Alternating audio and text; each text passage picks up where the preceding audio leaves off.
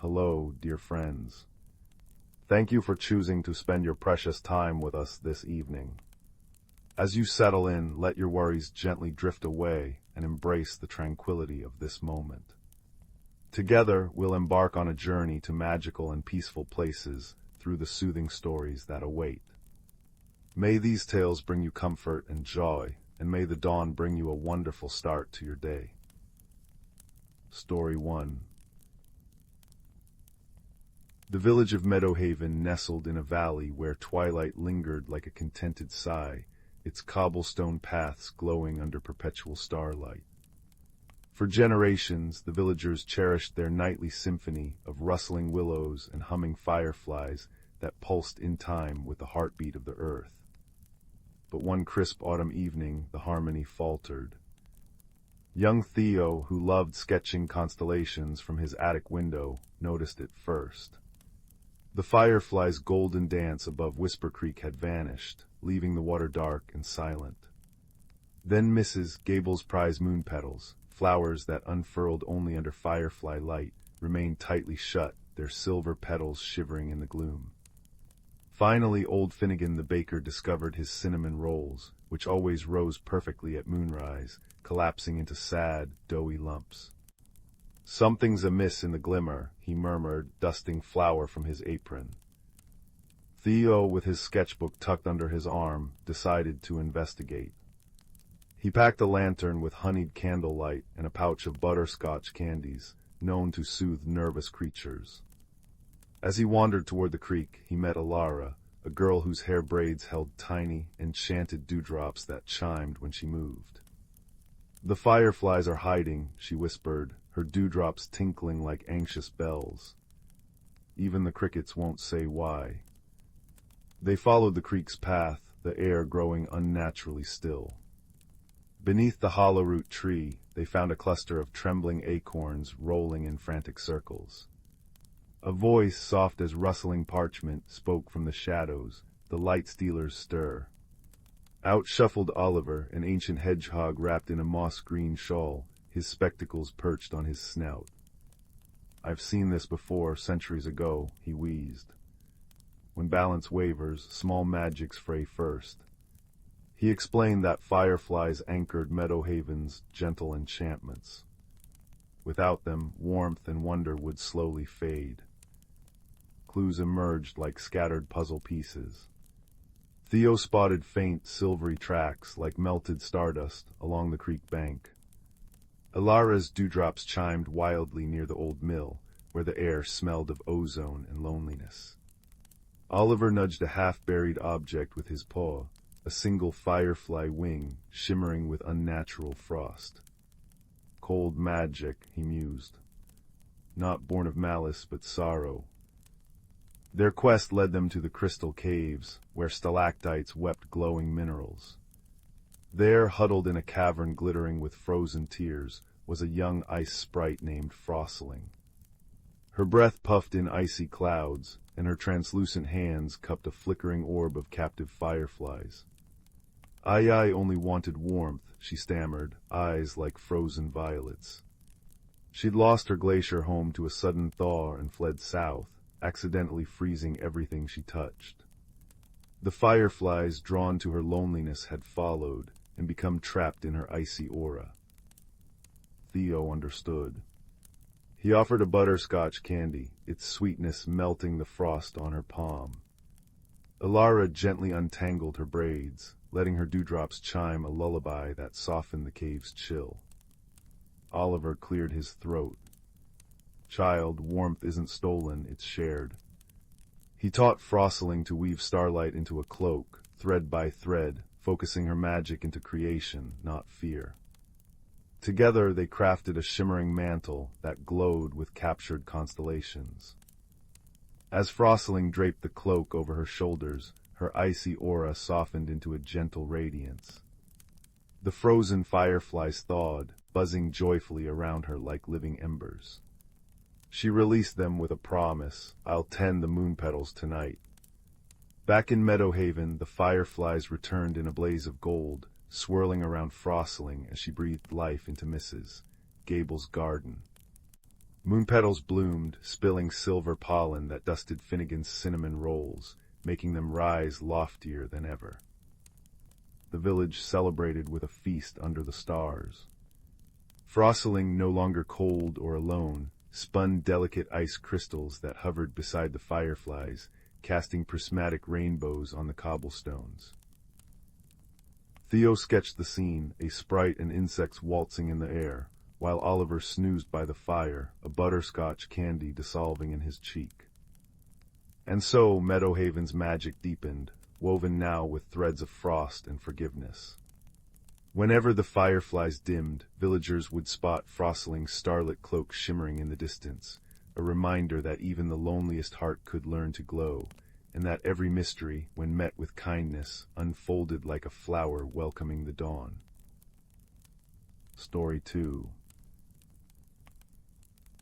The old house at the edge of Whisperwood always held a special kind of quiet.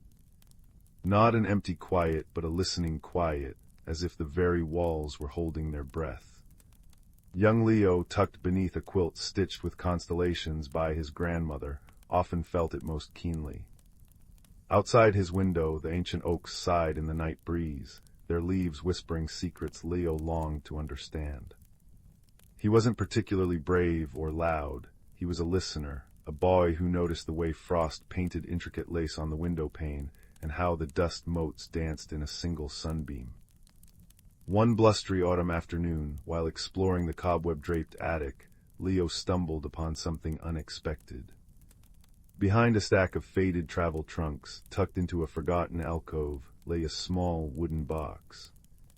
It wasn't ornate, just smooth, dark walnut, worn with age, and fastened with a simple brass clasp that seemed to glow faintly in the dim light. Curiosity, a quiet but persistent flame, flickered within him. He carefully lifted the box. It felt surprisingly warm in his hands, humming with a soft vibration, like a sleeping cat's purr. Gently, he undid the clasp. Inside, nestled in velvet the color of twilight, lay a lantern. But this was no ordinary lantern. Its body was crafted from a single, polished piece of amber, capturing within it swirling motes of golden light that seemed to move of their own accord. The handle was twisted willow wood, and the frame holding the single, clear pane of glass was delicate filigree silver, shaped like intertwining vines. No candle stub or wick lay within. The light seemed to emanate from the amber itself. As Leo lifted it out, the golden motes swirled faster, casting warm, dappled patterns on the dusty attic floorboards. A name etched almost invisibly on the silver base caught the light, the whisper light. That night, unable to sleep, Leo crept downstairs. The house was silent, save for the rhythmic ticking of the grandfather clock. He carried the whisper light to the back door, drawn by the sound of the wind singing through the pines. Stepping onto the dew-kissed grass, he held the lantern aloft. Instantly, the amber core brightened. The golden motes swirled outwards, not as beams, but as shimmering particles that drifted on the breeze, illuminating the garden in a way moonlight never could. But it revealed more than light. Where the golden motes touched, the world changed. The roses glowed with an inner fire, their petals humming softly. The old stone birdbath shimmered with iridescent scales, like a sleeping serpent, and the towering oak at the garden's end. Its bark rippled, revealing a doorway woven seamlessly from living wood and moss. Leo gasped. The door pulsed gently with the same golden light as his lantern. The whispers he'd always heard weren't just the wind, they were an invitation. Heart pounding, a mixture of fear and wonder tightening his chest, Leo approached the oak. The wooden door swung inward silently, revealing not the tree's hollow, but a tunnel spiraling downwards, lined with glowing roots that pulsed with soft, earthy light. Taking a deep breath, lantern held firmly, Leo stepped through. The air shifted instantly. It became warmer, thicker, smelling of damp earth, crushed herbs, and something sweet like wild honey. The tunnel opened into a cavern vast beyond imagining. He stood on the edge of a hidden world. Bioluminescent fungi clung to soaring cavern walls like constellations, bathing everything in a soft, blue-green glow. Giant luminous mushrooms formed forests, their caps like glowing umbrellas. Rivers of liquid light, shimmering silver and gold, snaked across mossy plains. Trees with bark like polished jet and leaves like spun moonlight rustled gently. This was Sylvan Hollow, a realm woven into the heart of the earth, pulsing with ancient magic. Leo stood transfixed, the whisperlight's warm glow a comforting beacon in the cool cavern light. But his awe was short-lived. A sharp, rustling sound came from a nearby cluster of giant ferns. Out stepped a creature unlike anything Leo had ever imagined. It stood about knee-high, its body seemingly woven from twigs, dried leaves, and bits of polished bark. Bright beetle-black eyes regarded Leo with intense suspicion. Its limbs were long and spindly, ending in delicate, twig-like fingers. A small crown of acorn caps sat askew on its head, and it clutched a thorn like a tiny spear. "Who are you, surface dweller?" it chirped, its voice like dry leaves skittering on stone. "How did you breach the veil, the whisper light? It hasn't glowed for generations."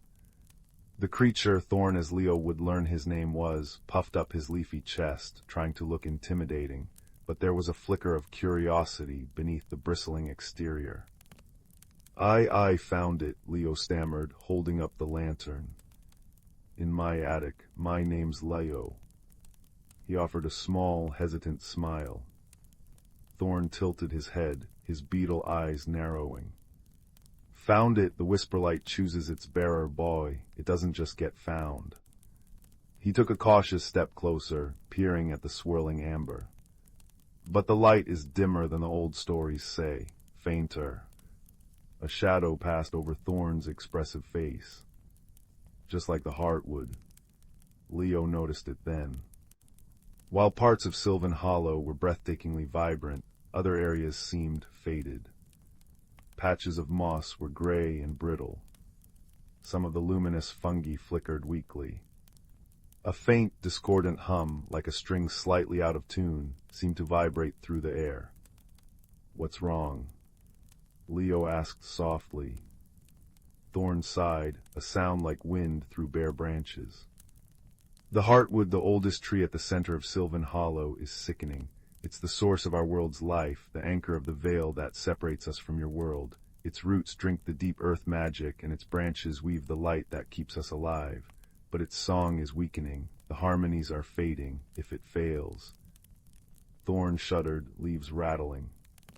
Sylvan Hollow fades with it, and the veil thins. Strange, cold shadows have been seen near the roots. Leo felt a chill that had nothing to do with the cavern air. The beautiful, hidden world was dying, and somehow the whisperlight in his hand was connected. "Can I help?" The words surprised him as much as they surprised Thorn. The little twig creature studied Leo, his initial suspicion softening into something like cautious hope. "The whisperlight hasn't glowed since the last guardian passed, cycles ago. They say it could mend the heartwood's song, but only if its bearer understands the true harmony, the connection between all things, seen and unseen." He looked Leo up and down. "You seem small and quiet, but the light chose you, and we are desperate. Will you come to the Heartwood Grove? It's a long way and not without peril." A journey into the heart of a dying, magical world. Fear prickled Leo's skin. He was just a quiet boy who listened to walls. But looking at Thorn's worried face, seeing the patches of gray in the vibrant moss, feeling the faint, sad hum in the air, and the warm, comforting pulse of the whisperlight against his palm, Leo found a spark of courage he didn't know he had. He nodded. "I'll come." Their journey through Sylvan Hollow was a passage through wonders and worries. Thorn proved to be a surprisingly knowledgeable, if perpetually grumpy, guide. He showed Leo paths woven from spider silk bridges that glistened with dew, and stepping stones that floated on the luminous rivers. They passed through meadows where flowers chimed softly when touched, and forests where trees whispered ancient secrets in rustling tongues only Thorn seemed to fully understand. Leo learned to listen differently, not just with his ears, but with his heart. He heard the contentment of a sun-warmed rock, the sleepy murmur of the glowing rivers, the anxious chatter of crystalline butterflies flitting by. He also witnessed the fading. They skirted the shiver bog where the luminous water had turned sluggish and dark, choked with gray, slimy growths. Thorn explained these were gloom tangles, signs of the heartwood's sickness spreading. The air there was colder, and faint, shadowy shapes seemed to flit at the edge of vision, vanishing when Leo looked directly. Thorn gripped his thorn spear tighter. "The unraveling," he muttered, "born of the silence where harmony should be." Their path wasn't easy. They navigated treacherous scree slopes of singing stones that threatened to shift underfoot. They were chased by a grumpy rockback, a lumbering creature made of boulders and moss, whose usual peaceful grazing grounds had been disrupted by the spreading grayness.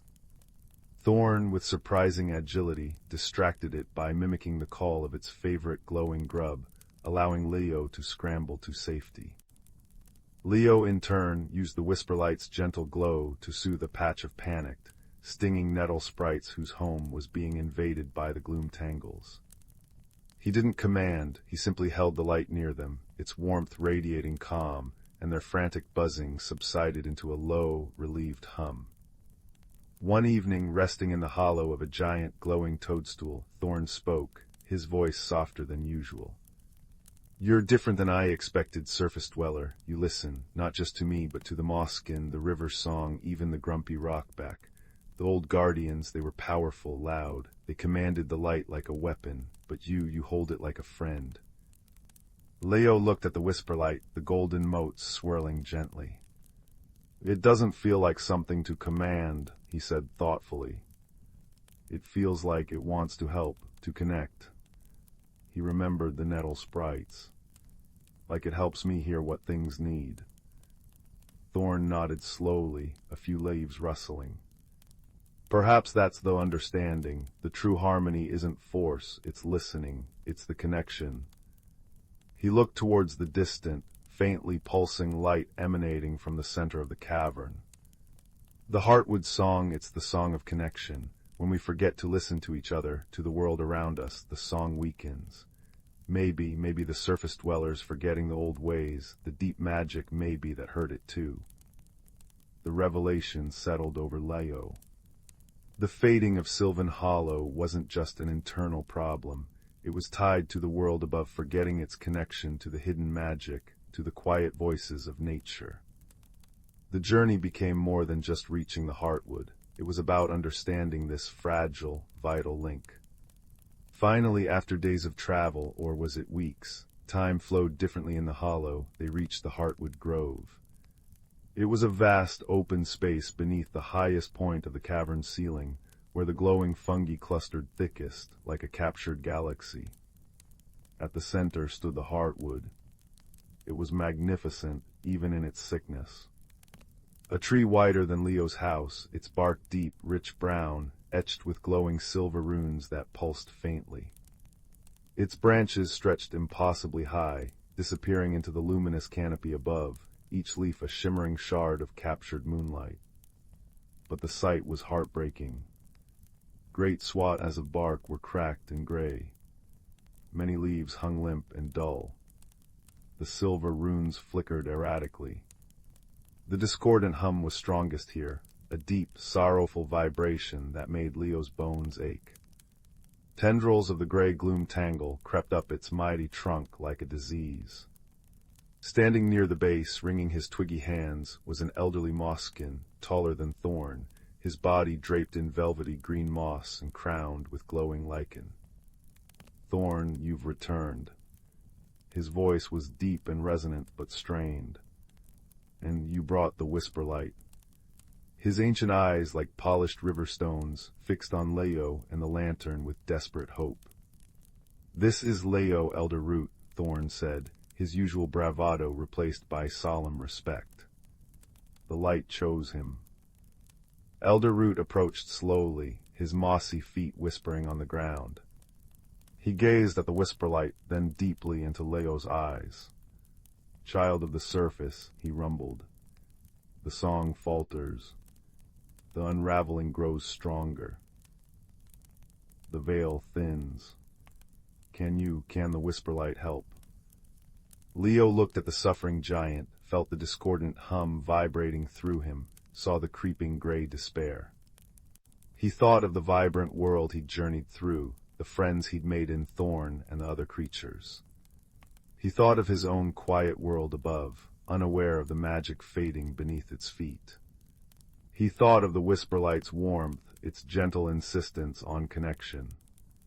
He didn't feel powerful. He felt small. But he also felt the truth Thorn had spoken. The harmony was in the listening, in the connection. "I have to try," Leo whispered, his voice surprisingly steady. He stepped forward towards the massive trunk. The discordant hum intensified, pushing against him like a physical force. The gray tendrils seemed to writhe towards the lantern's light. He closed his eyes, shutting out the immensity and the fear. He focused on the whisperlight in his hands. He didn't demand light, he listened to it. He felt its warmth, its gentle pulse, the swirling dance of the golden motes. He remembered the calm he'd felt with the nettle sprites, the understanding with Thorn, the awe of the luminous rivers. He thought not of fixing, but of connecting. Connecting the lantern's light to the faint pulse of the silver runes. Connecting his own quiet spirit to the ancient, weary spirit of the tree. Connecting the vibrant life of Sylvan Hollow to the forgotten magic of the world above. He poured all of this into his quiet focus, holding the lantern not as a tool, but as a bridge. The whisperlight flared. Not a blinding explosion, but a wave of pure, warm, golden light that rolled outwards from Leo like a gentle tide. It washed over the gray tendrils, which recoiled, hissing like steam, dissolving into harmless dust. The light touched the cracked, gray bark. Slowly, painstakingly, the gray receded, replaced by healthy, vibrant brown. The silver runes flared brightly, then settled into a steady, rhythmic pulse. The discordant hum softened, shifted, began to weave itself into a melody deep, resonant, and profoundly beautiful. It was the song of roots drinking deep earth, of leaves breathing starlight, of the interconnected dance of all life. High above, the dull leaves began to shimmer, regaining their captured moonlight glow. The air itself seemed to sigh in relief, the oppressive weight lifting. The faint, cold shadows lurking at the edge of the grove dissolved into nothingness. Leo opened his eyes. The whisperlight still glowed warmly in his hands, but the frantic swirling had calmed. The heartwood stood tall, bathed in its own renewed silver light and the warm gold of the lantern. The gray was gone. The song filled the grove, a harmony that vibrated with pure, ancient life. Elder Root sank to his knees, tears like dewdrops glistening on his mossy cheeks. Thorn let out a whoop, leaping into the air, shedding leaves of pure joy. "You did it. You understood the connection." Leo felt exhausted but filled with a profound, quiet peace. He hadn't commanded, he had connected. He had listened, truly listened, and the whisperlight had been his voice, his bridge. He looked at Thorn, who bounded over, his twiggy face split in a wide grin. "See, told you the light knew what it was doing." Thorn chirped, poking Leo gently with his thorn spear, now more a walking stick than a weapon. "You're not so bad for a surface dweller, a bit quiet, though." Leo laughed, the sound mingling with the heartwood's song. He felt different. Still quiet, still a listener, but no longer just an observer. He was a part of the harmony now. The journey back felt lighter. The gloom tangles were receding, the rivers flowed brighter, the flowers chimed more joyously.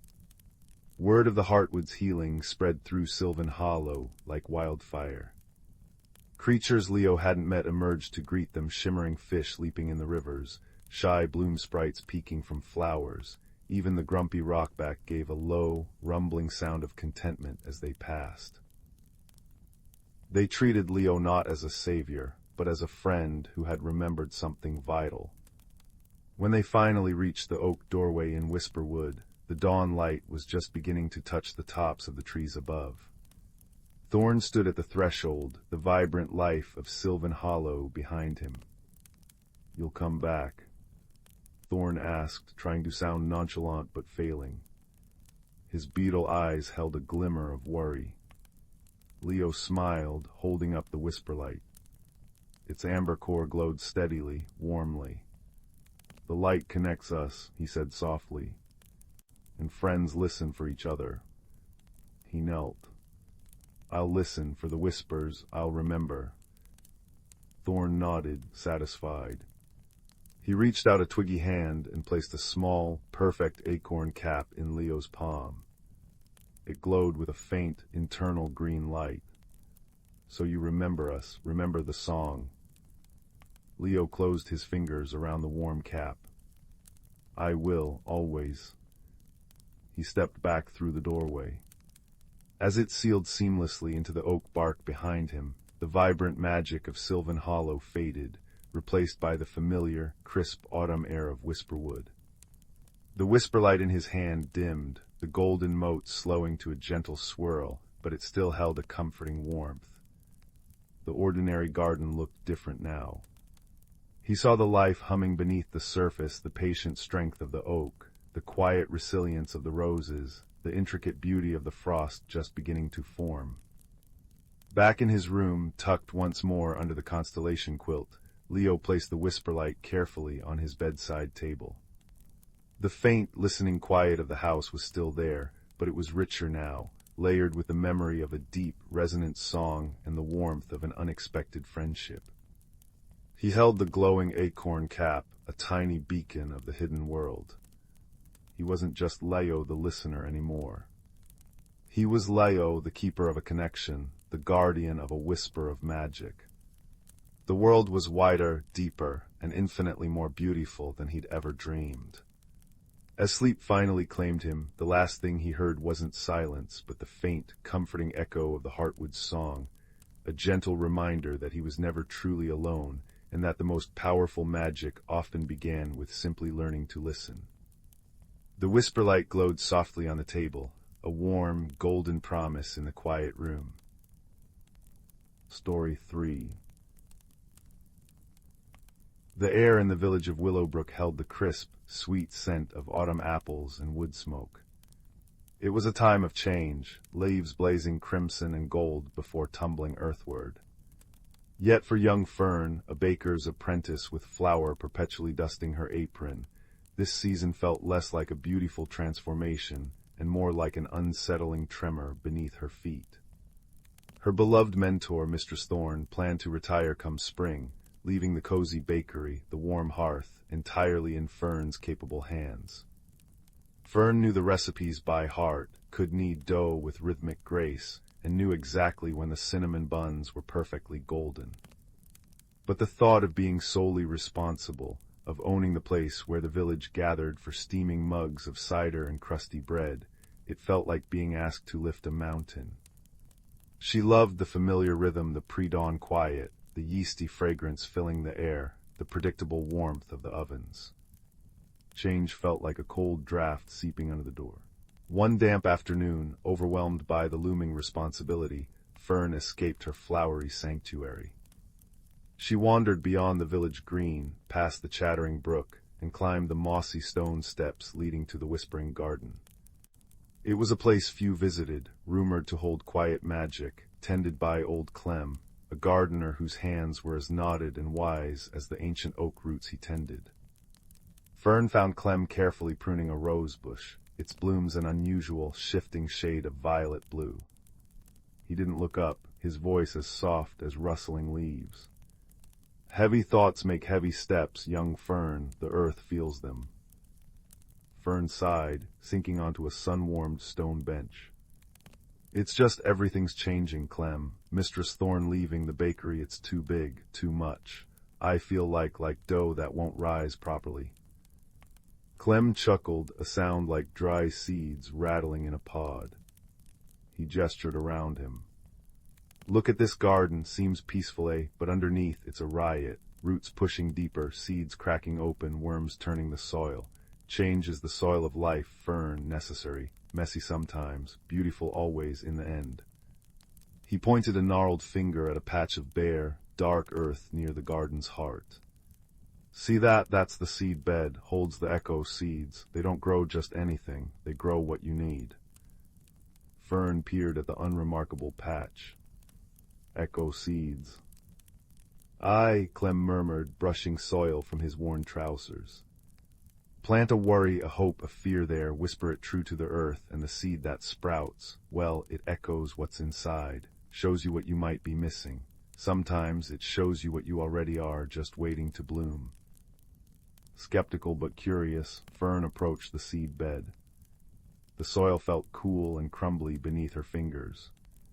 What fear did she need to see? She closed her eyes, focusing on the knot of anxiety in her chest, the fear of failing, of the bakery growing cold and silent under her sole care, of disappointing everyone. She whispered it into the damp earth, feeling a little foolish, then pressed a small seed Clem offered her into the soil, patting it gently. Days passed. Fern threw herself into her work, the familiar motions a comfort. Yet the thought of the whispering garden pulled at her. She visited again, this time with her friend Willow, the weaver's daughter, whose laugh was as bright as her dyed wool. Willow, sensing Fern's burden, often brought her spiced tea and patient silence. The seed bed remained bare. Maybe it needs time, Willow offered gently, her fingers deftly untangling a skein of emerald yarn. Or maybe the echo isn't ready to be seen yet. Some transformations happen deep down first. Fern nodded, trying to quell her disappointment. She continued visiting Clem, sometimes helping him weed or water. He never pressed, only shared quiet wisdom about plants. See this sapling, he'd say, pointing to a slender birch, bent near double in last winter's storm. Look at it now, reaching for the sun stronger than ever. It learned its strength through the bending. Or this lavender fern. It thrives on pruning. Seems harsh, cutting it back, but it makes it fuller, sweeter. Fern listened, the gardener's words weaving into her thoughts as she kneaded dough or shaped loaves. She started noticing changes not just in the garden, but in herself. A small crack in the bakery's counter, once just an annoyance, became an opportunity to learn woodworking from the village carpenter. An unexpected request for a new pastry led her to experiment with honey and hazelnuts, creating a treat the villagers adored. Each small success, each problem solved with Willow's quiet encouragement or Clem's oblique advice, felt like a tiny root pushing deeper into her own strength. One misty morning, Fern and Willow climbed the steps to the garden. Clem was already there, a small knowing smile on his weathered face. Fern gasped. In the center of the seed bed, a single, extraordinary plant had emerged. It stood about knee-high, its stem a deep, vibrant green that seemed to shimmer. But it was the leaves that stole her breath. They weren't a single color. Each leaf displayed a shifting palette, deep forest green at its base, melting into warm amber, then glowing gold at the tips. As Fern watched, utterly mesmerized, the colors subtly pulsed and flowed, like liquid light captured in foliage. What is it? Fern breathed, kneeling beside it. She felt a strange warmth emanating from the plant, not heat, but a comforting energy. That young fern, Clem said softly, is your echo, the heartfire bloom. It's beautiful, Willow whispered, her eyes wide with wonder. Look at the colors moving. It reflects what's within, Clem explained. The deep green, that's your roots, your knowledge, solid and true. The amber, that's the warmth you bring, the care you put into your baking. The gold. He paused, his eyes twinkling. That's your courage, Fern, the spark that was always there, waiting for the right moment to catch fire.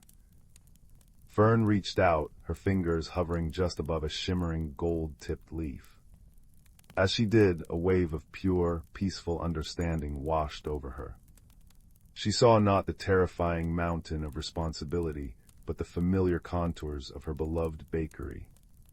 She saw Mistress Thorne's trust not as a burden, but as a gift.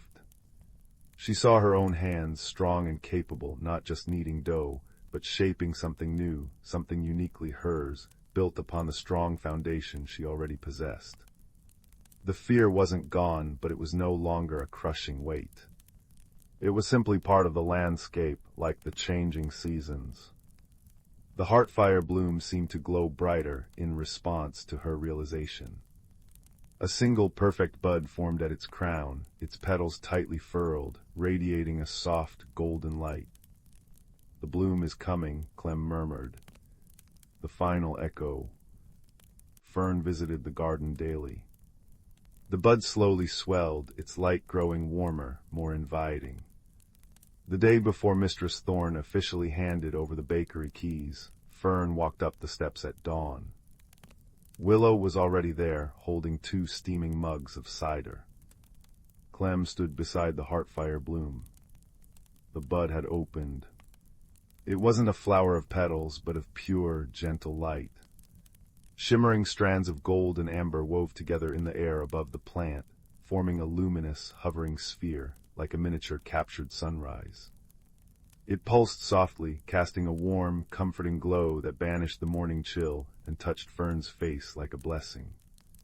No words were needed. The sight filled Fern with a profound sense of peace and readiness. The magic hadn't changed her circumstances. It had reflected the change already happening within her. It had shown her the strength, warmth, and courage that were always her own, waiting to be recognized and embraced. That evening, as the first stars pricked the twilight sky, Fern stood in the doorway of the warm hearth Mistress Thorne had left, with a proud smile and a hug. The familiar space felt different, not smaller, but full of potential. The scent of rising dough and cinnamon was the same, but now it mingled with the scent of her future. Willow arrived, carrying a small pot.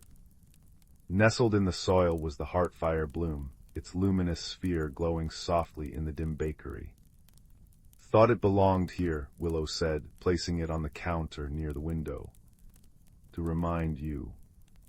Fern smiled, the knot of anxiety replaced by a deep, steady warmth. She looked at the glowing bloom, then out the window towards the whispering garden. Clem was likely tending his plants in the fading light. Change was the soil of life. It could be messy, unsettling, like roots pushing through darkness. But with patience, with the support of friends who offered quiet strength like Willow and wisdom like Clem's, and by trusting the magic of her own growing heart, she realized something profound. Transformation wasn't something to fear. It was the beautiful, necessary process of becoming who she was always meant to be. The heartfire bloom pulsed gently, bathing the bakery in its warm, golden light, a silent testament to the courage found, the roots grown deep, and the beautiful, luminous bloom of embracing one's own journey. And as the first batch of her own signature honey hazelnut buns began to scent the air, Fern knew, with a peaceful certainty that settled deep into her bones, that the hearth would stay warm and the bread would always rise. Story 4. Deep within the whisperwood, where ancient oaks stretched moss-draped branches toward a sky veiled in perpetual twilight, the boundaries between earth and enchantment thinned like mist at dawn. Here raindrops hummed lullabies as they fell, and sunbeams took the shape of dancing sprites when they pierced the canopy. In this realm the creatures lived by an unspoken creed: tend the balance, honor the seasons, and listen to the wisdom rustling through every leaf. Pip, a young squirrel with fur the color of cinnamon bark, scampered along a fern-carpeted path. His nose twitched at the scent of damp earth and wild ginger, while his paws brushed over velvety moss that glowed faintly emerald in the gloom. Summer's warmth still clung to the air, but a tremor of unease shivered through him. The creek's song had grown raspy, its waters thin and listless. Worse, the fireflies' evening dance, usually a constellation of gold against violet dusk, now flickered weakly, as if their lanterns were running dry of magic. "Something's amiss in the heartwood," murmured Thistle, a badger whose silver-streaked muzzle spoke of 8 decades of forest lore. She nudged a withered bluebell with her snout. "The heartstone dims. I feel it in my bones." The heartstone, a crystalline orb cradled in the roots of the elder tree, pulsed with the forest's lifeblood. It harmonized the seasons, summoning spring rains, summer blooms, autumn's fruitful decay, and winter's restorative slumber. Generations of creatures had tended it, guided by the memories woven into the whisperwood's very bark. Pip's grandmother, Nettle, had often recounted the tales. "Balance isn't stillness, little acorn," she'd said, her voice like wind through reeds. "It's the dance of giving and receiving. When one thread frays, the whole tapestry trembles." Now Nettle was gone, her wisdom stored in acorn caps and lichen patterns only the eldest could read. Seeking answers, Pip climbed to the owlery where old Hemlock roosted. The great horned owl's feathers were dusk incarnate, and his eyes held the patient gleam of moonlit ice. Around him the air thrummed with the low, resonant whoom-whoom of the forest's breath, a sound felt more than heard. "The stream's thin because the sky tears have ceased," old Hemlock intoned, his voice a ripple in the silence. "The fireflies fade because the earth's warmth wanes too soon. Autumn's chill creeps into summer's bed, and the heartstone weakens, starving for the ritual of seasons." Long ago, the forest's magic flowed freely. But humans, building beyond the wood's edge, had dammed rivers and felled boundary trees. Their disruptions had frayed the ancient weather stitching that let clouds weep over the whisperwood. Without the sky tears, the pure, magic-laced rains of the equinox, the heartstone could not replenish. Pip's heart sank. "Can we mend it?" "With unity," said old Hemlock, "and by remembering." So began the gathering. Thistle dug tunnels to channel groundwater to the parched creek. Luna, a doe with dappled flanks like scattered moonlight, led her herd to nibble encroaching vines strangling the elder tree's roots. Pip raced along branches, collecting dewdrop jewels in walnut shells, each drop a tiny echo of rain, while a family of field mice wove gossamer nets to catch stray wind whispers, weaving them into songs to soothe the anxious earth.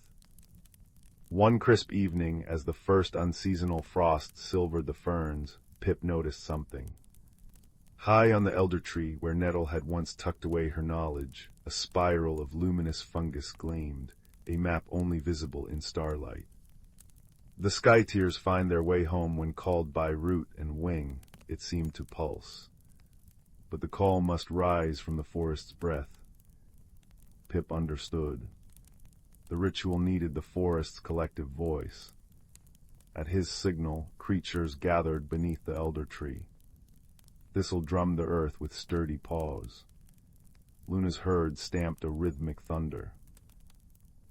Mice chittered harmonies like falling water, fireflies blinked in coded cadence, and old Hemlock released a low, resonant hoot that vibrated in every chest. Pip added his own chattering cry, sharp and bright as breaking ice. Their combined breath rose, a visible mist of sound and spirit, coiling around the heartstone. The crystal shuddered, then blazed like a captured sunrise. Outside the whisperwood, beyond human sight, the dammed river swelled with an inexplicable surge. Clouds, heavy with forgotten magic, drifted toward the canopy. The first drops fell at midnight. Not mere rain, but liquid starlight, cool and sweet as mint, washing the forest in radiance. Pip tilted his face upward, tasting the sky's gift, a flavor of thunderstorms and blooming jasmine. The creek swelled, singing anew. Fireflies spiraled in jubilant gold loops, their light reflecting in every raindrop, until the forest became a cathedral of chandeliers. by dawn, balance had returned. Frost retreated, late summer flowers unfurled in a riot of color. The heartstone pulsed steadily, its light seeping into roots and rising through trunks, gilding each leaf with vitality. Old hemlock ruffled his feathers, contentment in his gaze. See, little Pip, wisdom isn't just memory. It's the courage to listen, to the earth's sigh, to a grandmother's story, to the friend beside you. Pip nestled into a bed of clover, the scent of petrichor and ripe blackberries wrapping around him like a quilt. Around him the forest settled into its gentle rhythm, the creek's lullaby, the badger's contented snuffle, the distant whoom-whoom of the earth breathing. He knew the dance would need tending again, seasons turned and harmony was a living thing, but for now, under a sky weeping joyful sky tears, the whisperwood slept in perfect, peaceful balance. And in that stillness Pip dreamed of roots drinking deep, of stories passed like acorns from paw to paw, and of a magic woven not by grand spells, but by countless small kindnesses, rising together to sing the world whole. Story 5. The salt-kissed breeze whispered secrets through the crooked pines that guarded the sleepy seaside village of Pebblewick. Moonlight, silver and cool, spilled across the cobblestones like spilled milk, illuminating the path home for young Milo. Milo, with eyes the color of storm clouds and a quietness that often saw him overlooked, carried a treasure clutched tightly in his small hand, a seashell, unlike any other. He'd found it earlier that day, washed up in a hidden cove only accessible at the lowest tide. It wasn't large or brightly colored. It was a humble, spiral thing, the size of his palm, its surface a pearly gray shimmering with opalescent flecks that seemed to shift and dance in the fading light. But its magic lay not in its appearance, but in its sound. When Milo pressed it close to his ear, instead of the usual roar of the sea, he heard a faint, crystalline singing. It was a sound that made his heart feel strangely light and full of yearning. That night, tucked beneath his patchwork quilt, the shell resting on his bedside table, the singing seemed louder. It pulsed softly, a gentle, insistent rhythm that tugged at him. Sleep felt impossible. Curiosity, a spark he rarely felt so strongly, flared within him. Slipping from his bed, careful not to wake his grandfather snoring softly in the next room, Milo pulled on his worn sweater and crept downstairs. The singing shell, cool and smooth, went into his pocket. Its melody seemed to grow clearer as he stepped out into the moonlit street, guiding him like an invisible thread. He followed the sound past the shuttered baker's shop, past the silent fishing boats resting on the sand like sleeping giants, down to the rocky shore where the waves sighed against the land. The tide was out, revealing a vast expanse of glistening sand and dark, seaweed-draped rocks. The shell's song led him towards the far end of the beach, towards the jagged cliffs where the secret cove lay hidden. As he approached the familiar cleft in the rocks, the singing intensified, harmonizing with the gentle lapping of water in hidden pools. Milo squeezed through the narrow entrance, the cool, damp air smelling sharply of salt and iodine. Moonlight filtered into the cove, turning the wet sand into a field of scattered diamonds. And there, standing ankle-deep in a shallow tidal pool reflecting the starry sky, was a creature Milo had only heard about in his grandfather's wildest tales. It was about the size of a large cat, but shaped like a sleek otter woven from moonlight and seafoam. Its fur shimmered with silvery white light, and large, luminous eyes, the color of deep ocean water, regarded him with wary intelligence. Long whiskers twitched, and delicate, webbed paws rested lightly on the surface of the pool. It wasn't singing, but the shell in Milo's pocket hummed in perfect resonance with the creature's presence. Milo froze, breath-catching. This was a moonstrider. His grandfather had called them elusive guardians of the night sea, rarely seen by human eyes, said to be shy and easily startled. The creature tilted its head, a soft, questioning chirp escaping it, like the sound of pebbles tumbling in a gentle wave. The sound vibrated through the shell in Milo's pocket, warm and curious. Hesitantly, Milo pulled the shell out. Its pearly glow intensified in the cove's dim light. He held it out, not offering it, just showing it. It sings when you're near," he whispered, his voice barely louder than the waves. The moonstrider's luminous eyes widened. It took a tentative step closer, then another, its movements fluid and silent. It stretched its neck, sniffing delicately at the air near the shell. Then it touched its nose to the spiral tip. A cascade of pure, bell-like notes erupted from the shell, filling the cove with light and sound. The moonstrider flinched back, startled, but then a look of wonder spread across its expressive face. It chirruped again, a complex melody this time, and the shell answered, weaving its own tune into the moonstrider's song. A hesitant smile touched Milo's lips. He sat down slowly on a smooth, damp rock at the pool's edge. The moonstrider watched him for a moment, then cautiously waded closer, its fur shimmering like captured starlight on water. It didn't flee. Instead, it settled beside the rock, resting its chin on the edge, its large eyes fixed on Milo and the singing shell. That night, a friendship was born in the hidden cove under the watchful moon. Milo learned the creature's name wasn't a word, but a feeling, a ripple of cool moonlight on warm skin, a sense of deep, calm water. He called her Luma. She seemed to accept it.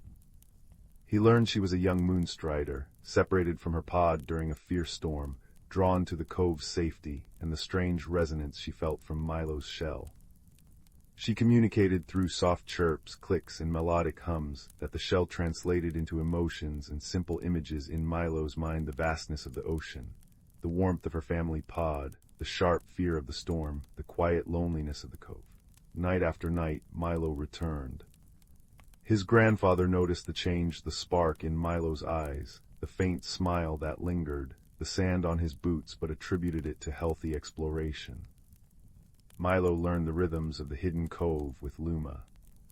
He discovered tide pools that glowed with soft bioluminescence when touched by moonlight, watched Luma weave shimmering nets of light to catch tiny, sparkling fish only visible at night, and listened as she sang complex songs that made the water dance and the anemones sway.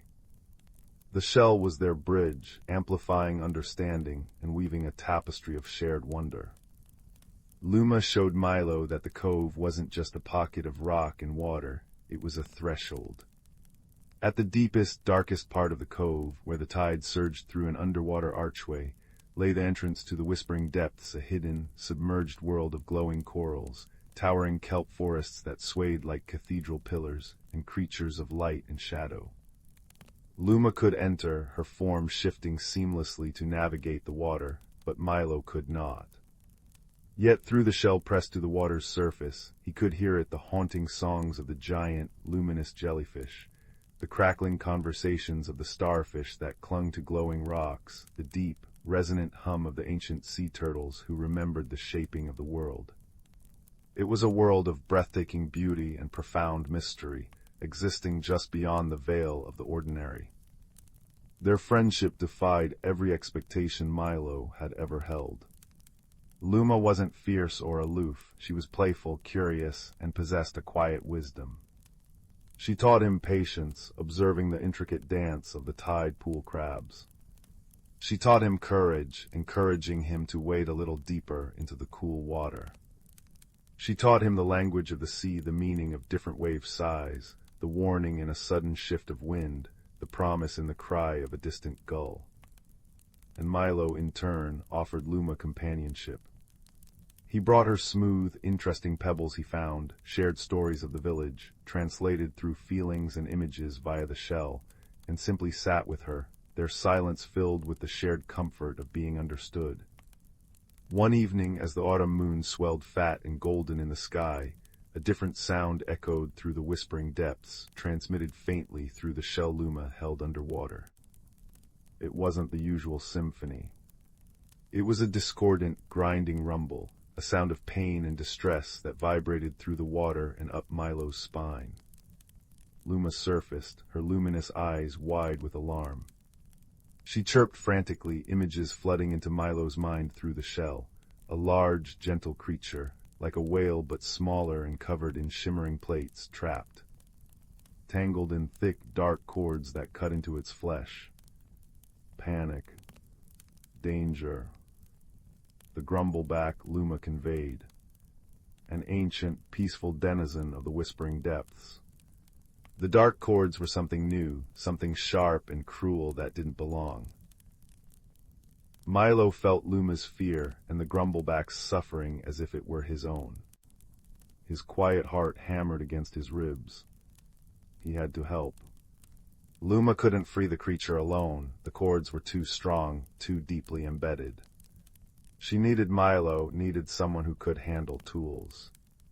"But I can't breathe down there," Milo whispered, the enormity of the task crashing over him. The whispering depths were forbidden to him, a human. Luma nudged his hand, holding the shell. She conveyed an image, the shell itself, pressed against the grumbleback's massive head near its blowhole.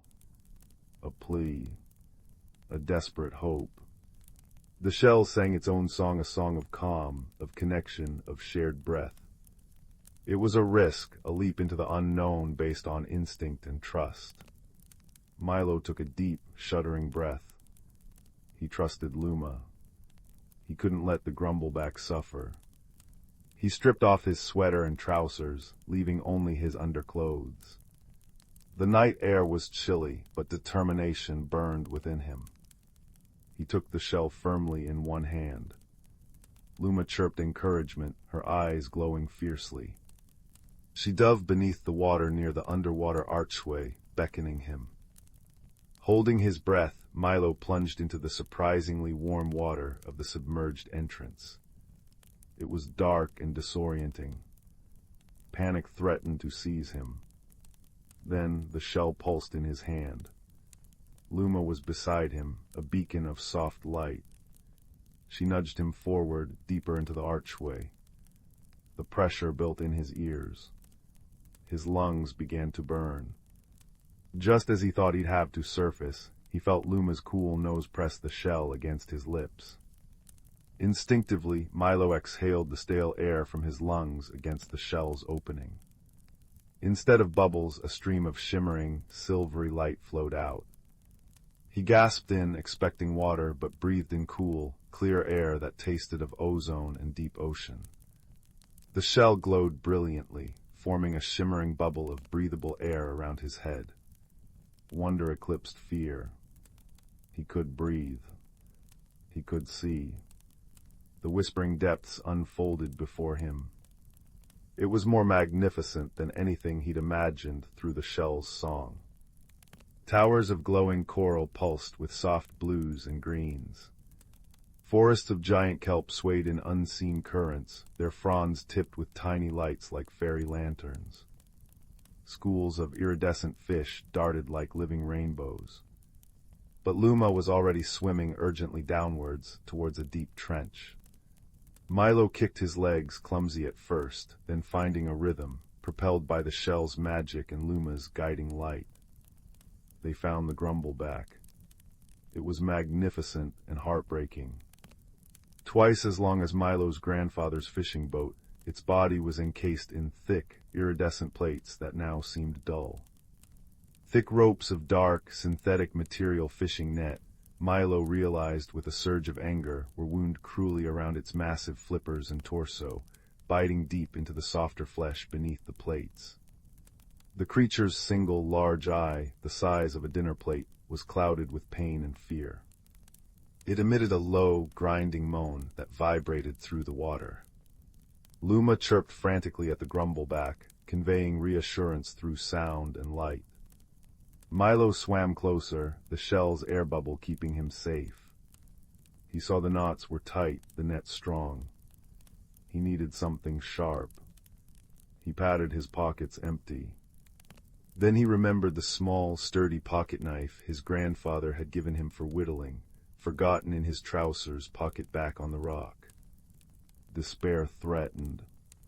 But Luma nudged him, directing his gaze to the seafloor nearby. Amidst the glowing sand lay a large, razor-sharp fragment of dark volcanic glass, washed smooth by the tides. Perfect. Milo grabbed it. Working carefully, mindful of the grumbleback's flinches, he began to saw at the thickest cords near the creature's front flipper.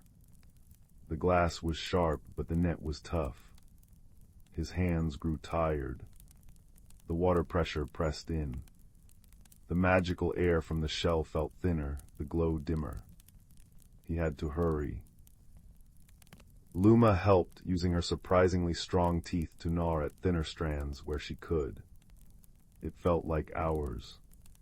Saw. Snap. One thick cord parted.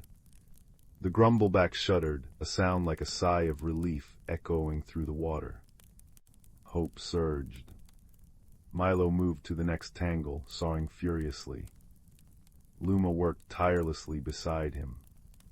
Cord after cord snapped. Finally, with a last mighty heave from the grumbleback and a final slice from Milo, the last of the net fell away, sinking into the gloom. The grumbleback surged forward, free. It turned its massive head, its great eye now clear and filled with profound gratitude. It let out a deep, resonant hum that shook the water around them, a sound of pure joy and freedom that made the corals pulse brighter. It nudged Milo gently with its massive snout, an affectionate gesture that nearly knocked him over. Then with a powerful flick of its tail, it swam upwards, towards the distant moonlight filtering down. Milo's strength was fading. The shell's glow was very faint now, the bubble shrinking. Luma chirped urgently, nudging him towards the archway. They swam, Milo pushing his exhausted limbs. The air grew thin, tasting metallic. Just as the darkness started to creep in at the edges of his vision, they burst through the archway into the cove. Milo surfaced, gasping real air, coughing. He stumbled onto the sand, collapsing beside the tidal pool, the shell clutched weakly in his hand, its song silent, its glow extinguished. Luma scrambled onto the sand beside him, nuzzling his cheek with her cool, damp nose, chirping worriedly. Milo managed a weak smile. "We did it, Luma," he rasped. "He's free." Luma chirped a soft, triumphant melody. She looked towards the mouth of the cove. The first pale streaks of dawn were painting the sky. Moonstriders, his grandfather had said, vanished with the dawn. Milo's heart clenched. "You have to go," he whispered. Luma looked at him, her luminous eyes filled with a sadness that mirrored his own. She nudged the silent shell in his hand. Then she conveyed a final, complex image through a soft hum, not goodbye, but until. The pod was calling. She had found them through the grumbleback's song of freedom. She needed to return, but she would remember. The cove would remember. With one last, lingering look, Luma slipped back into the water. She swam towards the cove's entrance, her form shimmering like captured moonlight on the waves. Just before she passed through the rocks and out to the open sea, she breached the surface one last time, leaping high in a graceful arc, showering diamonds of water in the nascent dawn light. Then she was gone. Milo lay on the cool sand, exhausted but profoundly changed. He looked at the silent, gray shell in his hand. It felt warm. He pressed it to his ear. No singing sea, no crystalline melodies. But deep within he felt a quiet hum, a resonance, a connection that thrummed in his own chest. It was the echo of friendship, the memory of courage, the song of a hidden world, and the promise that magic, though elusive, was always present for those with the heart to listen and the courage to dive deep. He walked back to the village as the sun painted the sky in hues of rose and gold, the silent shell warm in his pocket. His grandfather met him at the door, worry etched on his face. "Milo, where have you been, lad? Dawn's breaking." Milo looked up, a new light in his storm-gray eyes. "Exploring, Granddad," he said, his voice quiet but firm, carrying a depth it never had before. I found something wonderful. He didn't explain about Luma or the whispering depths or the grumbleback. Some secrets were too precious, too magical for words. But he showed his grandfather the ordinary-looking gray shell. His grandfather, a man who knew the sea's moods and mysteries, took the shell. He turned it over in his weathered hands, held it to his ear. He heard only the distant murmur of the sea. But he saw the profound change in his grandson, the quiet confidence, the calm wisdom, the subtle glow of an inner light. He saw the sand in his hair, the tiredness, and the deep, unshakable peace. "Ah," his grandfather murmured, a knowing smile touching his lips as he handed the shell back. "A special find indeed, Milo, a keeper." He ruffled Milo's hair. "Now, let's get some porridge into you. Big day ahead." He didn't press. Some journeys, he understood, were meant to be private treasures. Milo kept the shell on his windowsill. It never sang its crystalline song again, not for him, nor for anyone else. But on quiet nights, when the moon was full and the tide was low, Milo would sometimes walk down to the hidden cove. He'd sit on his familiar rock, listening to the waves sigh against the shore, the crabs scuttle in the pools, the wind sigh through the pines. He'd hold the shell, now just a beautiful, silent spiral. And deep within, he'd feel that quiet hum, that resonance. It was the echo of Luma's friendship, the memory of courage found in the face of the impossible, the song of the whispering depths forever etched on his soul. He knew Luma was out there, swimming with her pod under the silver moon, guarding the secrets of the deep. And he knew that the magic hadn't left, it had simply changed form. It lived in him now in his newfound courage, his deeper understanding, his quiet watchfulness over the sea and its hidden wonders. He grew up Milo of Pebblewick, known for his kindness, his quiet strength, and his uncanny connection to the ocean's rhythms. He became a guardian in his own way, helping to clear the beaches of debris, teaching others to respect the sea, always listening, always remembering the friend who defied expectations and the hidden world that changed him forever. And on the clearest nights, when the moon hung heavy and low, casting a path of silver on the water, Milo would stand on the shore, the silent shell warm in his hand. He'd look out towards the horizon, and though he saw no shimmering form leaping from the waves, he felt it a gentle pulse in the air, a cool brush against his spirit, a silent song only his heart could hear. It was the everlasting echo of a friendship woven from moonlight, courage, and the magic of a simple, singing shell, a comforting lullaby reminding him that even the quietest heart can hold the deepest wonders, and that true magic is the transformation we carry within. The cove remained, the tide ebbed and flowed, and Milo, forever changed, carried the peaceful resolution of that extraordinary journey in his quiet smile and watchful, storm-gray eyes. The story ended, but the feeling lingered, warm and safe as a quilt on a winter's night, a gentle whisper of magic just beneath the surface of the world. Story 6. Deep in the ancient whispering woods, where sunlight filtered through emerald canopies like liquid gold, lived a young squirrel named Pippin. His world was woven with magic, leaves hummed lullabies when dew settled, mushrooms glowed with bioluminescent sighs at twilight, and the very air shimmered when seasons changed. Pippin's grandfather, Old Barkwhisper, often spoke of the forest's delicate balance. Every root, every raindrop, he'd murmur, his voice like rustling parchment, holds a thread in the great tapestry of life. One crisp autumn morning, Pippin noticed something amiss. The maple leaves, usually blazing crimson, hung dull and brittle. The brook's song grew faint, its waters sluggish. Even the wind seemed listless, carrying none of its usual cinnamon-scented promises. Beneath the grandmother oak, Pippin found his friend Fern, a silver-furred hedgehog trembling as she nudged a shriveled berry. "The heartstone dims," she fretted, her nose twitching. "I felt it in my quills last night, a coldness seeping through the soil." The heartstone, Pippin knew, was no ordinary rock. Nestled in the mossflower grotto, it pulsed with the forest's life force, its rhythm synced to the seasons. Generations of creatures tended it, guided by the wisdom of Master Thorn, an ancient tortoise whose shell bore carvings of forgotten storms. Pippin scampered to Thorn's sun-warmed clearing, where the tortoise meditated amidst lavender-scented ferns. "Ah, little one," Thorn sighed, his obsidian eyes heavy.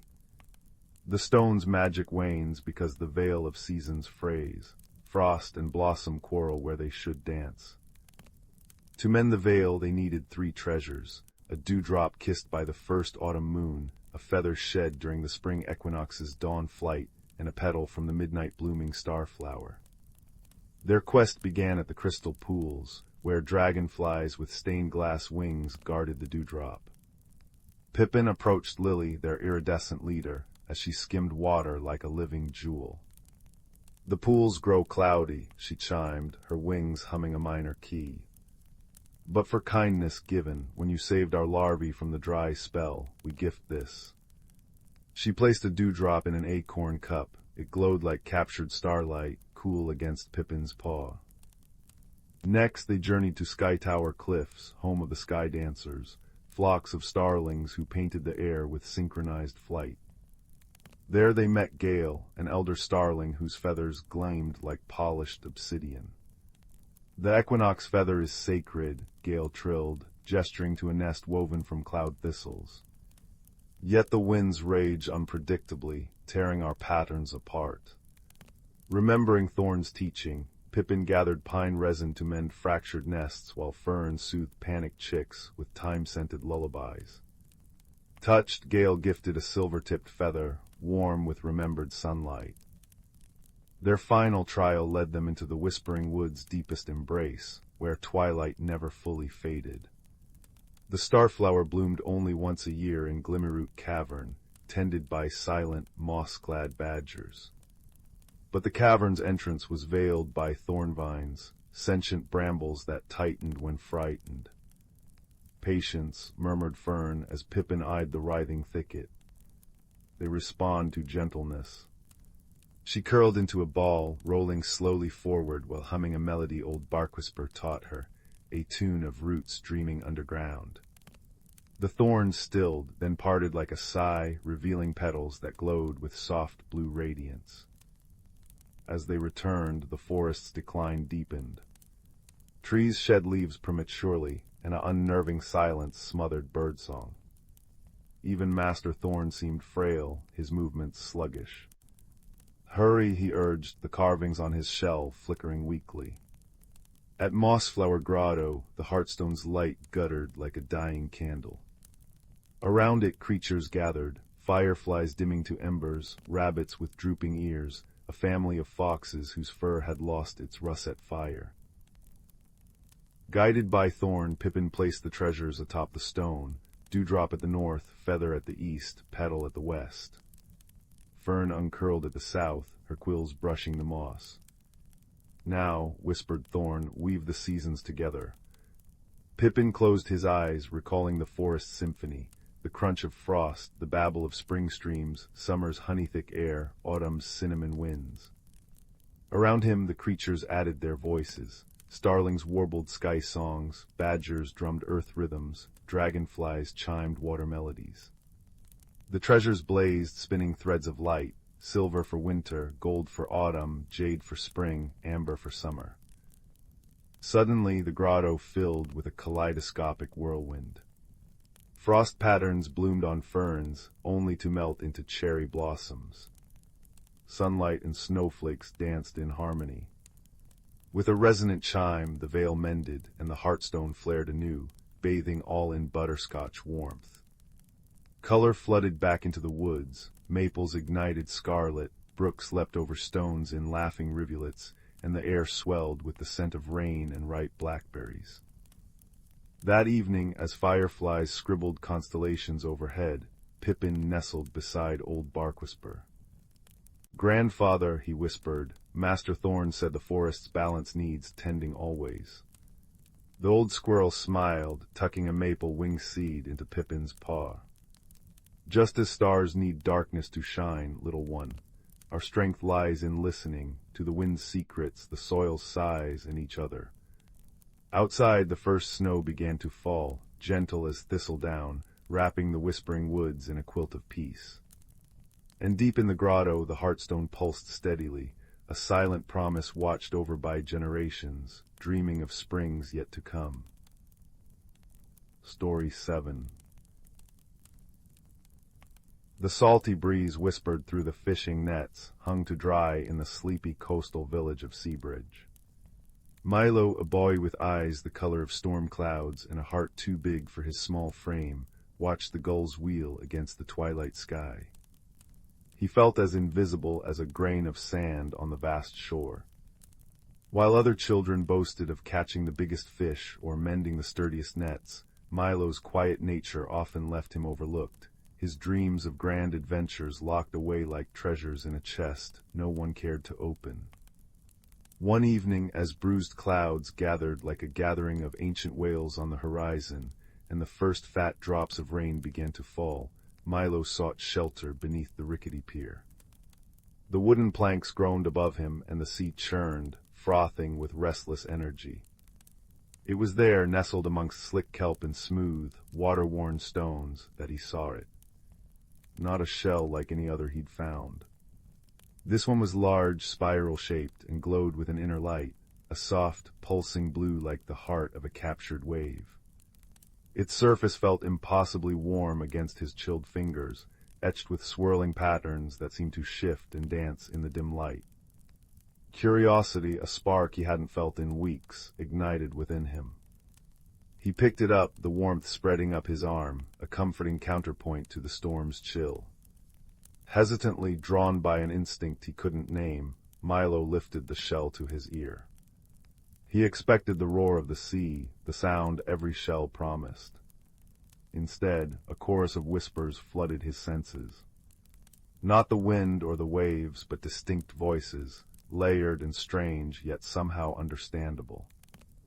Too warm, currents shifting, murmured one, a low, rumbling sound. The shimmering sickness spreads, chimed another, higher and tinged with sorrow. Remember the old ways, the deep cold, gone sighed a third, ancient and weary. Milo gasped, pulling the shell away. The voices ceased, but the shell's warmth remained, a persistent hum against his palm. Intrigued and a little frightened, he pressed it close again. This time a single clear thought resonated, filled with urgency. Help us. The plea echoed in his mind long after he lowered the shell. It wasn't just a sound, it was a feeling, a desperate pull towards the churning water. The storm raged, but the shell's warmth seemed to form a protective cocoon around him. Driven by a courage he didn't know he possessed, Milo waded into the surf. The cold water should have shocked him, but as the waves reached his waist, holding the glowing conch tight, something miraculous happened. The water didn't feel cold or suffocating. It felt welcoming. He took a tentative breath, expecting salt water to choke him. Instead, cool, clear air filled his lungs. He was breathing underwater. Below the storm-tossed surface, a world unfolded that stole Milo's breath anew. Seabridge's familiar gray waters gave way to impossible colors. Forests of kelp taller than the village church steeple swayed in unseen currents, their fronds glowing emerald and gold. Fish darted like living jewels, sapphire tangs, ruby snappers, angelfish adorned with stripes of pure sunlight. Corals formed castles and gardens, pulsing with soft pinks, deep purples, and vibrant oranges. Bioluminescent jellyfish drifted like fallen stars, casting shifting patterns on the sandy floor far below. It was breathtakingly beautiful, yet beneath the vibrant surface, Milo sensed something wrong. Patches of coral looked bleached and brittle, like bone. The water in certain areas felt unnaturally warm, carrying a faint, unpleasant tang. The shimmering sickness the voices had spoken of. His wonder was cut short by a sharp, gravelly voice. "Oi, landwalker, what are you gawping at? Never seen a proper reef before." Milo spun around. Perched on a brain coral, glaring at him with beady black eyes set in a grumpy, wrinkled face, was a hermit crab. But not just any crab. His shell wasn't a simple snail's home. It was a miniature, intricately carved tower of what looked like pearlescent moonstone, covered in tiny barnacles and bits of colorful sea glass. One large claw waved dismissively. "Well, catfish got your tongue, or did you swallow too much surface water air?" I heard voices," Milo stammered, bubbles escaping his lips. "Through this shell, they said they needed help." The crab's eyes narrowed. He scuttled closer, his tower shell scraping against the coral. "Help from a soft-skinned, flipperless landwalker. Ha, more likely you're here to gawk or drop more of your human clutter." He gestured with his claw towards a cluster of bleached coral nearby. "See that? That's what your kind brings." Milo flinched. "I didn't do that, I found this shell. It let me breathe. It let me hear." He held out the glowing conch. The crab's eyes widened almost imperceptibly. He shuffled even closer, peering intently. "HMMPH, the whisper conch. Haven't seen one of those in, well, longer than you've been wiggling your toes in the sand, landwalker." His voice lost some of its edge, replaced by wary curiosity. "Name's Barnaby of the Moonstone Spire, and you?" "Milo." Right then, Milo. Barnaby tapped his claw thoughtfully against his pearlescent shell. "So the conch chose you. Interesting. Usually pick someone with salt water in their veins for generations. Suppose even magic shells make mistakes." He sighed, a stream of bubbles escaping. "But if you truly heard the call and the conch brought you here, maybe you're meant to see. Maybe you need to understand what your people are doing." There was a flicker of something other than grumpiness in his eyes, a deep, shared sorrow. Thus began an unlikely alliance. Barnaby, initially suspicious and sarcastic, became Milo's gruff guide through the hidden kingdom of the sapphire shallows. He showed Milo the Blight's creeping devastation meadows of seagrass turning brown and limp, starfish losing their vibrant colors and becoming listless, the frantic darting of smaller fish away from the unnaturally warm patches. He explained the delicate balance disrupted, the warming water, the strange lethargy stealing over the reef, the dwindling numbers of cleaner shrimp that kept parasites at bay. "It's spreading, Milo," Barnaby rasped one day as they rested near a towering kelp forest. "Faster than a hungry barracuda, and the source, it's not natural. It tastes of metal and decay, like something that fell from your world." The conch, Milo discovered, did more than just let him breathe and hear thoughts. It allowed him to share fleeting feelings, impressions.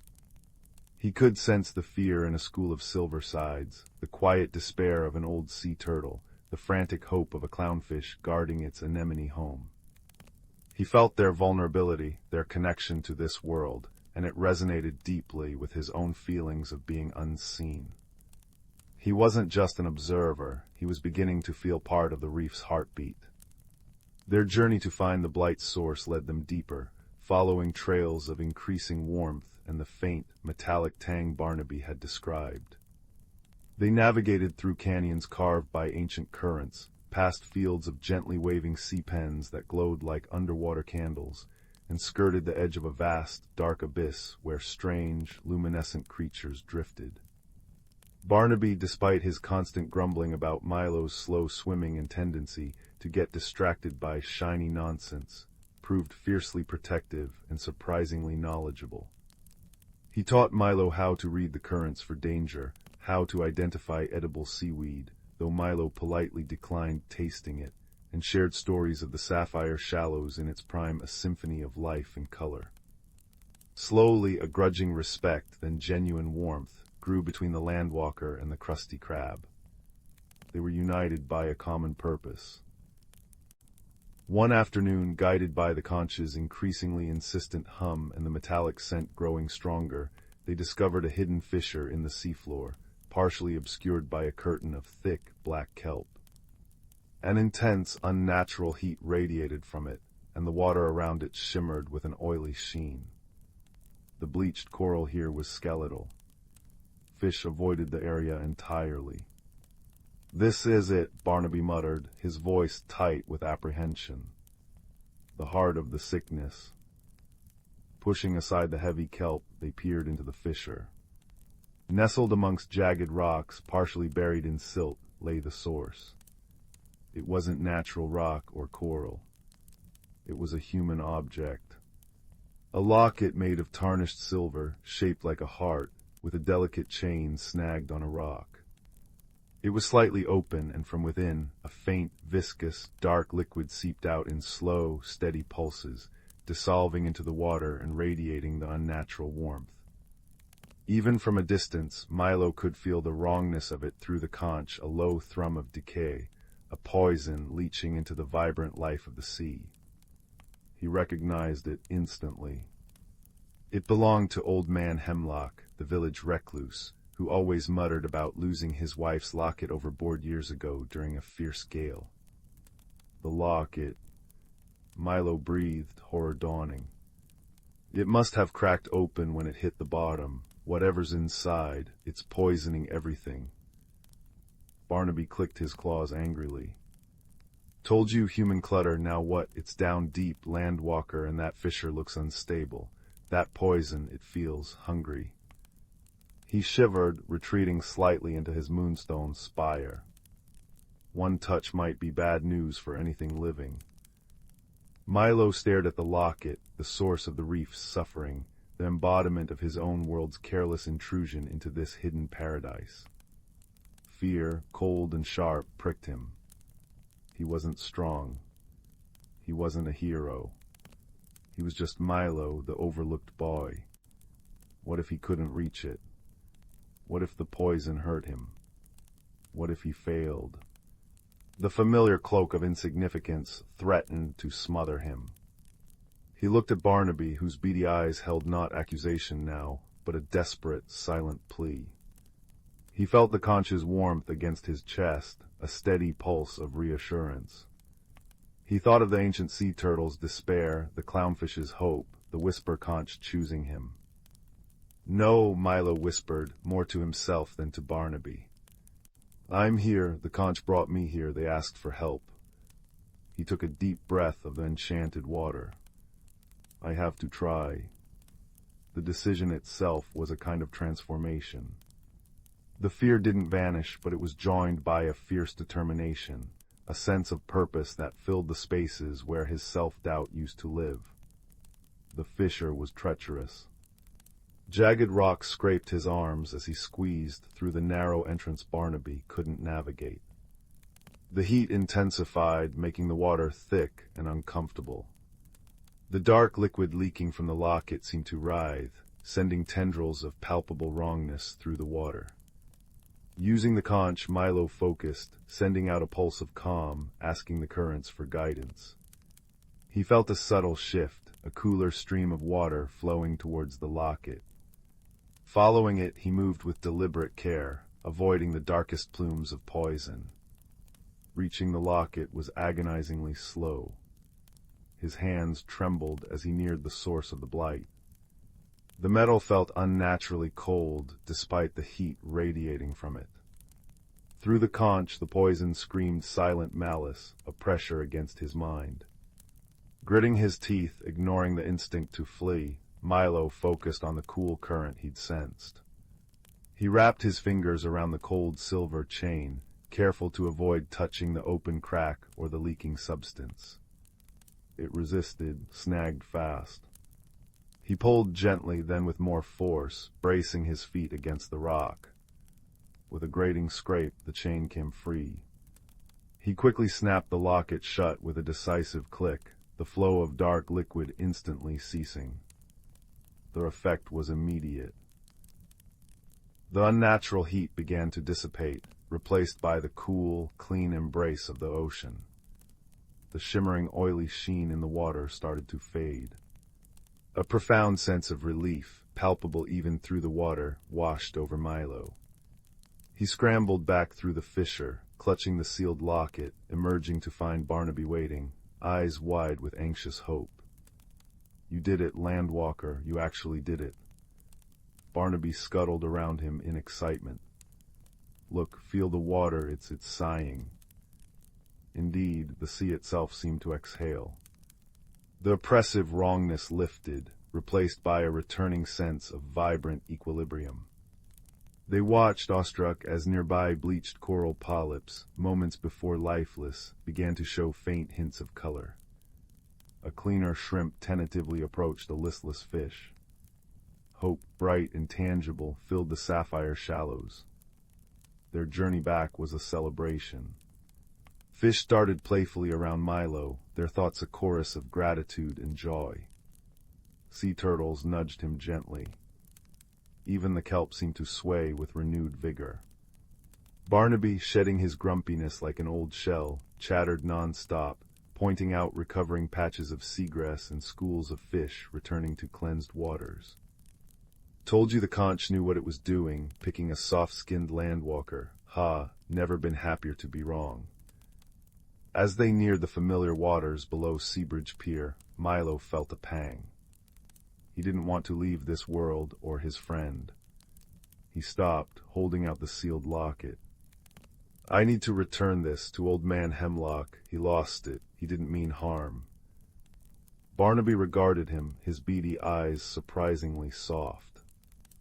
"Aye, responsibility doesn't end at the shoreline, lad." He tapped the whisper conch still held in Milo's other hand. "But this is a bridge. The sea remembers kindness. When you need us, or we need you, hold it to your ear. The sapphire shallows is always with you now." Milo nodded, a lump in his throat. He pressed the conch to his ear one last time underwater. Not whispers of distress, but a symphony of returning life greeted him, the gentle sigh of the currents, the clicking chorus of shrimp, the playful thoughts of darting fish, and Barnaby's distinct, gruff affection. "Don't be a stranger, landwalker, and try not to drop anything else shiny down here, eh?" With a final wave to his crab friend, Milo swam upwards, breaking the surface near the pier as dawn painted the sky in peach and lavender. The storm had passed, leaving the air crisp and clean. He waded ashore, the whisper conch cool and silent in his hand, the sealed locket a heavy secret in his pocket. He felt different. Not bigger, but fuller. Stronger. The vastness of the hidden world he'd seen, the friendship forged against the odds, the challenge met and overcome, they had changed him. He was still Milo, but he was Milo who had swum with glowing fish, who had faced the heart of a blight, who had earned the trust of a crab in a moonstone spire. He wasn't invisible anymore, not to himself, and not to the world that truly mattered. Later that day, he found Old Man Hemlock mending nets by his weathered boat. Without a word, Milo placed the tarnished silver locket in the old man's calloused hand. Hemlock stared at it, his eyes widening with disbelief, then filling with tears. He clutched it to his chest, a silent sob shaking his frame. Milo simply nodded and walked away, the unspoken understanding hanging between them. He knew what the locket had contained, not just poison for the sea, but the concentrated essence of Hemlock's grief for his lost wife, sinking and festering on the ocean floor. Returning, it was healing for them both. That night, tucked into his bed, the sounds of the village quiet around him, Milo held the whisper conch to his ear. No desperate cries, only the peaceful, rhythmic sigh of the sea, the gentle clicking chorus from the depths, and a faint, familiar grumble. "Sleep well, landwalker." Reefs looking brighter already, a deep, contented peace settled over Milo, warm as the conch's glow. He had journeyed to a hidden world, solved its mystery with an unexpected friend, and discovered his own quiet strength. The vast, star-speckled sky outside his window seemed to echo the luminous depths below, a reminder of the boundless wonders and connections waiting just beneath the surface, a comforting lullaby that carried him into dreams woven with the colors of the sapphire shallows. He was home in both worlds, and the sea's gentle song was his constant, soothing companion. Story 8. The old cottage nestled at the edge of Whisperwood always held a secretive air, especially on autumn evenings when mist curled like silver ribbons between the ancient oaks. Inside, young Marin sat curled beside her grandmother, the firelight painting dancing shadows on walls lined with shelves of worn books and jars of dried herbs. "Grandmother," Marin whispered, tracing the intricate pattern on a tarnished silver locket she'd found tucked away in an old cedar chest, "why does this feel alive?" Her grandmother smiled, eyes crinkling like river-worn stones. "Because, little Fern, it remembers. That locket belonged to your great-great-grandmother, Elowen. She was a keeper of roots, one of those who listened when the woods spoke." She gently opened the locket's clasp, revealing not a picture, but a tiny, folded map drawn on impossibly thin birch bark. "This," she breathed, pointing to a symbol of a tree entwined with a river, "is the Heartwood Grove. Our family's legacy sleeps there, waiting for a heart ready to hear its song." Marin's fingers trembled. She'd always felt a quiet pull toward the woods, the way sunlight dappled the moss, the murmurs in the wind that sounded like distant singing. Now she understood why.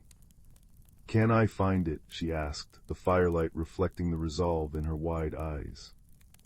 With wisdom and a kind step, her grandmother nodded. "But remember, the grove reveals itself only to those who walk with reverence. Take this." She pressed a small velvet pouch into Marin's hand. Inside lay 3 smooth river stones, one moss green, one sky blue, one sunset orange. "Stones from the singing brook, they'll guide you when the path feels lost." The next morning, Marin ventured into Whisperwood, the locket warm against her chest. The forest welcomed her with the scent of damp earth and pine. Sunlight filtered through the canopy, turning spiderwebs into strands of liquid gold. Following the birch map, she soon reached a fork where the trail vanished. Doubt prickled her until she remembered the stones. She placed the green stone on a mossy stump. Instantly, a faint emerald light pulsed from it, pointing toward a hidden deer path veiled by ferns. As she walked, the woods deepened. Ancient beeches stood like wise elders, their roots cradling luminous blue mushrooms. A brook chuckled over polished stones, and Marin paused to place the blue stone in its water.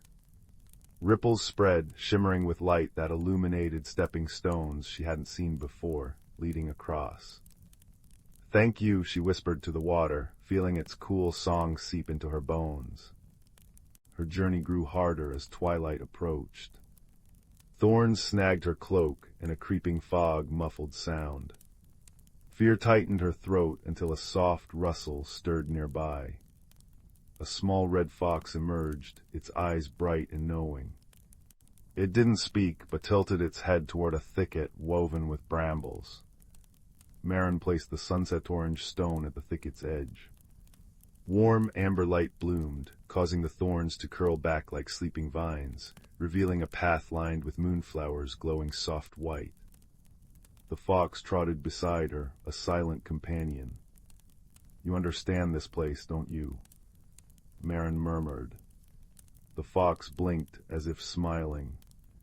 Together they navigated the final stretch until the trees parted, revealing Heartwood Grove. Marin gasped. It was a cathedral of nature. A colossal willow, silver-barked and ancient, stood at the center, its branches sweeping the ground like a living veil. Crystal-clear springs bubbled at its roots, feeding pools where water lilies floated. Fireflies wove constellations in the air, and the very earth hummed, a deep, resonant melody that vibrated in Marin's chest. This was no ruin, it was alive, breathing with the same rhythm as the locket against her skin. Beneath the willow, on a stone pedestal grown smooth by time, lay a simple wooden bowl filled with clear water. As Marin approached, the water shimmered, reflecting not her face but scenes of the past. Women with kind eyes like hers, tending saplings, singing to rivers, placing stones in patterns that calmed storms. They were keepers, healers who believed the forest's heart and their own were one. She saw Elowen, her locket gleaming, whispering to a wounded wolf that nuzzled her hand trustingly. A gentle voice, woven from wind and water, filled the grove. Marin of the deep roots, you have come. The legacy is not in grand deeds, but in quiet listening. To heal the land, you must first understand its wounds. To guard its songs, you must learn its silence. The vision shifted, showing modern struggles. A polluted stream, a lonely child tending a wilted garden, a village forgetting the old ways. The message was clear. The past's wisdom was a lantern for the present. The fox nudged her hand. In the wooden bowl the water stilled, leaving behind a single acorn, its cap etched with the same tree and river symbol. As Marin lifted it, warmth spread through her palm. Knowledge flowed into her, not words but feelings. The patience of stones, the resilience of roots, the joy of rain on parched soil. She understood now. The keepers didn't command nature, they befriended it, mending fractures with kindness, teaching others to see the world as a living tapestry. Thank you, she whispered to the willow, to the fox, to the echoes of her ancestors. The grove responded with a sigh of wind through leaves, a chorus of approval. The fox led her home as stars pricked the velvet sky. When Marin stepped back into her grandmother's cottage, dawn was painting the horizon peach and gold. Without a word, she placed the acorn in her grandmother's hand. Her grandmother's eyes filled with tears of recognition. The seed of remembering, she breathed. Now it blooms in you. From that day, Marin carried the grove's peace within her. She planted the acorn near the cottage, and as it grew, so did her quiet work. She showed children how to talk to plants, helped villagers build rain gardens to heal the soil, and always she listened, to the rustle of leaves, the plea in a neighbor's voice, the unspoken loneliness of the land. The locket stayed close, a reminder that her roots ran deep, entwined with every living thing. On still evenings, she'd sit beneath her young oak, the fox often curled at her feet, and feel the hum of heartwood grove in her bones, a legacy of belonging, whispering that true strength grows from tenderness, and that every act of kindness is a thread mending the world. And as the fireflies emerged, mirroring the stars, Marin knew she was home, forever part of the story written in roots and rivers and quiet, enduring light. Story 9. The old oak tree at the edge of Rowan's garden had always felt like a friend. Its gnarled roots cradled mossy stones, and its canopy, dense with summer grain, sighed secrets to the wind. Rowan, a quiet boy with eyes the color of storm clouds and a heart full of gentle curiosity, often sat beneath it, sketching the intricate patterns of leaves or listening to the rustling chorus above.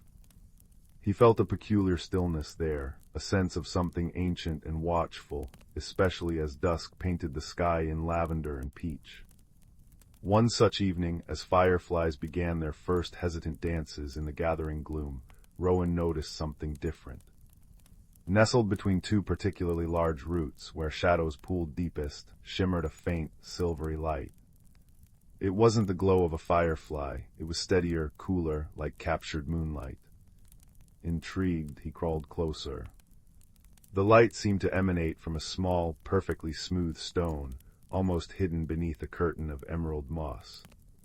It felt warm against his palm, humming with a soft, resonant energy that vibrated up his arm. He tucked it carefully into his pocket, a secret treasure, unaware that its touch had already begun to weave a subtle change within him. That night, sleep was elusive. The stone pulsed gently on his bedside table, casting shifting moonbeams across the ceiling. As the grandfather clock in the hall chimed midnight, a peculiar melody drifted through his slightly open window, not the wind, but a high, sweet piping, like a bird song woven with starlight. Drawn by an irresistible pull, Rowan slipped from his bed, the warm stone clasped tightly. He padded silently downstairs and out into the moon-washed garden. The piping led him unerringly back to the old oak. To his astonishment, the space between the roots where he'd found the stone was no longer dark earth. Instead, shimmering like heat haze, stood an archway woven from living willow branches and threaded with strands of pure, cool light. The piping seemed to beckon from within. Taking a deep breath of the night air, heavy with the scent of honeysuckle and damp earth, Rowan stepped through the shimmering portal. He emerged not into darkness, but into a world bathed in perpetual twilight. Above, unfamiliar constellations glittered in a deep indigo sky, larger and brighter than any he'd seen. Giant luminous mushrooms dotted the forest floor, casting soft glows of blue, violet, and gold. Trees, unlike any in his world, soared with trunks like polished obsidian or shimmering mother of pearl, their leaves whispering in colors that seemed to shift with every breath of the gentle, fragrant breeze. This was the Glimmerwood, a hidden realm existing just beyond the veil of ordinary sight. The source of the piping stood before him. Perched on a glowing toadstool was a creature no taller than Rowan's knee. Her skin was the deep brown of polished walnut, her hair a cascade of vibrant green vines woven with tiny, star-like white flowers. Large, luminous eyes, the color of new spring leaves, regarded him with wary curiosity. Delicate, iridescent wings, like a dragonfly's but more graceful, hummed faintly at her back. In her hands she held a flute carved from a single, pale reed. "Hello," Rowan whispered, his voice sounding loud in the profound quiet. "Did you call me?" The tiny being tilted her head. "The moonstone called," she replied, her voice like the tinkling of distant bells. "It sensed your quiet heart. I am Fern, guardian of the whispering stream." She gestured towards the stone in his hand. "That is a heartstone. It resonates with the lifeblood of the Glimmerwood. Few humans feel its call, fewer still answer." Rowan looked down at the stone, now pulsing in time with the gentle light emanating from the mushrooms. "It feels alive," he murmured. "It is," Fern confirmed. "And it has chosen you because the Glimmerwood is sickening." Her luminous eyes dimmed with sorrow. "The whispering stream, source of all harmony here, flows slow and thick. Its song is fading. Without its music, the light dims, the colors mute, and the very essence of this place withers. We need its song restored." Rowan felt a pang of empathy. The Glimmerwood, though alien, felt deeply precious, its gentle magic resonating with the stillness he cherished under his oak tree. How can I help? I'm just a boy." Fern fluttered closer, landing lightly on his shoulder. Her wings brushed his cheek, cool and soft. "The Heartstone connects you now. It lets you see, hear, and feel the Glimmerwood truly. And you are quiet, Rowan, you listen, that is the key. The source of the stream's sickness lies deep within the whispering caverns, beyond the shimmering falls. We must journey there, listen to the silence, and understand what has stolen the song. Will you come?" The request was immense, terrifying. Yet looking into Fern's earnest, leaf-green eyes, and feeling the steady pulse of the Heartstone against his skin, Rowan found his fear mingled with a burgeoning sense of purpose. He nodded. "I will." Their journey began beneath the luminous canopy. Fern guided Rowan along paths of soft, glowing moss. They passed towering crystal flowers that chimed softly when the breeze touched them, and groves where trees with bark like silver lace hummed ancient melodies. Rowan's senses were overwhelmed. The air tasted sweet and clean, like rain on stone. The colors were so vivid they seemed to vibrate. The quiet was profound, yet filled with subtle sounds. The rustle of unseen creatures, the drip of luminous dew, the distant murmur of the ailing stream. They encountered other denizens of the Glimmerwood. Grumble, a moss-covered rock spirit with eyes like polished river pebbles, grumbled about the dullness seeping into his favorite sunning spot, but offered them directions towards the falls. Pip, a skittish sprite made of swirling autumn leaves, chattered nervously about shadows deepening near the caverns, but gifted them a handful of glowing berries that tasted of sunshine and starlight, renewing their energy. Fern was patient, explaining the delicate balance of the Glimmerwood, how the stream's song nurtured the plants, which in turn fed the light sprites, whose dance kept the air pure. Rowan listened, absorbing it all, his quiet nature proving an asset. He noticed things Fern, in her worry, sometimes missed. A patch of unusually gray moss, the way certain luminous beetles avoided a specific path, the faint, discordant note beneath the stream's weakening murmur. The path grew steeper, the air cooler and damper. The vibrant colors of the forest began to leach away, replaced by muted grays and blues. The cheerful chirps and hums grew scarce. The sound of rushing water grew louder, but it was a harsh, grating roar, not the harmonious melody Fern described. Soon they stood before the shimmering falls, or what should have been shimmering. Instead of cascading liquid light, a thick, sluggish, obsidian-black torrent poured over the cliff edge, crashing into a pool below that reflected no starlight, only a depthless void. The air here tasted stale and metallic. "The falls, they're poisoned," Fern whispered, her voice trembling, her wings drooping. "The sickness comes from the caverns beyond."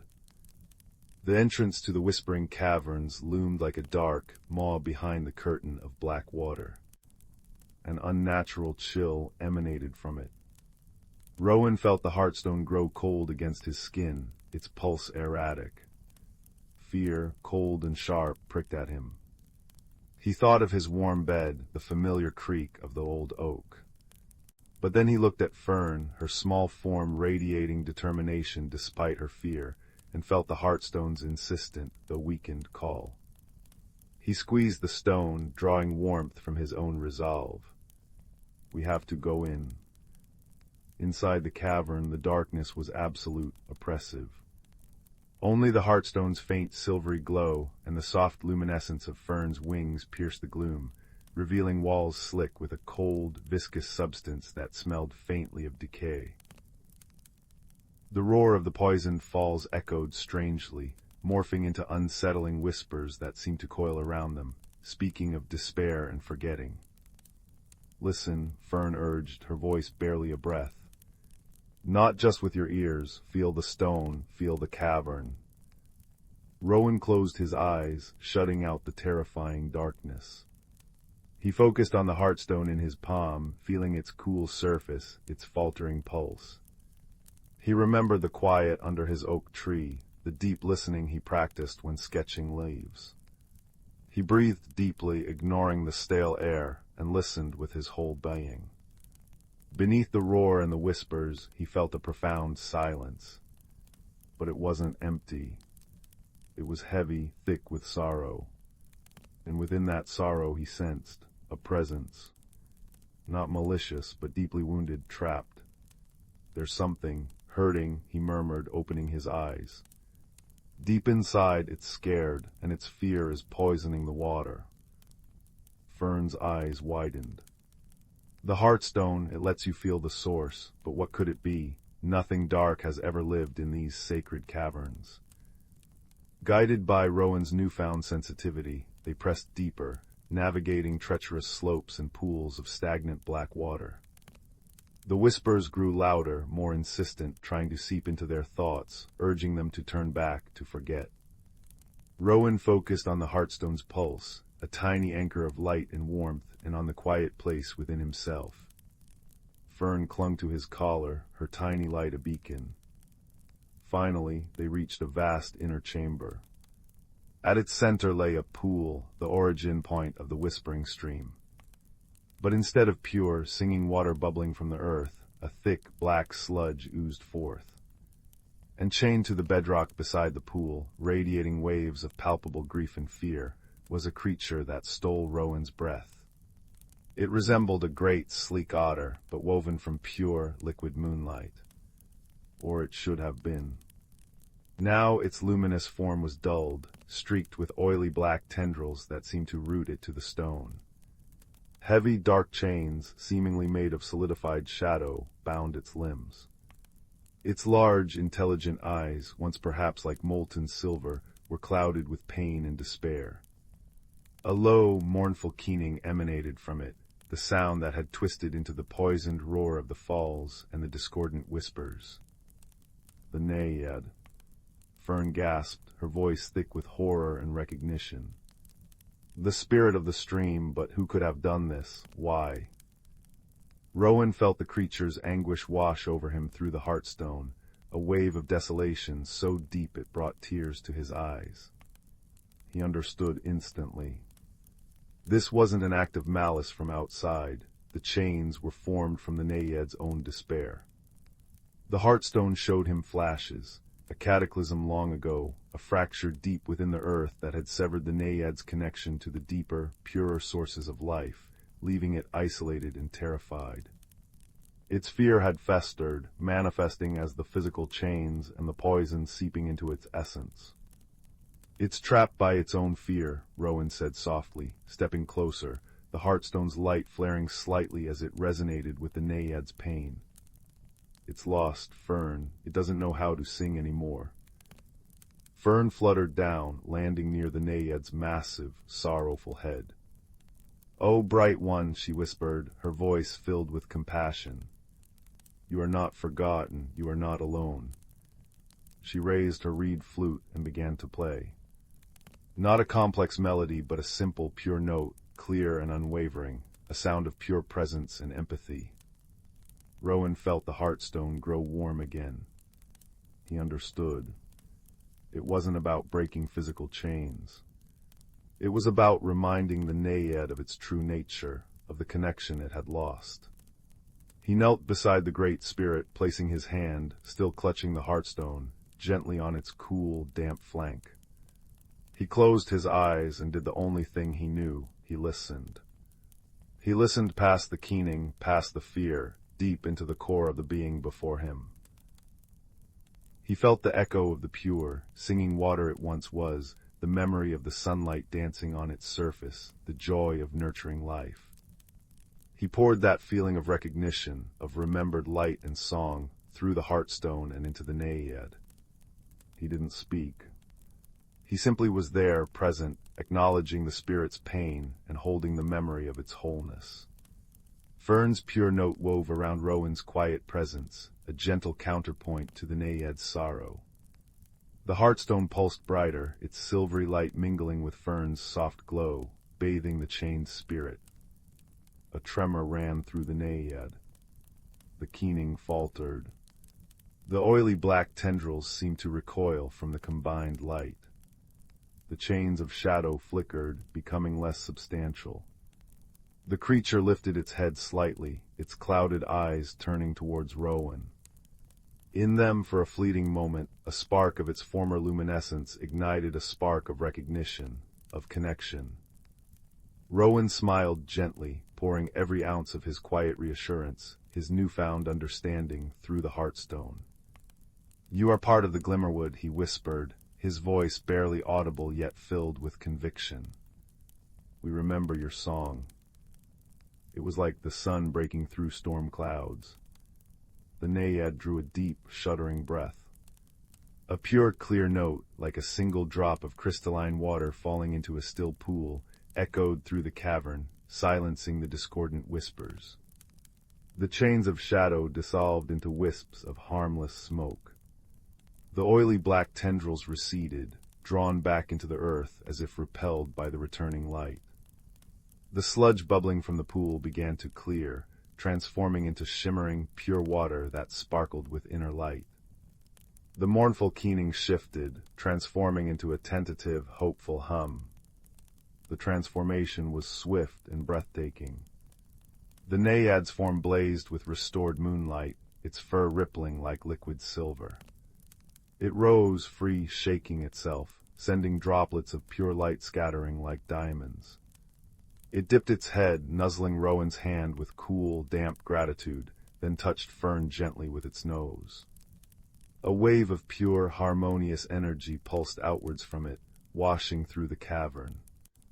The walls shed their slime, revealing veins of glowing crystal.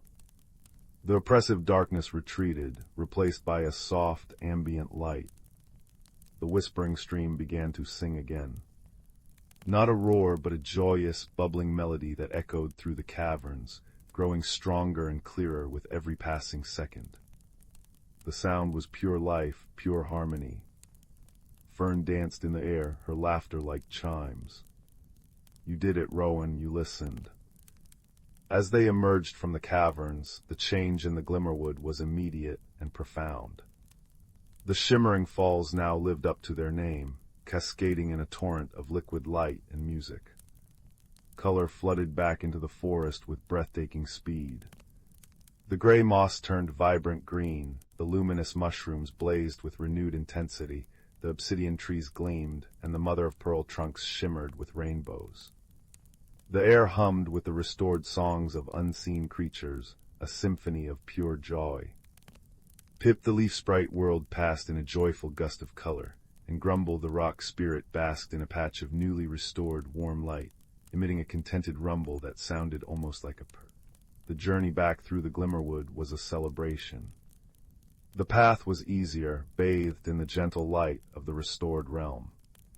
Creatures emerged to greet them, shy wood sprites peeking from behind glowing toadstools, luminescent butterflies dancing around Fern's head, even a great stag with antlers like spun crystal who bowed its head solemnly as they passed. The heartstone in Rowan's hand pulsed warmly, no longer just a connection, but a symbol of a bond forged. They reached the willow-light archway beneath the giant, now radiantly healthy, Glimmerwood oak equivalent. Fern hovered before Rowan, her eyes bright.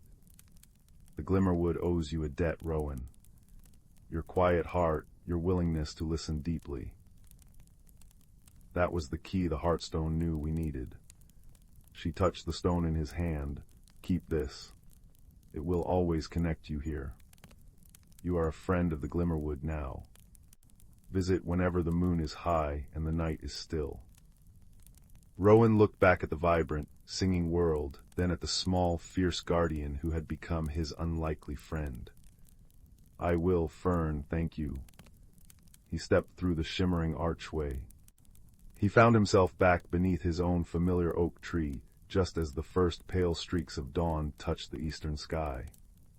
The heartstone in his hand was cool and smooth, its internal light dimmed but still present.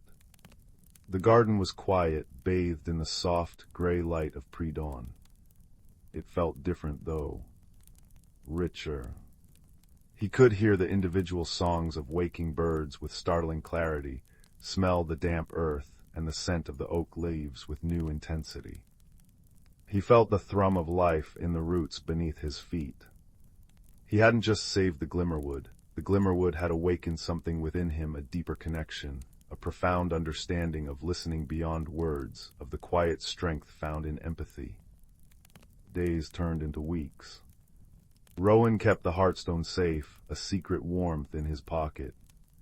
He spent even more time beneath the old oak, sketching not just the leaves, but the intricate dance of light and shadow, the hidden patterns he now knew existed just beneath the surface. He found he could sense the health of the plants in his garden, feel the subtle shift in the wind before a storm. He truly listened to the world around him, the rustle of the leaves, the murmur of the nearby brook, the quiet conversations of squirrels. He found patience where there was frustration, understanding where there was confusion. One crisp autumn evening, as the moon rose full and silver, casting long shadows, Rowan sat beneath his oak tree, the Heartstone cool in his hand. He closed his eyes, listening to the night. Beyond the chirping crickets and the sighing wind, he could just faintly perceive it, the distant, harmonious melody of the whispering stream, flowing strong and pure. He smiled. He knew Fern was out there, tending her realm. He knew the naiad sang its joyful song. He knew that sometimes the greatest adventures and the most profound changes begin with quiet curiosity, a step into the unknown guided by a gentle heart and the courage to truly listen. And as the cool night air wrapped around him like a familiar blanket, the scent of wood smoke drifting from distant chimneys, Rowan felt a deep sense of peace, a quiet joy humming in tune with the secret song of the hidden world and the gentle pulse of the stone in his hand, a reminder that magic, friendship, and transformation are always closer than they seem, waiting just beyond the veil of the everyday for those who know how to listen. The old oak creaked softly above him, a comforting sound, an old friend keeping watch as the moon climbed higher, painting the world in silver, and Rowan, his heart full of quiet wonder and newfound wisdom, drifted towards sleep, cradled by the enduring magic of listening. Story 10. Lily had always thought her grandmother's attic was the most magical place on earth, brimming with forgotten treasures beneath its cobweb-draped rafters. One rainy Tuesday, while hunting for buttons to complete her pirate ship collage, she nudged aside a dusty hat box. Beneath it lay a teacup unlike any other, plain white porcelain chipped at the rim, yet glowing with the soft luminescence of a captured moonbeam.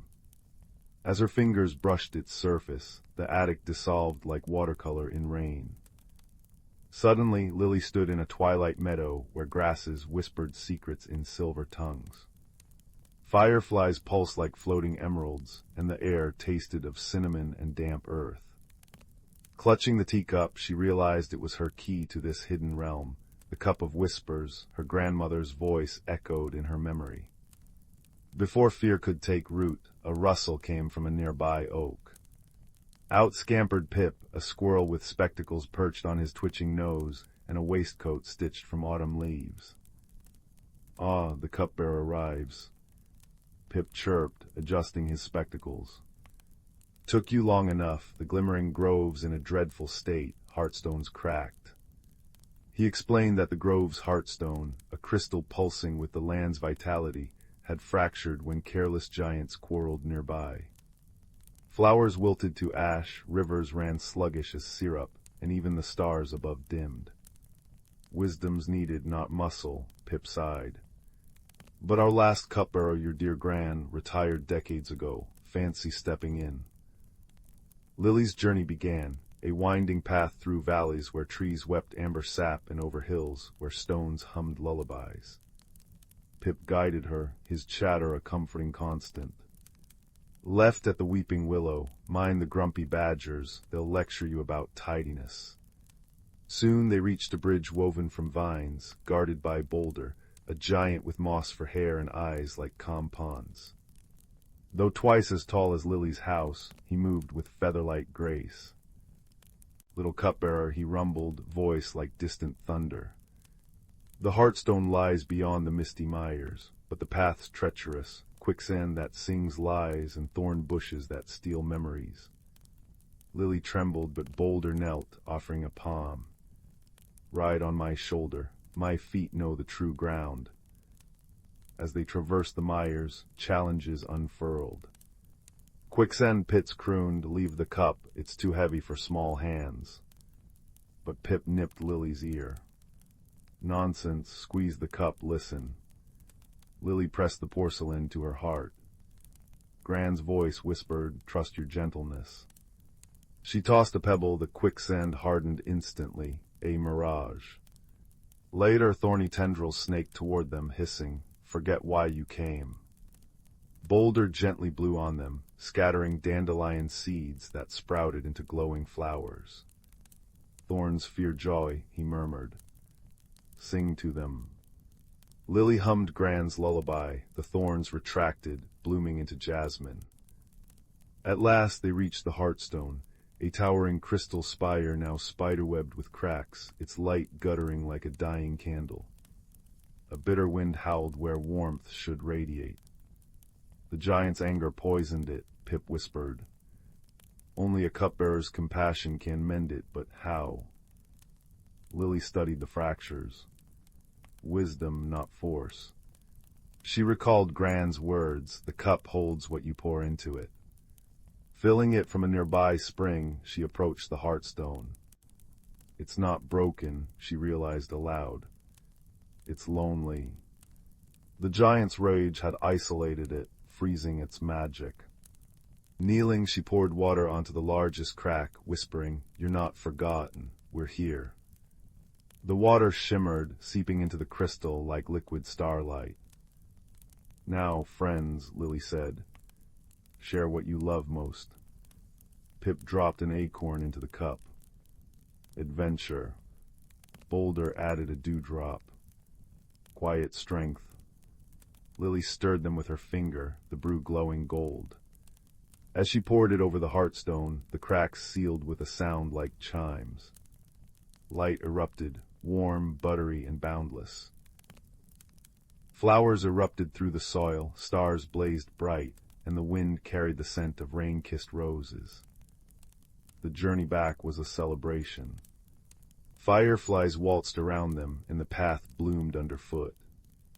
At the meadow's edge, Boulder placed Lily down. "You carry wisdom in small hands, cupbearer," he said. Pip saluted. "Until next Tuesday." Lily hugged them, the cup warm against her chest. "Always." With a blink, she was back in the attic, rain still pattering the roof. The cup sat innocently on the hat box, its glow faded. But Lily felt changed. The world seemed softer, fuller of secrets waiting to be kindled. That night, as she drifted to sleep, she placed the cup on her windowsill. Moonlight pooled inside it, and for a heartbeat, she heard Pip's chuckle and the deep, soothing rumble of Boulder's farewell. Outside, her garden glistened, unusually vibrant, as if touched by a realm where kindness mends broken things, and even the smallest cup holds infinite wonder. Lily smiled into her pillow, knowing that magic wasn't just in far-off lands, but in the quiet courage to listen, to share, and to pour love into cracked places. And as dreams carried her back to silver meadows and whispering grasses, the teacup on the sill glowed softly, keeping watch until morning. Story 11. The old stone cottage sat nestled at the edge of Whisperwood, where ancient oaks murmured secrets to the wind and fireflies painted the dusk with fleeting gold. Inside, curled beneath a patchwork quilt, lived a boy named Finn. He wasn't unhappy, not exactly, but a quiet loneliness clung to him like the moss on the cottage walls. His days were filled with books and solitary walks, his world bounded by the familiar paths of the wood. He longed for something more, a connection he couldn't quite name. One crisp autumn afternoon, while kicking through drifts of russet and amber leaves near the base of the oldest oak, the one villagers called Grandfather Tree Finn's boot struck something hard. Buried beneath the leafy carpet wasn't a root or stone, but a small, intricately carved wooden box. It felt warm to the touch, humming with a gentle vibration against his palm. The wood was dark and smooth, like polished walnut, etched with swirling patterns that seemed to shift in the dappled sunlight. There was no latch, no visible hinge. Finn traced the patterns, feeling the subtle energy pulse beneath his fingertips. Almost without thinking, he pressed his thumb against a central knot in the design. With a soft click, the box sprang open. Nestled within a bed of velvety moss wasn't a jewel or a coin, but a key. It wasn't made of metal, but of a luminous, deep green crystal, cool and smooth, shaped like an elongated acorn.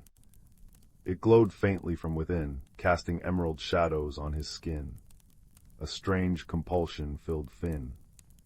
He looked up at the massive trunk of Grandfather Tree, its bark deeply furrowed and gnarled.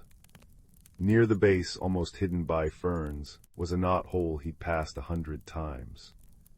It had always seemed just that, a hole. But now, holding the key, he saw it differently.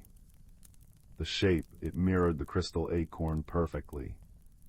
Heart pounding with a mixture of trepidation and thrilling possibility, Finn knelt and carefully inserted the key into the dark aperture.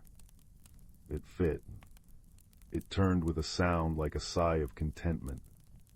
And then the impossible happened.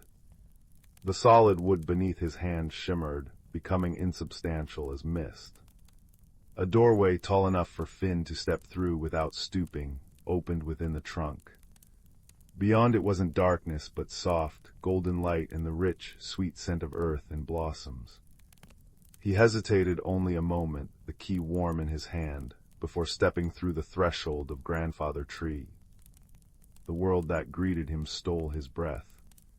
He stood in a hidden garden bathed in perpetual twilight. Glowing mushrooms like tiny lanterns clustered at the bases of colossal luminous flowers whose petals shifted colors: sapphire, amethyst, rose quartz. Vines heavy with star-shaped berries trailed from arches woven of living willow. The air hummed with the gentle music of unseen insects and the soft trickle of water. It was a sanctuary, vibrant and alive. Yet as Finn's initial awe subsided, he noticed something amiss. Patches of the luminous flowers drooped, their colors faded. Leaves on the willows were tinged with brown, curling at the edges. A subtle tremor of unease ran through the very air, a faint discord in the garden's quiet song. It was beautiful but wounded. He wandered deeper, drawn towards the sound of water. A small, crystal-clear stream wound through the heart of the garden, flowing over smooth, moon-pale stones. It was there, beneath a weeping willow whose silver leaves shimmered sadly, that Finn encountered the garden's other occupant. He froze. Hunched beside the stream, dipping a small, worn cup into the water, was a creature about the size of a large hedgehog. But this was no ordinary woodland denizen. Its back was covered in overlapping, iridescent scales that shimmered like oil on water-deep blues, greens and purples shifting with every movement. From its shoulders sprouted delicate, translucent wings, currently folded tight like crumpled silk. Its face was sharp, with large, luminous eyes the color of molten gold, currently regarding Finn with profound suspicion and a flicker of fear. It clutched the cup protectively. "Who are you?" the creature rasped, its voice surprisingly deep and gravelly, like stones tumbling together. "How did you find the heartwood?" Finn, startled but strangely unafraid, held up the crystal key. I found this in a box outside. The tree opened." He trailed off, feeling foolish. The creature's golden eyes widened, fixed on the key. "The verdant key," it breathed, a note of awe replacing some of the suspicion. "It has been lost for longer than I can remember. I am Thorn." It didn't offer a hand, but cautiously lowered the cup. "You shouldn't be here, human child. The heartwood is unwell. Its song is fading." "What's wrong with it?" Finn asked, looking around at the drooping flowers and the willow's sad silver leaves. The loneliness he felt outside seemed echoed here, amplified by the garden's distress. Thorn sighed, a sound like wind through dry reeds. "The heartspring," he gestured towards the stream Finn had heard, "its flow weakens. The source, deep within the roots of grandfather tree, is choked. Without its pure water the heartwood cannot thrive. I tend what I can, but I am only one." And the path to the heartspring. Thorn shuddered, his scales rippling uneasily.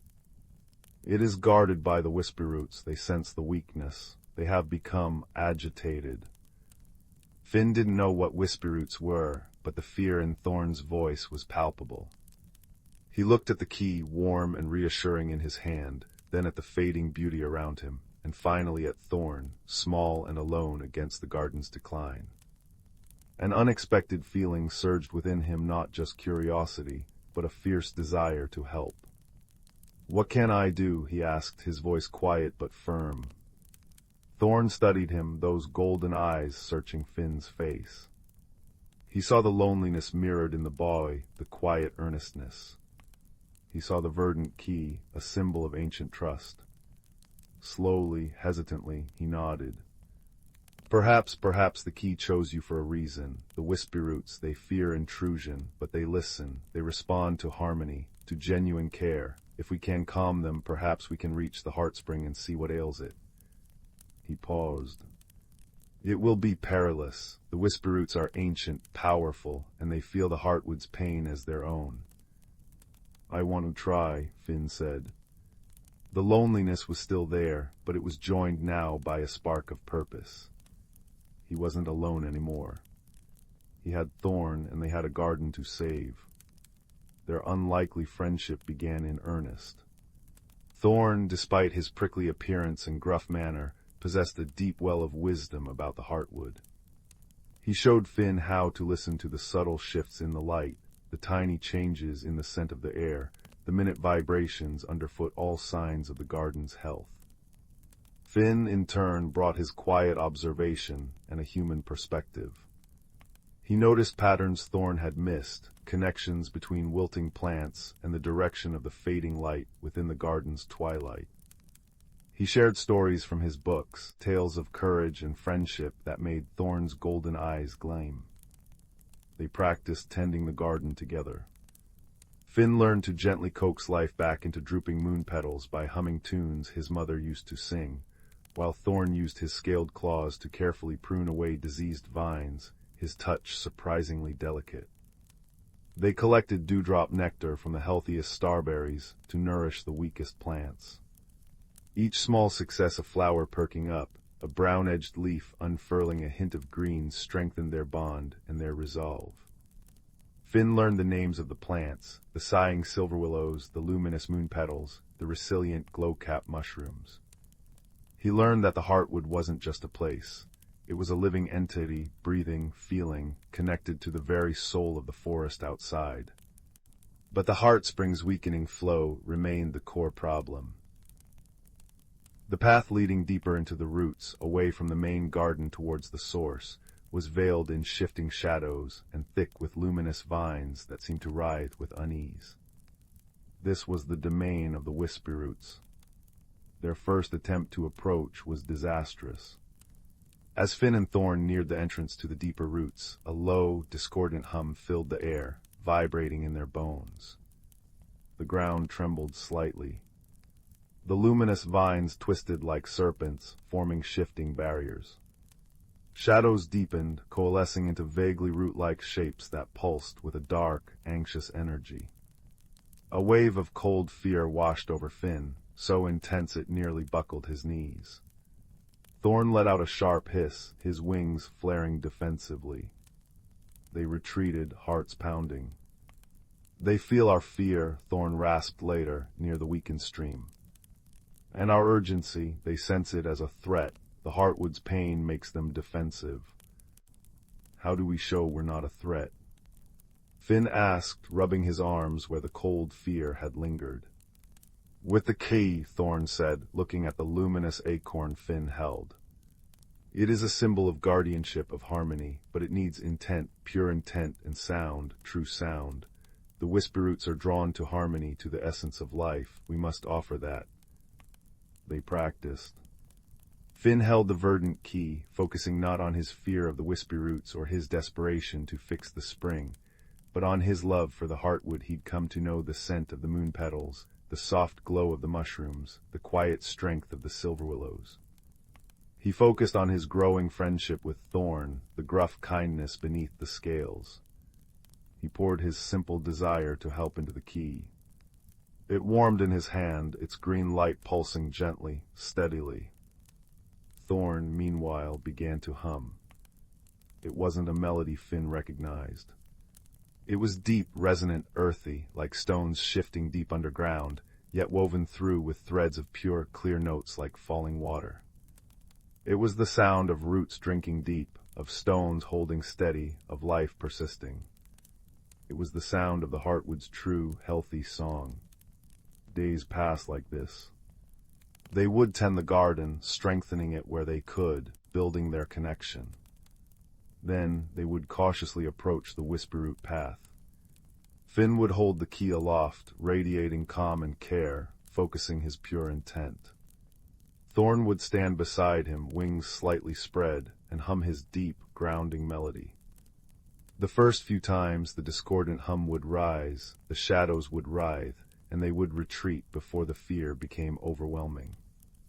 But each time the resistance seemed slightly less.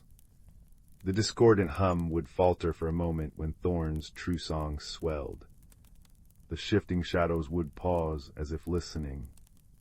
One evening, as the perpetual twilight deepened into a velvety, star-dusted indigo within the heartwood, they tried again. Finn held the verdant key, its emerald light a soft beacon. He breathed deeply, filling his mind with the image of the silver willow lifting its branches, of a moon petal regaining its sapphire hue, of Thorn's golden eyes reflecting trust. He thought of his own loneliness easing, replaced by this shared purpose. Thorn began his hum, deeper and richer than ever before. It resonated through the ground, through Finn's bones, a sound of profound stability and ancient, patient life. The discordant whisper rose but weakly. The shadows writhed less violently. The luminous vines slowed their restless twisting. Finn took a step forward. Then another. Thorn matched his pace, his hum unwavering. The air crackled with tension, thick with the whisperroot's ancient fear and the heartwood's distress. Finn felt the cold dread trying to seep in, but he pushed it back, focusing solely on the warm light of the key and the feeling of care radiating from his heart. He thought not of overcoming the whisperroots, but of understanding them, of sharing the burden of the heartwood's pain. We want to help, he thought, pouring the sentiment through the key. We want to heal the song. A profound shift occurred. The discordant hum didn't just falter, it softened, blending hesitantly with Thorn's true song. The writhing shadows stilled, forming shapes that were less threatening, more like gnarled, weary elders. The luminous vines parted, slowly, gracefully, revealing a downward path lined with softly glowing moss. They had passed the whisperroots. Not by force, but by offering harmony in the face of fear, understanding in the face of pain. The path ahead sloped gently downwards, deeper into the cool, earthy embrace of grandfather tree's roots. The air grew damper, smelling of rich soil and ancient stone. The faint, discordant vibration Finn had felt since entering the heartwood grew stronger here, a palpable thrum of wrongness. Following the mossy path, they arrived at the heartspring.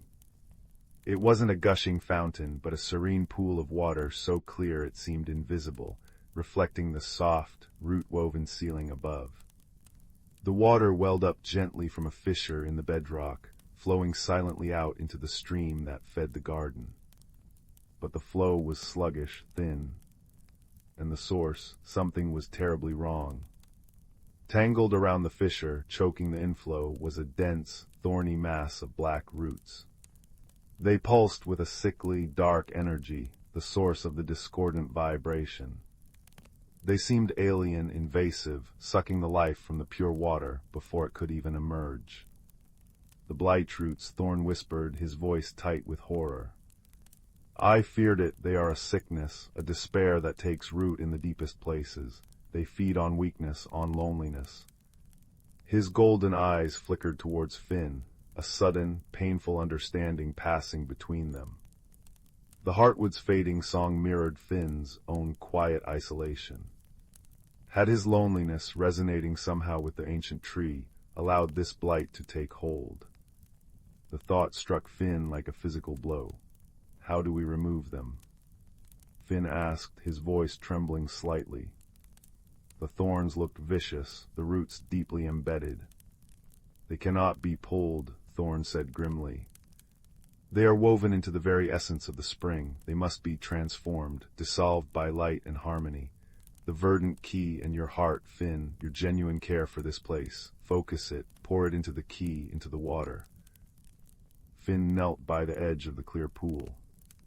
The discordant thrum from the blight roots vibrated through him, a physical assault of despair and encroaching darkness. He clutched the verdant key, its familiar warmth a lifeline. He closed his eyes, shutting out the menacing thorns. Instead, he filled his mind with everything beautiful about the heartwood, the first breathtaking sight of the moon petals, the comforting scent of earth and blossoms, the soft glow of the lantern mushrooms guiding his way. He thought of Thorn's gruff kindness, the shared triumph of calming the whisperroots, the way the silver willow had seemed to sigh with relief when they'd cleared away diseased vines. He thought of his own loneliness, not as a burden now, but as a hollow space that the heartwood and Thorn had begun to fill with warmth and purpose. He poured out his gratitude, his fierce desire to protect this sanctuary, his deep, simple love for this hidden world and his unlikely friend. The verdant key blazed in his hands. Its emerald light wasn't just bright, it was alive, pulsing with the rhythm of a healthy heartbeat. It flowed down his arm not as heat, but as pure, vibrant energy, and poured into the clear water of the heartspring. Where the light touched the water, it shimmered with an intense, cleansing green radiance. The light flowed towards the fissure, towards the choking mass of blight roots. Where the pure green radiance met the dark, thorny roots, a silent battle commenced. The blight roots pulsed violently, their sickly energy flaring in resistance. The discordant thrum intensified, a screech of negation that made Finn grit his teeth and Thorn whimper. Finn held fast, pouring every ounce of his focus, his love, his newfound connection into the key. He wasn't fighting the darkness, he was offering an alternative. He was offering light, care, belonging. Slowly, agonizingly slowly, the blight roots began to change. The thorns softened, retracting. The inkai blackness lightened, becoming a deep, earthy brown. The pulsing dark energy faded, replaced by a faint, hesitant glow. The roots weren't destroyed, they were transformed, absorbed back into the healthy network of Grandfather Tree's own root system. The choking mass loosened, dissolved by the radiant green light pouring from Finn's hands and the key. As the last vestiges of the blight roots vanished, the fissure cleared. The water surged forth, pure and strong, with a joyful gurgle Finn had never heard before. The discordant vibration ceased instantly, replaced by a deep, resonant hum of pure, harmonious energy that vibrated up through the roots, through the stone, filling the chamber with a sense of profound peace and rightness. The water in the pool sparkled with renewed vitality, its clarity dazzling. Exhausted, Finn slumped back, the key's light dimming to its usual gentle glow. Thorn let out a sound that was half sob, half chuckle of pure relief. He fluttered his delicate wings, hovering for a moment above the restored spring. "You did it, Finn," he rasped, his golden eyes shining. "The heartwood sings again." They made their way back through the Whisperroot path. This time there was no resistance. The shadows were calm, still, radiating a sense of watchful peace.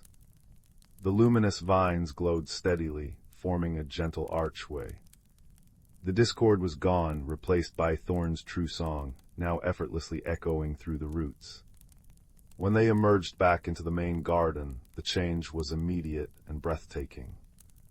The drooping moon petals stood tall, their colors blazing sapphire, amethyst, and rose quartz with renewed intensity. The silver willow's leaves shimmered brilliantly, no trace of brown, rustling with a sound like joyful laughter. The glow-capped mushrooms pulsed with steady, vibrant light. The air was thick with the sweet perfume of blossoms and alive with the harmonious hum of countless insects. The perpetual twilight seemed brighter, warmer, infused with golden hope. The heartwood was healed, its song restored to full, glorious harmony. Finn spent many days thereafter in the heartwood. He and Thorn tended the garden, not out of necessity now, but out of shared joy. Finn learned more of Thorn's deep-rooted wisdom and shared stories of the world outside. His loneliness had vanished, replaced by the warmth of true friendship and the profound connection to this magical place.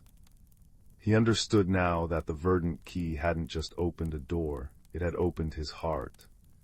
His journey hadn't just changed the heartwood, it had changed him.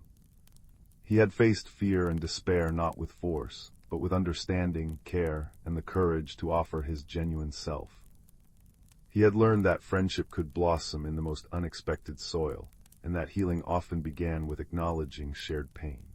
One evening, as the twilight deepened and the lantern mushrooms cast their soft glow, Thorn approached Finn near the now strong and clear stream.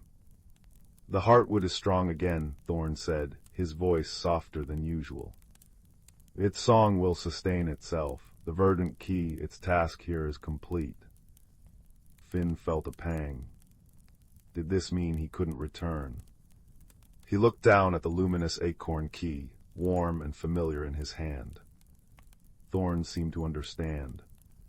"The key is yours, Finn, a bond forged, but its nature, it may change. It served its purpose for this place. Now it reflects the guardian you have become." As Thorn spoke, the crystal acorn in Finn's hand shimmered.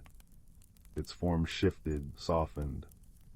The hard edges flowed like liquid light, reshaping itself. When the glow subsided, Finn held not a key, but a smooth, warm pendant. It was shaped like a perfect, luminous green leaf, veined with threads of gold, hanging from a simple cord woven from silvery willow strands. It pulsed gently with the same life energy as the heartwood itself. "It is a heartwood leaf," Thorn said. "A token of belonging, a reminder. The doorway will always be open to you, Finn, but this," he gestured to the pendant, "this holds the garden's song within it. Carry its harmony with you always." Finn slipped the cord over his head. The pendant rested warmly against his chest, a constant, comforting pulse. He knew he would return often to the heartwood, to Thorn, to the luminous flowers and the singing willows. But he also knew his place was in both worlds now. He had a friend in the hidden garden, and he carried its light within him. That night back in his small room in the stone cottage, Finn lay beneath his patchwork quilt. Outside, the wind whispered through the oaks of Whisperwood. He held the warm heartwood leaf pendant, feeling its gentle pulse synchronize with his own heartbeat.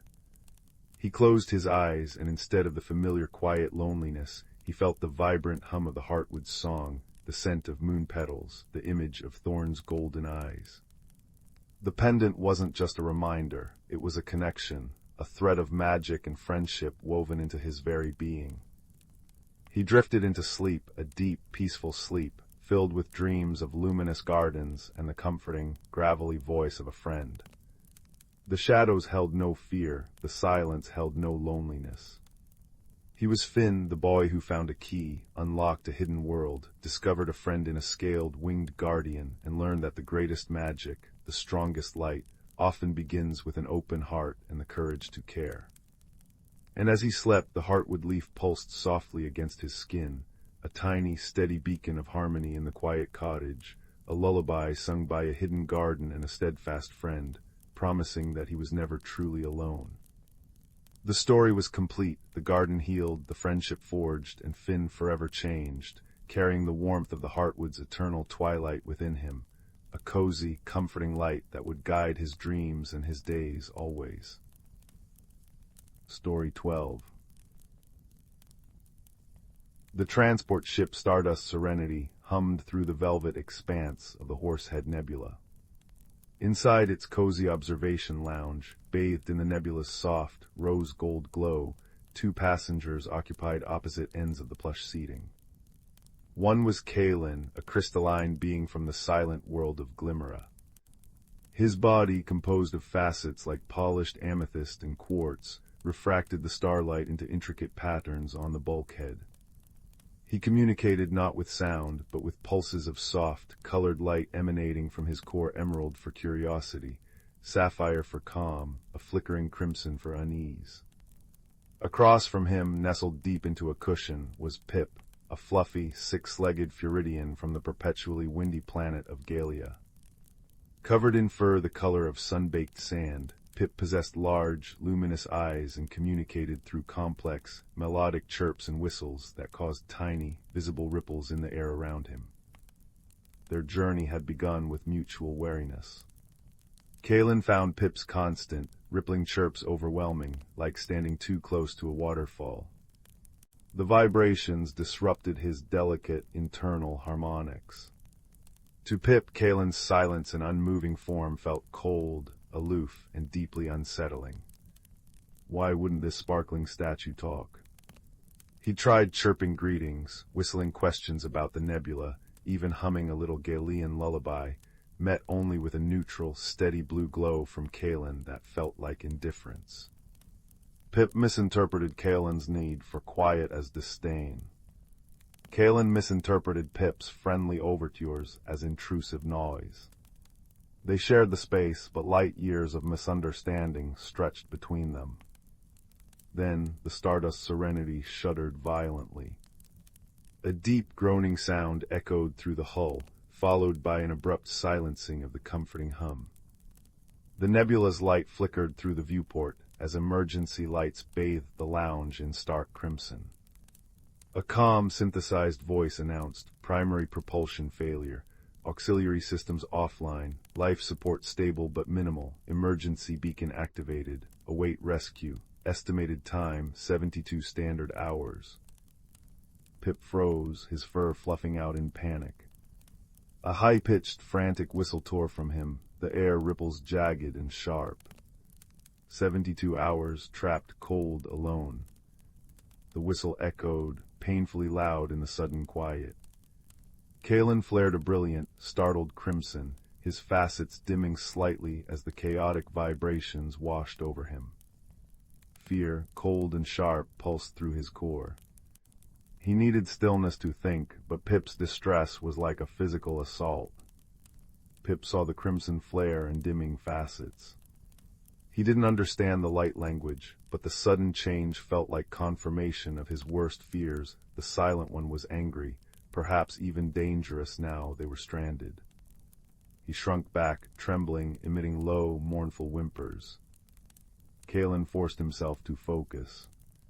Crimson was fear, but fear wouldn't fix the ship. He needed calm. He concentrated, drawing energy from the faint starlight filtering in. Slowly, deliberately, he began to pulse a deep, soothing sapphire light, steady and rhythmic, like a slow heartbeat. He directed it gently towards Pip, not demanding, just offering. Pip's whimpering faltered. He watched the pulsing blue light. It wasn't angry. It felt steadying, like the deep hum of Galia's core winds. Hesitantly, Pip quieted his own sounds, focusing on the rhythmic sapphire glow. The painful vibrations in the air subsided. Kalen dimmed his light slightly in relief. A fragile truce born of shared fear. Hours crawled by. The lounge grew colder. Pip shivered, his fluffy fur not designed for minimal life support. Kalen, sensing the drop in temperature, noticed Pip's discomfort. Remembering a thermal vent near his seat on Glimmera, he pulsed a pattern. Soft yellow attention, followed by a warm amber glow, then pointed a crystalline facet towards a maintenance panel near the floor. Pip tilted his head, confused. Kalen pulsed the warm amber again, stronger, then pointed more insistently. Pip cautiously crept closer. He felt a faint warmth radiating from the panel. Understanding dawned. He chirped a soft, surprised note, a clear, single ripple of gratitude, and nestled against the warm metal, his shivering easing. Kalen responded with a brief, warm gold pulse. "You're welcome." Later, Kalen noticed a subtle flicker in the emergency lights near the door controls. Diagnostics weren't his strength, but Glimmerans were adept at observing minute shifts in energy patterns. This flicker felt wrong, unstable. He pulsed a concerned violet towards Pip, then directed his light at the flickering panel. Pip, warmed and less panicked, watched intently. He understood observation. He scampered closer, his large eyes scanning the panel. He saw it too, a tiny spark, jumping erratically behind the casing. Pip whistled a complex sequence, a Floridian diagnostic tune that interacted subtly with electronics. The spark flared angrily in response. Bad circuit. Pip whistled urgently, the ripples tense but controlled. Could spread, make cold worse. They needed to isolate it. Kalen couldn't manipulate tools, and Pip's paws were too large for the delicate access port. Pip chirped rapidly, describing the tiny latch mechanism. Kalen, focusing his light into a thin, precise beam of pure white, carefully directed it onto the latch Pip indicated. With a soft click, it released. Pip whistled triumphantly and used his nimble, clawed forepaws to pull the panel open just enough. He saw the frayed wire. Using a discarded decorative pin he'd found earlier, a habit from Galia, where useful things were never wasted, Pip carefully nudged the wire away from its neighbors, preventing a short circuit. The flickering stopped. The emergency light steadied. Pip turned to Kalen, puffing his chest out slightly. "Fixed," he chirped proudly. Kalen pulsed a brilliant, joyful gold, swirling with streaks of emerald admiration. The light bathed Pip in warmth. Pip understood. This wasn't indifference. This was happiness, approval. He chirped a happy little tune, the ripples gentle and warm. Kalen resonated with the pleasant frequency, a soft harmonic hum vibrating subtly within his crystal form. Pip felt the vibration through the deck plating and chirped in surprise, then delight. They had found a way to truly hear each other. The remaining hours transformed. Pip learned to watch Kalen's light patterns, understanding sapphire for calm, gold for happiness, a soft green for curiosity. He learned to temper his own sounds, using softer chirps and hums that didn't overwhelm. He even tried mimicking the rhythmic pulse of Kalen's calm sapphire with a low, gentle whistle. Kalen learned the nuances of Pip's ripples, the excited flutters when describing Galia's sky forests, the soft, contented hums when warm, the worried tremors when remembering their predicament. He found Pip's melodic descriptions strangely beautiful, like listening to a star's song. He pulsed gentle colors in response, painting light pictures of glimmerous silent, glittering caverns. They shared their meager emergency rations, Kalen absorbing the light energy packets, Pip nibbling on the nutrient wafers. Pip offered Kalen the best spot near the warming panel. Kalen used his light to illuminate the pages of an old, physical book Pip found tucked away, filled with stories of earth forests, which Pip described with wondrous whistles. They huddled together not out of necessity anymore, but out of a newfound comfort. Pip's warmth was pleasant against Kalen's cool facets. Kalen's steady, soft light was a comforting beacon in the dim lounge. When the rescue ship, the Dawn's Grace, finally docked, its crew found them side by side on the lounge floor. Pip was softly whistling a Galilean melody, the air around him shimmering gently. Kalen pulsed a slow, harmonious sapphire and gold light in perfect rhythm with the tune, his facets catching the melody in refracted sparkles. They weren't just passengers anymore, they were a quiet symphony of light and sound. As they prepared to disembark onto the bustling space station, Pip looked up at Kalen. He chirped softly, a ripple carrying simple, profound meaning, friend. Kalen pulsed a deep, warm gold, brighter than the station lights, and then formed a new pattern, a soft, pulsing green intertwined with the gentlest sapphire. It meant, my quiet friend. You helped me listen. Pip chirped a laugh, a sound like tinkling bells. And your silence, he whistled back, the ripple brushing softly against Kalen's form, helped me hear the most important things. They walked down the ramp together, the crystalline being from the silent world and the fluffy chatterbox from the windswept plains, their differences no longer a barrier, but the very foundation of a friendship forged in the cold, quiet depths of space, warmed by shared understanding and the quiet, comforting glow of mutual support. The universe felt a little less vast and a lot more welcoming, with a friend by your side, speaking in light and song. And as the station lights dimmed for its night cycle, they found a quiet observation deck, curled up together, watching the stars, content in their shared, peaceful silence, punctuated only by the soft hum of the station and the gentle, rhythmic pulse of warm, golden light. Story 13. The rain whispered against the window panes of the little stone cottage, each droplet tracing a silver path in the lantern light. Inside, young Theo burrowed deeper into the quilted armchair beside the hearth, its warmth soaking into his bones like honey. His grandmother's knitting needles clicked softly, a rhythm as familiar as his own heartbeat. Outside, the storm painted the world in shades of charcoal and deep green, but inside, all was golden and safe. That is, until the old clock on the mantel gave a tired groan and stopped. Grandmother, Theo murmured, the clock's gone quiet again. His grandmother smiled, her eyes crinkling like dried apple slices. Ah, that old thing, it needs a special sort of winding, dear one. There's a key, a small brass one, shaped like a leaf, tucked away in the blue teapot on the top shelf. Would you fetch it? Theo scrambled up, the wooden floorboards cool beneath his feet. The top shelf held dusty jars of dried lavender and forgotten books, but there, nestled inside the chipped blue teapot, lay the key. It was no larger than his thumb, its surface etched with delicate veins like a real leaf and cool to the touch. But as Theo's fingers closed around it, a gentle warmth bloomed in his palm and a soft, shimmering light, like trapped starlight, pulsed from within the metal. He gasped. The light seemed to hum, a sound like distant wind chimes felt more than heard. "Grandmother, it's glowing." She chuckled softly. "So it found you, did it? That key's been waiting. It doesn't just wind clocks, Theo. It wins wonders." That night, long after the fire had dimmed to embers and his grandmother slept, the key's light grew brighter on Theo's bedside table.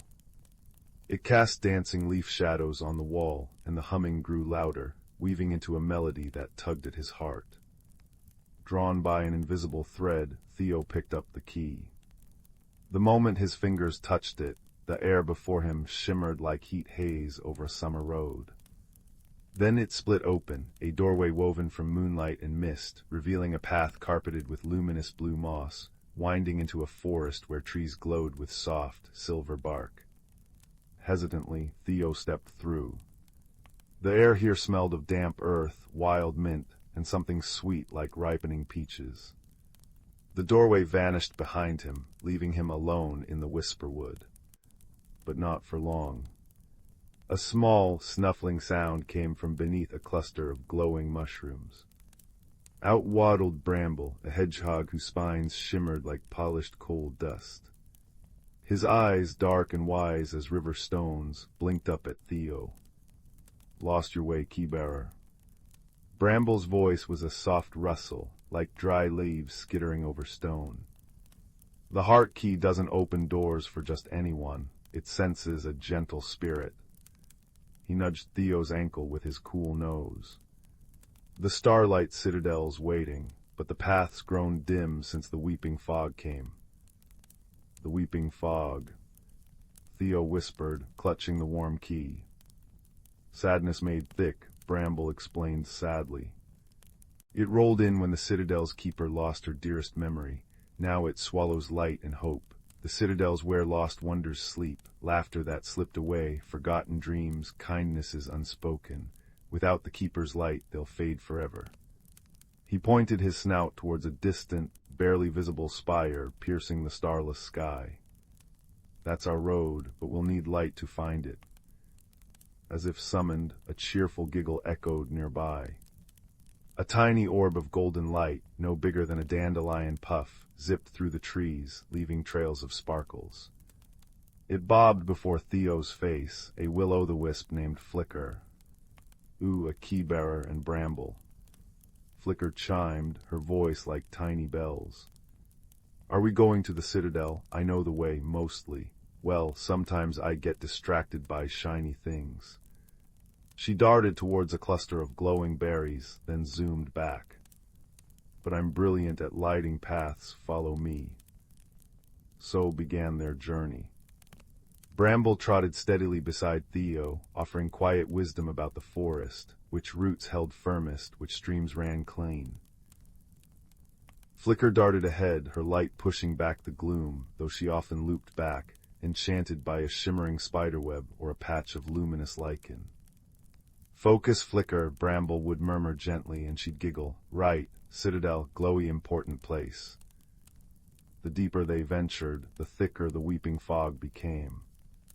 It clung cold and damp, muffling sounds and leaching color. Strange, mournful sighs echoed within it. Flicker's light dimmed, her usual exuberance fading. "It's so heavy," she whispered, her glow flickering weakly, like trying to shine through wet wool. They reached the edge of the murmuring bog. The path vanished into sucking black mud, spanned only by a crumbling bridge of petrified wood. Halfway across, the bridge sagged dangerously, its center lost in the fog. Flicker fluttered nervously. "I can't see the other side. My light won't reach." Bramble nudged a smooth stone with his paw. "Force won't mend this bridge, keybearer, nor speed. The fog feeds on haste and fear." He looked at Theo, his eyes kind. What did the heart key show you when it first glowed? What did it feel like? Theo closed his eyes, remembering. The warmth in his palm, the gentle hum, the feeling of being welcomed. Chosen.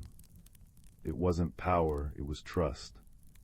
He opened his eyes, looking not at the broken bridge, but at the fog itself. It wasn't just mist, it swirled with faint gray shapes, echoes of forgotten smiles, unheard apologies, lonely moments. The fog is sad, Theo realized aloud. It's not trying to trap us, it's lost. He knelt, holding the glowing heart key out before him, not as a tool, but as an offering. We see you, he whispered to the fog, his voice as soft as brambles rustle. We know you're hurting, you don't have to be alone. The fog seemed to tremble.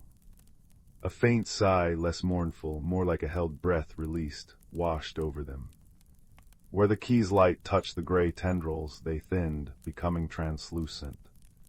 Wisps curled gently around Theo's outstretched hand, cool but no longer biting. They began to drift, not away, but aside, parting like theater curtains. Clever lad, Bramble murmured proudly. Wisdom sees the heart of things. Ooh, a path.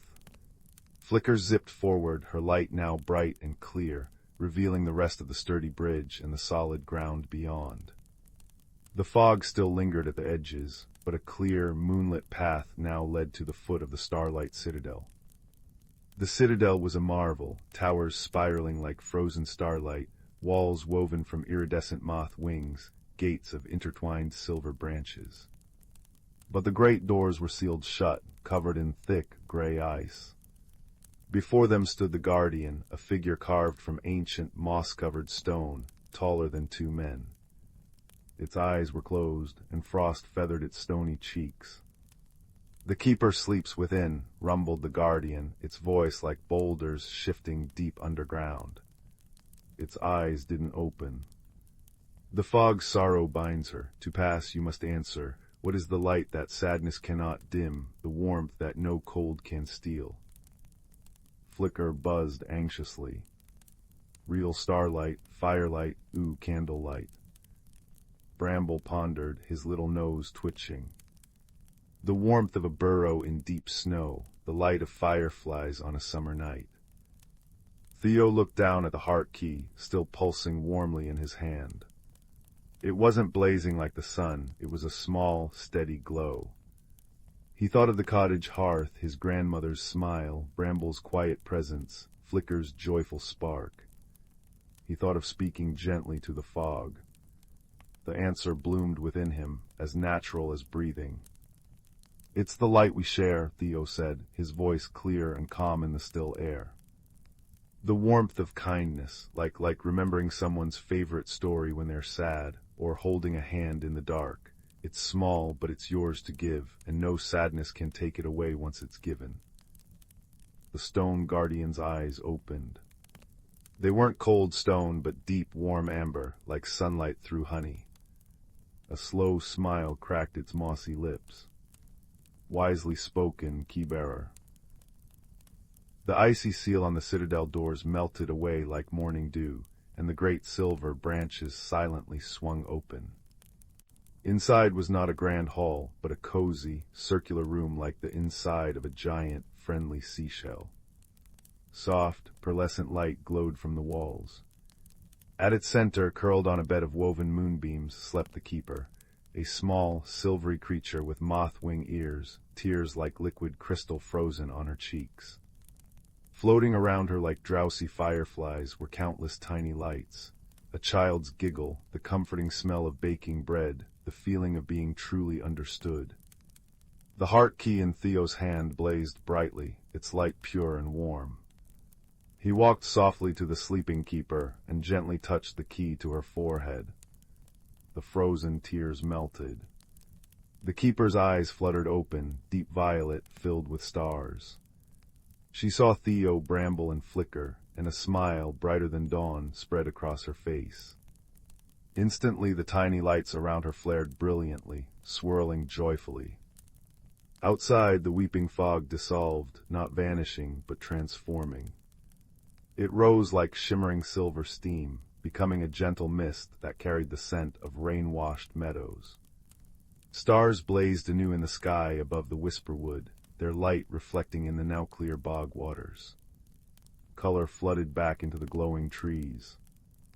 "Thank you, Kibara," the keeper whispered, her voice like wind through harp strings. "You reminded me, the light isn't just kept, it's shared." She touched one of the swirling lights, a warm, golden glow that felt like a hug. "Take this back, it's the light of shared memories. Plant it where hearts gather." Theo carefully cupped the light. It felt like holding sunlight and his grandmother's lullabies all at once. The keeper waved her hand, and the doorway of moonlight and mist reappeared in the shell wall, showing Theo's own bedroom. Bramble nudged Theo's hand. "Your journey's done, lad, but the wonder stays." Flicker did a joyful loop-the-loop. "By Theo, come visit, I'll show you the berry patches." With a final nuzzle from Bramble and a shower of sparkles from Flicker, Theo stepped through the doorway. He found himself standing in his own room, the first rays of dawn painting the walls pink and gold. The heart key lay on his bedside table, cool and ordinary brass once more. But clutched in his other hand was the light of shared memories, pulsing softly. He tiptoed downstairs. His grandmother was already in the kitchen, humming as she stirred a pot of oatmeal. Theo held out the light. Without a word, she smiled, took it, and gently pressed it into the soil of a small potted rosemary plant on the windowsill. The plant seemed to sigh, its leaves deepening to a vibrant green. A warmth, subtle but undeniable, filled the kitchen. That morning as they ate, Theo told his grandmother everything: the whisperwood, Bramble, Flicker, the guardian's riddle, the keeper. She listened, her eyes shining with tears that held no sadness, only wonder. "Ah, the heart key," she murmured. "It always finds the ones who understand that the greatest magic isn't held in the hand, but given from the heart." The rosemary plant thrived, filling the cottage with its clean, comforting scent. Neighbors stopping by for tea found themselves sharing stories they'd long forgotten, laughing easier, feeling an unspoken warmth settle around them like a favorite shawl. Theo kept the brass leaf key on a string around his neck, a reminder of a journey where kindness was the compass and friendship the light. And on stormy nights, when rain whispered against the panes, he'd sometimes catch a faint, familiar hum from the key, or see a tiny, cheerful spark dart past the window, a fleeting glimpse of wonder, glowing warm and bright against the comforting dark. Story 14. In the peaceful valley of Moss Grove, where chimney smoke curled into plum-colored sunsets and cobblestone paths wound between cottages roofed in living time, a most peculiar mystery began. Young Finn, whose freckles seemed to gather constellations across his nose, first noticed it while delivering lavender biscuits to Widow Maple. Her prized moon petals, silver blooms that glowed softly at dusk, had vanished overnight from their window box, leaving only neat little holes in the soil. Like tiny trowels dug them up, she sighed, her knitting needles clicking a worried rhythm. The next evening, Mr. Oakroot's prize-winning sunberries disappeared from his trellis. Not eaten, not trampled, plucked with impossible care. Then the honey-glazed apple tarts cooling on Miss Juniper's sill vanished, though the plate remained spotless. Whispers fluttered through Moss Grove like autumn leaves, the night nibblers come. Yet no teeth marks marred soil or pastry, only a faint scent of ozone and crushed mint lingering in the air. Finn, who knew every mossy stone and whispering brook of the valley, decided to unravel the mystery. He sought advice from old Hemlock, who lived in a cottage woven from willow branches and crow songs. The elder's beard held twinkling dewdrops even at noon, and his eyes held centuries of mossy wisdom. "Seek not with haste, but with stillness," he advised, handing Finn a magnifying glass carved from crystallized honeycomb. "Mysteries leave echoes in the small things." That night, Finn lay hidden beneath a hawthorn hedge near Miss Juniper's garden. Moonlight painted everything in pearlescent blues, and fireflies drifted like scattered embers. Suddenly a soft chime rang through the air, like raindrops striking crystal bells. Finn peered through his honeycomb glass. There, hovering above the rosemary bushes, were three winged creatures no taller than his thumb. Their bodies shimmered like balloon shells, wings transparent as dragonfly gauze, and they hummed a tune that smelled of thunderstorms and damp earth. With meticulous precision, they lifted a cluster of bluebell seeds using miniature gusts of wind, arranging them in intricate spirals on the garden path. Finn remembered old Hemlock's words, echoes in the small things. He studied the patterns, not random but deliberate. A spiral here, a starburst there, always near plants or objects that had gone missing. The next morning, he mapped the designs in his notebook. "They're signposts," he murmured, showing Widow Maple the overlapping circles near her moonpetal box. Like a map made of dew. The trio sought old Hemlock again. The elder smiled, stirring a pot of starwort tea that steamed with constellations. "Ah, storm sprites, shy as shadows, those ones. They gather rare things not to steal, but to mend." He explained that sprites healed wounded magic, places where the worlds weave frayed. "But why our gardens?" Finn asked. The old man's gaze drifted toward Whisperwood. "Something there tugs at the valley's threads. Find the fray, find the reason." Armed with honey cakes, sprite favorites, according to Hemlock, Finn and his friends followed the next sprite pattern, a zigzag leading into the woods. Deep in a glade where ferns unfurled like green trumpets, they found the sprites fluttering anxiously around a cracked standing stone. Moss should have covered its surface, but the stone was bare, weeping dark, sticky sap.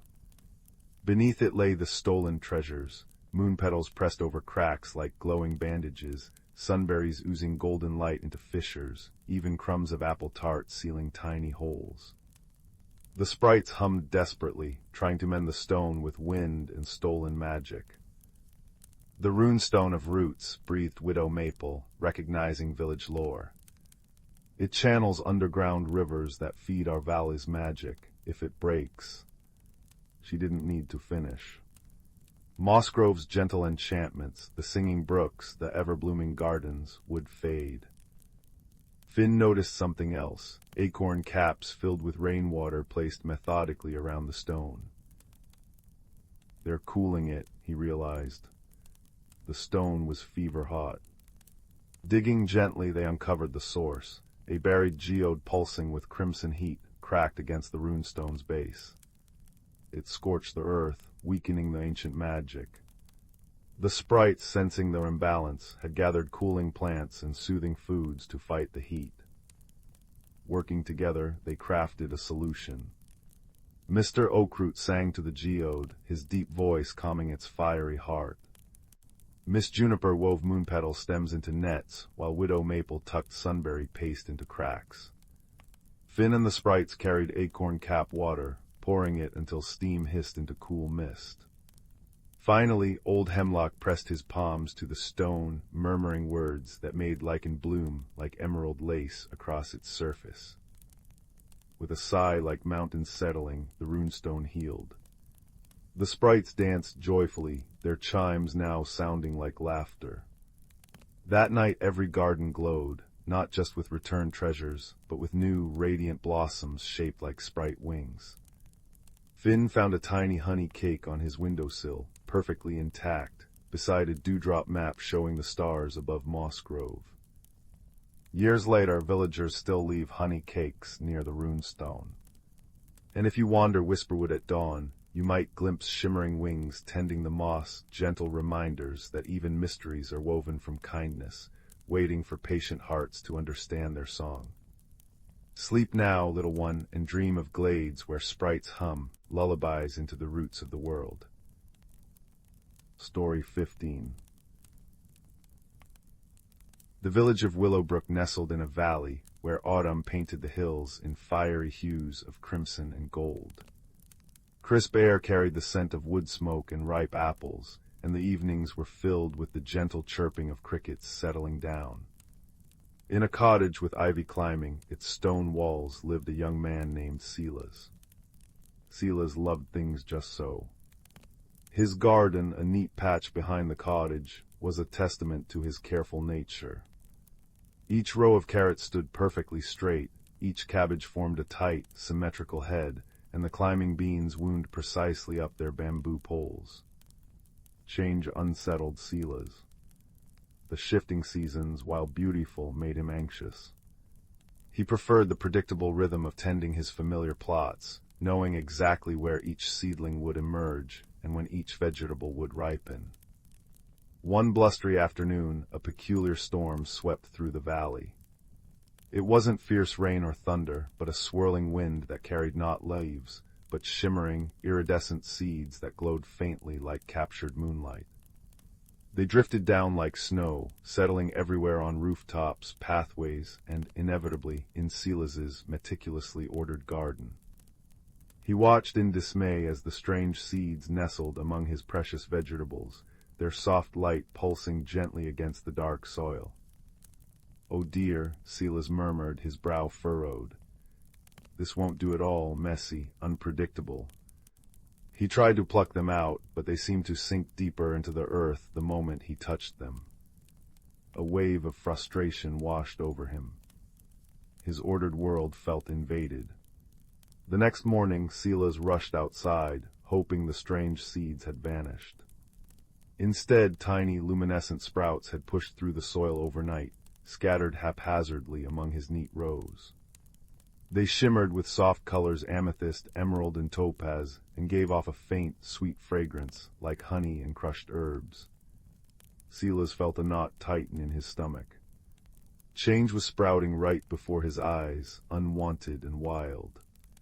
He fetched his watering can, determined to nurture only his familiar plants, ignoring the magical intruders. But as he watered, he noticed something odd. The shimmering sprouts seemed to lean towards the water droplets, their colors brightening slightly. A reluctant flicker of curiosity sparked within him, quickly dampened by unease. That evening his friend Aris, whose own garden was a cheerful riot of color and slightly tangled herbs, stopped by. Aris noticed Silas's troubled expression as he stared at the glowing sprouts. "Remarkable things, aren't they?" Aris said, his voice warm and calm. He knelt, gently touching a tiny amethyst shoot. "They say these seeds come from the heart of the everwood forest when the winds of change blow strong. They only grow where they sense something needs shifting." He smiled kindly at Silas. "Perhaps they see potential here, even if it looks a bit messy right now." Silas sighed. "Potential, they're ruining the order, Aris. I don't know what they are or what they'll become. It's unsettling." Aris patted his shoulder. "Change often is, my friend, but look," he pointed to where a shimmering sprout grew near a row of cabbages. "See how the cabbage leaves seem a deeper green beside it. Maybe they're not ruining, but enhancing. Different isn't always bad. Sometimes it's just different. And sometimes," he added with a twinkle, "it's magic." Silas wasn't convinced, but Aris's gentle words lingered. Over the next few days, he couldn't help but observe the magical plants. They grew astonishingly fast, unfurling leaves that looked like spun starlight and petals that seemed to hold miniature rainbows. Yet whenever Silas approached them with frustration or tried to prune them back harshly, the plants would visibly droop, their light dimming. It was as if they mirrored his inner turmoil. When he simply stood nearby, observing without judgment, they perked up, their colors deepening.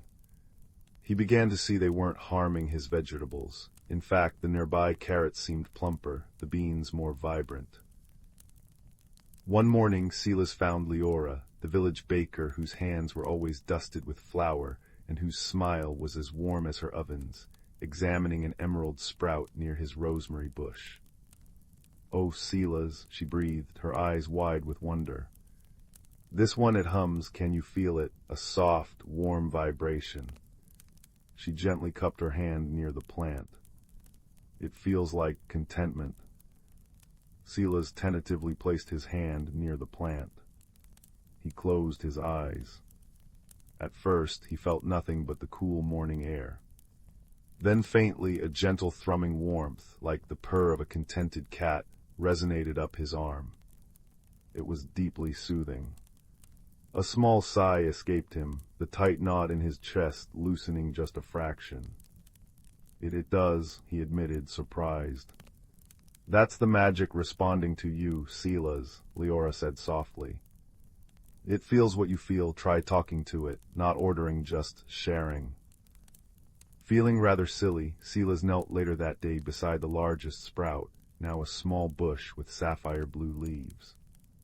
All right, he whispered hesitantly. You're quite something, growing so fast. I don't know what you are. It makes me nervous. The plant's light flickered slightly. He took a breath. But Aris thinks you might be helpful, and Leora says you hum. He paused, then added almost inaudibly, and the humming, it's nice. The sapphire leaves seemed to shimmer brighter, and the gentle thrumming intensified, washing over him like a wave of calm. He felt a flicker of something new, not just acceptance, but a tiny spark of anticipation. As the days turned into weeks, Silas's garden transformed. His neat rows remained, but weaving among them were astonishing magical plants. There were silver vines that climbed his bean poles, dripping with dew that tasted like mint, bushes with leaves that changed color with the sunlight, casting shifting patterns on the ground, and flowers that opened only at dusk, releasing soft, glowing orbs that floated gently above the beds, illuminating the garden with a peaceful, ethereal light. Silas found himself spending hours just watching the interplay of the familiar and the magical. He learned that when he felt anxious about the rapid changes, the plants would react, leaves might curl or lights dim. When he practiced patience, taking deep breaths and simply observing their beauty, they flourished, and a profound sense of peace would settle over him and the garden. The real test came with an unexpected frost. A sharp cold snap threatened overnight. Silas rushed to cover his precious vegetables with burlap sacks.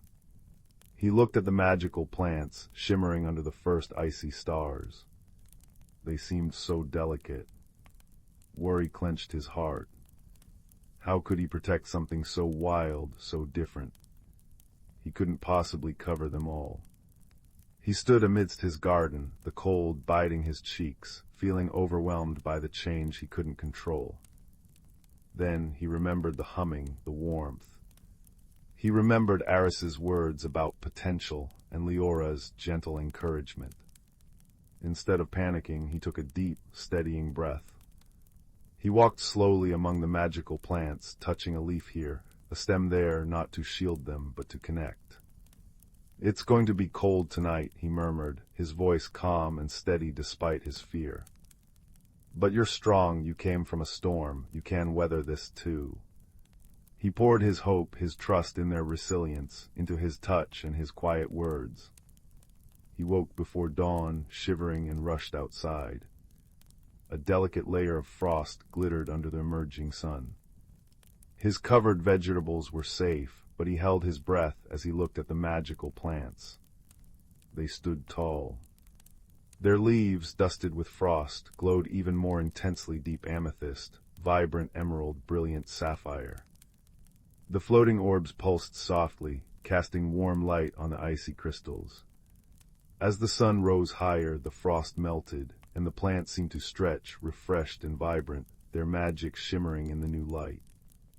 They hadn't just survived, they had transformed the frost into a mantle of sparkling beauty. Silas felt a warmth spread through his chest, not from the sun, but from a profound understanding. He hadn't fought the change or the cold. He had trusted, and the magic, mirroring his own inner shift, had found its strength. Word spread about Silas's magical garden. Villagers would visit in the evenings, drawn by the soft, floating lights and the incredible scents. Children giggled as the color-changing bushes shifted hues at their touch. Eris brought cuttings of his own herbs to plant near the silver vines, delighted by how they thrived. Leora baked special bread using dew collected from the mint-flavored vines, sharing it with everyone. Silas, who once craved solitude and order, found joy in sharing the wonder. He realized his garden was more beautiful, more alive, because of the unexpected magic, not in spite of it. One evening, as the floating orbs cast their gentle glow, Silas found a single, perfect, golden acorn nestled at the base of the sapphire bush. It pulsed with a warm, steady light. He knew instinctively what it was, a seed born from his own journey, from the harmony he'd found between his love for order and his acceptance of the wild, beautiful unknown. He didn't plant it in his own garden. Instead, he walked to the edge of the everwood forest, where the winds of change began. He pressed the golden acorn into the soft earth beneath an ancient oak tree. "Grow well," he whispered, his voice filled with a quiet confidence he hadn't known before. "Bring your magic to someone who needs to see the beauty in shifting seasons, in unexpected growth." As he walked back to Willowbrook under the starlit sky, the scent of wood smoke and his magical garden welcoming him home, Silas felt a deep sense of peace. His garden was a testament not to rigid control, but to the resilient, transformative magic that blooms when we stop fearing change and start tending to the possibilities within ourselves, nurtured by the warmth of friendship and the courage to embrace the unknown. The floating orbs bobbed gently above him, like silent, glowing companions, illuminating the path home with the soft, comforting light of hard-won wisdom and peaceful acceptance. The gentle hum of the plants, a sound that once seemed strange, now felt like the very heartbeat of his transformed world, a lullaby of growth whispered on the autumn breeze. Story 16. The village of Willowhaven nestled in a valley where autumn arrived early and lingered long. Crisp air carried the scent of wood smoke and cinnamon, leaves painted the hillsides in fiery hues, and every cottage window glowed with welcoming warmth. Yet beneath this cozy blanket of fall, a quiet mystery had begun to stir. It started with small things. Old Mrs. Maplethorpe's prize-winning apple pie vanished from her windowsill while she fetched cream.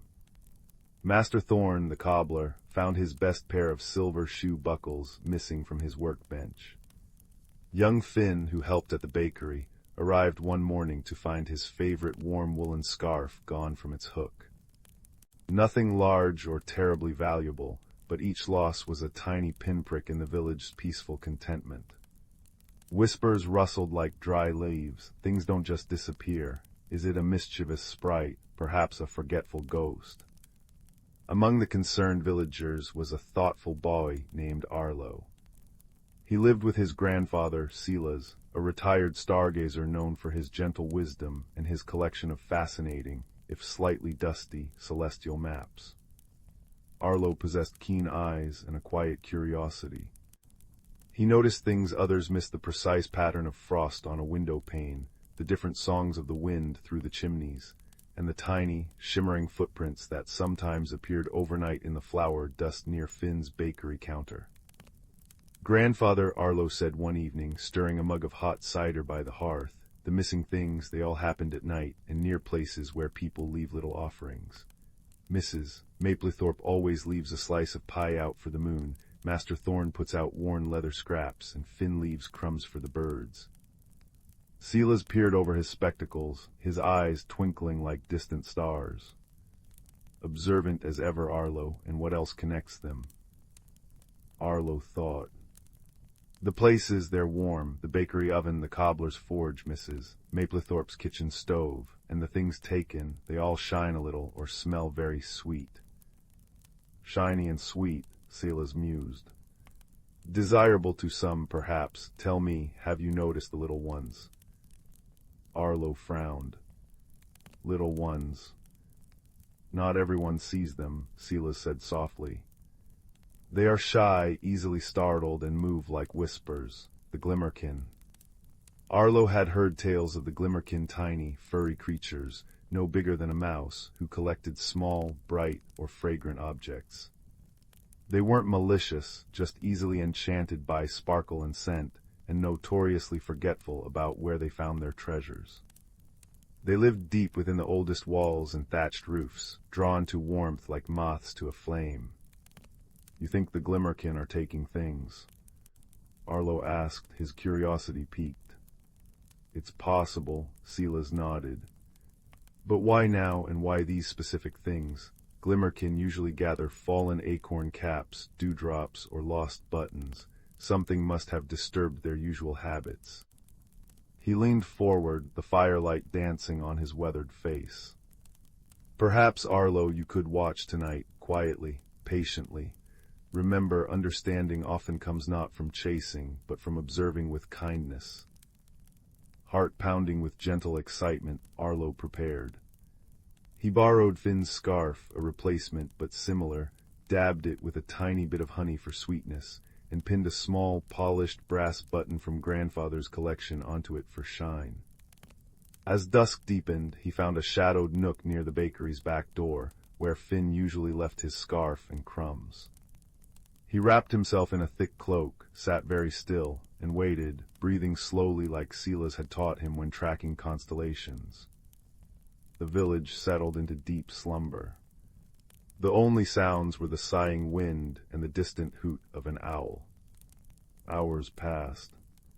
Arlo's legs grew stiff, his eyelids heavy, but he remembered Silas's words, patience. Then, just as the moon reached its highest point, he heard it. A soft, collective chittering, like tiny pebbles tumbling. From a narrow crack beneath the bakery's weathered stone foundation, a small group of creatures emerged. They were indeed tiny, covered in fur that shimmered faintly, catching the moonlight in hues of silver and dusty blue. Large, dark eyes blinked nervously. They moved with incredible speed and silence, like living shadows. Arlo held his breath. He saw them pause by the spot where the scarf usually hung. Their little noses twitched. They chittered softly, seeming confused and a little sad. Then one spotted the scarf Arlo had placed nearby. Its eyes widened, reflecting the brass button's gleam. It darted forward, touched the honeyed wool, and let out a tiny, delighted squeak. Carefully, with surprising strength for its size, it began to drag the scarf back towards the crack. The others helped, pushing and pulling. Instead of startling them, Arlo spoke in the softest whisper, learned from coaxing wild birds. "Hello, little ones." The Glimmerkin froze. One dropped the scarf, its tiny body trembling. They looked ready to bolt. "It's all right," Arlo murmured, staying perfectly still. "I won't hurt you, I'm just curious. That scarf, it looks like one my friend lost." The largest Glimmerkin, with a patch of darker fur on its head like a tiny cap, stepped slightly forward. It tilted its head, its dark eyes fixed on Arlo. It chittered, a complex series of clicks and whistles. Arlo didn't understand the words, but the tone wasn't hostile. It sounded worried, apologetic.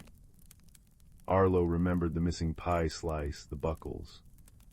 "Did you take other shiny, sweet things, the pie, the buckles?"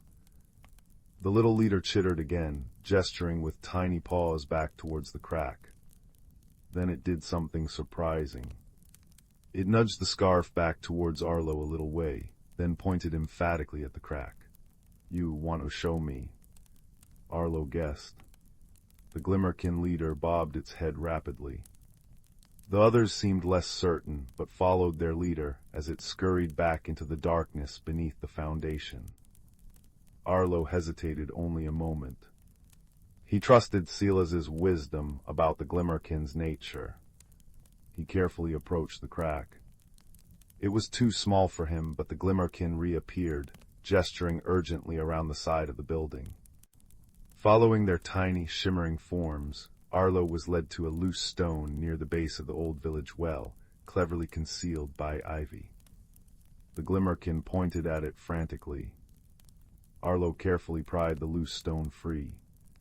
Behind it wasn't a hole, but a narrow, hidden passageway sloping down, barely wide enough for him to squeeze through. Inside, the air was cool and earthy, but not unpleasant. Guided by the faint shimmer of the Glimmerkin ahead, Arlo crawled forward until the passage opened into a small, hidden chamber beneath the bakery's roots. His breath caught. The chamber was illuminated by hundreds of tiny points of light, trapped fireflies in delicate glass jars. No. As his eyes adjusted, he saw the walls were lined with glowing moss, casting a soft, greenish light. And in the center, piled carefully, were the missing treasures: Mrs. Maplethorpe's pie slice, slightly squashed; Master Thorne's silver buckles, polished to a brighter shine; Finn's scarf and other small, shiny objects, a lost thimble, a copper coin, a piece of amber. But that wasn't all. Curled up on a bed of soft moss and dried leaves were several adult Glimmerkin. They looked weak, their fur dull, barely shimmering. Around them, smaller Glimmerkin kits huddled, their tiny bodies shivering. The leader Glimmerkin scampered to the pile and nudged Finn's scarf towards Arlo. Then it pointed at the sick adults and the shivering kits. It made a soft, mournful sound and rubbed its tiny paws together, mimicking cold. Understanding washed over Arlo like warm sunlight. "You weren't stealing," he breathed. "You were gathering warmth. The scarf, the pie, even the buckle's metal holds heat." The Glimmerkin had been drawn to the warmth of the ovens and forges, but their usual sources of warmth, perhaps warm patches of sun on the stones, or specific heated vents, must have been blocked or changed as the village prepared for winter. The sudden cold snap had made their hidden home too chilly, especially for the young and the sick. They needed warm things, insulating things, to keep their vulnerable ones safe.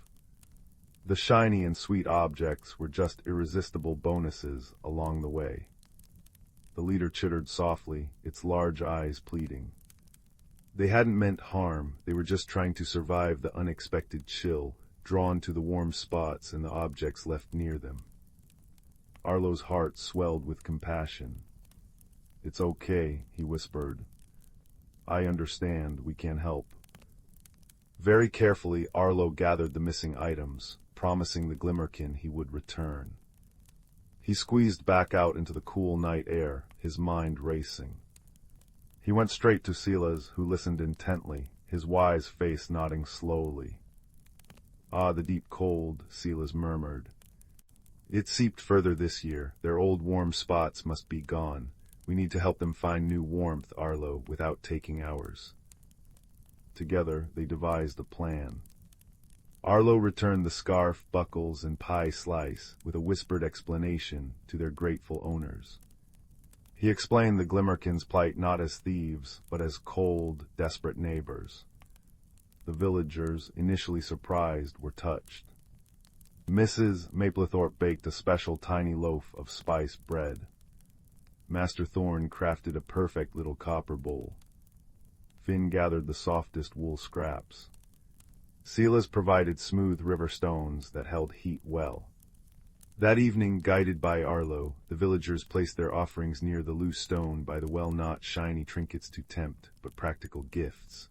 The warm spiced bread, the heat-holding stones nestled in the wool scraps, the sturdy copper bowl for collecting warm water drips. They also carefully cleared a small, south-facing patch near the well foundation, exposing warm stones that would catch the winter sun. Arlo watched from the shadows. As the moon rose, the Glimmerkin leader emerged cautiously. It inspected the offerings, sniffing the spiced bread, patting the warm stones wrapped in wool. It let out a series of joyful chitters. Soon other Glimmerkin appeared, carefully carrying the gifts back into their hidden chamber.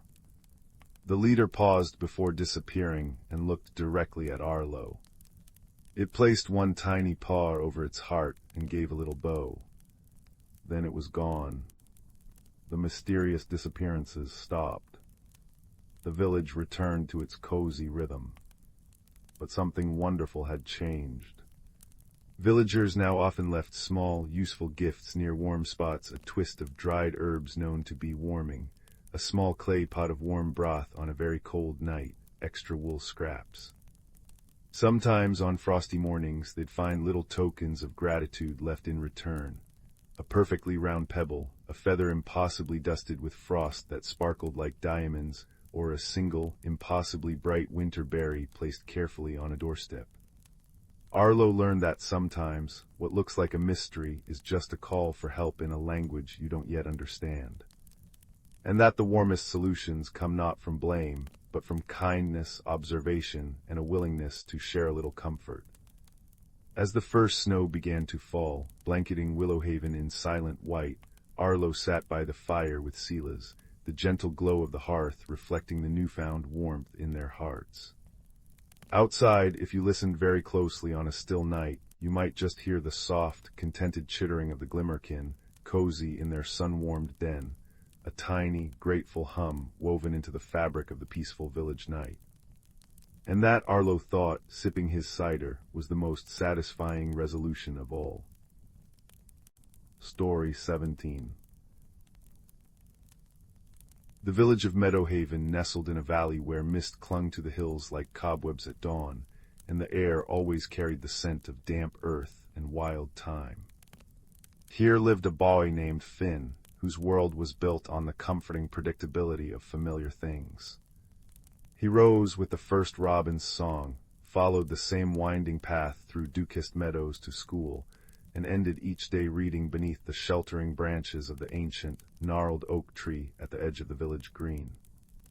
Finn cherished routine. Change, like a sudden storm cloud, unsettled him deeply. One crisp autumn morning, Finn noticed something amiss. The great oak, his steadfast companion, usually ablaze with fiery red and gold leaves, looked diminished. Whole branches stood bare, skeletal against the sky, while the remaining leaves drooped, dull and brown. A cold dread settled in Finn's stomach, colder than the morning mist. "What's wrong?" he whispered, pressing his palm against the rough bark. The tree felt strangely inert, the vibrant hum of life he'd always sensed beneath his touch now faint and faltering. It felt like a mirror to his own unease. Whispers in the village spoke of families moving, friends growing distant, and the inevitable shift of seasons bringing unfamiliar things. The oak's decline mirrored Finn's own struggle against the tide of change. That evening Finn confided in his grandmother, Elara, whose cottage smelled perpetually of cinnamon and dried lavender. Her hands, gnarled like the oak's roots, were always busy stitching tapestries that seemed to shimmer with hidden threads of light. "Ah, the heartwood oak," she murmured, her voice like rustling parchment. "It's not sick, Finn, it's changing like all living things must, but sometimes change feels too heavy to bear alone." She pointed to a tapestry on her wall depicting a tree shedding leaves that transformed into glowing birds mid-fall. "See, endings are just beginnings wearing different cloaks. The oak needs a friend to remember its strength." Grandmother Elara suggested Finn visit Silas, the gentle apothecary who lived near Whispering Falls. Silas understood the language of roots and rain. Finn found him tending moon-pale mushrooms that glowed softly in his shaded garden. Silas listened intently, his kind eyes crinkling. "The heartwood oak is tied to the heart of Meadowhaven," he explained softly. "Its struggle echoes when one of us fears the turning of the world, but fear makes roots shallow. Courage makes them seek deeper waters." He handed Finn a small, smooth seed the color of twilight. "Plant this near the oak, water it not just with your hands, but with your hope. Tend to it daily and tend to yourself too. Listen." The seed, Silas called it a lumen seed, felt warm in Finn's palm. He planted it carefully in the rich soil at the oak's base. Each day after school, Finn came. He brought water from the falls, clear and singing over smooth stones. He cleared away fallen twigs, talking softly to both the seed and the oak, sharing his worries about the new children in class, his sadness over his friend moving away, his fear of the unknown path ahead. As he spoke, pouring out his anxieties like water, he noticed something strange. When he spoke of fear, the tiny seedling seemed to shiver, its single pale leaf drooping. But when he spoke of small joys, the taste of grandmother's honey cake, the laughter of his friend Cora chasing butterflies, the way sunlight painted the hills gold, the seedling straightened, and a faint, golden light pulsed gently within its stem. Finn wasn't alone. Cora, with her boundless energy and infectious laugh, often joined him. She didn't offer solutions, just companionship. She'd weave crowns of clover while Finn talked, or sit silently beside him, her presence a warm comfort. She reminded him of the fun in building new forts, the excitement of learning new games. Silas visited too, bringing nourishing teas brewed from forest herbs, teaching Finn calming breaths that smelled of pine and mint. Grandmother Elara stitched a small, warm blanket for Finn to sit on under the oak, its threads woven with patterns of resilient vines and steadfast stones. One frosty morning, Finn arrived to find the heartwood oak looking more desolate than ever. Only a few brittle leaves clung on. A wave of despair washed over him. He sank onto the blanket, cold seeping through his clothes. "I don't know how to help you," he whispered, tears stinging his eyes. "Everything keeps changing, it's too hard." He touched the lumen seedling. It was now a slender sapling knee-high, but its light was dim, mirroring his gloom. As his tears fell onto the soil near its roots, a soft warmth bloomed in Finn's chest. He remembered Silas's words, "Courage makes roots seek deeper waters." He thought of Cora's laughter, grandmother's steady hands, Silas's quiet wisdom. He wasn't facing this alone. Taking a deep, shuddering breath, he focused not on the loss of the oak's leaves, but on the enduring strength of its trunk, the deep roots he couldn't see. He focused on the feeling of the blanket beneath him, woven with care, the distant sound of the falls, the comforting scent of the damp earth. He poured that feeling of gratitude, of connection, towards the sapling. A soft gasp escaped him. Where his tear had fallen, a tiny sprout of pure, silver light pushed through the soil. The lumen sapling responded instantly.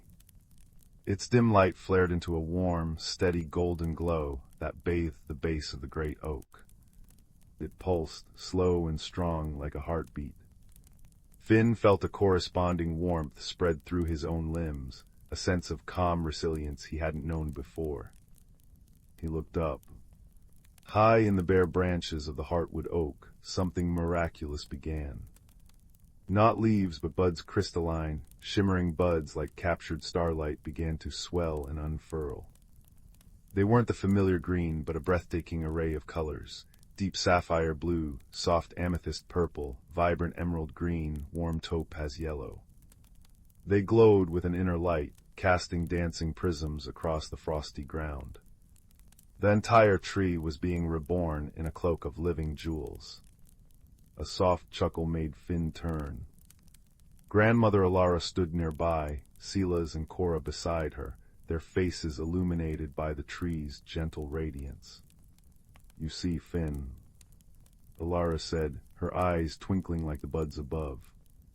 "You helped it remember its own magic, and in doing so, you found yours." Finn touched the lumen sapling, now glowing steadily.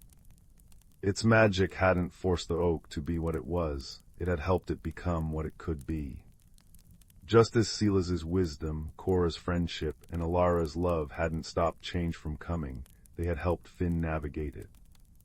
The fear hadn't vanished, but it no longer held him frozen. He understood now that strength wasn't in resisting the turn of seasons, but in bending with them, finding new beauty in unfamiliar forms. That night the heartwood oak stood as a beacon of shimmering light, a testament to transformation. Villagers gathered in hushed awe, their faces softened by its ethereal glow. Finn sat beneath its luminous branches on grandmother's blanket, Cora beside him sharing roasted chestnuts, Silas humming a tune about resilient rivers. The air hummed with peaceful magic, smelling of frost and something sweet like crystallized hope. Finn looked at the lumen sapling, now intertwined with the oak's roots, sharing its light. He felt the comforting weight of the tapestry blanket, heard the familiar rhythm of Cora's laughter, saw Silas's kind smile. Change was still there, whispering in the wind, but it no longer felt like a storm. It felt like the turning of a page in a beloved story, revealing a new, wondrous chapter.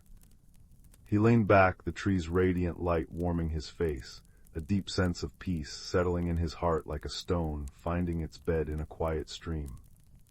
The magic hadn't just transformed the tree, it had gently, beautifully transformed Finn.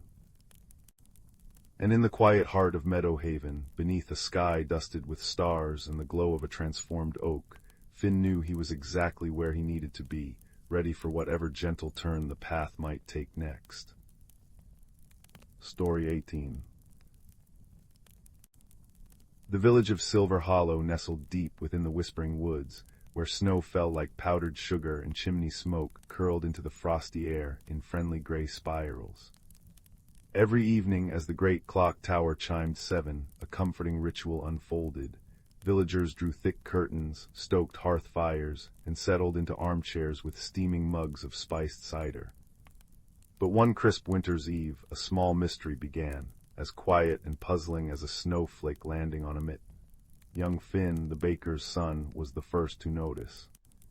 He'd gone to fetch his favorite patchwork quilt, woven by his grandmother and smelling faintly of cinnamon and lavender, only to find it missing from its usual hook. "Papa," he called, a slight tremor in his voice, "Grandma's quilt, it's gone." His father, Elias, a man with flour perpetually dusting his eyebrows, chuckled. "Perhaps it wandered off for an adventure, lad. Check the rocking chair." But the quilt wasn't there. Nor was it under Finn's bed or tucked away in the linen chest. A faint chill, unrelated to the frosty window panes, settled in the cozy kitchen. The next morning, old man Hemlock, who lived in the crooked cottage beside the frozen brook, shuffled into the bakery, his face pale. "Elias," he rasped, "someone's been in my woodshed. Not much taken, mind you, just my thickest pair of woolen mittens, the ones lined with rabbit fur, gone." He looked genuinely bewildered. "Who steals one mitt, and only the left one?" The following night, it was Widow Mallow's turn. Her prized copper kettle, the one that whistled a merry, slightly off-key tune when the water boiled, vanished from its hook above her hearth. It wasn't valuable, she confided to Elias over a shared loaf of rye bread, her voice thin with worry, but it was my mother's. It kept the cold away. Why would someone take that? A ripple of unease spread through Silver Hollow. Doors were checked twice at night. Curtains twitched. The usual evening greetings became hushed whispers about the gentle thief. What did they want? Why take such odd, specific things, a quilt, a single mitten, a whistling kettle? There were no forced locks, no muddy footprints, only the faint sense of something missing. Finn, troubled by the sadness in Widow Mallow's eyes and old man Hemlock's cold hands, decided something must be done. He wasn't big or strong, but he was observant. He bundled up in his second-best scarf and mittens, keeping a close eye on them, and trudged through the fresh snow towards the edge of the village, where the ancient, moss-covered cottage of Mistress Willow stood nestled amongst frosted holly bushes. Mistress Willow wasn't a witch, not exactly. She was a keeper of quiet things, a listener to the rustle of leaves and the murmur of streams. Her cottage smelled of dried herbs, beeswax, and the faint, sweet tang of preserved summer berries. She was also rarely seen without her companion, Pip, a small, russet-furred creature with bright, intelligent eyes and tufted ears, who looked like a cross between a squirrel and a very wise mouse. Pip was a glimmerkin, known for seeing what others missed. Finn knocked softly. Mistress Willow opened the door, her kind face framed by silver braids, her eyes like deep, calm pools. Pip peeked out from her shoulder. "Ah, young Finn," she said, her voice like dry leaves skittering on stone. "Come in, you carry a puzzle with you." Warmed by mint tea and the gentle crackle of Mistress Willow's hearth, Finn poured out the tale of the missing things: the quilt, the mitten, the kettle. Pip scampered down, sniffing curiously at Finn's boots, then sat back on his haunches, whiskers twitching thoughtfully. Mistress Willow mused, stroking Pip's head. Objects of comfort, warmth, and song, taken without malice, seemingly without pattern. Pip, what whispers have you heard on the wind? Pip chittered softly, a series of rapid clicks and squeaks that only Mistress Willow seemed to fully understand.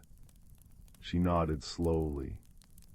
Pip says the woods feel colder than usual deeper in. Not the winter cold, but a cold of absence. And he noticed something near Widow Mallow's fence post yesterday, a single, impossibly tiny footprint in the snow, barely the size of a hazelnut, shaped like a little leaf. It was gone before the next snowfall. A leaf-shaped footprint. Finn's mind raced. What could make a footprint like that, and why take warm things? Why indeed? Mistress Willow smiled faintly.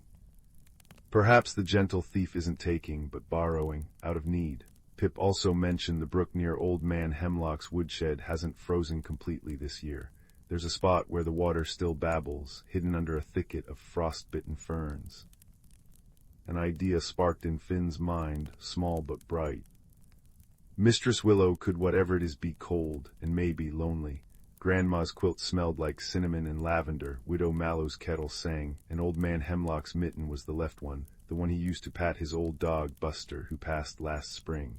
It smelled like Buster. Mistress Willow's eyes gleamed with approval. Wisdom often wears small boots, Finn. Observation is the key to any mystery. Now, Pip suggests a plan. We need bait of a sort, comfort offered, not guarded. The plan was simple. Finn would place something warm and comforting near the unfrozen spot in the brook, a place Pip sensed held significance. But not just anything. Finn thought hard. He went home and rummaged in his mother's sewing basket. He found a small square of the softest flannel, the color of ripe plums. He carefully sewed tiny stitches around the edges. Then he went to the bakery. While his father wasn't looking, he scooped a teaspoon of the special warming spice mix Elias used in his winter loaves: cinnamon, ginger, and a hint of star anise, and sprinkled it onto the flannel square. Finally, he hummed his grandmother's favorite lullaby softly over it, the one she used to sing while wrapping him in the missing quilt. He placed the little flannel square, infused with warmth, spice, and song, on a smooth, dry stone right beside the trickling water under the frosty ferns near Hemlock's brook. Then he, Mistress Willow, and Pip hid behind a large, snow-dusted oak tree, wrapped in thick cloaks, and waited. The moon rose, casting long blue shadows. The woods were silent except for the gentle gurgle of the brook and the occasional creak of a frost-laden branch. Finn's toes grew cold, and he began to wonder if they were just being silly. Then Pip nudged Mistress Willow and pointed a tiny paw. From beneath the thickest cluster of ferns, where the earth met the brook's edge, a small movement stirred. Then another. 2 figures emerged, no taller than Finn's hand. They were slender and graceful, with skin like pale birch bark and hair like spun moonlight, tangled with tiny, frozen leaves. Their large eyes, the color of deep moss, held a profound sadness. They wore garments woven from dried reeds and spider silk, shimmering faintly in the moonlight. One shivered violently, its thin arms wrapped around itself. The other looked exhausted, leaning heavily on a smooth pebble. They approached the flannel square cautiously, sniffing the air. The spicy, warm scent seemed to draw them. The shivering one reached out a delicate, leaf-veined hand and touched the flannel. A soft sigh, like wind through pines, escaped it. Carefully they gathered the little square, folding it with reverence.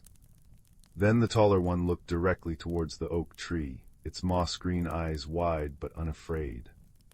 Mistress Willow stepped out slowly, her movements calm and unhurried. Finn followed, Pip perched on his shoulder. "Greetings, little ones," Mistress Willow said, her voice barely above a whisper. "We mean no harm, we only wish to understand." The taller creature, seeming to be the elder, dipped its head. Its voice was like the tinkling of icicles. Cold, so cold, the deep frost came early, touched the heartroot, it gestured towards the ferns. Our home chilled, our young one, it looked at the shivering figure clutching the flannel. "Cannot warm." Understanding washed over Finn. "The quilt, the mitten, the kettle, you took them to try and warm your home, and the little one." The elder creature nodded, shamefaced. "We borrow only warmth, the soft cloth held sun memories, the furry skin held love warmth, the singing pot held hearth song. We meant to return when the deep frost eased, but the cold lingers."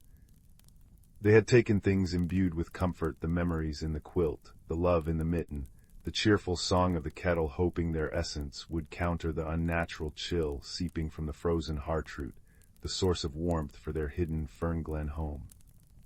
The single mitten. They only needed a little concentrated warmth, and the left one smelled most strongly of Hemlock's old dog, a deep well of affection. "Oh," Finn breathed, his heart swelling with sympathy. "But you must be freezing and scared." Mistress Willow knelt, her cloak pooling in the snow. "The deep frost on the heartroot, that is unusual. Pip sensed it. We can't help. True warmth comes from understanding and sharing, not borrowing in secret." She explained their plan. Finn ran back to the village, not to raise an alarm, but to gather help. He whispered to his father, who immediately started baking special, spice-laden rolls that radiated gentle heat. He told Widow Mallow, who, eyes wide with wonder, filled her second-best kettle, which whistled a cheerful duet with her missing one, with her strongest, sweetest chamomile tea. Old Man Hemlock, touched by the story of the shivering youngling, brought not just his other mitten, but a small, fleece-lined pouch he'd once used for Buster. Led by Finn and Mistress Willow, a small, quiet procession made its way to the brook. Elias placed the warm rolls near the fern thicket. Widow Mallow poured steaming tea into tiny acorn cups Mistress Willow produced. Old Man Hemlock carefully offered the fleece pouch. The elder fern folk, tears like dewdrops on its bark-like skin, accepted the gifts with trembling hands. They showed the humans the heartroot, a gnarled, ancient root exposed by the brook, now encased in a thick, unnatural layer of clear blue ice. "The frost sprite's breath," Mistress Willow murmured. "A rare thing blown off course in a storm. It needs gentle coaxing, not force." She instructed them. Finn, his hands warm in his mittens, carefully piled loose, dry snow around the base of the frozen root.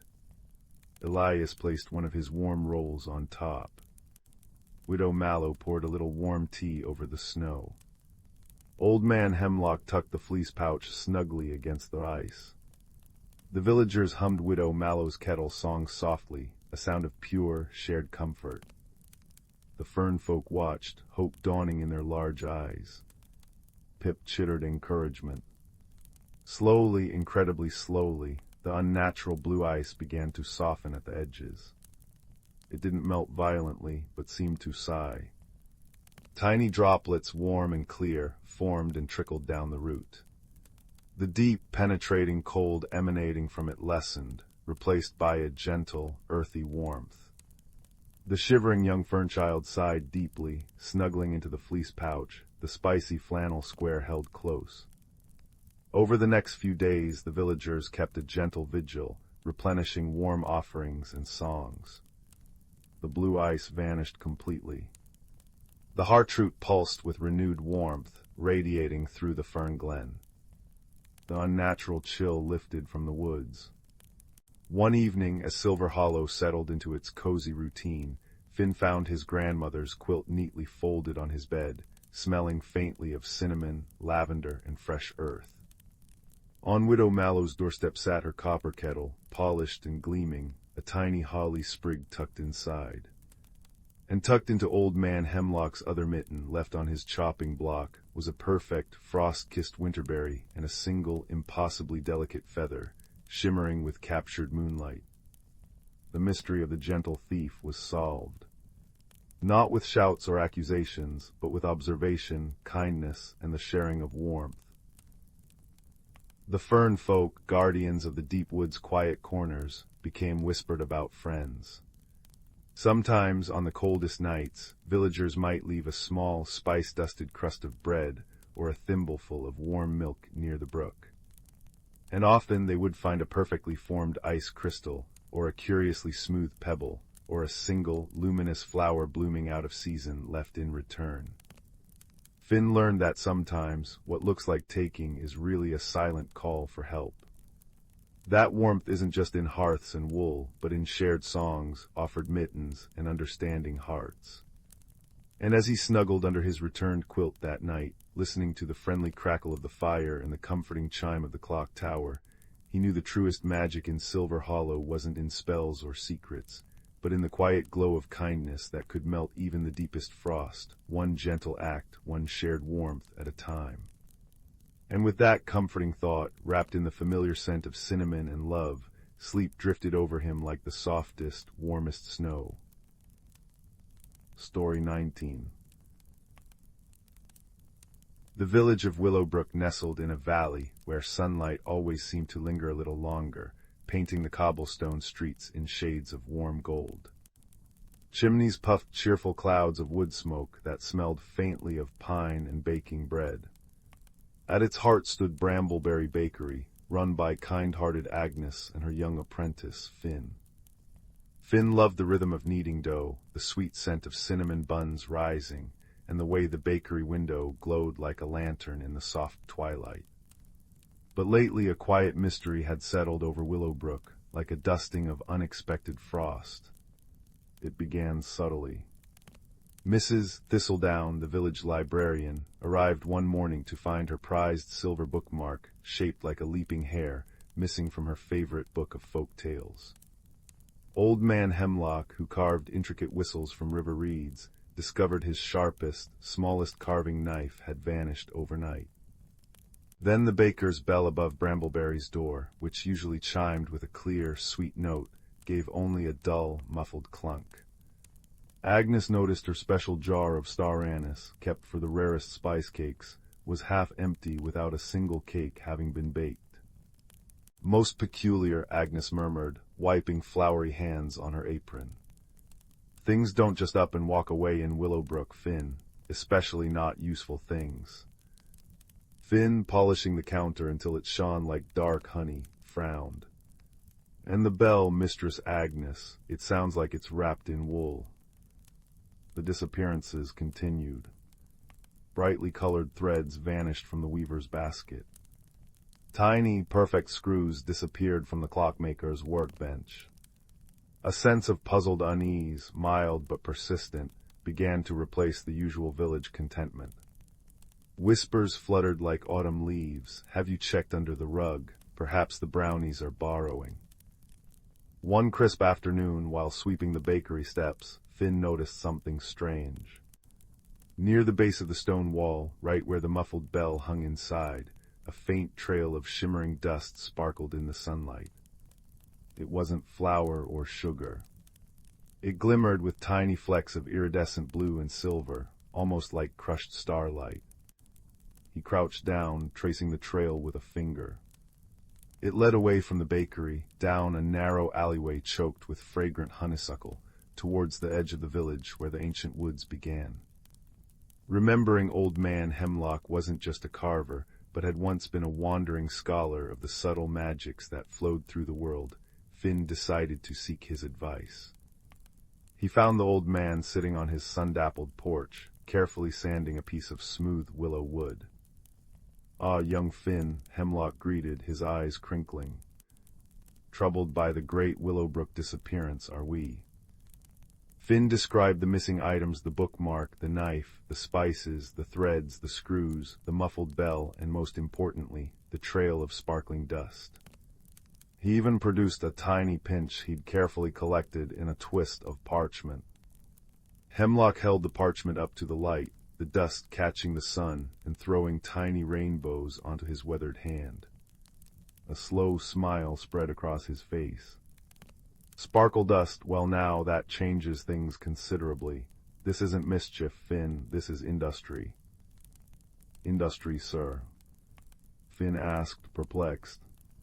Indeed, you've described objects that are small, precise, often sharp or pointed, and occasionally fragrant or resonant. And this dust. He tapped the parchment. This belongs to dust sprites. Finn had heard tales of dust sprites, tiny, shy creatures, no bigger than a thumb, who lived in forgotten corners and old trees. They were said to be excellent craftsfolk, but incredibly timid, vanishing like smoke if spotted. But why would they take our things? Finn wondered. And why muffle the bell? The why is the heart of the mystery, lad, Hemlock said, his voice gentle. Dust sprites are builders, menders, creators. They don't steal without reason. They borrow, usually to fix something of their own. As for the bell, sound travels far in the quiet woods. A clear chime might be too loud for their delicate ears, especially if they're working on something important nearby. Muffling it suggests their work is close. He leaned forward, his eyes twinkling. The dust trail is your guide. Follow it carefully, quietly.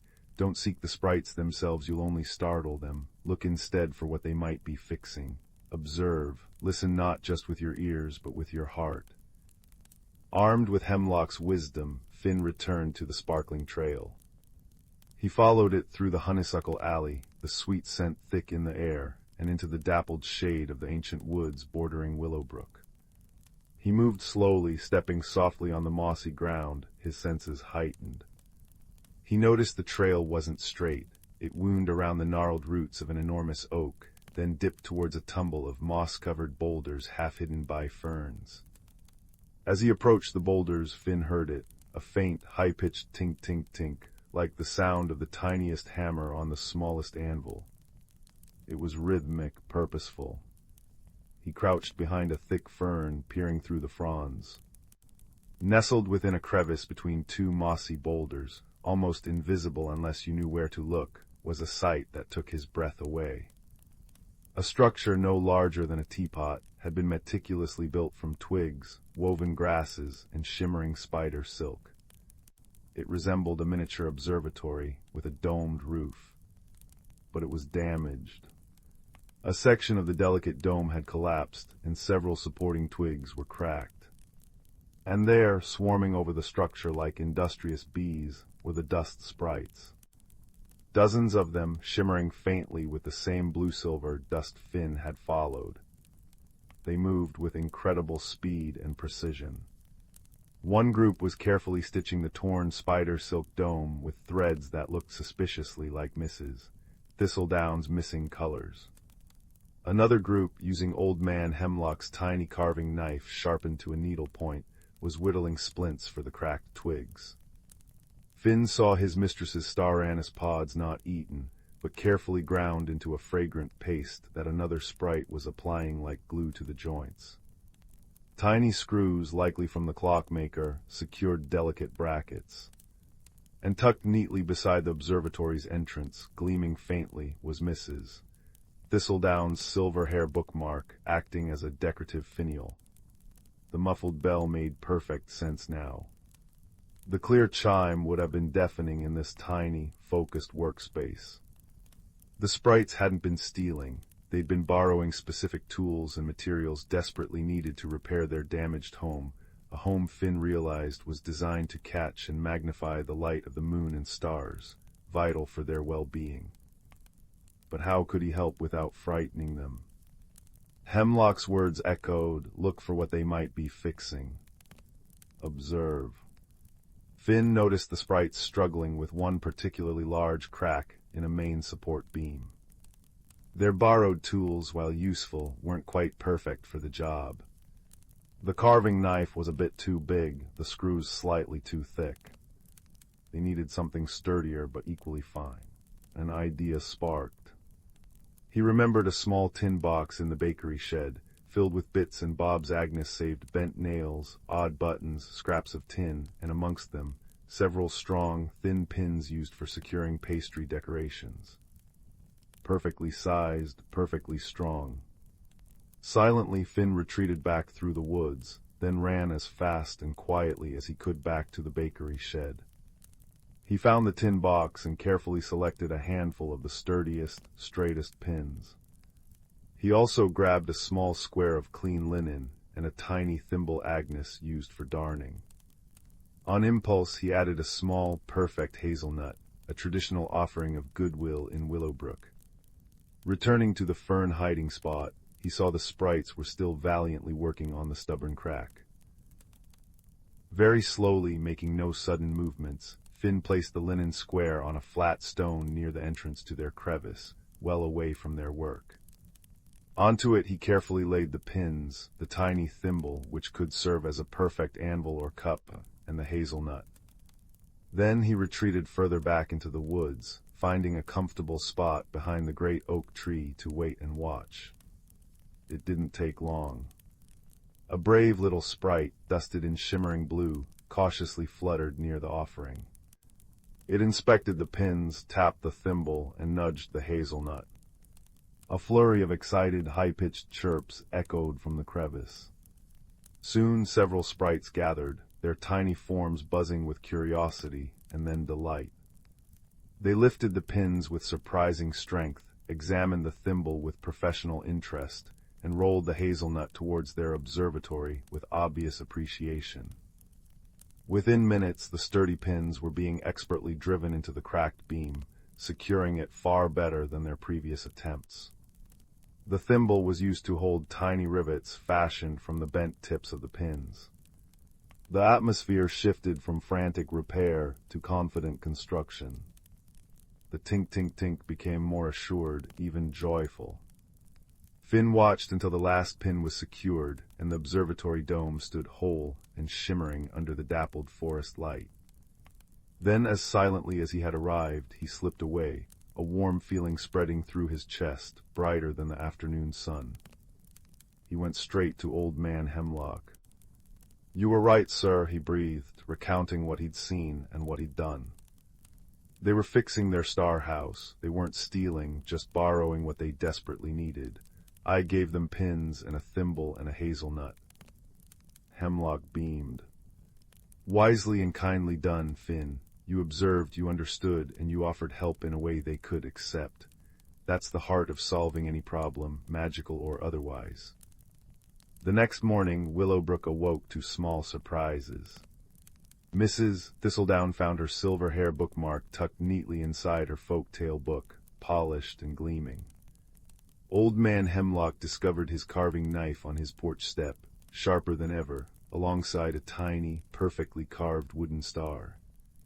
The baker's bell chimed clear and sweet again, and Agnes found her jar of star anise mysteriously refilled to the brim, smelling sweeter than before. The weaver's threads reappeared, intricately braided into a tiny, beautiful bracelet left on her windowsill. The clockmaker found his missing screws arranged in a neat circle on his workbench, polished to a shine. And on the steps of Brambleberry Bakery, Finn found a small, exquisite gift. It was a miniature loaf of bread, no bigger than his thumb, crafted from woven, fragrant grasses and tiny seeds, perfectly detailed. Beside it lay a scattering of the now familiar iridescent blue-silver dust, sparkling like captured starlight in the dawn light. The mystery of the disappearing things was solved, not with accusations or fear, but with quiet observation, understanding, and an offering of friendship. The village of Willowbrook returned to its peaceful rhythm, but with a new, gentle awareness. People began leaving little offerings near the old boulders at the wood's edge, a shiny button, a smooth pebble, a sprig of lavender. And sometimes, on very clear nights, if you stood quietly near the ancient oak, you might see a soft, shimmering blue light emanating from the mossy crevice, as the dust sprites in their beautifully repaired observatory gathered the light of the moon and stars, grateful and safe once more. Finn kept the tiny grass loaf on the bakery windowsill, a reminder that even the smallest creatures have important work to do, and that kindness, offered wisely and observed carefully, is the most powerful magic of all. As the fire crackled low in the hearth and the scent of cinnamon filled the cozy bakery, the story of the borrowing sprites became another warm thread in the tapestry of Willowbrook's gentle nights, a tale of mystery solved not with a shout, but with a whisper of understanding and the quiet chime of a bell restored. And in that quiet understanding, everyone in Willowbrook found a deeper kind of comfort, knowing their world was woven together with threads of unseen kindness. Sleep well, little listener, wrapped in the warmth of a mystery gently solved.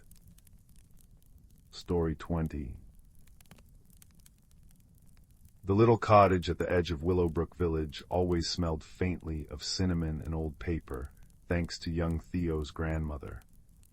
Theo, with his perpetually untidy hair and eyes that held more questions than answers, loved helping her bake. One rainy Tuesday, while searching for the missing wooden spoon with the chipped handle, the one that stirred the best blueberry muffins, Theo knocked over a dusty biscuit tin tucked behind sacks of flour. Out tumbled not biscuits, but a single, impossibly smooth river stone, cool to the touch and shimmering with the faintest inner light, like captured moonlight on water. "Grandmother, what's this?" Theo breathed, holding it up. The stone pulsed gently in his palm. Grandmother smiled, her eyes crinkling at the corners. "Ah, the listening stone. I wondered where it had rolled off to. It's very old, Theo. They say it doesn't just hear sounds, it hears meanings. The unspoken wishes, the hidden worries, the quiet songs of the world itself." Theo clutched the stone, feeling a soft hum travel up his arm. That night, tucked into bed, he pressed it to his ear. Instead of silence, he heard a low, rhythmic thump-thump-thump, like a giant, sorrowful heartbeat coming from deep within the whispering woods bordering the village. It was a sound thick with loneliness, a deep ache that resonated in Theo's own chest. The next morning, Theo found Grandmother tending her rose bushes. "Grandmother," he said, showing her the stone, "I heard something sad from the woods, like a heart crying." Grandmother wiped her hands, her expression serious. "The whispering woods haven't sung their proper songs for weeks. The birds are quiet, the stream murmurs sadly. That stone rarely speaks without reason, Theo. It seems it's chosen you to listen. Perhaps you are meant to find the source of that sorrow." Theo felt a flutter of fear mixed with excitement. The whispering woods were vast and deep, places where sunlight struggled to reach the mossy floor. But the lonely thump-thump-thump echoed in his memory. He couldn't ignore it. Packing a small knapsack with a jam sandwich, a flask of sweet tea, and the listening stone tucked safely in his pocket, Theo kissed Grandmother goodbye and stepped onto the forest path. The deeper he walked, the more the forest felt hushed, draped in a heavy silence. The usual chirps and rustles were absent. He took out the stone. Pressed to his ear, the sorrowful heartbeat grew louder, pulling him off the main path and onto a trail barely visible beneath ferns and fallen leaves. The air grew cool and damp, smelling of earth and ancient bark. Suddenly, a gruff voice startled him. "Lost little sprout." Theo jumped. Perched on a moss-covered stump was a large, elderly badger wearing tiny, round spectacles perched precariously on his snout. He held a small, glowing lantern made from a hollowed-out acorn. "Mr. Bramble." Theo gasped, recognizing the wise old badger grandmother sometimes left offerings for. "I'm not lost, I'm listening." He showed the stone. "Mr." Bramble adjusted his spectacles. "HMPH, the listening stone. Haven't seen one of those in an age, and it led you here, troubling. The forest feels muted, even the roots grumble less." He sniffed the air. "That sadness you hear, it comes from the direction of the singing spring. Come along, Sprout. Best not wander alone when the woods are holding their breath." Mr. Bramble hopped down, his lantern casting warm, dancing shadows. They hadn't gone far when a tiny voice, like a frantic bell, chimed near Theo's ear. "Too quiet, much too quiet. Where is the hum? Where is the buzz?" A small firefly, her light flickering anxiously, zipped around Theo's head. "Lumi." Theo said, relieved to see the usually cheerful Firefly, though she seemed distressed. Lumi, what's wrong? Theo asked gently. The great hive. Lumi cried, her light pulsing erratically. The queen, she doesn't sing the dawn chant. Without the chant, the pollen dust doesn't shimmer right. The flowers don't open properly. The whole rhythm is off. It's all quiet and wrong. She landed on Theo's shoulder, trembling. The listening stone pulsed warmly against Theo's leg. He understood. The sorrowful heartbeat wasn't just a sound. It was the sound of the forest's heart breaking because its natural music had stopped. The queen bee's dawn chant was the key that unlocked the forest's daily song. Mr. Bramble grunted. The singing spring feeds the great hive. If the spring is troubled, so is the queen. He pointed his snout towards a faint, silvery glow visible through the trees. That way. They arrived at a clearing bathed in soft, ethereal light. In its center bubbled the singing spring, its water usually clear and chiming like liquid bells. But now the water was sluggish and murky, barely making a sound. More alarming was the enormous, ancient weeping willow tree beside it. Its branches, normally graceful, drooped heavily, almost touching the stagnant water. Tangled within its lowest branches, shimmering faintly, was the source of the sorrow, a single, enormous dewdrop as large as Theo's head, glowing with captured moonlight. It pulsed with that same lonely thump-thump-thump Theo had first heard. The heart dew, Mr. Bramble whispered, awe in his gruff voice. Formed only once in 100 years under a perfect moon, but it's caught. It belongs high in the sky, reflecting the stars, not tangled down here, weeping into the spring. Lumi zipped closer. Its sadness is muddying the water. The queen drinks from the spring. How can she sing if the water tastes of sorrow? Theo understood the challenge. The heart dew was heavy and fragile. Pulling it free by force might shatter it or break the willow's ancient branches. Anger or frustration wouldn't help. The stone hummed in his pocket, reminding him, listen. He approached the willow slowly. The air near the trapped heart dew felt thick with melancholy. He placed his hand gently on the rough bark of the willow's trunk. Closing his eyes, he pressed the listening stone to the tree. A wave of feeling washed over him. Not words, but sensations. He felt the willow's deep age, its patience, its love for the spring it shaded. But also a sharp, persistent ache. He looked closer at the branch trapping the dew. A smaller branch, snapped long ago and grown crookedly, had hooked itself around the dew's stem like a gnarled finger refusing to let go.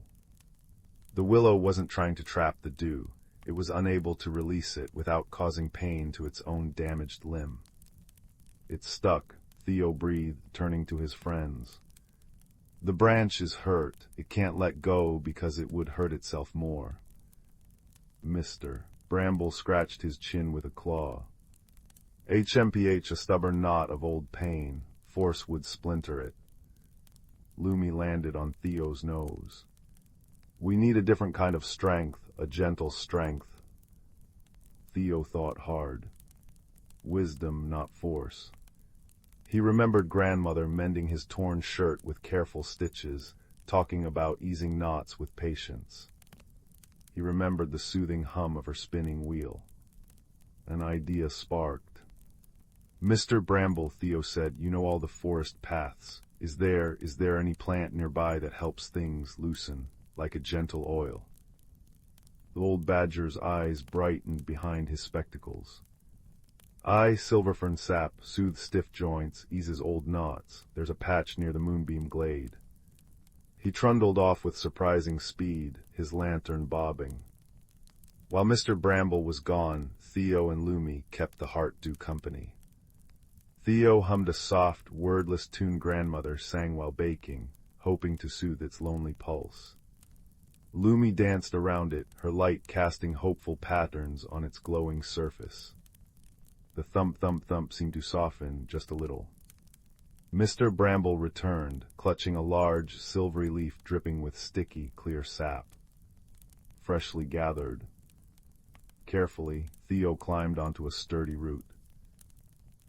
With gentle fingers, guided by Lumi's light, he dabbed the cool, soothing silver fern sap onto the crooked knot of wood where it held the dew stem captive. He massaged it in, whispering, "It's okay. Time to let go now. You've held on long enough." He didn't pull. He simply waited, applying more sap, humming softly. Slowly, almost imperceptibly, the ancient, knotted wood began to relax. The tension eased.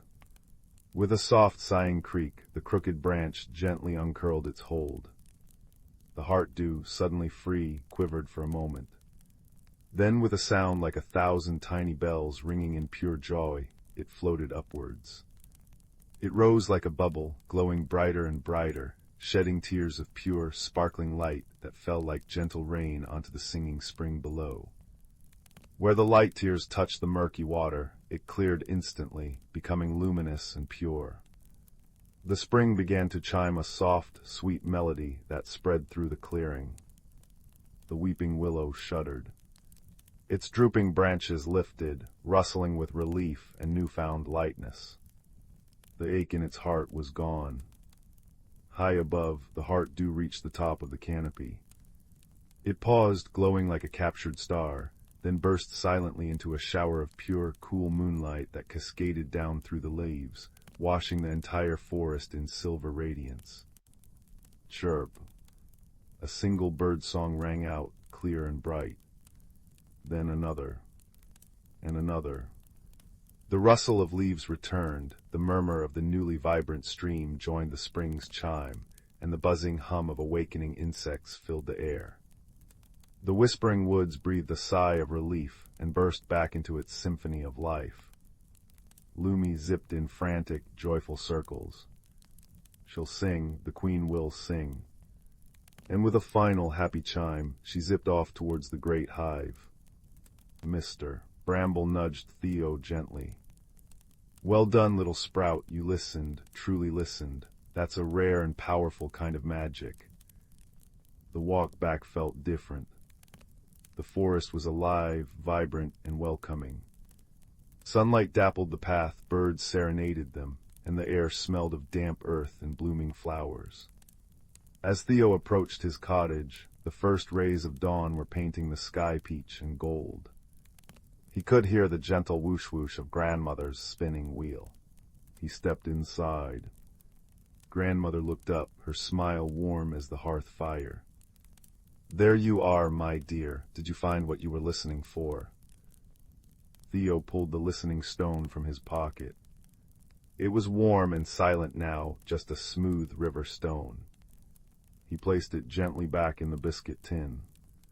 "I found that sometimes," Theo said, sitting beside her, the warmth of the fire seeping into his bones. "The biggest strength isn't in making loud noises, but in hearing the quietest ones. And that helping something else let go helps you feel lighter too." Grandmother nodded, her spinning wheel humming its steady, comforting song. "A wise stone and a wiser boy," she murmured. "The forest sounds happy again." Outside, as the sun fully crested the horizon, a new sound joined the morning chorus, a deep, resonant, and incredibly beautiful humming that seemed to vibrate through the very air, sweet and pure. The dawn chant. The queen was singing.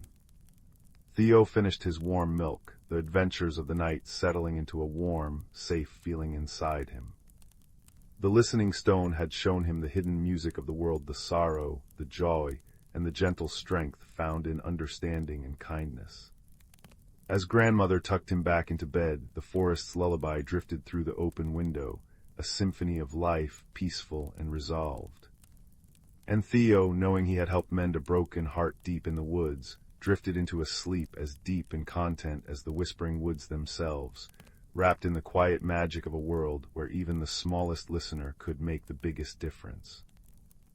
Story 21. Story 22. Story 23. Story 24. Story 25. 26. Story 27. Story 28. Story 29. Story 30. Story 31. Story 32. Story 33. Story 34. Story 35. Story 36. 37. Story 38. Story 39. In a quaint village nestled between rolling hills and whispering woods, there lay a place where magic wound itself into the very fabric of everyday life. This was the village of Willowbrook, a realm where the sun painted the sky with hues of gold and pink each evening, and the stars blinked like 1,000 tiny lanterns in the velvet night. Willowbrook was known for its peculiar charm and gentle enchantments, but lately it had become the stage for a puzzling mystery that left even the wisest of villagers scratching their heads. Strange occurrences had begun to unfold, candles flickering without a breeze, teapots whistling tunes without a flame, and gentle chimes sounding from the old oak tree by the square, though no one was there to ring them. Among the kind-hearted inhabitants of Willowbrook was a young girl named Lila. She had eyes the color of the morning sky and a heart as warm as freshly baked bread. Lila loved the village and its quirky magic, but the recent oddities piqued her curiosity. Determined to uncover the source of the strange happenings, she set out with her faithful companion, a wise old tabby cat named Oliver, whose whiskers twitched with an air of knowing far beyond his years. As dusk painted the sky in lavender hues, Lila and Oliver began their investigation. They wandered through the cobblestone streets, where lanterns flickered with a soft glow, casting playful shadows on the walls of quaint cottages. The air was filled with the scent of honeysuckle and the distant sound of a babbling brook. Their first stop was the bakery, where the sweet aroma of cinnamon buns greeted them warmly. Mrs. Pumpernickel, the baker, was kneading dough with a smile as wide as a crescent moon. "Ah, Lila, dear, come to solve our little mystery, have you?" She chuckled, wiping flour from her hands. "Yes, Mrs. Pumpernickel," Lila replied, her voice a gentle melody. "We've noticed the odd happenings and thought perhaps we might find some clues." Mrs. Pumpernickel leaned closer, her eyes twinkling like the stars. "Well, I've noticed the bread rising faster than usual, almost as if it has a mind of its own. Perhaps it's the work of the mischievous brownies." Brownies were small, magical creatures known for their playful antics and love of baked goods. Lila nodded thoughtfully. "We'll keep that in mind. Thank you, Mrs. Pumpernickel." With Oliver padding silently by her side, Lila continued to the village square, where the ancient oak tree stood. Its leaves rustled softly, whispering secrets only the wind could hear. As they approached, a gentle chime echoed through the air, though the tree's branches were still. Intrigued, Lila looked up and spotted a tiny, shimmering figure perched among the leaves. It was a sprite, its wings glistening like dewdrops in the morning sun. "Hello there," Lila called softly, her voice filled with wonder. The sprite fluttered down, landing gracefully on Lila's outstretched hand. "Greetings, child of Willowbrook," it chimed, its voice like the tinkling of distant bells. "I am Sylvan, guardian of this tree.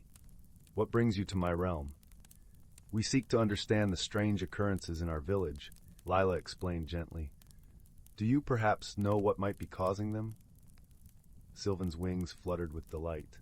"Ah, the magic of Willowbrook has been mischievous of late. The brownies have been restless, their playful spirits heightened by the full moon's approach. They mean no harm, only seeking to share their joy." Lila's eyes brightened with understanding. "Perhaps we can find a way to help them channel their energy without causing confusion." With a nod of agreement, Sylvan whispered a plan to Lila. They would host a moonlit festival for the brownies, a celebration where their antics could be welcomed and enjoyed. That evening, as the moon rose full and bright, Lila and the villagers gathered in the square. Lanterns were hung from every branch, casting a soft, inviting glow. Tables were set with sweets and treats, and music filled the air, an enchanting melody that beckoned all magical creatures to join in the revelry. As the brownies appeared, their giggles like the rustle of leaves, they danced and played, their joy contagious. Lila watched, her heart full as she saw the village come alive with laughter and light. Even Oliver, usually reserved, found himself pawing at a stray ribbon with uncharacteristic abandon. The festival continued deep into the night, a celebration of magic and harmony. As the first light of dawn painted the horizon, the brownies thanked the villagers with a gentle breeze that wrapped them in warmth and contentment. With the mystery resolved and balance restored, Leela returned home, her heart as light as the morning mist. As she drifted into a peaceful slumber, she knew that in Willowbrook, where magic and kindness intertwined, there would always be a place for wonder and friendship. And so, beneath the gentle gaze of the moon and stars, the village of Willowbrook settled into a tranquil hush, wrapped in the comforting embrace of another enchanting day. Story 40. Story 41. In a lush, whispering forest where sunbeams threaded through the canopy like golden threads, the air was perfumed with the sweet scent of blooming wildflowers and the earthy aroma of damp moss. Here, amid the rustling leaves and gentle babbling of a brook, lay a world both ancient and alive, where every creature understood its role in the grand tapestry of nature. In a cozy nook beneath the roots of a towering oak tree lived a wise old tortoise named Tullius. His shell was a mosaic of green and brown, polished smooth by the passage of time. Tullius was known far and wide for his deep understanding of the forest's mysteries, and many sought his counsel when the balance of nature seemed to waver. One crisp autumn morning, as the forest was adorned in a brilliant cloak of amber and crimson, a young squirrel named Pippin scampered up to Tullius's doorstep. Pippin's eyes were wide with worry, reflecting the dappled sunlight like polished hazelnuts. "Tullius," he chattered, his voice a blend of youthful eagerness and concern, "the acorns are not falling as they should. The trees are whispering of a change, and the wind carries a chill that speaks of something amiss." Tullius nodded, his eyes twinkling with ancient wisdom. "Ah, young Pippin," he said, his voice as warm as a sunlit glade, "the forest speaks to those who listen. Let us venture to the heart of the woods, where the oldest tree, the grandfather oak, may offer guidance." Together they embarked on their journey, their path cushioned by a carpet of fallen leaves that crunched softly underfoot. The air was alive with the chatter of birds and the distant call of a doe, creating a symphony that sang of the forest's rich life. As they traveled, the gentle rustle of the wind seemed to echo the harmony of nature, a reminder of the delicate balance that sustained the forest. Tullius and Pippin soon reached the grandfather oak, its gnarled branches reaching skyward like ancient arms embracing the heavens. The tree's bark was etched with the stories of countless seasons, and its leaves whispered secrets only the wise could hear. With a deep, resonant voice that seemed to rise from the very earth, the grandfather oak spoke. "Tullius, keeper of wisdom, and Pippin, seeker of truth, the forest is indeed in need of balance. The seasons have shifted, and the rhythm of nature's dance has faltered." Tullius listened intently, his heart attuned to the subtle language of the forest. "What must we do to restore harmony, Grandfather Oak?" he inquired, his voice carrying the weight of generations. The grandfather oak sighed, a sound like the softest breeze through a meadow. "Seek the guardian of the seasons, the elusive spirit of the zephyr. Only through her guidance can the balance be restored, and the acorns fall once more." With this knowledge, Tullius and Pippin set off once again, their journey bathed in the golden light of the setting sun. As they ventured deeper into the heart of the forest, the air became cooler, carrying the crisp scent of pine and the faintest hint of snow. They soon arrived at a hidden glade, where the spirit of the zephyr danced among the swirling leaves. She was a vision of grace, her form ever-changing like the seasons themselves, with eyes that mirrored the sky.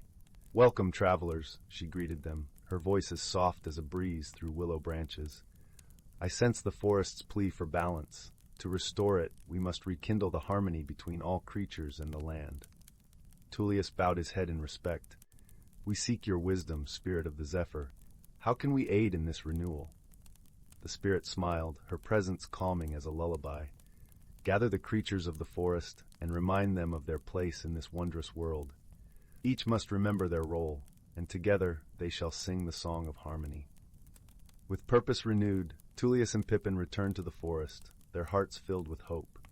They called upon the animals, each bird, each fox, each tiny beetle, sharing the spirit of the zephyr's message.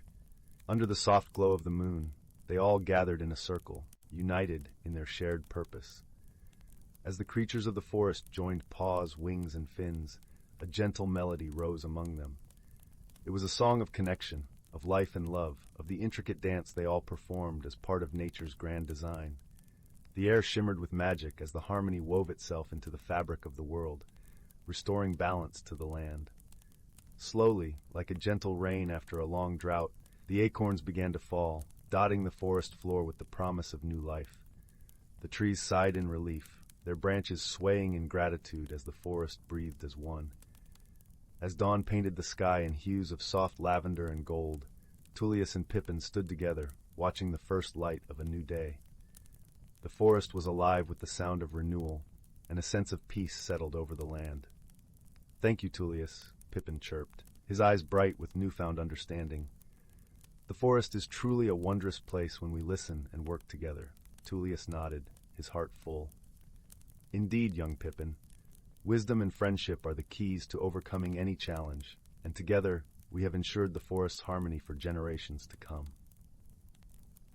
And with that, the forest awoke to the gentle embrace of a new season, where every creature, great and small, played their part in the timeless symphony of nature, a song that would linger in their hearts forever.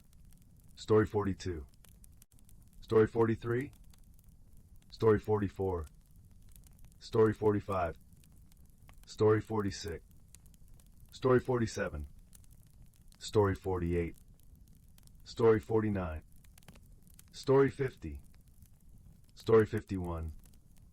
Story 52. Story 53. Story 54.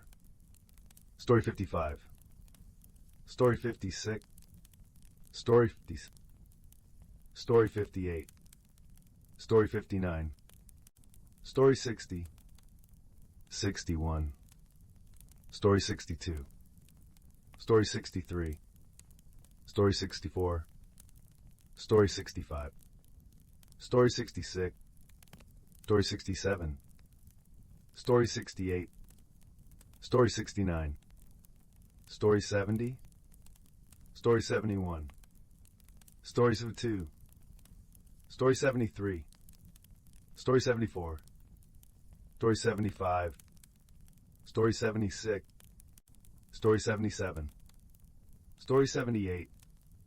Story 79. Story 80. Deep within the whisperwood, where ancient oaks stood like wise, wrinkled sentinels and the air hummed with secrets older than time, the boundaries between the seen and unseen were as thin as cobwebs glistening with dew. Here the rustle of leaves wasn't just the wind, but the murmured conversations of moss weavers. The patter of rain wasn't merely water, but the tapping rhythm of the rain singer's song. Life thrummed in every sunbeam that pierced the emerald canopy, every root that snaked through the rich, dark earth. Among the towering roots of grandmother oak lived Thistlefoot, a squirrel whose fur held the silvery sheen of moonlight and whose eyes sparkled with the deep wisdom of countless remembered seasons. He wasn't the swiftest climber anymore, his movements deliberate and thoughtful, but his knowledge of the whisperwood's intricate dance was unparalleled. He often sat on his favorite moss-covered branch, overlooking the sunbeam glade, where fireflies performed their twilight ballet and shy, velvet-nosed deer came to sip from the crystal spring. One unusually crisp autumn morning, Thistlefoot sensed a discordant note in the forest's symphony. The air, usually carrying the sweet scent of decaying leaves and ripe berries, held a faint, sharp tang like burnt sugar. The vibrant tapestry of reds, golds, and oranges seemed muted, the leaves falling too soon and too listlessly. More troubling was the silence. The cheerful chirping of the sparrow sisters was absent. The industrious hum of the bark borer beetles had ceased. Even the crystal spring seemed to murmur less joyfully. Young Pip, a bright-eyed rabbit with fur the color of toasted hazelnuts, bounded up, his nose twitching anxiously. "Thistlefoot, have you seen the sparrow sisters, and the spring it tastes, strange, flat like old water?" His large ears drooped. Thistlefoot closed his eyes, inhaling deeply. Past the burnt tang he detected something else, a brittle dryness, a lack of the deep, loamy richness that usually underpinned the forest's scent. "The balance is tilting, young Pip," he murmured, his voice a soft rasp like dry leaves. "The heartwood sap, the lifeblood that flows beneath us all, feels thin. The autumn weaving is troubled." The autumn weaving was the ancient magic that guided the seasonal shift. It was performed deep within the forest's heart by the moss weavers, tiny, shy creatures woven from lichen and twilight. They spun threads of golden light and russet shadow, orchestrating the graceful fall of leaves and the gentle preparation of the earth for winter's sleep. Their magic was tied intrinsically to the health of the forest, drawing strength from the heartwood sap and the collective harmony of its inhabitants. Thistlefoot gathered the worried forest folk near the crystal spring. Fern, a deer with eyes like deep forest pools, lowered her head to touch the water. "It lacks its usual sparkle," she sighed, the scent of damp earth and crushed ferns rising from her coat. Pip shivered, the cool, damp air suddenly feeling oppressive rather than refreshing. Even the fireflies, usually shyly hidden by day, hovered anxiously, their tiny lights casting nervous, fleeting glows on the worried faces. "The moss weavers are fading," Thistlefoot explained, his gaze sweeping over his friends. "Their magic weakens because the heartwood sap is stressed. Something disrupts the deep roots, the quiet flow beneath our feet." He described the subtle signs, the brittle leaves falling without their final burst of color, the unnerving silence replacing the forest's chorus, the spring's diminished vitality that tasted like dust on the tongue. "The autumn weaving is incomplete. Without it, winter's sleep will be harsh and unforgiving. The deep cold might bite too deep, the snows might smother the seeds waiting beneath." "But what can we do?" piped up a tiny voice. It was Willow, a young field mouse barely bigger than an acorn, peeking from beneath a large, heart-shaped leaf. "We're not magic." Thistlefoot's eyes softened. "Ah, but the greatest magic, little one, often lies not in grand spells, but in tending the roots of harmony. The moss weavers draw strength from the forest's wholeness. Our fear and worry drain them further. Our neglect of the small things weakens the sap." He recalled stories passed down from his own grandmother, tales of droughts and blights overcome not by force, but by collective care and restored connection. We must remind the forest and ourselves of the balance. And so, under Thistlefoot's gentle guidance, the creatures of the Whisperwood embarked on a quiet mission of restoration. Fern and her kin walked the deer paths, their hooves pressing fallen leaves gently into the earth, their breath warm mist in the cool air, releasing calming scents of pine and wild mint. Pip and his rabbit kin sought out hidden patches of late-blooming clover and tender bark shavings, leaving them as offerings near the roots of the oldest trees, their sweet, green fragrance mingling with the damp earth. Willow and the other mice gathered the strongest, most resilient fallen acorns and nuts, carefully burying them in soft, protected spots, ensuring the promise of spring was securely tucked away, the rich scent of disturbed soil rising around them. The Sparrow Sisters, once they cautiously returned, sang their sweetest, clearest songs from the highest branches, their melodies weaving through the trees like threads of liquid silver, countering the brittle silence. Thistlefoot himself visited the moss weaver's hidden grove. He didn't enter their sacred space, woven from living moss and dappled sunlight, but sat patiently outside. He hummed an old, grounding tune, a sound like deep roots growing and stones settling. He spoke softly to the ancient oaks, sharing stories of resilience, of winters past endured and springs faithfully returned. He breathed deeply, focusing on the scent of rich earth, the feel of cool, velvety moss beneath his paws, the sound of water trickling somewhere deep below the essence of the Whisperwood's enduring life. Slowly, almost imperceptibly at first, the discord began to soften. The sharp, burnt tang in the air faded, replaced by the familiar, comforting perfume of damp leaves and wood smoke carried on a gentle breeze. The crystal spring's murmur grew stronger, sweeter, tasting once more of cold stone and hidden minerals. One evening, as the last rays of sun painted the sky in hues of apricot and lavender, Pip noticed something miraculous. High in the canopy, where only Thistlefoot usually ventured, a single leaf detached. But instead of falling listlessly, it drifted down in a slow, graceful spiral, catching the light and blazing with the purest, deepest crimson Pip had ever seen. It landed softly on the moss at Thistlefoot's feet. A collective sigh, soft as the wind through pine needles, seemed to ripple through the forest. The Sparrow Sisters' song gained new strength. The fireflies emerged in greater numbers, their golden lights bobbing confidently like tiny, joyful lanterns.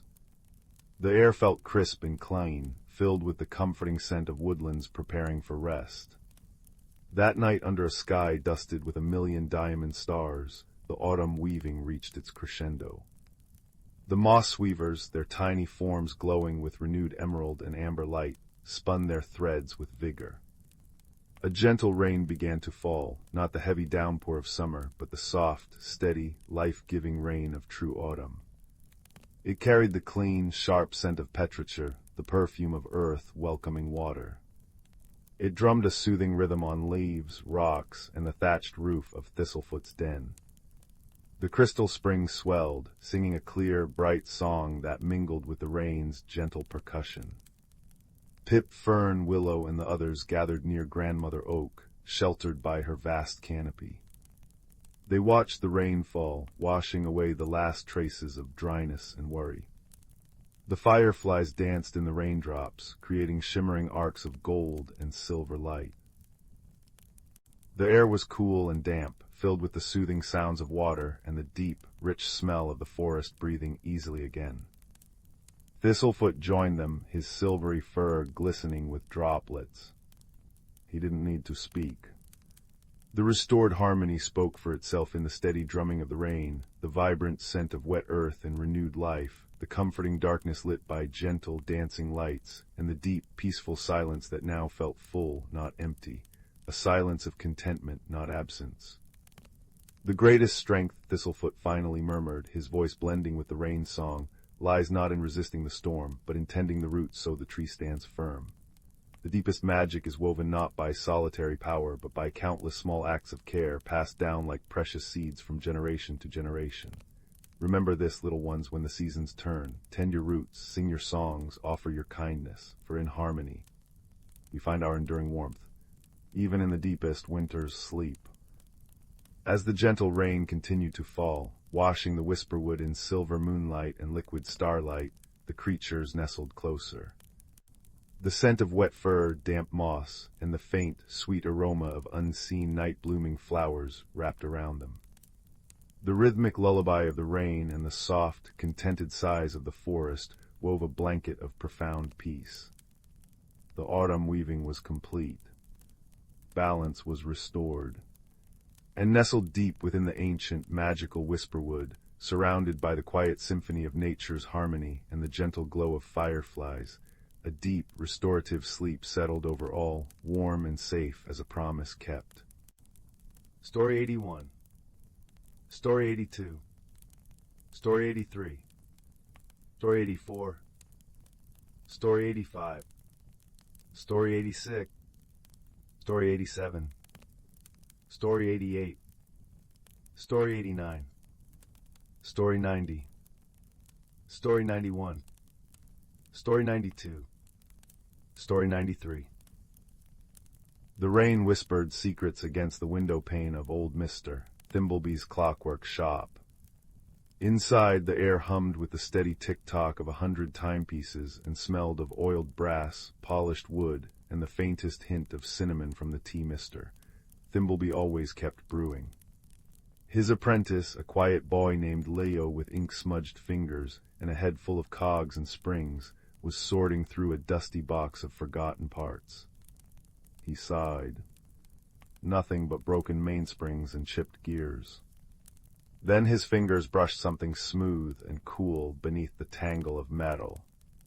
He pulled out a teacup. Not brass or porcelain, but something else entirely like polished moonlight held in a curve. It felt impossibly light, yet solid. Delicate swirls like captured smoke danced just beneath its surface. Leo held it up, utterly bewildered. How had this ended up in a box of clock parts? He carried it to Mr. Thimbleby, who peered over his spectacles. "Ah," the old man murmured, his voice like a well-oiled gear. "The luminous cup, thought it was lost to the dust bunnies years ago." He didn't seem surprised, only thoughtful. "Not for telling time, that one, for finding things." "Finding things," Leo echoed. "Lost things," Mr. Thimbleby clarified, tapping the cup gently. "Pour warm tea into it, see what appears." Intrigued, Leo filled the small kettle, lit the spirit lamp beneath it, and selected Mr. Thimbleby's special chamomile blend. As the water heated, filling the shop with its gentle, floral scent, he placed the luminous cup carefully on the workbench. He poured the steaming tea. Instantly, the liquid inside the cup began to shimmer, not reflecting the lamplight, but glowing with its own soft, internal light.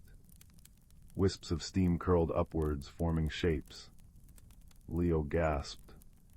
Within the steam, he saw a miniature image not of the shop, but of a sun-dappled forest path. And there, lying half-buried in fallen leaves beside a gnarled oak root, was the tiny, perfect image of his most treasured possession, his father's old brass compass, lost weeks ago during a walk in the whispering woods. His heart leapt. "Mr. Thimbleby, it shows the compass, in the woods," Leo exclaimed. The old clockmaker smiled faintly. "It shows what the heart seeks most when lost, but the cup only shows the where. Finding it, that's the journey, and journeys are best not taken alone, especially into the whispering woods near dusk. Be mindful, Leo. Wisdom sees clearer than haste." Leo understood. He filled a small thermos with the fragrant tea, carefully wrapped the luminous cup in soft cloth, and set out. The rain had softened to a mist that clung to the cobblestones as he left the cozy glow of the shop. The image in the cup led him towards the edge of town, where the neat houses gave way to the ancient, towering trees of the whispering woods. The air grew cooler, smelling of damp earth, pine resin, and secrets. His first helper appeared near the old stone bridge. Mrs. Nettle the baker was wrestling with a sack of flour that had tipped precariously from her cart.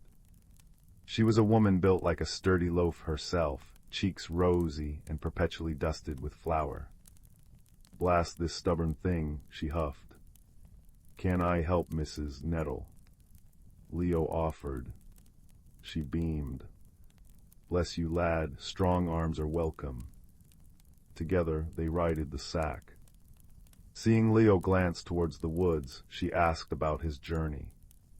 He showed her the cup, pouring a little warm tea into it. The swirling steam reformed, showing the compass nestled by the oak root, deeper in the woods. Mrs. Nettle's eyes widened. "Lost things finding their way back, that's a bit of magic, that is. Here." She rummaged in her cart and handed him a small, warm parcel. "Hazelnut shortbread for the path. And remember, lad," she added, her voice softening, "sometimes the loudest problems crumble like pastry if you give him a gentle touch, not a shove." Her kindness was like the warmth from the thermos against his chest. Deeper into the woods, the mist thickened, and the light grew dimmer. The path became tangled and confusing. Doubt began to creep into Leo's heart. Had he taken a wrong turn? He poured a little more tea. The image flickered, the compass still waiting, but the path around it seemed obscured by shifting shadows. Suddenly, a soft, rhythmic clink-clink echoed nearby. Following the sound, Leo found Mr. Filbert, the lamplighter, perched precariously on a ladder, carefully cleaning one of the rare glass lanterns that marked the safe paths through the deeper woods. He was a thin, quiet man who moved with deliberate grace. He saw Leo's worried face and the glowing cup. "Lost, young master?" "Mr." Filbert asked, his voice as soft as lamplight. "Not lost," Leo said, showing him the cup's image. "But the path seems hidden now." Mr. Filbert studied the steam picture, then the surrounding gloom. "Ah, the glimmer moss is thick here after the rain, tricks the eyes. make straight paths seem crooked and safe ground look treacherous. He descended the ladder. Come, I'll walk with you a ways. These old lamps need tending deeper in, regardless. Walking beside the quiet lamplighter was calming. Mr. Filbert pointed out things Leo would have missed, the safe stepping stones across a gurgling stream, the subtle notch on an ancient birch tree marking a fork, the way the fireflies gathered where the ground was firmest. The woods speak, Mr. Filbert murmured, polishing a lantern globe as they walked. Not in words but in signs, moss grows thickest where the earth is solid, birdsong falters near hidden water. Patience listens, young master, patience sees what haste rushes past. His quiet wisdom was a lantern itself in the growing dusk.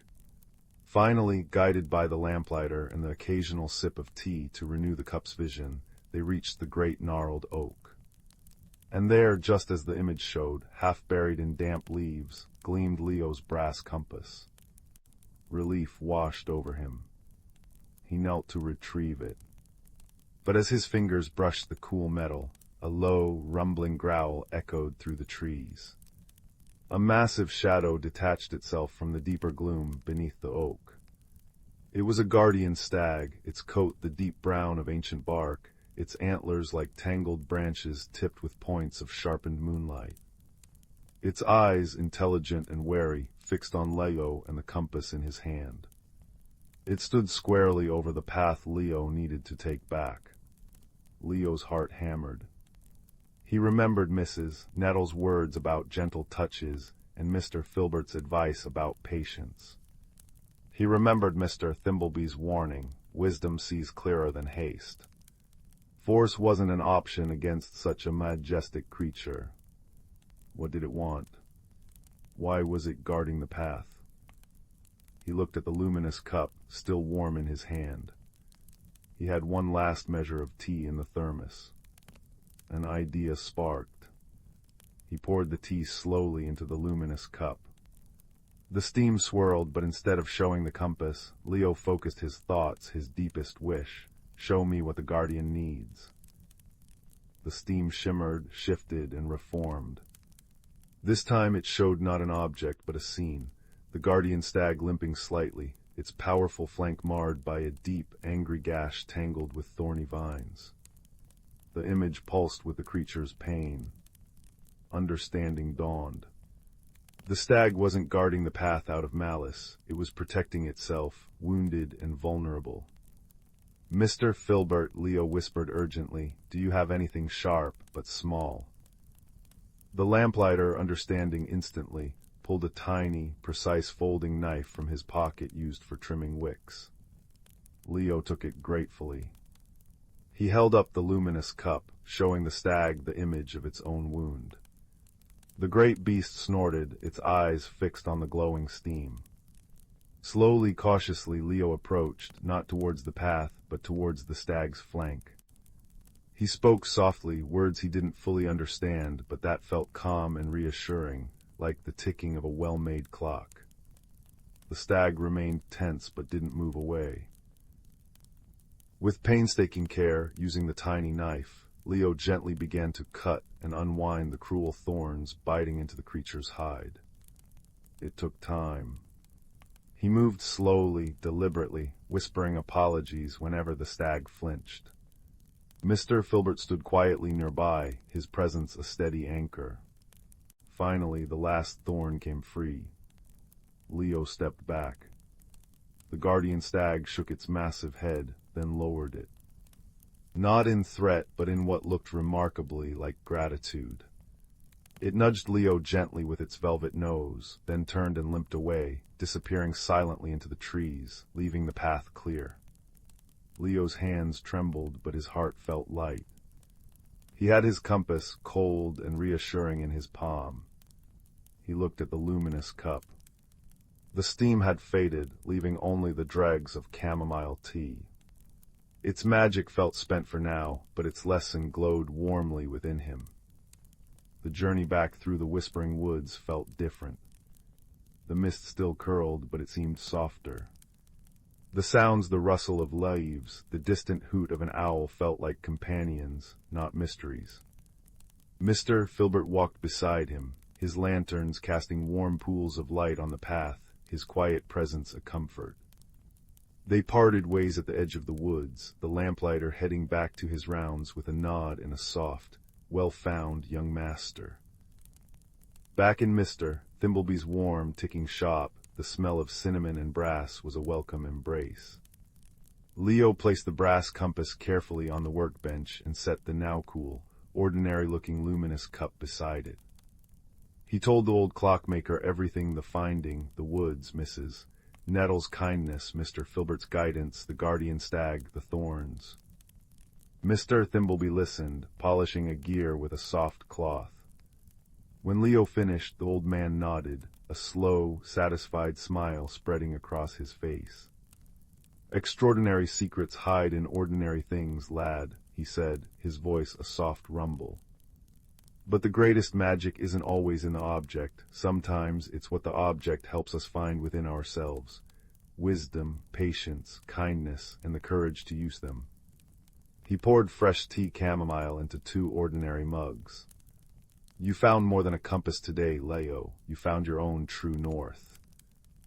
Leo sipped the warm tea, the gentle floral taste soothing. He looked at the luminous cup, now just a beautiful, silent vessel on the bench. It had shown him the way, but the journey, the helpers, the gentle wisdom to overcome the challenge, that had all been his own. The steady tick-tock of the clocks filled the cozy room, a comforting rhythm marking the peaceful end of an extraordinary day. Outside, the night was still and quiet, holding its secrets close, while inside, warmed by tea and accomplishment, Leo felt a deep sense of calm settle over him, as soft and sure as the moonlight finally breaking through the clouds outside the window. He had journeyed, he had discovered, and he had returned, not just with a lost treasure, but with a quiet understanding that would tick steadily within him, like the most reliable clock of all. Sleep, when it came, would be deep and dreamless, wrapped in the cozy certainty that even in a world of hidden wonders, kindness and wisdom were the truest magic. Story 94. Story 95. Story 96. Story 97. Story 98. Story 99. The salt-kissed wind whispered secrets through Finn's unruly brown hair as he shuffled along the damp sand. Dusk painted the sky in bruised purples and fiery oranges, reflecting on the retreating tide that left behind a glistening tapestry of treasures. Finn, a quiet boy with eyes the color of storm clouds, preferred the company of the sea's leavings to the boisterous games of the other village children. His pockets were always heavy with smooth stones, fragments of pearlescent shell, and the occasional piece of sea glass worn soft by the ocean's embrace. Today, however, felt different. An unusual stillness hung in the air, thick with the scent of kelp and distant rain. He paused, drawn by a faint, rhythmic humming that seemed to vibrate up through the soles of his worn boots. It wasn't the wind, nor the distant gulls. Kneeling, he brushed aside damp sand near a cluster of barnacle-crusted rocks. There, half-buried, pulsed a shell unlike any he'd ever seen. It was no larger than his palm, a spiral of deepest midnight blue, swirling with veins of shimmering silver that seemed to shift and dance like captured moonlight. As his fingers brushed its cool, impossibly smooth surface, the humming intensified, resonating deep within his chest. It felt warm, alive. He carefully pried it free, cradling it in his hands. The silver veins flared brightly for a moment, then settled into a soft, steady glow. Finn felt a strange pull, a magnetic yearning towards the vast, whispering expanse of the ocean. That night, tucked beneath his patchwork quilt with the shell resting on his bedside table, its soft glow painted shifting constellations on the ceiling. The rhythmic humming filled his small room, a lullaby sung by the sea itself. Sleep claimed him, deep and profound. He dreamed not of flying, but of sinking, gently, into cool, welcoming water.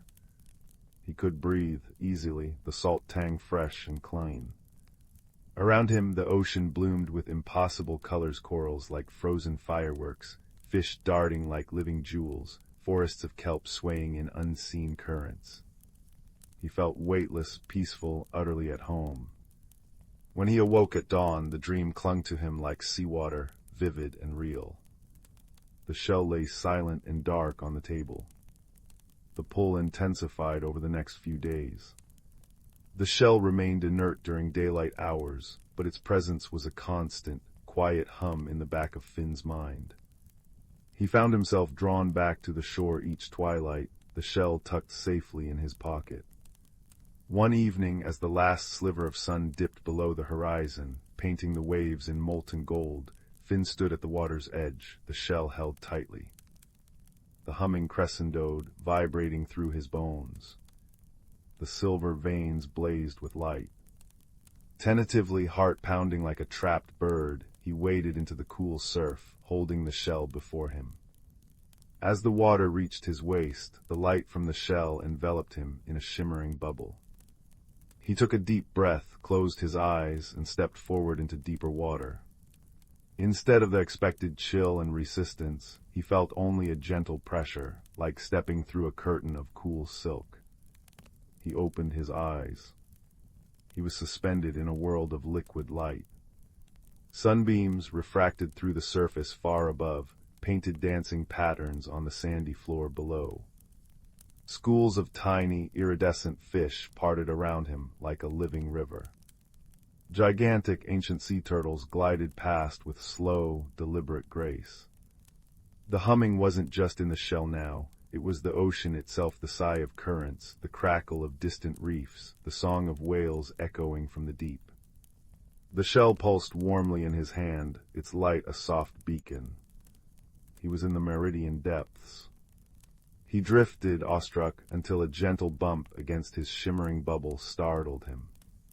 A large sea turtle, her shell patterned with intricate swirls of mossy green and gold, peered at him with ancient, intelligent eyes.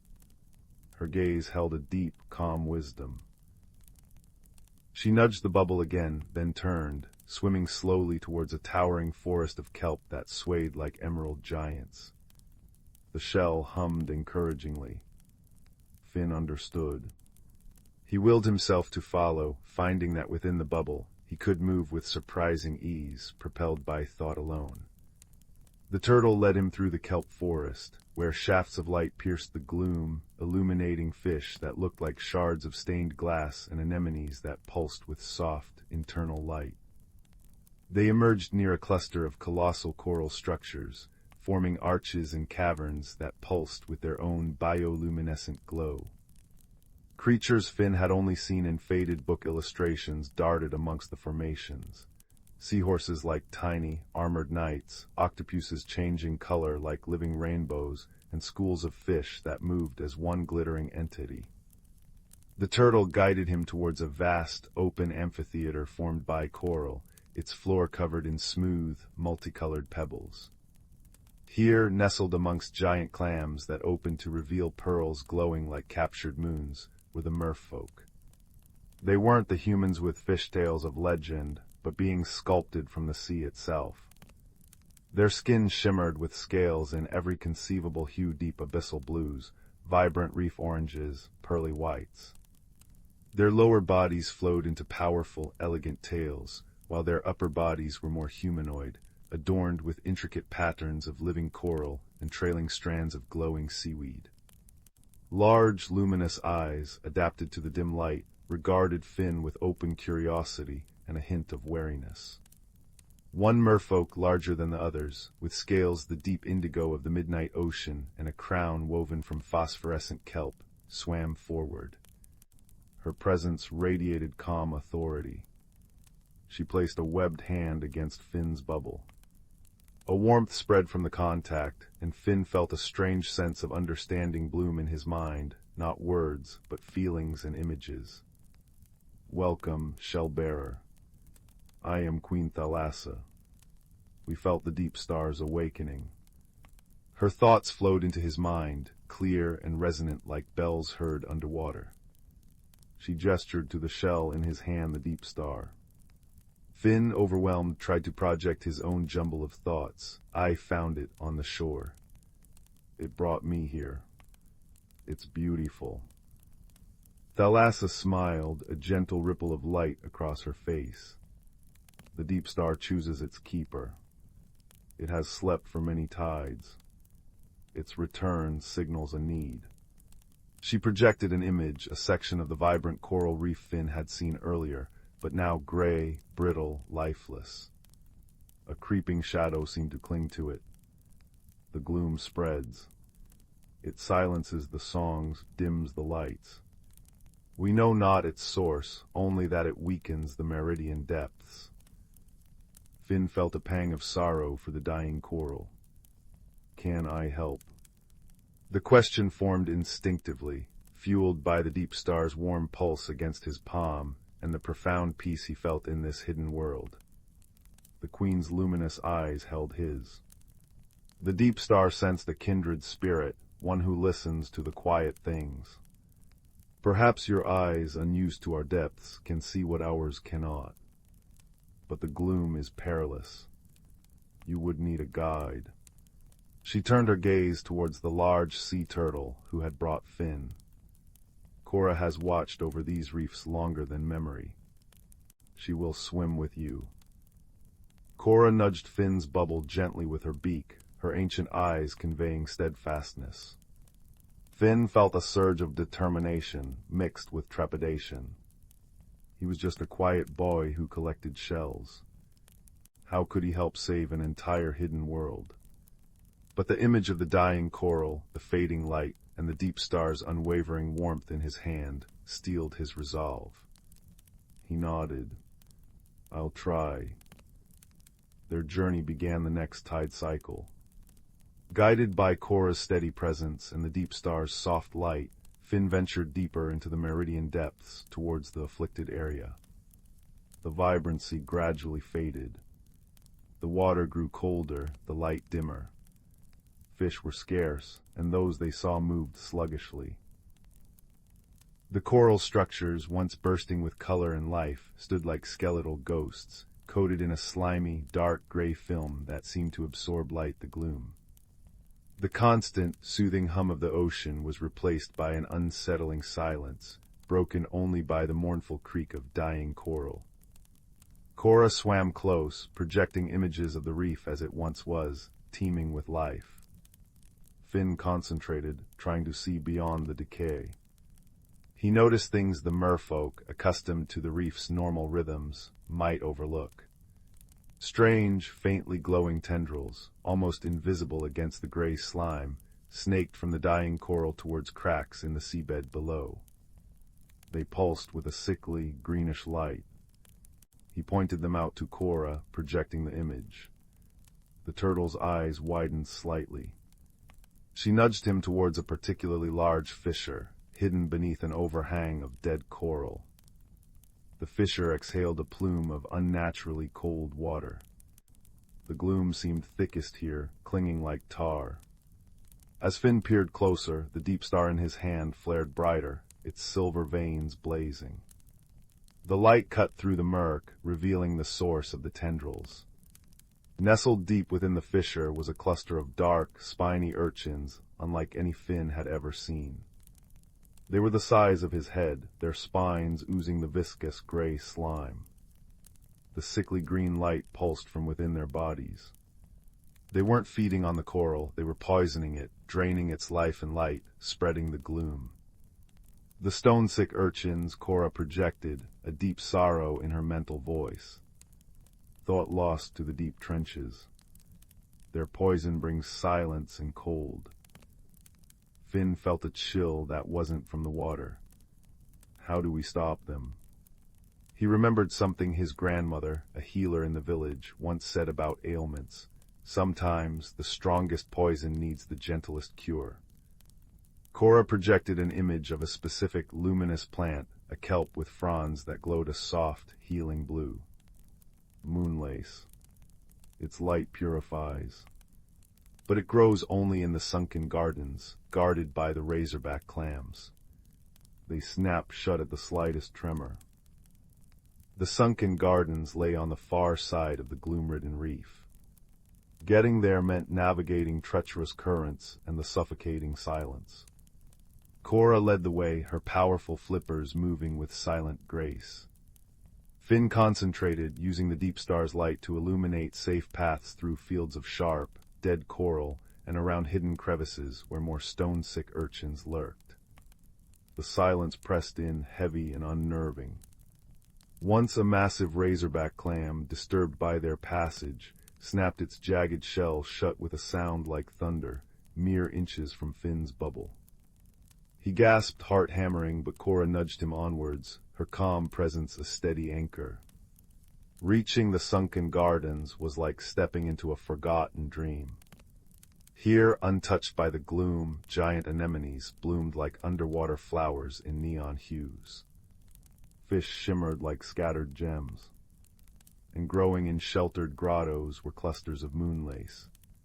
Its long, ribbon-like fronds emitted a soft, ethereal blue light that seemed to hum with gentle energy. But true to Cora's warning, each cluster grew within the reach of enormous razorback clams, their shells partially open like hungry jaws, revealing pearlescent interiors and sensitive, frilled edges. They feel vibrations, Cora cautioned. One wrong move. Finn watched the clams. He noticed tiny, glowing shrimp cleaning their shells, moving with exquisite slowness and care. The clams remained open for them. Gentleness, Finn thought, remembering his grandmother's words. Not force. He projected the image of the cleaning shrimp to Cora, then an idea formed. He needed to move like the shrimp, slowly, deliberately, radiating calm. Holding the deep star close, he focused all his will on projecting a feeling of peace, of harmless intent, just as the shell seemed to radiate warmth and safety. He imagined himself not as an intruder, but as part of the gentle rhythm of the garden. Slowly, inch by painstaking inch, he drifted towards a cluster of moonlace, keeping his movements fluid and minimal. He felt the deep star amplify his intent, its light softening, becoming less a beacon and more like the dappled sunlight filtering through the surface. Cora watched utterly still, her ancient eyes filled with hope. A large razorback clam loomed beside the moonlace. Its frilled mantle rippled, sensing his presence. Finn held his breath, pouring every ounce of calm he possessed through the deep star. The clam's shell tensed slightly, then relaxed. It remained open. Heart pounding with quiet triumph, Finn carefully reached out and gently harvested several fronds of the glowing moonlace. They felt cool and resilient in his hand, pulsing with soft blue light. He retreated as slowly as he had approached. Back at the poisoned fissure, the task was even more delicate. They had to get close enough to the stone-sick urchins without triggering a defensive spray of their toxic slime. Finn again relied on the deep star, projecting feelings of calm and harmlessness, while Cora used her immense patience and knowledge of currents to position them. Finn held a frond of moonlace towards one of the urchins. As the soft blue light touched the oozing gray spines, a remarkable thing happened. The sickly green glow within the urchin flickered. The gray slime seemed to recoil, sizzling faintly as the moonlace's light washed over it. Slowly, agonizingly slowly, the darkness receded from the spines, replaced by their natural, dull purple. The urchin stopped pulsing its toxic light and became still and dormant.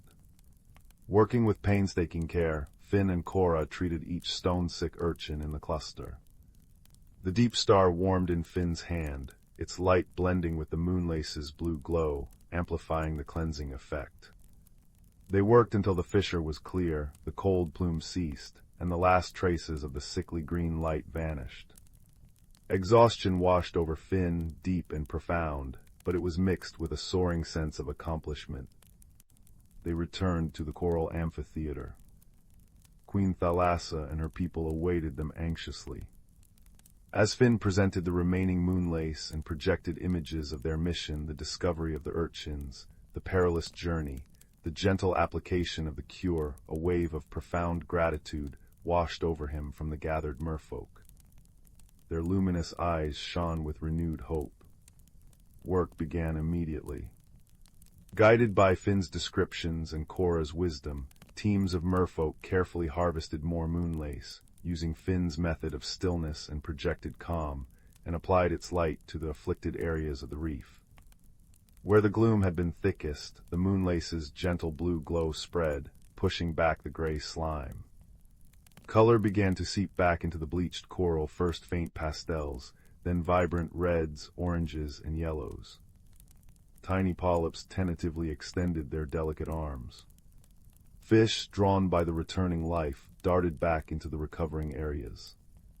The oppressive silence lifted, replaced by the tentative clicks, pops, and chirps of returning reef life, gradually swelling back into the familiar, comforting hum of the meridian depths.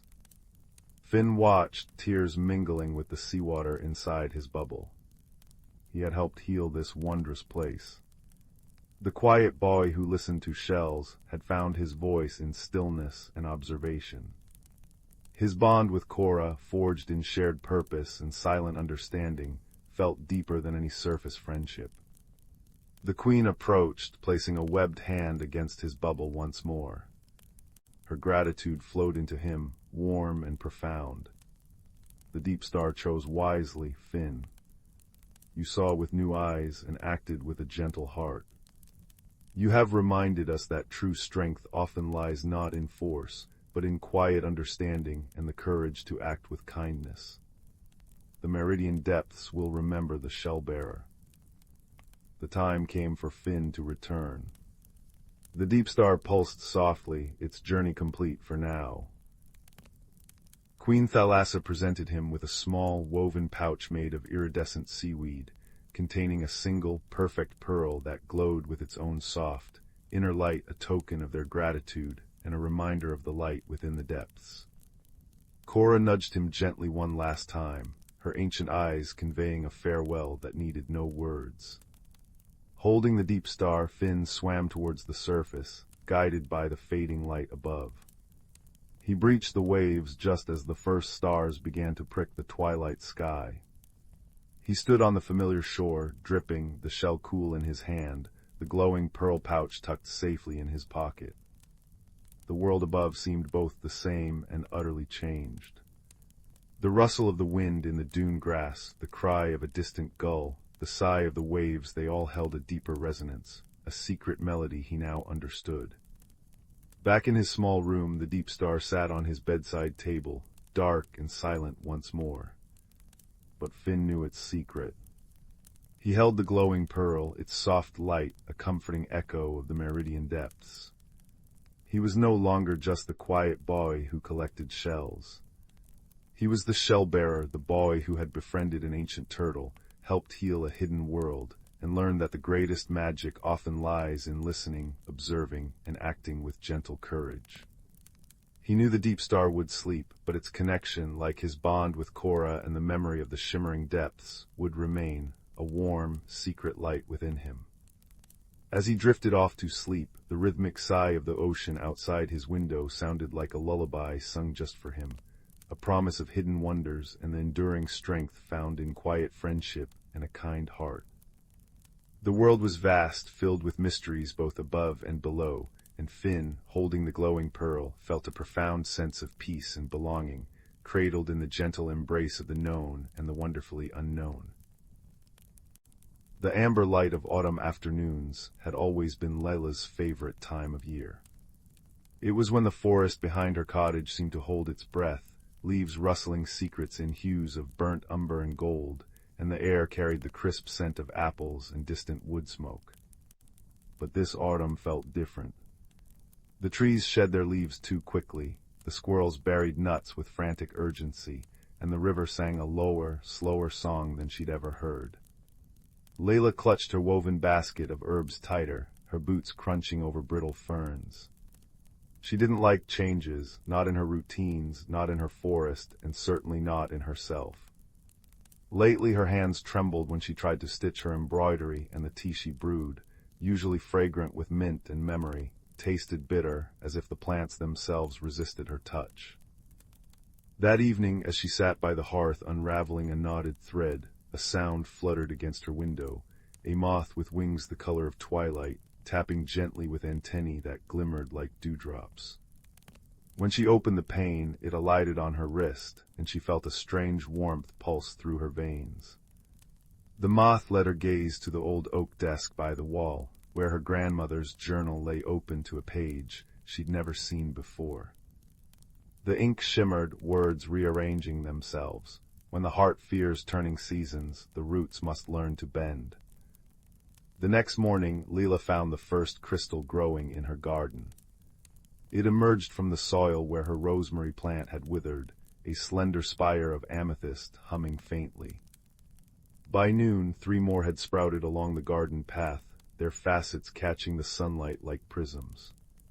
She reached to touch one, and a vision flashed behind her eyes, a forest floor covered not in leaves, but in thousands of tiny crystals, each pulsing with soft light.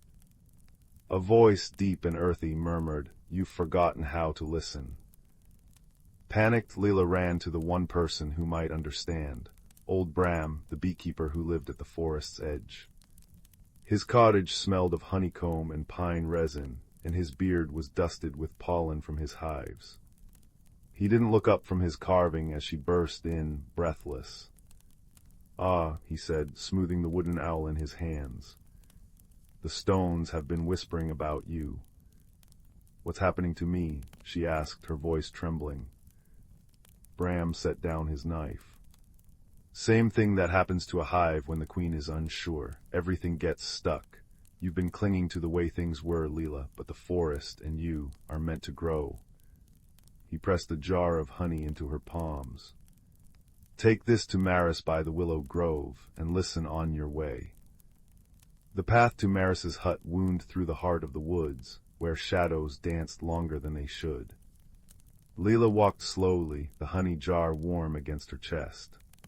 She paused where a creek giggled over stones, and there, beneath the water's surface, she spotted a pebble shaped like a crescent moon. As she fished it out, the crystal in her pocket vibrated, and the pebble's edges softened into a tiny silver bell.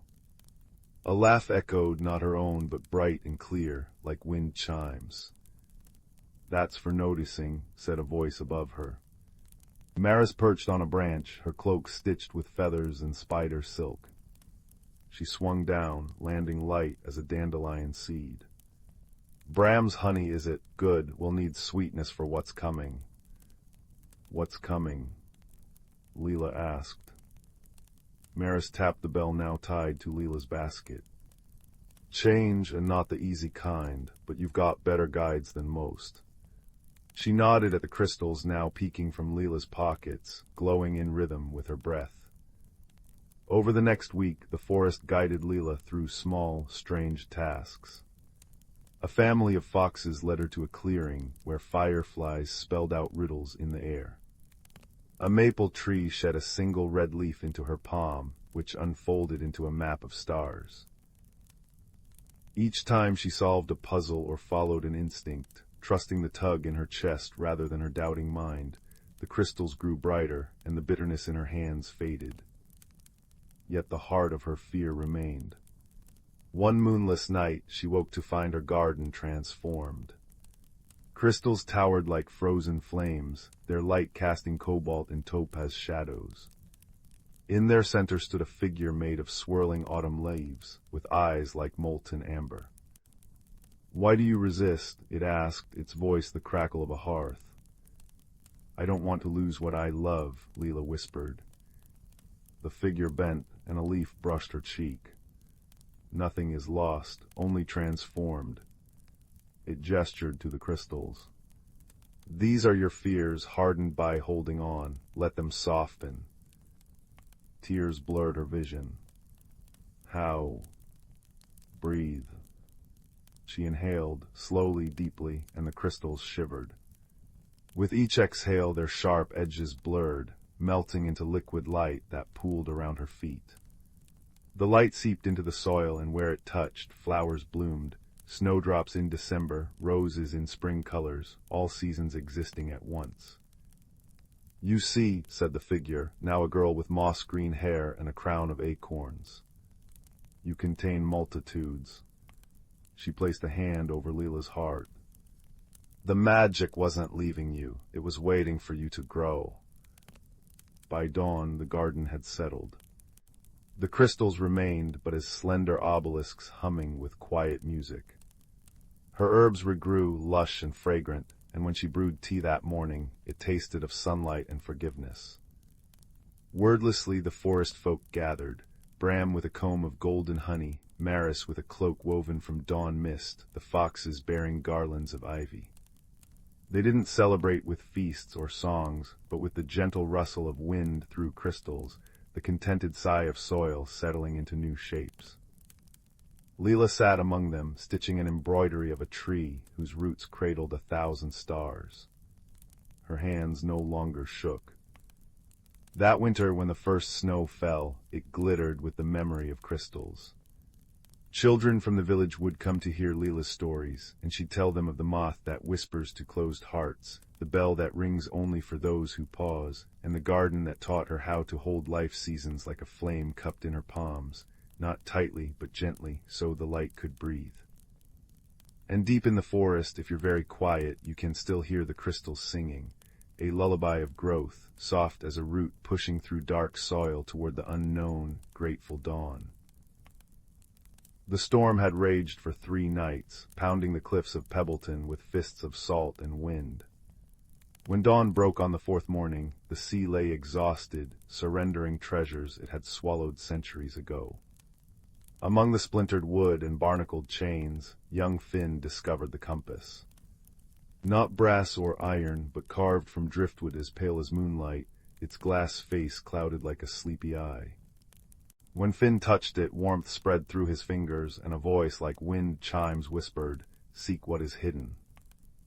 Finn lived in a cottage where the chimney smoke curled like gray cats into the sky. His grandfather, a fisherman with hands like knotted ropes, warned of the sea's hunger. "It swallows dreams," he'd rumble, mending nets by firelight.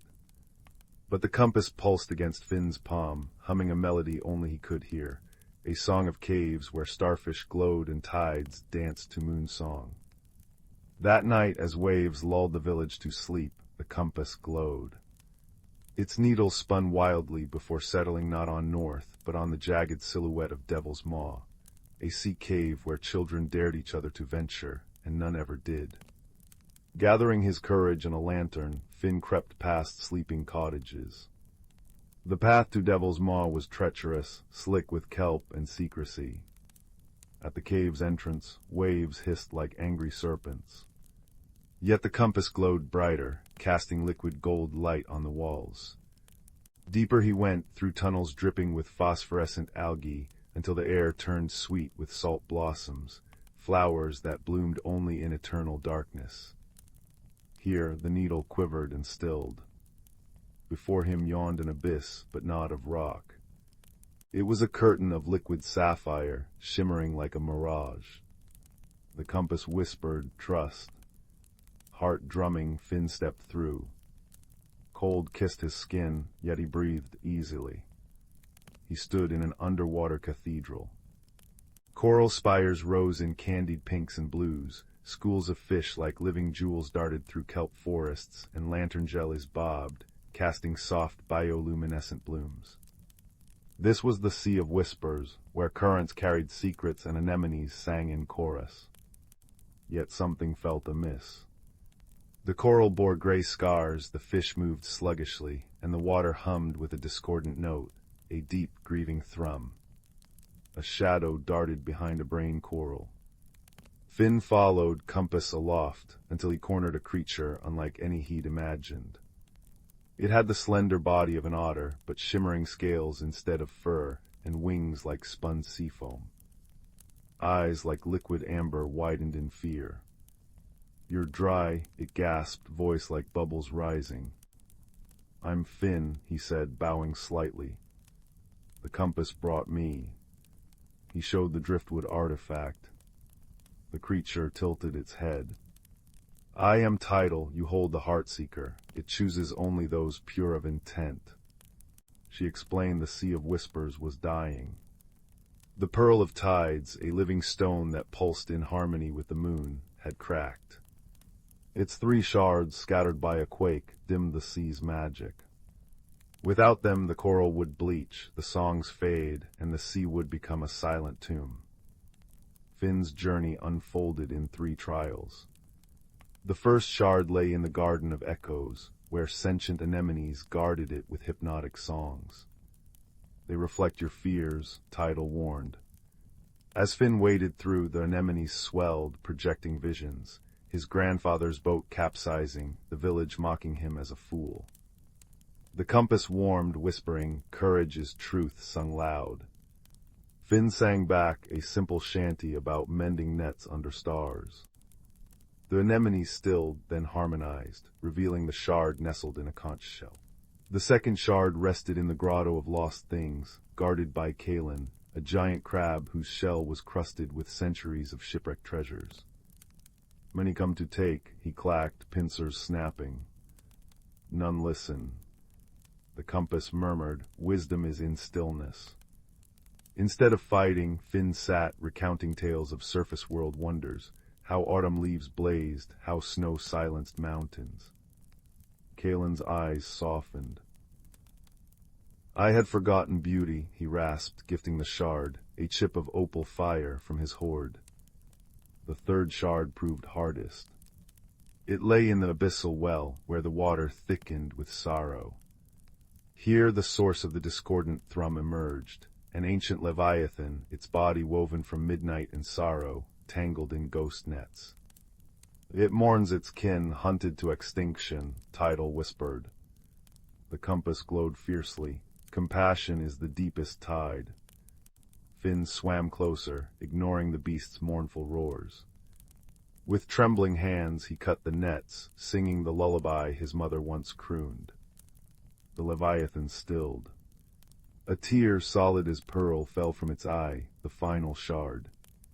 At the heart of the Sea of Whispers, they placed the shards upon the cracked pearl. Light erupted, not blinding but gentle as dawn. Coral flushed vibrant, fish darted in joyous spirals, and the water thrummed with a pure, resonant chord. Tidal pressed her forehead to Finn's. "You mended more than the pearl, you wove 2 worlds with kindness." As Finn returned through the sapphire curtain, the compass dimmed. Back in Devil's Maw, dawn painted the sky peach and gold. In his pocket he found not the driftwood compass, but a smooth moonstone, Tidal's parting gift. That evening, as fishermen grumbled about empty nets, Finn stood on a dune. "The sea isn't hungry," he declared. "It's grieving."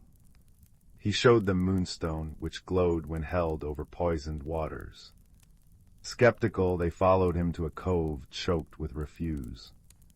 Where the Moonstone shone, fish returned in silver clouds. Pebbleton changed. Nets were woven wider to spare young fish, boats skimmed trash from waves, and children planted salt blossoms on cliffs. Finn's grandfather, mending nets one twilight, chuckled. "That compass of yours, it sought a different north, didn't it?" Finn smiled, touching the Moonstone. "It sought the heart's true harbor." Years later, Finn captained his own boat. On still nights, he'd anchor near Devil's Maw.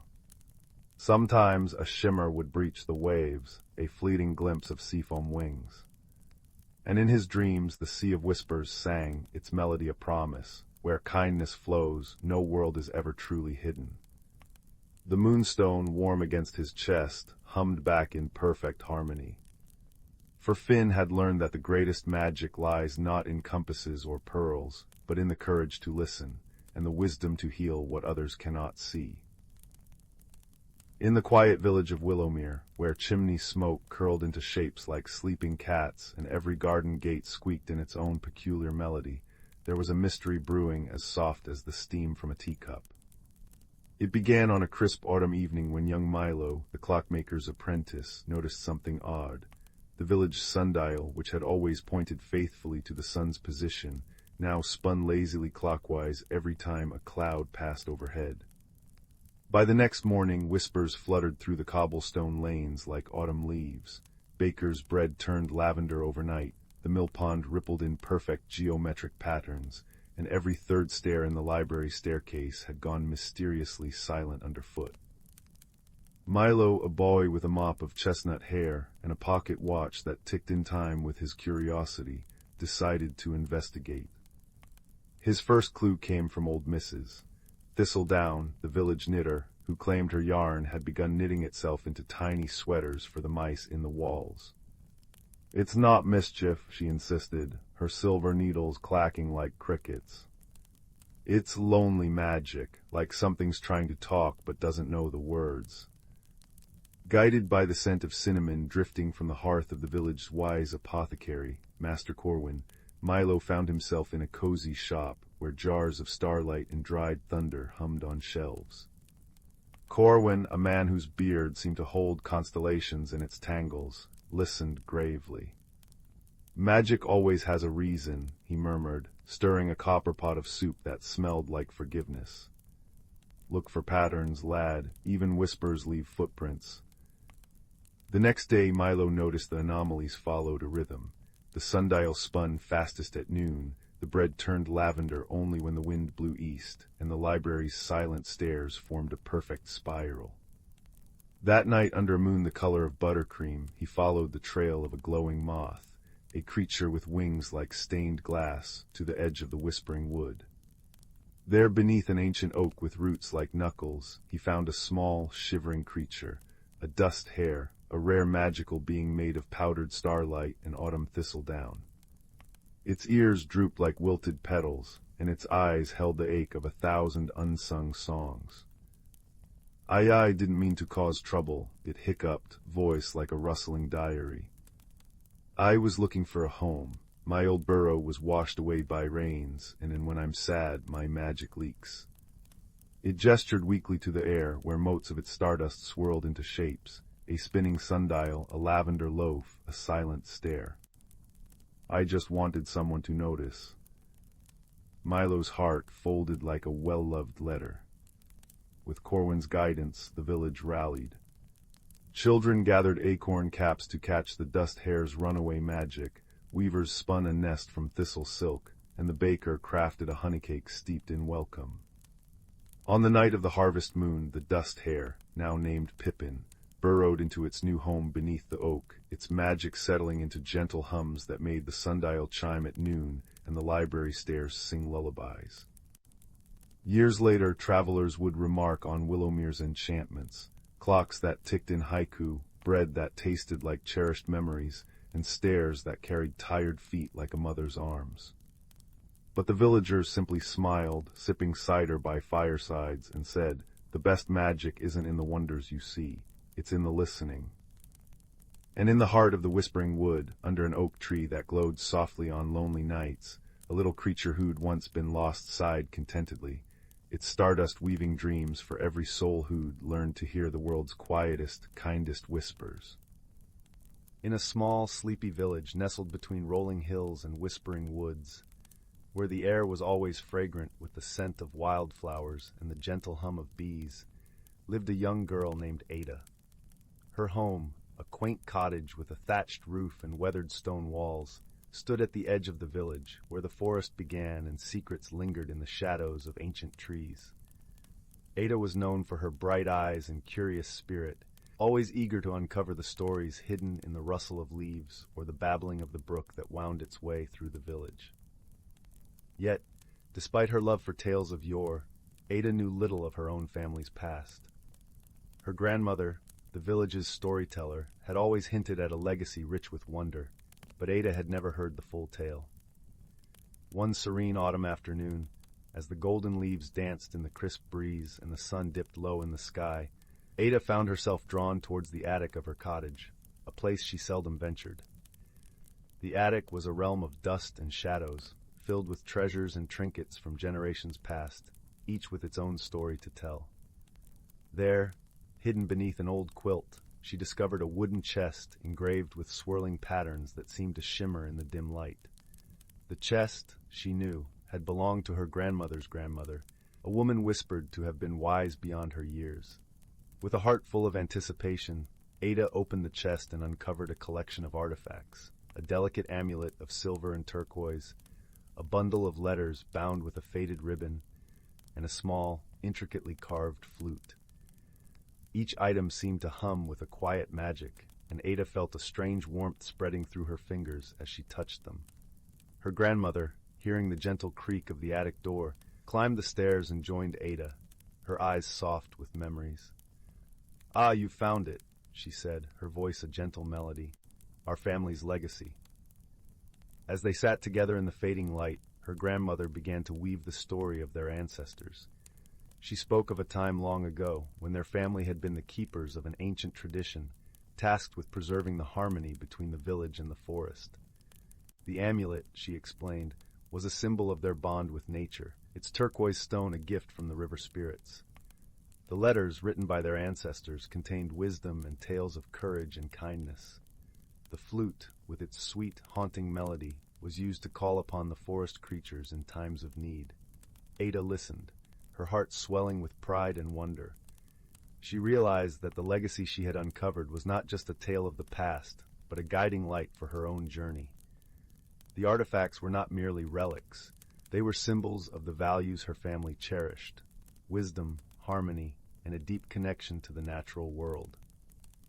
With newfound understanding, Ada felt a sense of belonging she had never known before. She saw herself as part of a greater tapestry, woven with threads of love and tradition.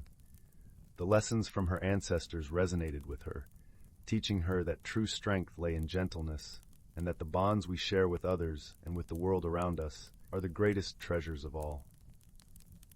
As the stars began to twinkle in the velvety night sky, casting a soft glow over the village, Ada and her grandmother descended the stairs from the attic. Together, they sat by the hearth, where the flames danced and crackled, casting a warm, comforting light. Ada took the flute in her hands and played a simple, sweet tune. The music flowed through the open window, mingling with the night breeze, and for a moment, it seemed as if the entire forest paused to listen. In that serene moment, Ada felt the presence of her ancestors, their love and wisdom enveloping her like a warm embrace. From that day forward, Ada cherished her family's legacy, not as a burden, but as a gift. She shared the stories and the music with the villagers, fostering a renewed appreciation for the bonds that connected them all. And as the seasons turned and the years passed, Ada became the village's storyteller, a gentle guardian of the tales that had shaped her life and the lives of those who came before. In the quiet of the night, as the village slumbered under a blanket of stars, Ada knew that she was exactly where she was meant to be, rooted in her heritage, enveloped in love, and forever connected to the ancient legacy that whispered through the leaves and sang in the heart of the forest. The air in Oliver's small attic bedroom held the crisp, clean scent of laundered sheets mingled with the faint, comforting aroma of old paper from the books stacked precariously on his shelves. Rain tapped a gentle rhythm against the window pane, blurring the view of the sleepy village below, its lanterns glowing like captured fireflies in the damp twilight. Oliver, a boy with thoughtful eyes the color of storm clouds and hair perpetually escaping its neat combing, traced the raindrops with his finger. He felt a familiar restlessness, a yearning for something beyond the quiet predictability of his days. He turned from the window, his gaze falling upon the forgotten corner of his room, where a dusty wooden chest sat beneath a worn tapestry depicting a swirling nebula. His grandmother, a woman whose laughter had sounded like wind chimes and whose stories had painted galaxies on the ceiling, had left him the chest. "For when your heart seeks a different kind of map, Oliver," she'd whispered on her last visit. He hadn't opened it since her passing, the memory too tender. But tonight the rain's whisper and the quiet ache in his chest nudged him forward. Kneeling, he brushed away the dust. The chest opened with a soft sigh, releasing a scent of cedarwood and dried lavender. Inside, nestled in folds of faded velvet, lay an object that made his breath catch. It was a compass, but unlike any he'd ever seen. Its casing was crafted from a deep, warm wood, polished smooth by time, inlaid with swirling patterns of mother-of-pearl that seemed to shift in the dim light. The glass covering the face was thick, slightly convex, and beneath it lay not a simple north-seeking needle, but a complex arrangement of delicate, interlocking golden rings. At its very center, instead of a pivot, rested a single, perfect pearl that glowed with a soft, internal light, like captured moonlight. The cardinal points were marked not with letters, but with tiny, intricate symbols: a budding leaf, a snowflake, a sunburst, and a crescent moon. And around the edge, etched in a flowing script, were the words, "Seek the heartwood, find the light." Oliver's fingers trembled as he lifted it. The compass felt warm, alive almost, humming with a subtle vibration against his palm. As he held it, the central pearl pulsed brighter, and the golden rings began a slow, graceful dance, independent of each other, aligning and realigning in complex patterns. It wasn't pointing north, it seemed to be pointing inward towards the dense, ancient whisperwood forest that bordered the village, a place adults spoke of with hushed tones and warnings. A thrill, part fear and part irresistible excitement, shot through him. The restlessness coalesced into a single, clear impulse. He needed to follow it. Quietly he pulled on his sturdiest boots, a thick, knitted jumper the color of moss, and a waterproof cloak. He slipped the compass into his deepest pocket, its warmth a constant, reassuring presence against his leg. Creeping past the slumbering forms of his parents, he eased open the back door, stepping into the rain-kissed night. The whisperwood at night was a different world. Raindrops pattered on the canopy high above, creating a constant, soothing murmur. The air was cool and damp, thick with the scent of wet earth, decaying leaves, and the sharp, clean tang of pine. Moonlight, fractured by the dense foliage, painted shifting silver patterns on the forest floor. Guided solely by the warm pulse in his pocket and the soft, guiding glow he saw when he occasionally checked the compass, Oliver moved deeper than he ever had. The golden rings spun and settled, pointing unerringly towards a massive, ancient oak tree, its gnarled roots forming arches like the entrance to a cathedral. The compass pulsed strongly now, the pearl blazing like a tiny star. As Oliver approached the oak, he noticed something strange. Between two enormous roots, where the earth should have been dark, there shimmered a faint, silvery light, like water reflecting moonlight, but it wasn't water. It was an opening, a tear in the very fabric of the forest. The compass hummed, urging him forward. Taking a deep breath, Oliver stepped through the shimmering veil. The sensation was like walking through a curtain of cool silk. On the other side, the world changed utterly. The rain stopped. The air was warm and still, filled with a fragrance that was both floral and deeply earthy, unlike anything Oliver had ever smelled. He stood in a valley bathed in perpetual twilight, but a twilight alive with its own luminescence. Giant mushrooms taller than him glowed with soft blues, greens, and purples. Flowers with petals like spun glass shimmered, casting prismatic light. Trees with bark that looked like polished silver and leaves, like beaten copper, rustled gently. Overhead, instead of stars, thousands of tiny bioluminescent insects drifted like living constellations, their light a soft, continuous pulse. This was the Heartwood Vale, the place the compass had named. He stood mesmerized, the compass warm and quiet in his hand now, its journey seemingly complete.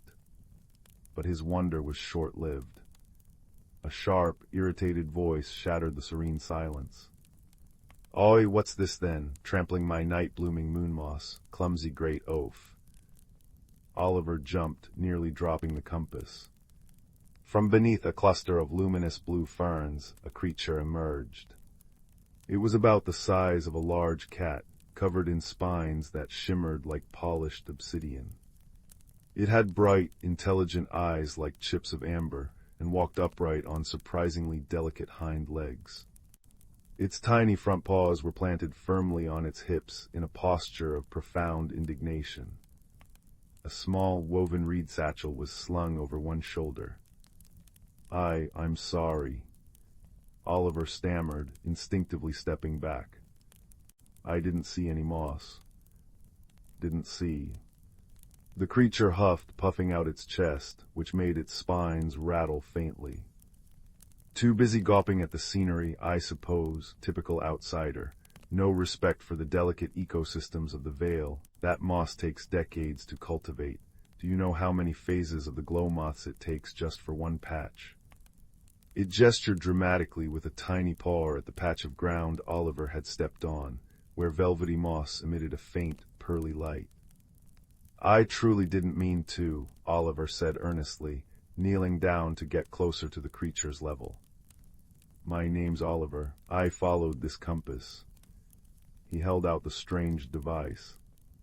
The creature's eyes widened, its bristling stance softening slightly as it peered at the compass.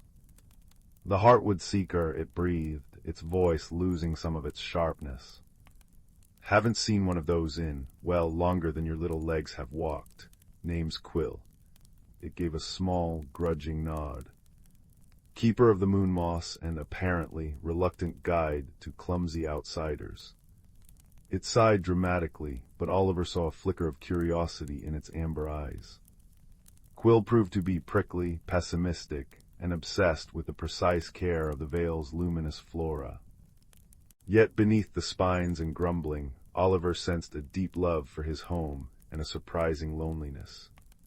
He learned that Quill was a thornkin, one of the few guardians of the Heartwood Vale, a hidden sanctuary sustained by the natural magic of the world, a magic anchored in the legendary Heartwood tree deep within the valley. The Vale was a refuge for gentle, often overlooked creatures, glowing moths the size of butterflies, shy rock sprites that hummed melodies, and silent, moss-covered guardians that watched over ancient groves. But things aren't right, Quill confided later, as they sat sharing a meal of sweet, glowing berries Oliver had found under Quill's strict supervision. The glow moths are dimming, the starlight lilies aren't blooming as brightly, even the silverwood leaves are losing their shine. It's as if the Vale's light is draining away. Quill's small face was etched with worry. The Heartwood tree must be weakening if it fails. He shuddered, unable to finish the thought. The living constellations above seemed to dim momentarily, as if echoing his fear. Oliver felt a pang of deep concern. This place, so wondrous and fragile, was in peril. He pulled out the compass. It felt warm, but the pearl's light was steady, not pulsing. The intricate rings were still. Their inscription says, "Seek the Heartwood, find the light," he said slowly. Maybe it brought me here to help. Quill snorted, but it lacked its usual bite. Help? What can an outsider do against a fading of ancient magic? The Heartwood is deep within the crystal caves, dangerous place, full of echo wraiths that feed on doubt and lost memories. Even Thornkin avoid it.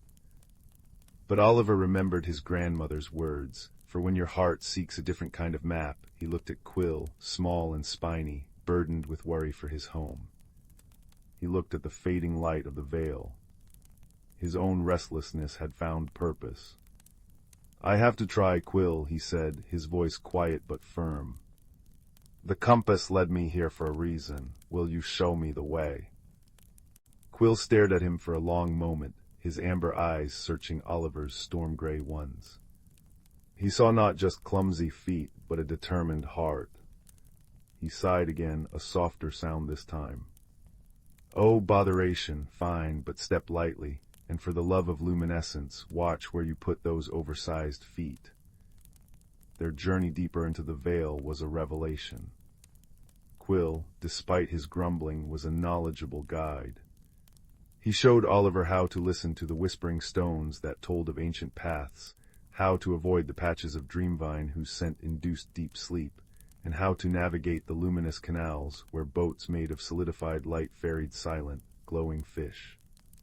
Oliver learned the delicate art of tending the moon moss under constant critique, and even managed to soothe a frightened rock sprite with a gentle hum, mimicking the sounds Quill taught him. He discovered a quiet courage within himself, facing the strange beauty and subtle dangers of the Vale without flinching, his initial fear replaced by a profound respect and a growing desire to protect it. The crystal caves loomed ahead, their entrance a jagged maw in the side of a shimmering quartz mountain. As they approached, the air grew colder, and the comforting glow of the veil dimmed. An unnerving silence fell, broken only by the faint, discordant echo of dripping water. The compass in Oliver's pocket grew cold, then abruptly hot, the ring spinning wildly before locking, pointing straight into the darkness. The pearl pulsed erratically. Echo wraiths, Quill whispered, his spines rattling nervously. They sense strong emotions, fear, sadness, doubt. They'll try to amplify it, feed on it until you're lost in your own shadows. Stay calm, Oliver. Focus on the compass. Focus on why you're here. Stepping into the caves was like entering a frozen geode. Walls, floor, and ceiling were encrusted with crystals in every conceivable color, but their light was weak, flickering erratically. Strange, distorted reflections moved in the facets. The air hummed with a low, unsettling vibration that seemed to seep into Oliver's bones. Shapes flitted at the edge of his vision, insubstantial, smoky figures that whispered fragments of thought directly into his mind. Lost, always lost, hissed one voice, echoing his childhood fear of getting separated in the market. Pointless, you can't help, murmured another, mirroring Quill's initial doubt. Cold, so cold, alone, a third voice sighed, touching the deep loneliness he'd felt since his grandmother died. Oliver faltered. The voices felt true, scratching at old wounds. Doubt, cold and heavy, began to coil around his heart. He saw fleeting images in the crystals, himself wandering lost in the dark, Quill turning away in disappointment, the veil fading into utter blackness. The compass grew icy in his hand. Quill nudged his leg. Don't listen, Oliver, they're lies, thieves of light. Remember the veil, remember the glow moths, remember the heartwood. Oliver squeezed his eyes shut, gripping the freezing compass. He focused not on the fear, but on the warmth he'd felt holding it the first time. He thought of the wonder in Quill's eyes when he saw the seeker, the gentle hum of the rock sprite, the sweet taste of the glowing berries, the breathtaking beauty of the living constellations. He thought of his grandmother's kind eyes and her belief in magic. He thought of his own determination to help. Seek the heartwood, find the light, he repeated silently, like a mantra. I am here to help. The warmth began to seep back into the compass. Its light strengthened, pushing back the oppressive gloom immediately around them. The whispering voices receded, becoming faint, frustrated hisses. That's it. Quill encouraged, his own voice stronger. Your light drives them back, keep going. Pressing forward, guided by the compass's steady glow and Quill's sharp directions, left, no, your other left, you great lump, they navigated the treacherous, echoing caverns. The compass led them through narrow fissures, across bridges of pure crystal spanning fathomless dark chasms, and finally into a vast, central chamber that took Oliver's breath away. In the center stood the heartwood tree. It wasn't a tree of wood and leaves, but a magnificent, intricate structure woven from pure, solidified light roots of deep gold, a trunk of swirling silver and emerald energy, branches like frozen lightning reaching towards the cavern roof, where points of light mimicked stars. But its radiance was sickly, flickering. Great sections seemed dim, almost translucent. Tendrils of thick, viscous shadow snaked up from cracks in the crystal floor, clinging to the trunk and branches, draining its light. The source of the veil's fading magic was painfully clear. As they approached, the shadows writhed, coalescing into larger, more defined forms, not just echo wraiths, but something stronger, darker. They pulsed with cold malice, sensing the intruders. The air crackled with hostile energy.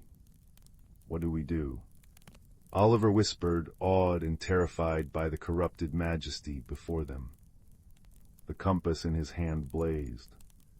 The pearl shone like a tiny sun, and the golden rings spun faster than ever before, aligning with the symbols, the leaf, the snowflake, the sunburst, the moon. It grew almost too hot to hold. Oliver understood. The seeker wasn't just for finding, it was for mending. Its magic resonated with the heartwood, but it needed a conduit, a focus for its power to push back the shadows. But the dark forms were detaching from the tree, gliding towards them with chilling speed. Oliver's courage wavered. He was just a boy. How could he fight this? Oliver. Quill's voice was sharp, urgent, but not afraid. The compass, it needs your light, your heart's light. Remember why you came. Remember the veil. Quill's words cut through the fear. Oliver thought not of the darkness, but of the luminous moss, the shimmering fish, the worried thornkin beside him, the fading constellations. He thought of the kindness he'd found here, the friendship forged with the prickly guardian. He poured all his hope, his determination, his newfound love for this hidden world into the compass. He held it aloft towards the ailing heartwood tree. "Find the light," he cried out, his voice echoing in the vast chamber. The compass erupted, not with destructive force, but with pure, brilliant, life-giving radiance. A beam of warm, golden-white light shot from the pearl, striking the heartwood tree. Where the light touched, the clinging shadows hissed and recoiled, dissolving like smoke in a strong wind. The beam intensified, fed by Oliver's unwavering focus and the compass's ancient magic. It washed over the heartwood, seeping into the dim areas, reigniting the silver and emerald energy within the trunk, making the branches blaze like captured sunbeams. The dark forms shrieked, a sound of pure negation, as the light consumed them, banishing them back to the cracks from which they'd oozed.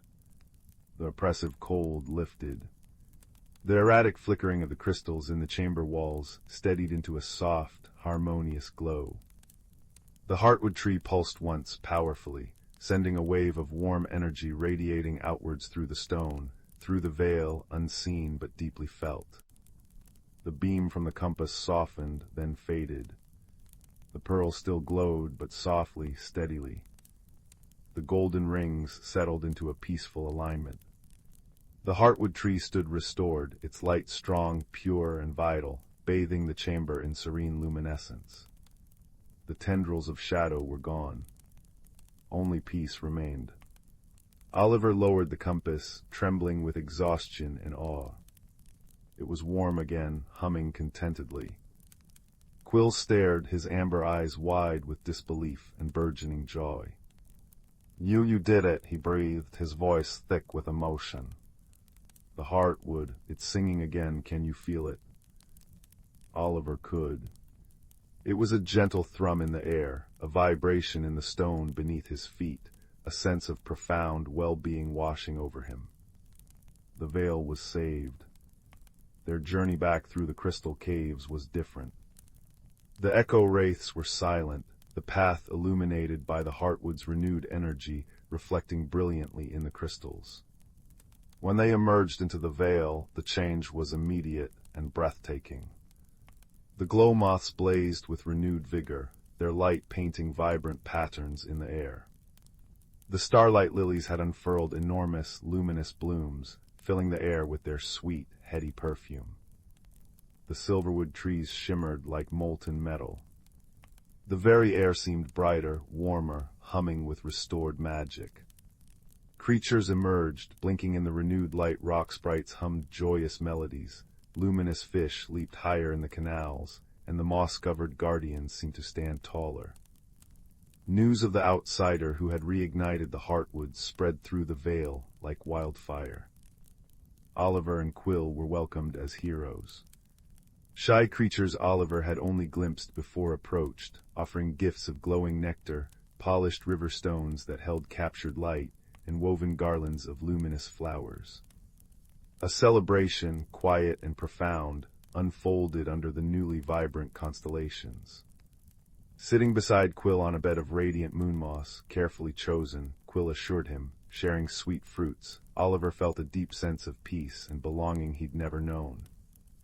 "You know," Quill said, uncharacteristically quiet, poking at a glowing berry, "I thought all outsiders were clumsy oafs with big feet. Turns out, some have rather large hearts to match." He offered Oliver a berry with a gruff gesture that couldn't hide his affection. Oliver smiled, the compass warm and quiet in his pocket. He knew his place was not permanently in the Vale, wonderful as it was. His family, his world, awaited him. But he also knew he carried the Vale within him now, and a friend in the most unexpected form. "Will you be okay, Quill, now that the light is back?" Quill puffed out his chest. Of course, the moon moss needs vigilant tending, the starlight lilies require precise pruning schedules, and someone has to keep an eye on those frivolous glow moths. Busy, but he hesitated, then added softly, "The seeker found its purpose, and perhaps you could visit through the old oak if you promise not to step on the moss." Oliver grinned. "I promise." When it was time to leave, the Vale creatures gathered near the ancient oak. The heartwood seeker, its purpose fulfilled for now, glowed softly in Oliver's hand. He knew it would guide him back. Quill stood beside him, trying to look stern but failing miserably. "Remember," Quill instructed, tapping Oliver's boot, left at the whispering stone that sounds like a sigh, right at the twin glow fungi, "and watch your step." "I will, Quill," Oliver said, crouching down. "Thank you for everything." Quill shuffled his feet. "Yes, well. Just don't be a stranger," clumsy oaf. "And take this." He pulled a small, perfectly round stone from his satchel. It was cool and smooth, and within its depths tiny points of light pulsed gently, a piece of the Vale's starlight. "To remind you." Oliver clasped the stone, feeling its gentle pulse. "I'll treasure it." He pocketed the stone beside the warm compass. With a final wave to the gathered creatures, their lights blinking like friendly fireflies, Oliver stepped back through the shimmering veil in the oak roots. He emerged into the whisperwood just as dawn was breaking. The rain had stopped. Birdsong filled the air, and the rising sun painted the sky in streaks of pink and gold. The forest looked ordinary, beautiful, but no longer holding a hidden secret he was excluded from. He knew the secret now.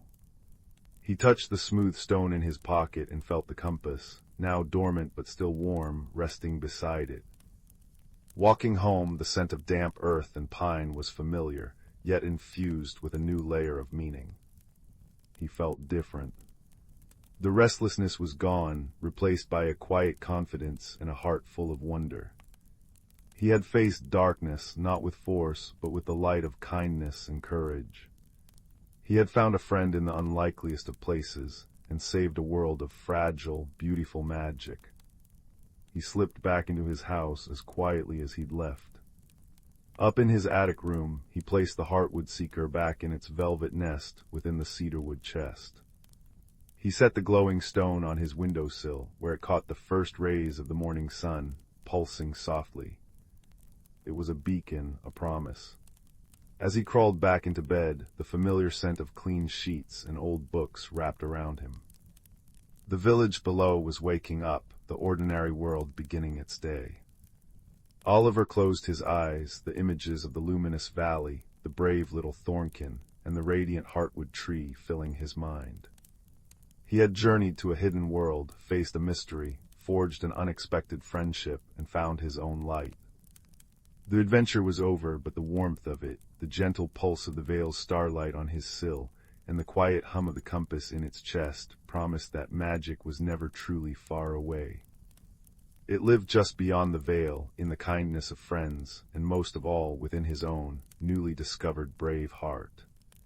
Sleep, deep and peaceful and filled with shimmering dreams, claimed him as the sun rose fully, bathing his room in golden light. The twin moons of Zephyria cast soft silver beams through Lyra's cracked cockpit window, illuminating swirling motes of stardust as her escape pod settled into the mossy embrace of an uncharted world. Outside, the air hummed with the scent of night-blooming star vines, sweet as honeyed tea, cool as mountain springs. Lyra, a human botanist stranded light-years from Earth, trembled not from cold, but from the profound silence. until a chime echoed through the violet ferns, a melody like glass bells kissed by wind. There, refracting moonlight into rainbows, stood Kalen, a crystalline being from the planet Shard, limbs of shifting quartz, eyes like liquid opal. Kalen recoiled, facets dimming. To Lyra, its staccato light flares seemed aggressive, blinding strobes against the gloom. To Kalen, Lyra's frantic gestures and metallic scanner were violent tremors in its vibration-sensitive world. When Lyra reached for a tool, Kalen pulsed crimson alarm, shattering a nearby geode. "I only wanted to share water," Lyra whispered, offering her canteen. Kalen mistook the glinting container for a weapon, retreating into shadows. That first night, loneliness wrapped around them both like frost. Dawn revealed their shared peril, the great ion storm, a celestial tempest painting the sky in electric amethyst. Deadly to Lyra's fragile biology, lethal to Kalen's light-based essence. Sheltering in a cavern, they huddled beneath a canopy of glow mushrooms, their bioluminescence painting the walls sapphire and gold. Kalen trembled as storm static threatened to fracture its form. Lyra, recalling her grandmother's tales of kindness, hummed an old lullaby, low, steady vibrations. Kalen's panic stilled. Tentatively, it echoed the tune in shimmering harmonics, the cave filling with a duet of human voice and crystal song. Misunderstanding melted like ice in sunlight. Lyra learned Kalen's light language, soft green for curiosity, warm gold for friendship. Kalen attuned to Lyra's heartbeat, recognizing its steady rhythm as safety. Together they foraged for ship repairs, Lyra guiding them past venom spore thickets, Kalen sensing subterranean mineral veins with seismic pulses. When a rockslide trapped Lyra, Kalen focused sunlight through its body, melting the debris. When corrosive rain threatened Kalen, Lyra wove starvine fibers into a shelter, her hands bleeding but determined. "You're my beacon," Lyra murmured, bandaging Kalen's stress-fractured arm with thermal gel. Kalen responded with a constellation-pattern glow, "You are my resonance." The storm passed, leaving the world jeweled in dew. Lyra's repaired pod hummed, ready for launch. Beneath the twin moons they stood forehead to facet, warm skin against cool crystal, sharing memories like treasures. Lyra's earth forests mirrored in Kalen's prismatic recollections of Shard's singing canyons. No grand speeches, only quiet understanding. As Lyra ascended, Kalen gathered starlight, projecting a luminous bridge across the sky, a temporary road between worlds. Now, when Lyra tends her interstellar greenhouse, she nurtures crystalline flowers that chime in the dark. And on Shard, Kalen treasures a vial of earth soil, its vibrations humming Lyra's lullaby. Across the void their friendship glows, a quiet promise that in the vast, cold cosmos, warmth blooms brightest when unlike hearts choose to listen. The stars outside your window tonight. They're winking with shared secrets. Rest now, little dreamer. Somewhere a crystal being is singing you a lullaby in light. The first frost of the season had just begun painting silver lace across the window pane when young Cora discovered the acorn. Not an ordinary acorn, mind you, but one that glowed with a soft, buttery light from within its polished shell, nestled among fallen leaves in the crook of Grandmother Rowan's garden wall. When Cora cupped it in her mittened hands, warmth spread through her fingers like sipping hot cider, and a faint melody hummed against her palms, a song of rustling ferns and distant waterfalls. "Forest's heartbeat," Grandmother had murmured that evening, stirring honey into chamomile tea while firelight danced in her wise, crinkled eyes. Lost long ago when shadows grew jealous, the woods grow thin without it. Cora knew the stories, how the whispering woods bordering their village once shimmered with shared dreams between trees and townsfolk, how children used to follow foxfire lanterns to dance with mushroom-ring sprites. Now the forest stood silent and watchful, paths twisting into gloom. That night, as wind sighed through eaves like a lonely breath, the acorn pulsed against Cora's pillow. not a demand but an invitation. By dawn, with the acorn secured in a velvet drawstring pouch round her neck and grandmother's knitted scarf smelling of rosemary and courage, Cora slipped through the garden gate. Winter's breath hung crisp in the air, turning each footstep on frosted grass into a tiny crunching symphony. The deeper she wandered, the stranger the woods became, not menacing but deeply alive. Birch trunks gleamed like polished bone in slanting sunlight, while ice-encased spiderwebs glittered like chandeliers. Yet an ache lingered beneath the beauty, brittle branches, two silent clearings where no birds sang, and a scent like forgotten rain. After hours of following the acorn's gentle tug, a compass in her chest, Cora stumbled into a clearing veiled by weeping willow tendrils. There, grumbling fiercely as he wrestled a thorny vine ensnaring his burrow entrance, was a badger. Blasted brambles, he huffed, his charcoal-striped fur fluffed in indignation. Grew overnight, thick as thief's lies. His name, he grumpily admitted when Cora offered help with her little pruning shears, was Thorn. And no, I don't need a human clattering about, especially one wearing a... He froze, black nose twitching toward her glowing pouch. Is that? It can't be. Wonder smoothed his gruffness like a stone worn by a river. The heartseed, they said it was gone forever. Thorn became her unlikely guide. His knowledge of route paths and squirrel highways was unmatched, but more precious was his dry humor that turned fearful shadows into mere tricks of the light. That creaking, he'd sniff as ancient oaks groaned overhead. Just old Oakheart complaining about his rheumatism. Tell him he's looking splendid, and he'll quiet right down. When a sudden snow flurry blinded them near a ravine, Thorn unearthed a hidden badger tunnel smelling of damp earth and safety. Inside, bioluminescent moss coated the walls like emerald stardust, guiding their way. Forest remembers its own, Thorn murmured, his gruff voice softened. The acorn's light intensified as they journeyed, its song swelling into harmonies that made frozen streams sigh and icicles chime. It led them to a colossal hawthorn tree, its gnarled trunk split by a fissure veiled in cascading ivy. Impossible, breathed Thorn. The elders spoke of the veiled grove, but no one's found it in generations. As Cora pushed aside the ivy, warmth and the scent of sun-warmed apricots enveloped them. They stepped not into a hollow, but into a sunlit glade suspended in perpetual golden hour. Butterflies with stained glass wings drifted above flowers that chimed when touched. At the glade's heart stood a tree unlike any other, its bark shimmering like molten amber, roots cradling a hollow where a nest of woven moonlight pulsed with absence. Tiny figures emerged from blossoms and fern shadows, the verdant folk, no taller than Cora's hand, with skin like dappled sunlight and hair of spun moss. Their leader, Elder Mosshelm, stepped forward, his acorn cap hat trembling. The heartseed's return.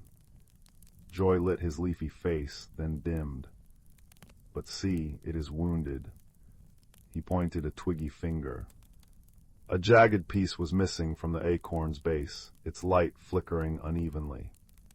Stolen long ago by a creature of the deep shade, Mosshelm explained sadly. Envy turned its heart cold. It craved the seed's warmth, but only knew how to break. Without that missing shard, the seed cannot heal the whispering woods. Thorn's ears flattened. The deep shade, that's no place for sensible creatures. It was a realm of tangled, lightless roots where the forest's oldest sorrows festered.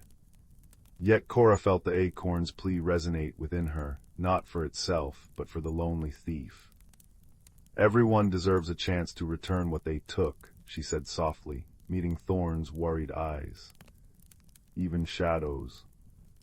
Their descent into the deep shade felt like sinking into cold ink. Bioluminescent fungi provided ghostly blue guideposts, but oppressive silence pressed down, thick as wool.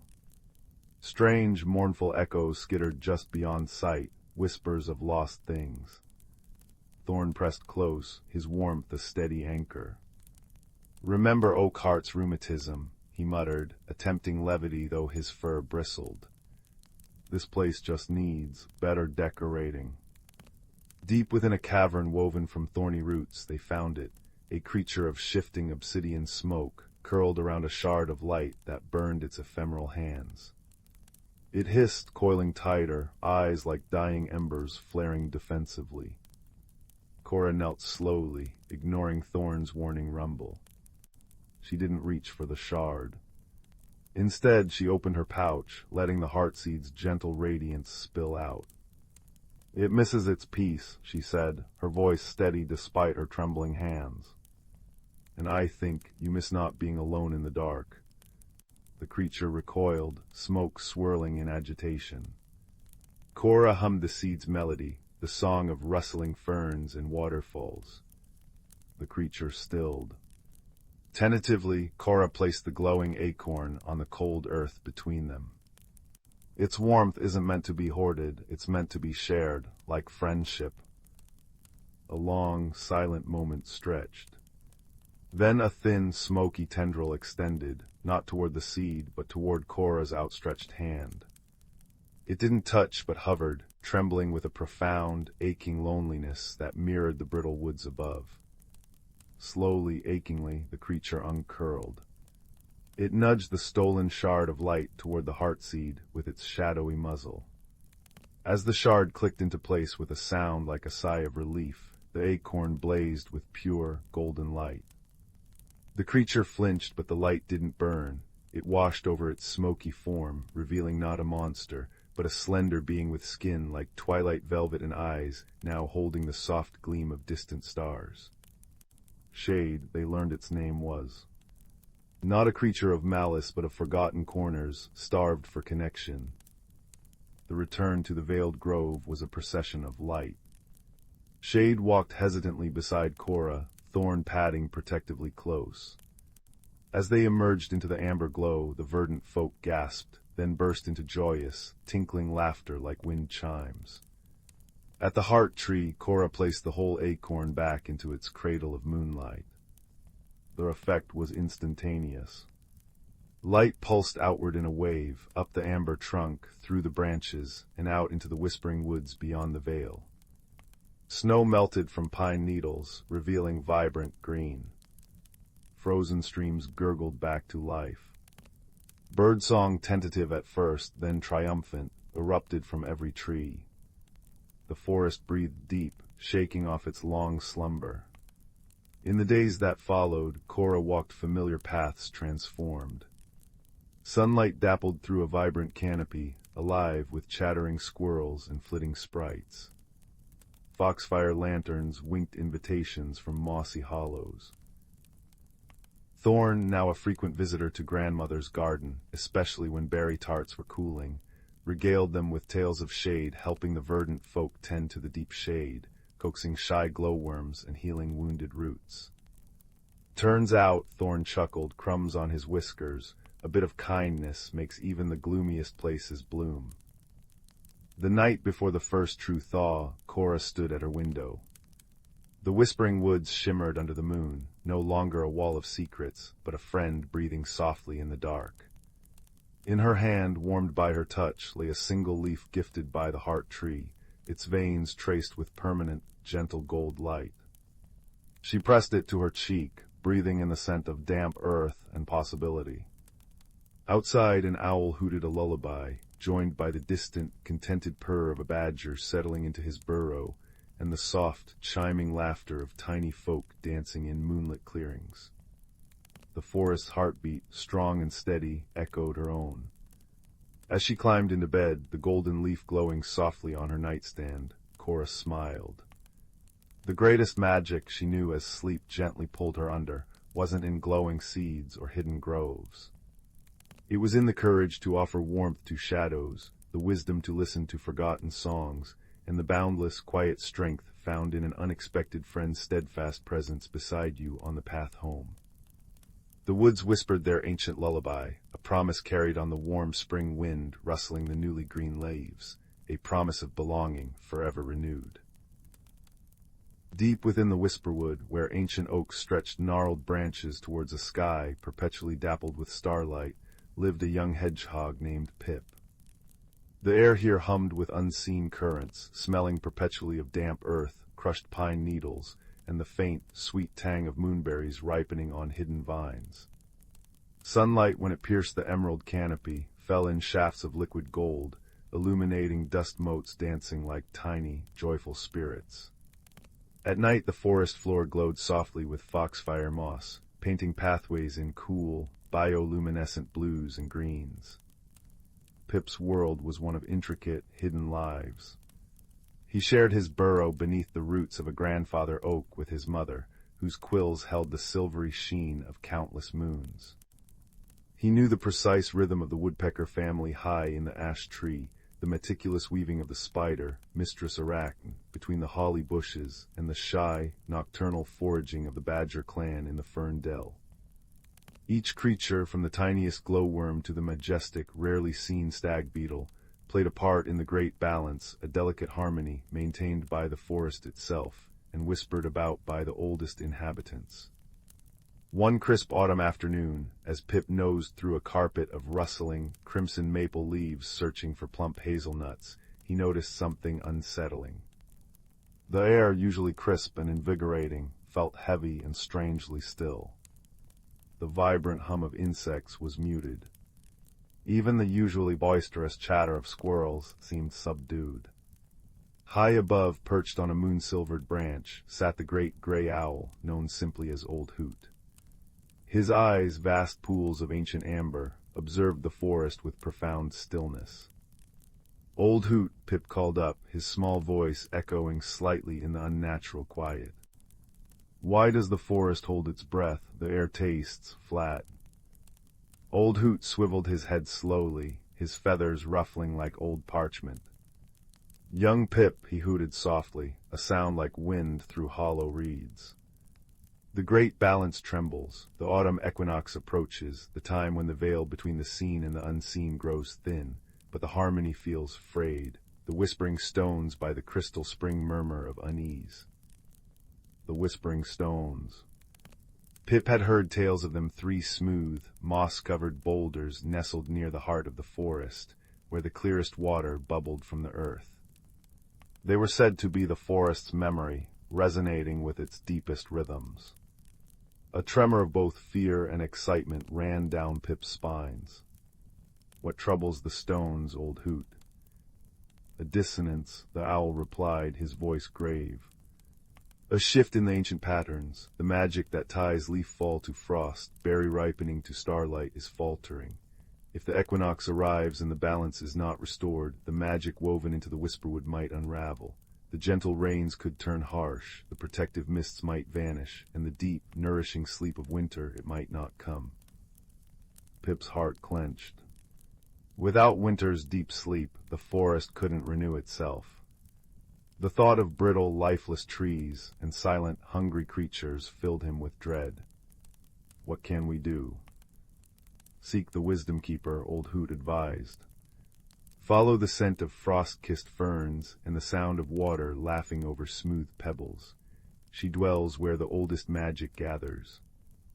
The wisdom keeper.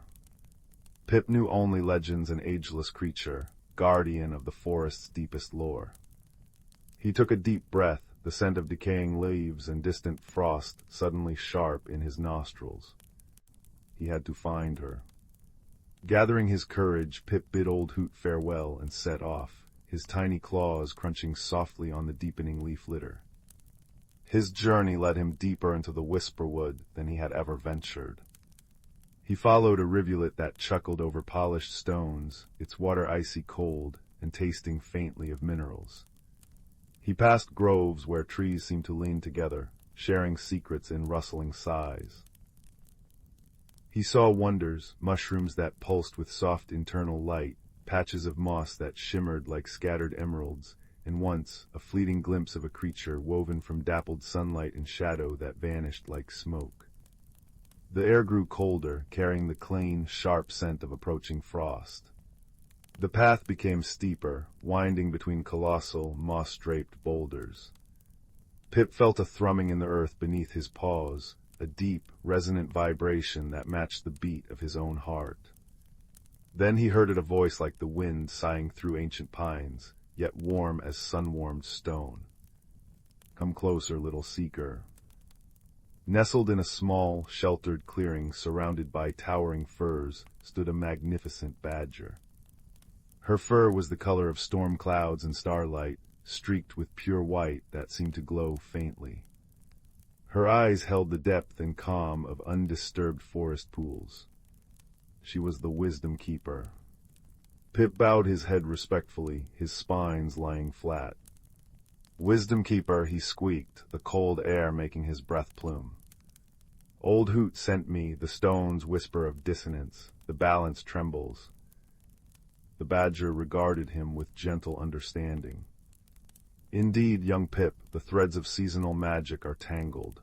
The deep magic that connects the falling leaf to the forming frost crystal, the fading berry to the sleeping seed, it is strained." She nudged a pile of vibrant autumn leaves with her broad nose. "Feel them, they should hum with the promise of decay and renewal. They feel silent." Pip cautiously touched a brilliant orange leaf. It felt dry, brittle, devoid of the subtle warmth and energy he associated with autumn's transformation. "Why?" he asked. "The source of the dissonance lies deep," the wisdom keeper murmured. "Near the whispering stones themselves, something disrupts the flow of the spring, the heart water of the forest. It blocks the resonance, silences the harmony." She sighed, a sound like dry leaves skittering. "I am bound to this glade by ancient wards during the equinox thinning. I cannot go. But you, young Pip, small and keen of sense, you can journey where I cannot. You must find the source of the blockage and clear it. Listen to the stones, they will guide you." The task felt enormous. Pip was just a small hedgehog. But the image of the silent life, the heavy air, the fear in Old Hoot's voice spurred him on. He nodded, determination hardening within him. "I will try." The wisdom keeper touched her nose to his forehead. A wave of calm and quiet strength washed over him, smelling of cedar and cold stone. "Trust the forest, Pip, trust your friends. Listen with more than your ears." Guided by the wisdom keeper's instructions and the increasingly strong vibration in the ground, Pip navigated the final stretch to the crystal spring. The air grew thick with the scent of ozone and wet rock. He emerged into a sacred grove. 3 colossal stones, smooth as river-worn pebbles but ancient as the hills, stood in a semicircle around a pool of water so clear it seemed like liquid air. The water bubbled gently from a fissure in the rock, but instead of its usual merry chuckle, the sound was choked, gurgling weakly. Around the stones, the vibrant moss looked dull and gray. The stones themselves emitted a low, discordant hum, a sound that vibrated unpleasantly in Pip's bones. He approached cautiously, his senses straining. He listened not just with his ears, but with his whole being, as the wisdom keeper had advised. Beneath the discord he heard faint whispers, sighs of the wind, the murmur of roots deep underground, the echo of falling leaves. They spoke of obstruction, of something foreign wedged deep within the spring's source. Pip peered into the bubbling fissure. The water struggled to rise, swirling sluggishly around something dark and jagged lodged deep within the rock. It looked like a piece of cold, black iron, perhaps lost long ago, now poisoning the pure flow. Its presence felt utterly wrong, a harsh, metallic dissonance against the forest's soft, organic magic.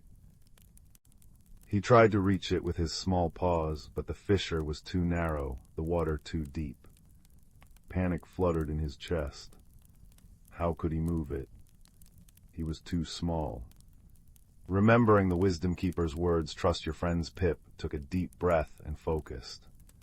He sent out a silent call, not with sound, but with the quiet urgency of his heart, amplified by the grove's fading magic. He pictured the choked spring, the silent stones, the need for strong paws and clever minds. Moments later, a rustle came from the ferns. Bramble, the sturdy young badger from the dell, emerged, his dark eyes serious. Then came Willow, the quick-witted squirrel, her bushy tail twitching with concern.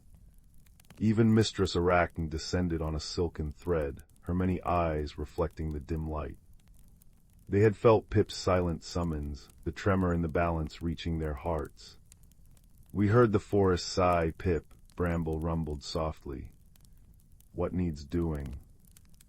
Pip explained quickly, pointing to the choked fissure.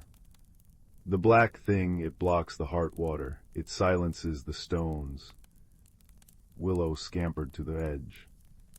"Too deep for paws, too narrow for snouts," she chattered. Mistress Arachne surveyed the opening thoughtfully. "Strength alone will not serve," she whispered, her voice like dry leaves rubbing together. "The way is constricted. We've a net of strength and cunning." An idea sparked in Pip's mind. "Bramble, your claws are strong. Can you loosen the earth around the rock? Willow, your tail is powerful. Could it stir the water, shift the thing upwards? Mistress Arachne, could you weave a net, strong and fine, to catch it if it moves?" Bramble nodded, immediately setting his powerful claws to work, carefully scraping and loosening the wet earth and smaller stones packed around the dark obstruction. Willow positioned herself downstream, her magnificent tail submerged, ready to create a powerful current. Mistress Arachne worked with astonishing speed, spinning strands of silk tougher than leather, weaving them into a delicate but incredibly strong net held taut between two sturdy ferns near the water's surface. Pip directed, his heart pounding. "Now, Bramble, gently loosen it. Willow, now push the water." Bramble gave a focused grunt, dislodging a key piece of sediment. Willow whipped her tail with all her might, creating a sudden, forceful surge of water rushing up the fissure. The black object shifted, wobbled, then was abruptly lifted by the churning water. It shot upwards, tumbling through the current. "Now, Mistress Arachne," Pip cried. The spider's net, perfectly positioned, caught the tumbling object. It was indeed a large, sharp shard of black iron, cold and inert. As it landed in the net, a visible shudder ran through the stones. The discordant hum ceased abruptly, replaced by a profound, resonant silence. Then a new sound began. A deep, harmonious thrumming rose from the stones, vibrating through the earth, the water, the very air. It was the sound of the forest breathing freely again. The choked gurgle of the spring transformed into a joyous, crystal-clear burble as water surged freely from the fissure, pure and sparkling, filling the pool until it overflowed in a tiny, laughing stream. The effect was immediate and magical. The gray moss around the stones flushed vibrant green. The heavy, stagnant air lifted, replaced by the crisp, clean scent of ozone and fresh water. High above, a shaft of late afternoon sun pierced the canopy, striking the pool and sending rainbows dancing across the stones and the surrounding ferns. Relief washed over Pip, warm and sweet as summer honey. Bramble rumbled with satisfaction, Willow did a joyful flip, and Mistress Arachne carefully bundled the cold iron shard in her silk, ready to carry it far away from the sacred spring. As Pip and his friends made their way back through the whisperwood, the change was palpable. The air hummed with the busy sounds of insects preparing for evening. Squirrels chattered brightly. The leaves, though still falling, now rustled with a vibrant energy, each one seeming to glow with its own inner light as it spiraled down. The scent of frost-kissed ferns was strong and pure, carrying the promise of the deep, renewing sleep to come. They found Old Hoot and the Wisdom Keeper waiting near Pip's burrow. The great gray owl nodded solemnly. "The harmony sings true once more, young Pip," the stones murmur of gratitude. The Wisdom Keeper touched her nose to Pip's again, then to each of his friends. "You listened, you worked together. You understood that strength comes in many forms, and that the smallest voice, when joined with others in harmony, can mend the greatest tear in the balance. This wisdom, woven into the whisperwood tonight, will echo through generations." As the first true frost of the season began to delicately lace the edges of leaves and sparkle on spiderwebs under the rising moon, Pip snuggled deep into his burrow beside his mother. The forest outside whispered its nightly lullaby, the gentle sigh of the wind through the pines, the distant hoot of old Hoot, the soothing chuckle of the newly freed crystal spring stream. The air smelled of cold earth, wood smoke from distant hearths, real or imagined, and the sweet, clean promise of winter's rest. He had felt the forest's fear and witnessed its healing. He had learned that balance wasn't stillness, but a dynamic dance requiring every note, every creature, every season playing its part. The whispering stones hummed their deep, resonant song of harmony, a comforting vibration felt through the roots of the grandfather oak, a gentle reminder that even in the deepest, most ancient woods, wisdom, friendship, and courage could always light the way and restore the peace. And as Pip drifted into a deep, contented sleep, the soft glow of foxfire moss outside his burrow pulsed gently, like the forest's own steady, sleeping heartbeat. The evening mist curled around the cottage like a contented cat, silvering the cobblestone path and muffling the distant chime of the village clock. Inside, young Clara traced the frost feathers on her window pane, her breath fogging the glass. 10 years old, with hair the color of chestnuts and eyes holding the quiet depth of a forest pool, she felt a familiar restlessness stir. Her world, nestled between the whispering pines of Eldergrove Forest and the sleepy village of Willowbrook, felt too small, too known. She longed for the rustle of unseen leaves, the scent of unfamiliar earth.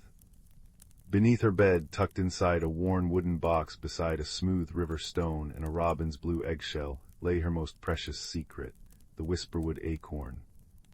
It wasn't like any other acorn. Larger than her fist, its cap was etched with swirling silver patterns that seemed to shift in the lamplight, and the nut itself pulsed with a deep, warm amber light, like captured sunset.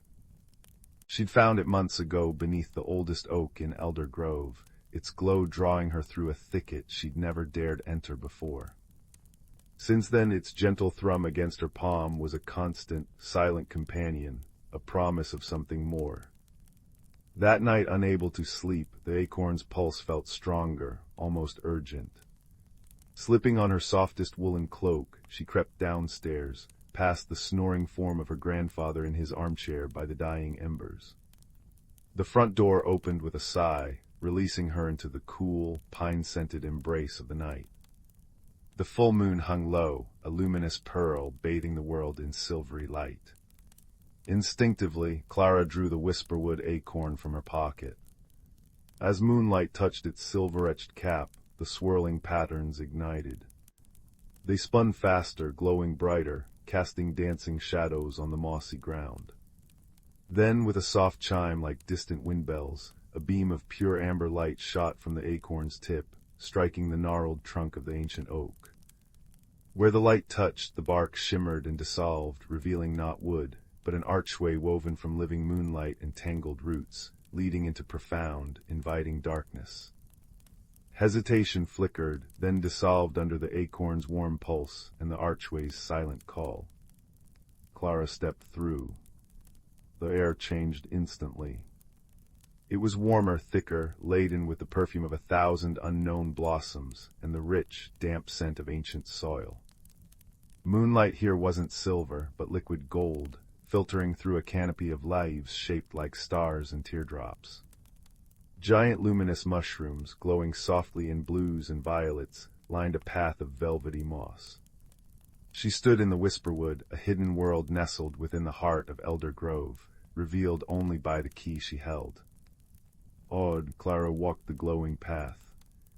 Fireflies larger than sparrows and shimmering with opalescent light drifted past. Trees whispered secrets in rustling tongues, and unseen creatures chirped melodies that felt like laughter. The peace was profound, yet beneath it, Clara sensed a tremor, a faint discordant note. The golden light seemed thinner in places, the vibrant colors of the giant flowers slightly faded. The joyful chirping held an undercurrent of worry. Rounding a bend where luminous vines cascaded like waterfalls, Clara stumbled upon a sight that made her gasp. A large, grumpy-looking badger, his coarse fur striped silver and obsidian in the moonlight, was wrestling with a tangled mass of shimmering, thorny vines that seemed intent on engulfing a cluster of tiny, trembling star blooms. He huffed and grumbled, snapping at the vines with surprising ferocity, but his paws were clumsy against the stubborn growth. "Blasted bindweed," he muttered, his voice a low, gravelly rumble. "Always snatching the prettiest things. Hold on, little sparks, thorns got you, oof." A thorny tendril whipped back, catching his snout. "Maybe I can help." Clara's voice was soft, hesitant. The badger thorn spun around, eyes wide with shock, then narrowed with suspicion. "A sproutling. Here. How did you?" His gaze fell on the whisperwood acorn still glowing warmly in her hand. "Ah, the key-bearer. Didn't expect one so small." He sniffed, then winced as another vine tightened around his hind leg. "Well, don't just stand there gawping, sproutling. These star blooms need light, and this infernal bindweed thrives on shadow. It's choking the joy right out of them." Clara stepped forward, the acorn's light flaring brighter as if responding to the threat. She noticed the bindweed recoiled slightly from its amber glow. "It doesn't like the light?" she asked, moving closer, holding the acorn near the thickest tangle near the badger's leg. "Course it doesn't." Thorn snapped, but his tone held less bite as the vine loosened its grip under the acorn's radiance. "Darkness is its home, but mere light won't stop it for long. Needs cleverness, it does, and paws or hands that can work the knots." Working together, an unlikely alliance formed. Thorn, despite his grumbling, had surprising knowledge of the Whisperwood's plants. He directed Clara where to shine the acorn's light most effectively, weakening the bindweed's grasp. Clara, with her nimble fingers, carefully untangled the complex knots the vines had formed around the star bloom's delicate stems, using the acorn's light as a guide and shield. Thorn used his strong claws and teeth on the tougher roots. It was slow, careful work.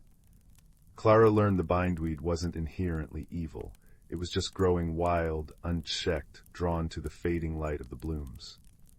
Thorn learned the sproutling wasn't useless. Her patience and dexterity were invaluable. Finally, the last vine fell away. The star blooms trembled, then unfurled fully, releasing a shower of sparkling golden pollen that filled the air with the scent of honey and sunshine. Their light strengthened, pushing back the lingering shadows. Thorn sat back, panting, wiping a paw across his snout. He looked at Clara, then the rescued blooms, then back at Clara. A gruff sound, almost like a purr, rumbled in his chest. "HMPH not bad for a sproutling. Name's Thorn, keeper of the Glimmer Glade, or what's left of it." His voice held a deep sorrow now, replacing the grumpiness. "What's wrong?" Clara asked, sensing the tremor in the world again, stronger now. "The light, it feels thin." Thorn nodded heavily. "Aye, it's fading, the heart of the Whisperwood, it's gone missing." He gestured towards the heart of the forest, where the golden light seemed dimmest. Deep within the crystal caverns, a great crystal, warm as summer sun, bright as 1,000 fireflies, it's the source of all light and life here. Without it. He looked at the struggling bindweed they just pushed back, already sending out tentative feelers again. Without it, the Whisperwood dims, the bindweed spreads, the songs grow sad. Winter will come, a winter with no end. A cold dread washed over Clara. Gone missing, how, who would take it? "Don't know," Thorn admitted, his shoulders slumping. "Happened under the last dark moon. No creature of the Whisperwood would harm the heart. It sustains us all." He looked at the Whisperwood acorn glowing in Clara's hand. "The keybearer always appears when the Whisperwood is in peril. Legend says they bring hope." He fixed her with his dark, intelligent eyes. "Will you help me find it, keybearer? Help me save my home?" Clara's restlessness transformed into a fierce, warm resolve. She looked at the fading star blooms, listened to the worried chirps in the trees, felt the acorn's steady pulse against her skin, a pulse that echoed the missing heart. Yes, Thorn, I will. Their journey began under the watchful gaze of the golden moon. The whisperwood acorn was their compass and guide. As they ventured deeper, the signs of decay grew clearer. Luminous mosses turned gray and brittle. Flowers drooped, their colors muted. The air grew colder, the joyful sounds replaced by an anxious silence. The path led them through groves of singing reeds, their melodies now mournful dirges, across bridges woven from living willow branches, which creaked ominously, and past pools where water sprites usually danced, now huddled together, their light dim. The acorn's light was crucial. It revealed hidden paths etched in faint silver on the moss, paths Thorn admitted he hadn't known existed. It calmed agitated creatures, like a family of luminescent hedgehogs whose quills flashed erratically with fear.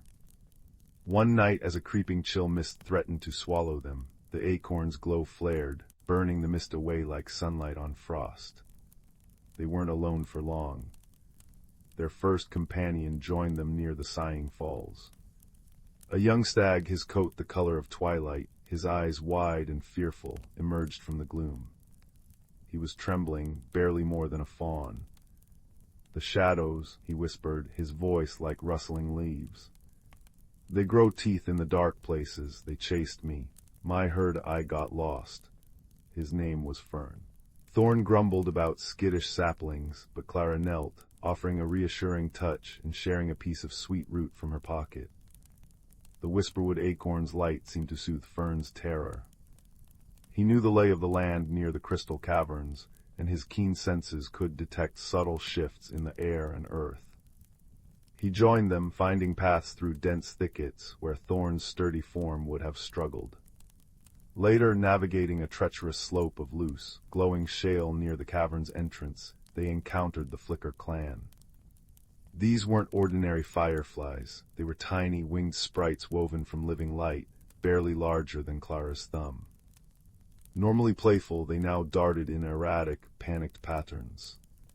Their elder, a sprite named Glimmer with wings like stained glass, explained in a voice like tinkling bells, "The heart song is gone, our light weakens. We saw something huge moving towards the deep dark." Clara held the whisperwood acorn high. Its warm, steady amber light seemed to resonate with the sprite's own flickering forms, calming their frantic dance. "We're going to find the heart," Clara promised. "Can you show us the way you saw the huge thing go?" Glimmer's light brightened. "Yes, Keybearer, we remember. We will light your path." The Flicker clan became their living lanterns, zipping ahead, illuminating crevices and pitfalls within the vast, echoing entrance of the crystal caverns. Their collective light, guided by the acorn's steady pulse, pushed back the oppressive darkness that seemed to press in from all sides. The crystal caverns were breathtakingly beautiful and deeply unsettling. Geodes taller than houses pulsed with faint internal light amethyst, citrine, aquamarine, but their glow was sickly, intermittent.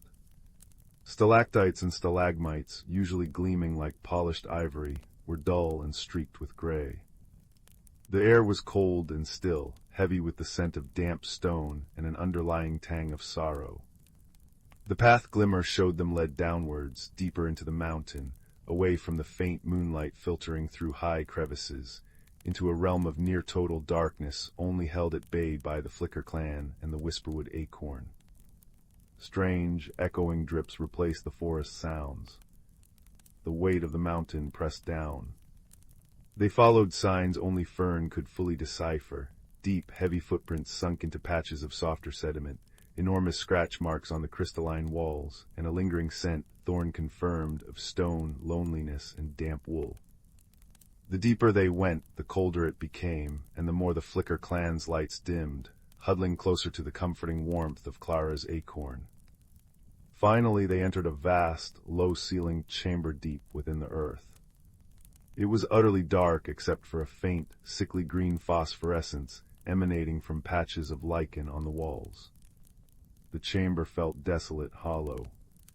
And there, in the very center, hunched on a floor of cold, dark stone, sat the source of the footprints. It was a giant. Not a monster from a scary tale, but a being of living rock and moss. He was easily 3 times Thorn's height when sitting, his body craggy and uneven, like a small hill given life. Patches of grayish lichen grew on his stony shoulders. His head, resting on massive knees, was formed from rough-hewn granite, and his eyes, when he slowly lifted his head at their approach, were 2 deep, dark pools reflecting the faint light from the acorn and sprites. They held an ocean of sadness. In his enormous, stone-knuckled hands, he cradled something that pulsed with a weak, struggling light, the heart of the whisperwood. It was a large, multifaceted crystal, its usual vibrant gold now a dim, flickering amber, its light barely illuminating the giant's sorrowful face. Thorn bristled, a low growl starting in his chest. You stole the heart, you're killing the whisperwood." Fern trembled behind Clara, and the Flicker clan dimmed their lights fearfully. The giant flinched at Thorn's accusation, his stony features crumpling further. He didn't speak, but a deep, resonant sound emanated from him, like boulders grinding together under immense pressure. It wasn't words, but Clara felt its meaning resonate in her bones. Loneliness. Cold. Darkness. Wanting light. Clara's anger at the fading forest melted away, replaced by a wave of profound understanding. She stepped forward, placing a hand on Thorn's head, calming his growl. She held the whisperwood acorn high, its light steady and warm. "Hello," she said softly, her voice echoing gently in the vast chamber. "My name is Clara. This is Thorn, Fern, and the Flicker clan. We came from the whisperwood." The giant's dark eyes fixed on her, then on the acorn. He made the grinding sound again, softer this time. "Lost. Cold. Found light. Took it. Didn't know." His massive finger, rough as uncut stone, gently touched the fading heart in his hands. "You didn't know it needed to stay in its place?" Clara asked gently, moving closer. The giant shook his massive head slowly. "Dark here. Always dark. Light, warm. Wanted it close." Clara understood. He wasn't a thief driven by malice, but a lonely soul trapped in the deepest dark, drawn to the only warmth and light he'd ever encountered. He hadn't understood the consequences. "The light from the heart," she explained, her voice filled with compassion, "it needs to be free. It needs to shine for everyone in the whisperwood, the trees, the flowers, the badgers, the deer, the firefly sprites. Even the bindweed needs a little light, though not too much." She offered a small smile. "When it's trapped down here, it fades. The whole forest is growing cold and dark. The creatures are scared." The giant looked down at the heart in his hands, its weak pulse reflecting in his deep eyes. He made a sound like a sighing mountain. "Hurting. I hurt them." Genuine anguish filled the resonant sound. He looked at the struggling light, then at Clara, Thorn, Fern, and the flickering sprites. He saw their determination, their fear, and Clara's unwavering kindness. Slowly, ponderously, the giant rose to his full height, making the chamber seem smaller. He looked from the fading heart to Clara, then to the dark passage leading upwards. He made a questioning rumble, pointing a massive finger towards the surface. "Yes," Clara said, relief washing over her like warm sunlight. "It needs to go back to the crystal caverns, to its proper place. Then its light will be strong again for everyone." The giant nodded, a slow, heavy movement. He cradled the heart carefully against his stony chest. Then, with surprising gentleness, he extended his other enormous hand, palm open and flat, towards Clara and her companions. "Come." Hesitantly, Clara stepped onto the giant's palm. Thorn, after moments grumbling about undignified transport, climbed on beside her, followed by Fern, who nuzzled Clara reassuringly.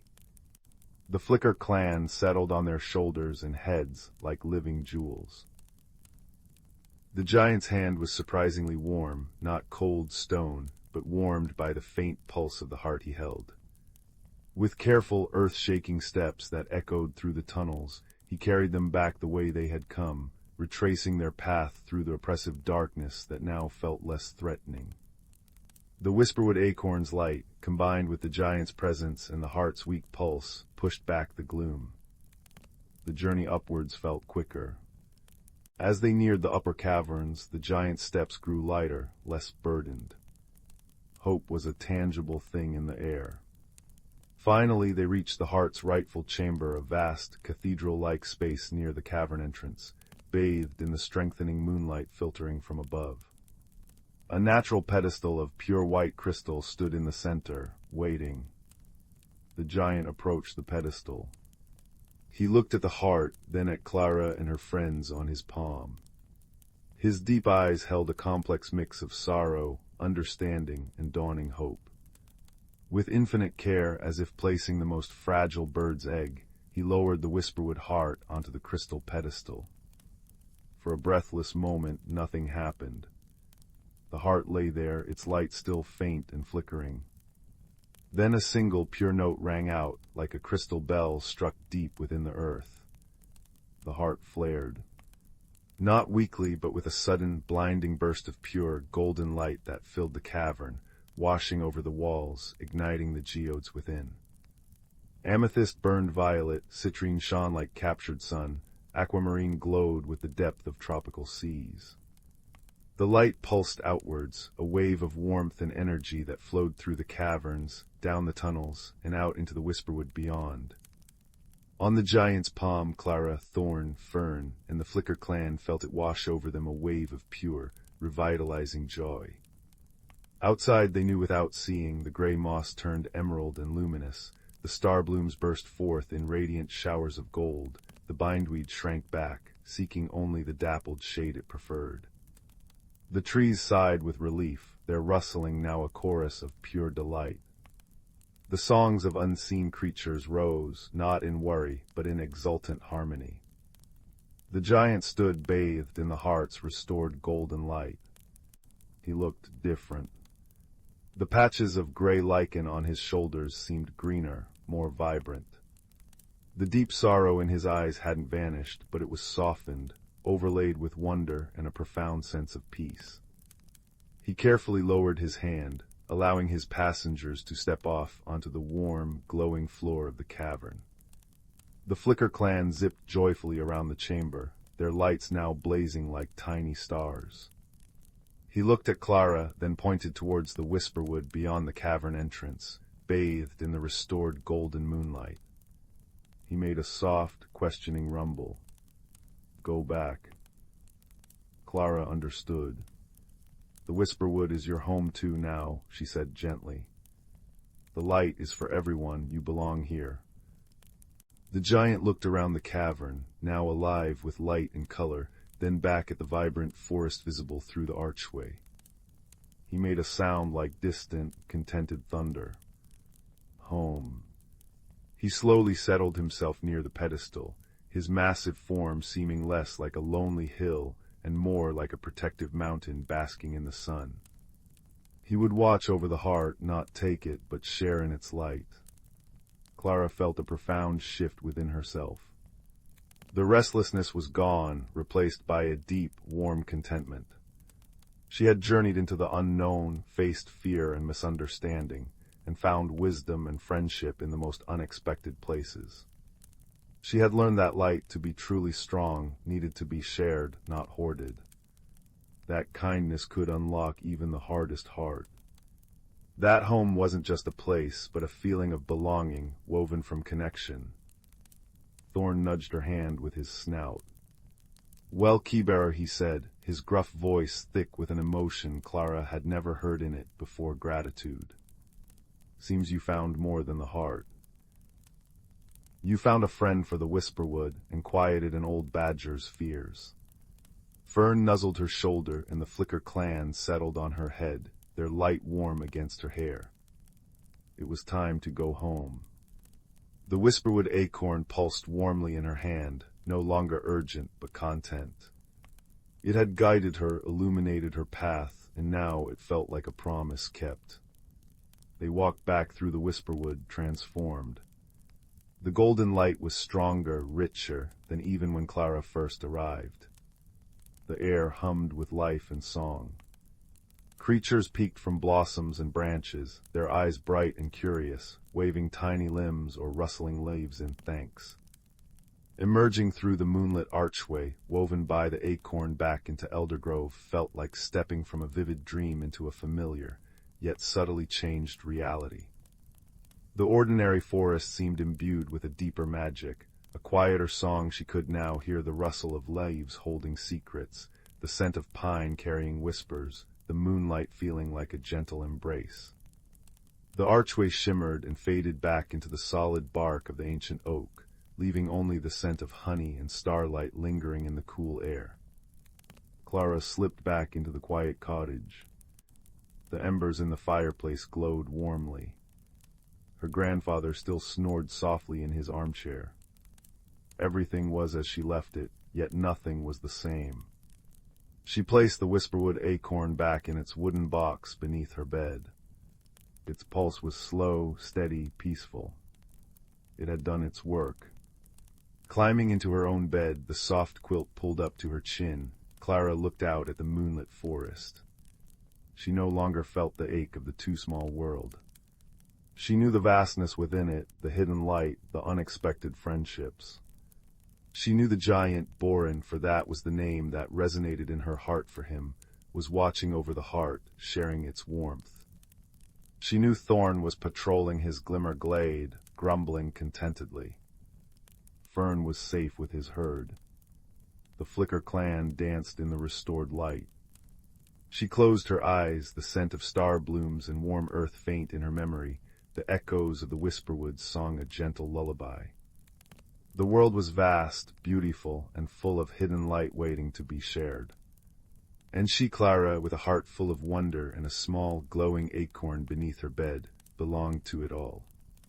Sleep came swiftly, deep and peaceful, carrying her into dreams woven with golden light and the gentle rumble of a mountain finding its home. Outside, the first true dawn of the restored whisperwood began to blush on the horizon, promising a day filled with the quiet, enduring magic of connection. Once upon a time, nestled in a grove where the forest whispered secrets to the wind, there stood a small, ivy-covered cottage with a roof that sloped as if in a perpetual nod of welcome.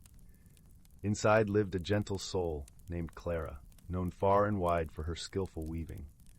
Her tapestries, vibrant with colors that seemed to shimmer like the surface of a river under the moonlight, were admired by all who saw them. Yet Clara herself felt like a loose thread in the fabric of her own life. Clara loved the predictability of her days, the rhythmic clatter of loom and shuttle providing a comforting cadence. But lately she sensed a quiet discontent weaving its way through her heart, like a shadow threading through sunlight. She yearned for something more, a change she couldn't quite articulate. One autumn afternoon, as the leaves blushed with gold and russet, Clara stepped outside, her fingers wrapped around a mug of warm cider. The air was crisp and full of the earthy scent of fallen leaves. Just beyond her garden, where the wildflowers nodded in agreement with the breeze, stood an ancient oak tree, its branches sprawling like a welcoming embrace. As she wandered closer, Clara noticed something peculiar.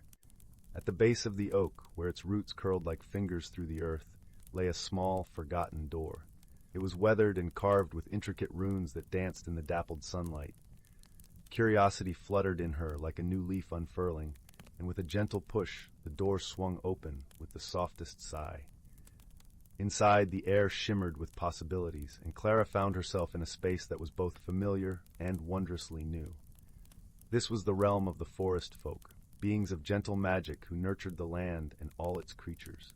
Their haven was alive with colors more vivid than any Clara had ever woven, a tapestry of life itself, unfurling in every direction. The forest folk welcomed Clara with smiles that glowed like the first light of dawn. Leading the way was Alder, a wise elder with eyes that twinkled like stars caught in a canopy of leaves. "Welcome, dear Clara," he said, his voice as soothing as a lullaby. "We've been expecting you." Clara's heart fluttered with both excitement and trepidation. "Expecting me?" she asked, her voice a whisper among the leaves. "Indeed," Alder replied, gesturing for her to follow. "It's time for you to discover what's been growing inside you, like a seed waiting for spring." As Clara walked with Alder and the other forest folk, she noticed how the path beneath her feet seemed to transform with each step, a mosaic of stones and moss that mirrored her swirling thoughts. They guided her to a glen where the air hummed with a gentle magic, and the sky was a quilt of twilight hues. In the center of the glen stood a loom, unlike any Clara had ever seen. It was crafted from silver birch and moonlight, its threads spun from the dreams of the woodland creatures.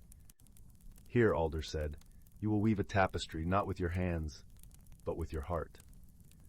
Clara hesitated, her fingers brushing the ethereal threads. She closed her eyes, inhaling deeply, the scent of pine and possibility filling her senses. As she began to weave, the threads responded to her emotions, each strand a reflection of her inner world. At first, the tapestry was a chaotic jumble of colors, a storm of uncertainty and fear of the unknown. But as Clara continued, she felt the presence of the forest folk surrounding her, their warmth and encouragement flowing into her very being. Slowly, she began to see patterns emerge, shapes that spoke of growth and transformation.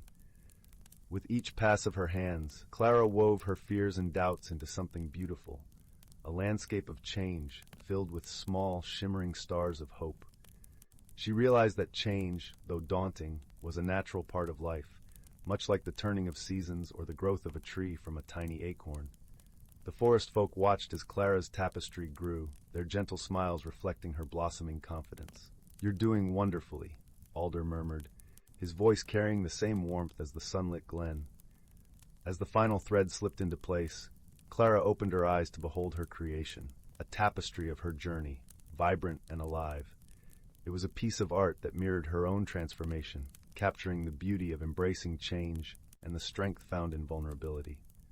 With a newfound sense of peace, Clara thanked the forest folk for their guidance. "You've shown me that change is not something to fear, but something to welcome," she said, her voice filled with gratitude. As she stepped back through the door into her own world, Clara felt the autumn breeze brush her skin, carrying with it a whisper of the magic she had discovered within herself. The forest, once a backdrop to her life, now seemed a living tapestry of its own, vibrant and welcoming. Back in her cozy cottage, Clara returned to her loom with a heart full of inspiration. Her tapestries now carried the essence of her journey, each piece a reminder of the beauty that could be found in embracing the unknown. And so, as the days turned to weeks and the forest donned its winter cloak, Clara's heart remained open, her spirit woven into the very fabric of the world around her. She had found her place within the tapestry of life, where change was not an ending, but a beginning, a magical transformation that would continue to unfold with each new day. And so under the gentle watch of the stars and the whispering leaves, Clara's story of personal growth and magical transformation became a lullaby sung by the forest itself, a testament to the power of embracing one's true self. Milo had always wondered about the old oak tree at the edge of Willowbrook Meadow. Its branches twisted like silver ribbons under moonlight, and his grandmother once whispered that on midsummer nights, its hollow trunk shimmered with doorways to hidden realms. Tonight, as fireflies painted the air with golden speckles, young Milo noticed an unusual glow pulsing from the oak's roots, soft as a heartbeat, warm as fresh bread. Taking a deep breath of honeysuckle-scented air, he stepped through the shimmering archway into a place called the Glimmer Grove. Instantly, the world transformed. Trees towered like cathedral spires, their bark etched with glowing runes that shifted like liquid starlight. Instead of leaves, their canopies dripped with crystal dewdrops that chimed when breezes passed, filling the air with a lullaby of tiny bells. Mossy paths unfurled before Milo, carpeted in velvet-soft lichen that glowed emerald beneath his feet. The very air tasted of rain-kissed mint and melted honey, and warmth radiated from glowing stones nestled among ferns. His first friend appeared near a brook where water flowed upward in spirals, defying gravity. A creature no taller than his knee hopped forward, a mossling with fur like spun moss and eyes like polished acorns. It chirruped, offering Milo a luminous blue berry that burst with flavors of cloudberries and stardust. "Thank you," Milo whispered, and the mossling trilled happily, guiding him along a path lined with whispering lilies whose petals hummed gentle advice. Brave steps find bright paths. Deeper in the grove, Milo encountered the sky whale, a creature woven from twilight mist and constellations. It drifted soundlessly above a meadow of floating islands, its belly glowing with captured auroras. When Milo hesitated before a chasm spanned only by stepping stones of light, the sky whale exhaled a ribbon of shimmering fog that solidified into a bridge. "Courage builds its own road," rumbled the sky whale's voice, like distant thunder softened by velvet. Crossing it, Milo felt his own fears dissolve like sugar in tea. But the grove held gentle tests. In the valley of echo flowers, blossoms repeated every sound with mischievous twists. Milo's nervous gulp became a lion's roar, making him jump. Yet when he laughed at the absurdity, the flowers echoed joyous bells. Nearby, he found a starlight fox tangled in vines of glowing thorns, its silver fur dimming with distress. Remembering his grandmother's knitting lessons, Milo patiently untwined the vines, whispering kindness. Freed, the fox nuzzled his hand, and its tail scattered light like fallen stars, illuminating hidden footholds up a quartz cliff. At the grove's heart stood the lumina tree, its trunk swirling with every color ever dreamed. Here, the mossling, sky whale, and starlight fox gathered. "You helped without being asked," chimed the lumina's leaves. "Now let wonder reward you." The tree parted its roots, revealing a pool where liquid moonlight swirled.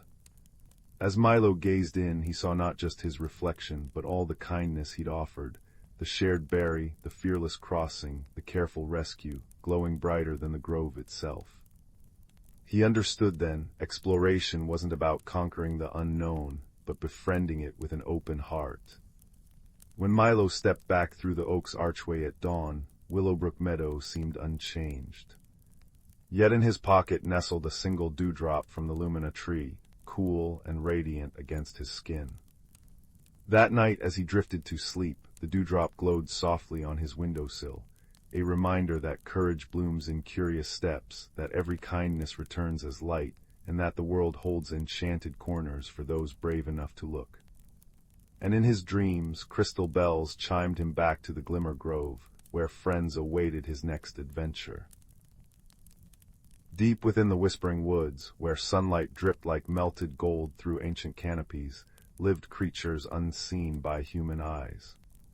Here moss grew thick as velvet pillows, and the air hummed with the scent of pine resin and damp earth.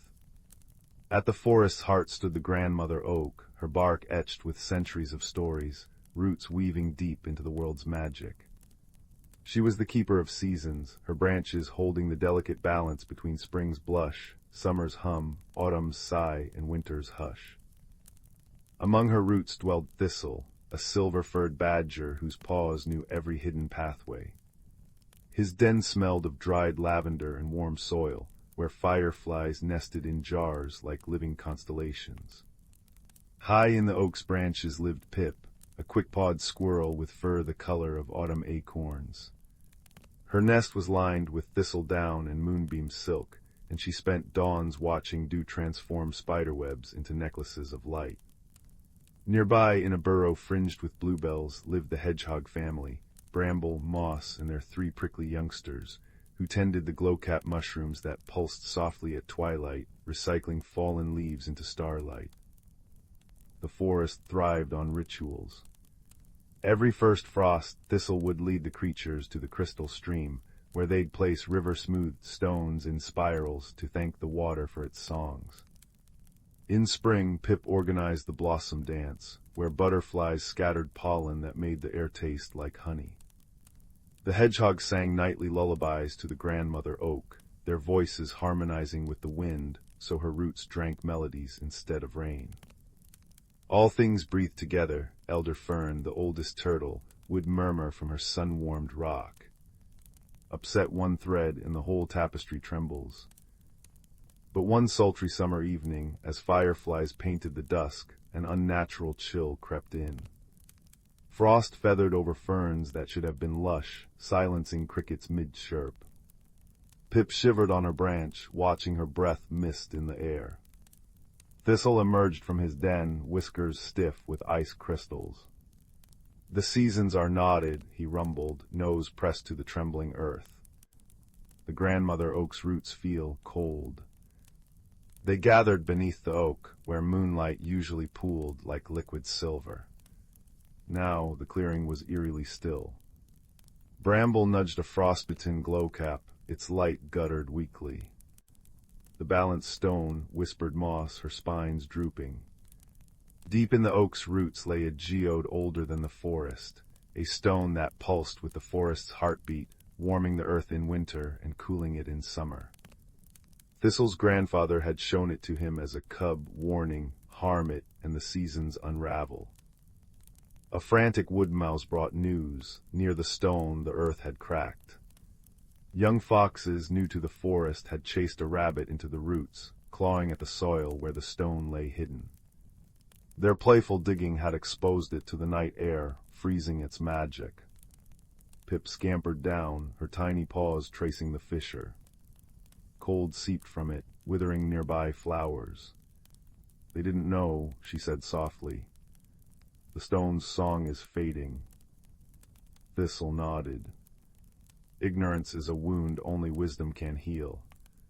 He sought elder fern, who sunned herself on a mossy log, her shell patterned with lichen like ancient maps. "Ah," she sighed, her voice a dry rustle. "The stone remembers warmth. It needs summer's breath to thaw." She described the sun petals, golden flowers that bloomed only on the highest sunbeam, storing sunlight in their velvet cores. "But they wilt by twilight, you must move as one." Hope flickered. Pip scrambled up the grandmother oak, leaping across branches toward the canopy's sunlit crown. Thistle dug tunnels through frosted soil, creating safe passage. The hedgehogs rolled glowcaps into the cracks, their faint light guiding the way. When Pip reached the sun-drenched treetops, she found the sun petals, a cluster of golden blooms, warm as baked bread. But as she gathered them, a gust shook the branches. One precious petal tumbled downward. Below, the young foxes watched, ears flat with shame. The smallest, her fur russet as fallen leaves, saw the falling petal. With a yip, she darted forward, catching it gently in her mouth. Pip froze, but the fox placed the petal in Thistle's paw, whimpering, "We didn't mean to still the seasons." "Come," said Thistle gently. "Help us reweave what was frayed." Together they hurried to the exposed balanced stone, now glazed with ice. The hedgehogs lined the fissure with glowing mushrooms. Pip laid the sun petals on the stone's frozen surface, their warmth seeping into the geode. Thistle and the foxes pushed rich, dark soil over the roots, their paws working side by side. As the last shovelful settled, bramble and moss began a low, humming song, joined by the fox's hesitant yips and Pip's chittering melody. The grandmother oak's leaves shimmered, absorbing their voices. Slowly, the frost retreated like a shy creature. Warmth radiated from the stone, melting ice into dewdrops that glittered on spiderwebs. Flowers straightened, crickets resumed their symphony, and the glowcaps brightened, casting buttery light over the smiling faces. Elder Fern crept close, nudging the young foxes. "Remember this night, wisdom isn't knowing everything, it's listening to the world's whispers." The foxes bowed their heads. "We'll protect the balanced stone," promised the russet one, "and teach others its song." Seasons flowed smoothly once more. Autumn arrived in a cascade of amber and crimson, leaves pirouetting to the hedgehog's harvest hymns. Winter wrapped the forest in snowy silence, the foxes now guarding the oak's roots while Thistle told tales of stars by the hearth. When spring returned, painting the woods in wildflower confetti, the creatures gathered beneath the grandmother oak. Pip strung dewdrop necklaces for the fox kits, while Bramble and Moss served nectar-sweetened hazelnuts on birch bark plates. As twilight deepened, fireflies rose like embers in a gentle wind, their light blending with the glow-caps and the oak's soft luminescence. Thistle watched them, his old bones warmed by contentment. The forest breathed, a sigh of soil, rustle of leaves, ripple of stream, each note a thread in an eternal harmony. High above, the first star winked, casting silver over creatures curled in drowsy heaps, their dreams woven from the safety of roots and the promise of tomorrow's sun. And deep in the earth, the balanced stone pulsed steadily, a warm, silent lullaby for the sleeping woods. The village of Bramble Hollow nestled in a valley where twilight lingered like a contented sigh. Every chimney puffed cinnamon-scented smoke, and lanterns shaped like dandelion seeds cast buttery light on cobblestone paths. Young Milo, with eyes like polished acorns and a patchwork satchel always at his side, first noticed the strangeness one dewy morning. Overnight, every front gate in the village had sprouted identical clusters of moon-pale mushrooms not harmful, but perfectly circular, glowing faintly as if storing starlight. Like tiny fairy tables. Mrs. Gable whispered, brushing flour from her apron as villagers gathered, murmuring in puzzlement. 2 nights later, the mystery deepened. All the copper wind chimes hanging from porches played the same 3-note lullaby at dawn, though no breeze stirred. Old Man Hemlock's prize-winning sunflowers now faced west instead of east, their golden heads bowed as if sharing a secret. A gentle unease settled over Bramble Hollow. "It's not mischief," declared Milo, tracing a glowing mushroom cap with his fingertip. "It feels thoughtful, like someone's trying to say hello but forgot how." Milo decided to solve the riddle. That evening he packed his satchel with a honey cake wrapped in wax paper, a woolen blanket, and his most important tool, Grandfather's magnifying glass, its brass rim warm with memory. He nestled beneath the ancient whispering willow by the duck pond, its leaves sighing advice only patient ears could hear. As moonlight silvered the pond, ripples formed without wind, swirling into intricate spirals.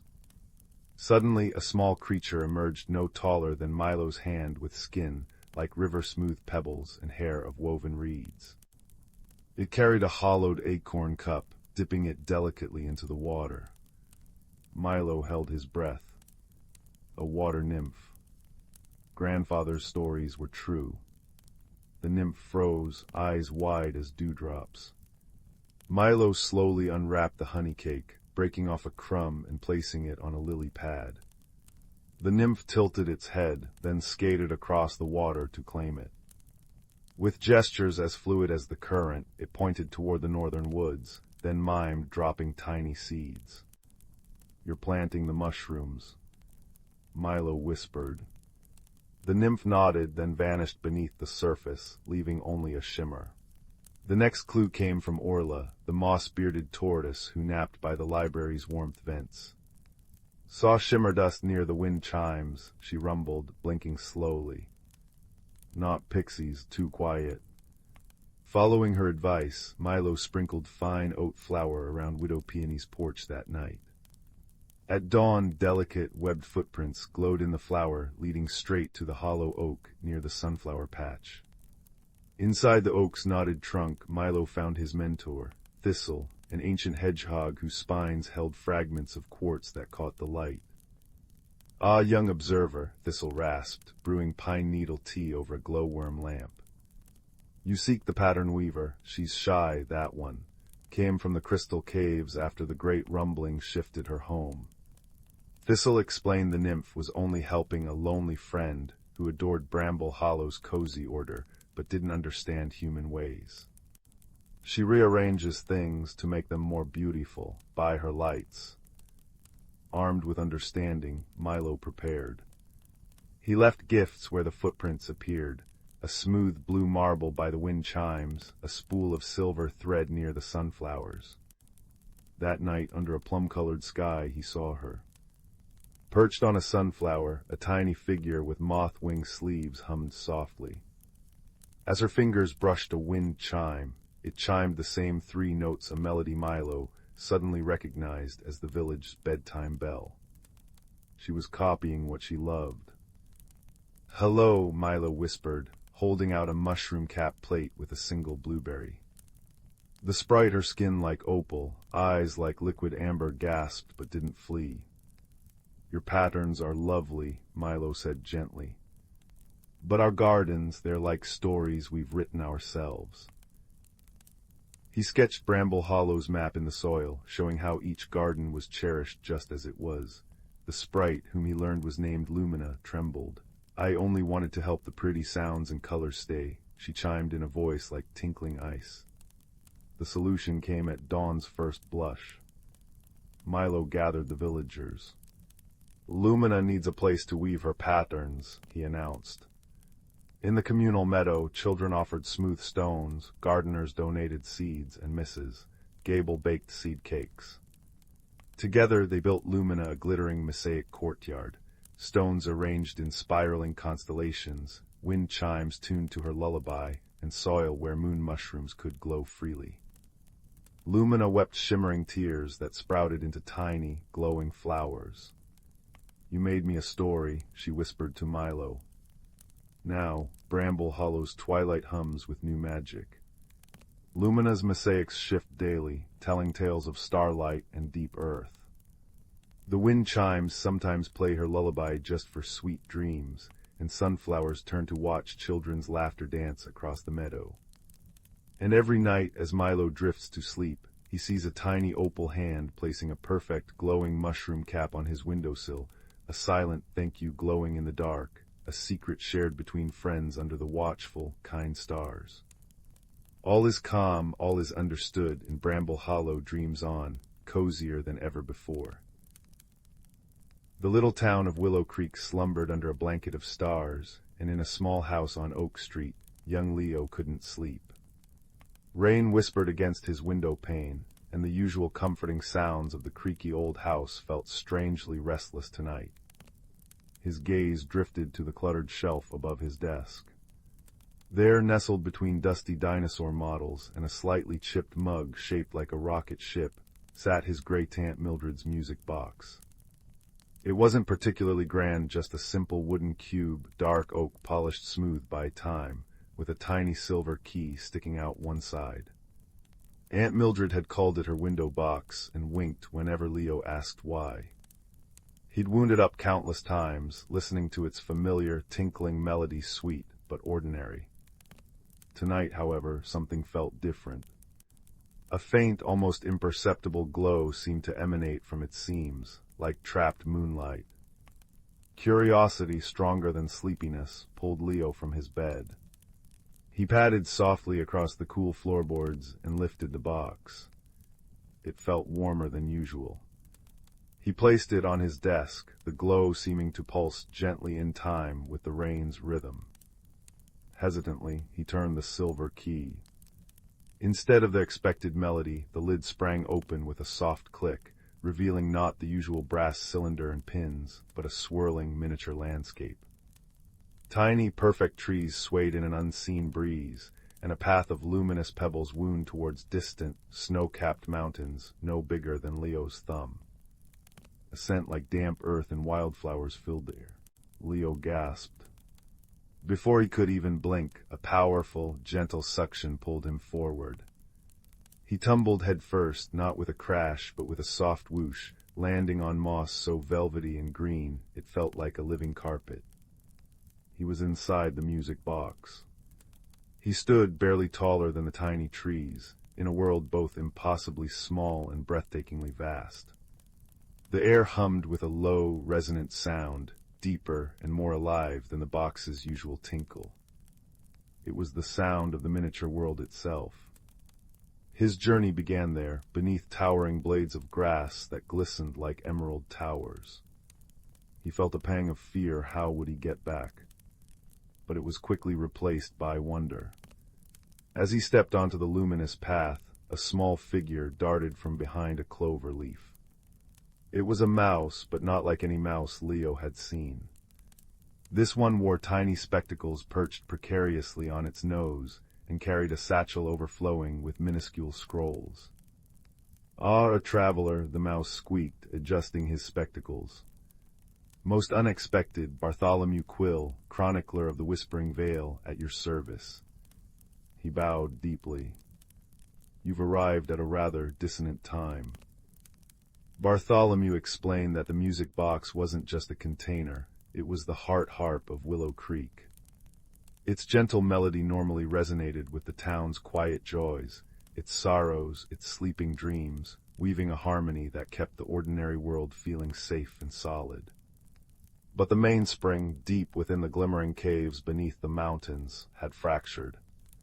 The true music was faltering, replaced by that low, anxious hum Leo had heard. Without repair, the town's spirit, its sense of wonder, its quiet resilience might slowly fade.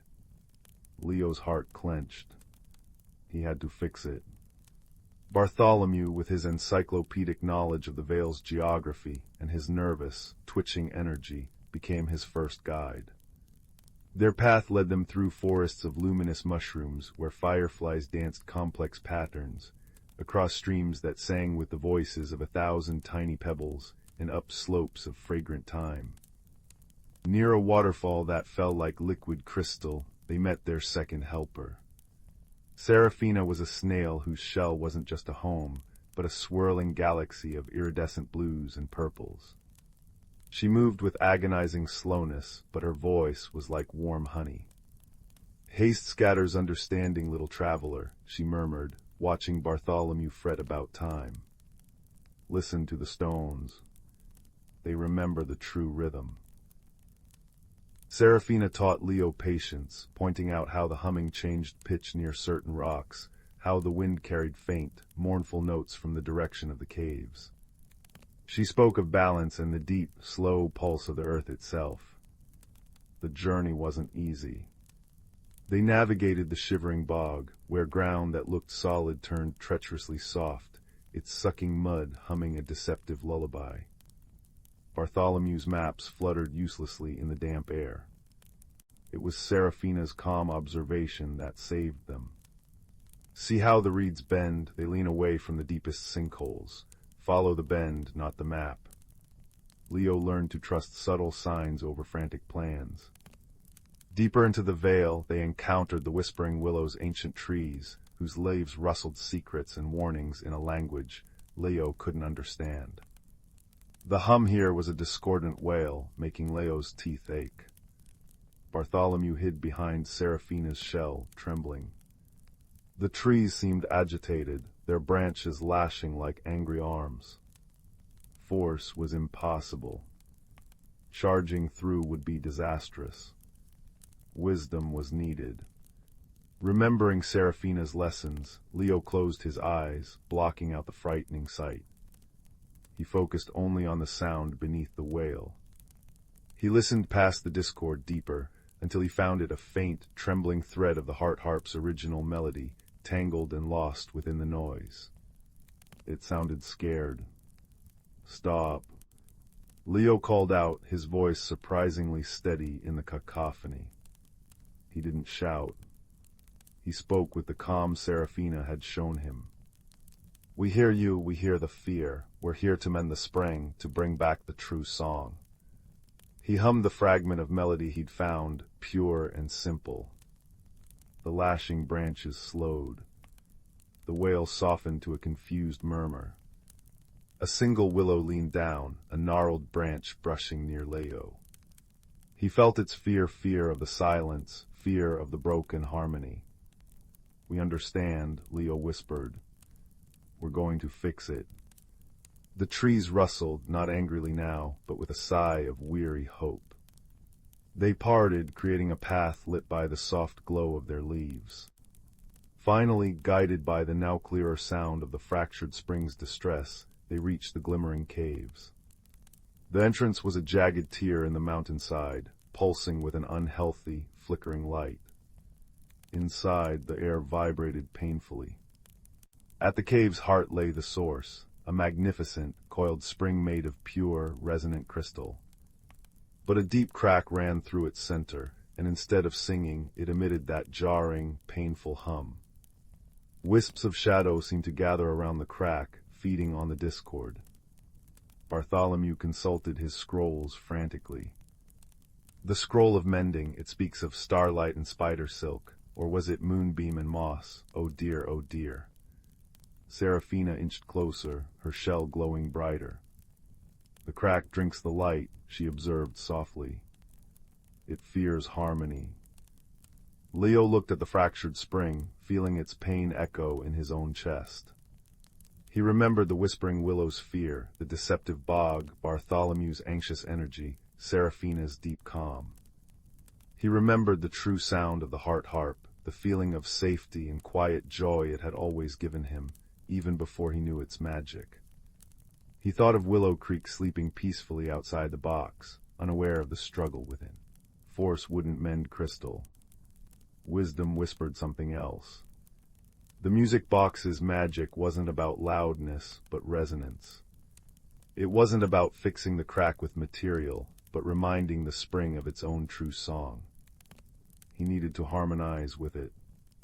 Ignoring Bartholomew's panicked squeaks and drawing on Seraphina's deep stillness, Leo walked right up to the fractured spring. He placed his small hand gently against the warm, humming crystal, right beside the crack. He closed his eyes again, shutting out the flickering shadows and the discord. He reached deep inside himself, past his own fear, and found the quiet core of the heart harp's melody that lived in his memory, the simple, tinkling tune that meant home and Aunt Mildred's smile. He began to hum it softly at first, pouring into it all his hope, his newfound patience, his understanding of fear, and his love for his ordinary, extraordinary town. His hum was small, almost lost in the cave's noise. But it was pure. It resonated. The fractured crystal beneath his hand vibrated in response. The jarring hum stuttered. Leo hummed louder, pouring his whole heart into the familiar tune.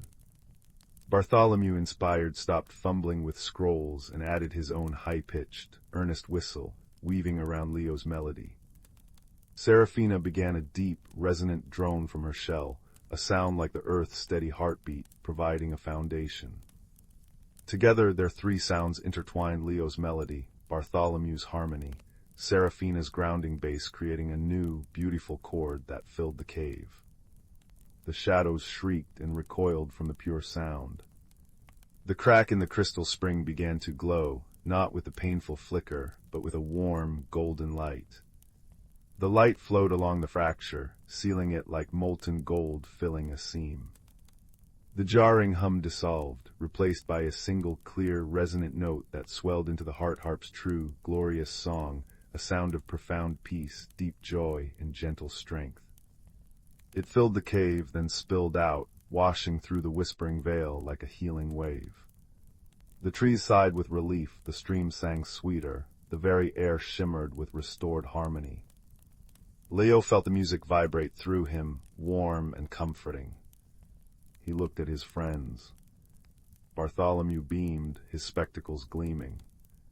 Seraphina's shell pulsed with serene light. "You listened, traveler," she murmured. "You remembered the true song." The world around Leo shimmered. The luminous path glowed brightly at his feet, leading back the way they came. With grateful hugs for Bartholomew and Seraphina, a slow, gentle embrace from the snail, Leo stepped onto the path. The world blurred, and he tumbled backwards with another soft whoosh, landing back in his desk chair in his own room. The music box sat before him, lid open. Inside, the brass cylinder and pins were back, but now they glowed faintly. The familiar tinkling melody played, but it was richer, deeper, woven with the echoes of the Vale's song and the warmth of friendship. Leo carefully closed the lid. The rain had stopped. Outside, the town of Willow Creek slept on, but Leo felt different. He saw the ordinary objects in his room: the dinosaur, the rocket mug with new eyes. What quiet magic might they hold? He climbed into bed, the repaired heart harp's melody, a soft lullaby drifting through the room. It wasn't just a tune anymore. It was the sound of a mended spring, of wisdom found in patience and listening, of friendship that helped you find your own true note. As sleep finally claimed him, Leo smiled. The world was full of extraordinary secrets, hidden in plain sight, waiting for a curious heart and a listening ear. And that thought, warm and comforting as the melody filling the quiet room, was the most peaceful thing of all. In a quaint village nestled between the lush, rolling hills and a gentle stream that sang softly as it wound its way through the countryside, there lived a young woman named Linnea. Her home was a modest cottage, its roof adorned with moss and ivy, and its windows framed by cheerful boxes bursting with lavender and daisies. Linnea was known for her kind heart and gentle spirit, yet she was often troubled by the winds of change that seemed to blow ever stronger in her life. Each morning she would awaken to the sweet melody of birdsong, the air alive with the scent of dew-kissed grass and blooming wildflowers. But beneath this serene surface, Linnea felt an unease growing within her, like a vine creeping through her soul. She feared the unknown changes that loomed in the distance, much like the approaching autumn wind that rustled through the trees, turning their leaves to gold. Her life had been simple and predictable, revolving around the village and its gentle rhythms. She tended her garden, baked bread, and often helped her neighbors with their daily tasks. However, as the seasons turned, she felt a stirring within her, a yearning for something beyond what she knew, yet she was hesitant to embrace it, fearing what it might bring. One crisp, clear morning, as Linnea wandered through the village square, she noticed an unfamiliar figure setting up a colorful stall draped with vibrant silks and shimmering trinkets. This was Marisol, a traveling enchantress known for her wisdom and the magical wonders she carried in her caravan. Intrigued yet apprehensive, Linnea approached, her curiosity piqued by the mystical aura that surrounded Marisol. Marisol welcomed her with a warm smile, her eyes twinkling like stars. "Ah, dear Linnea," she said, her voice like a gentle breeze, "I see in you a heart that longs for growth and transformation, yet fears the journey it may require." Linnea nodded, her voice barely a whisper. "I feel something inside me changing, but I don't know what to do. How can I embrace what I don't understand?" With a knowing look, Marisol reached beneath her counter and retrieved a small, intricately carved box. "This," she said, presenting it to Linnea, "is a seed of transformation. Plant it under the full moon, and it will guide you on your path to discovery." Clutching the box to her chest, Linnea thanked Marisol and returned home, her heart alight with a mix of hope and uncertainty. That evening, as the silver moon hung like a lantern in the sky, she ventured into her garden, the cool earth soft beneath her feet. With a deep breath, she planted the seed, feeling a strange warmth spread through her fingers as she covered it with soil. In the days that followed, Linnea tended the spot with care, watering it with love and anticipation.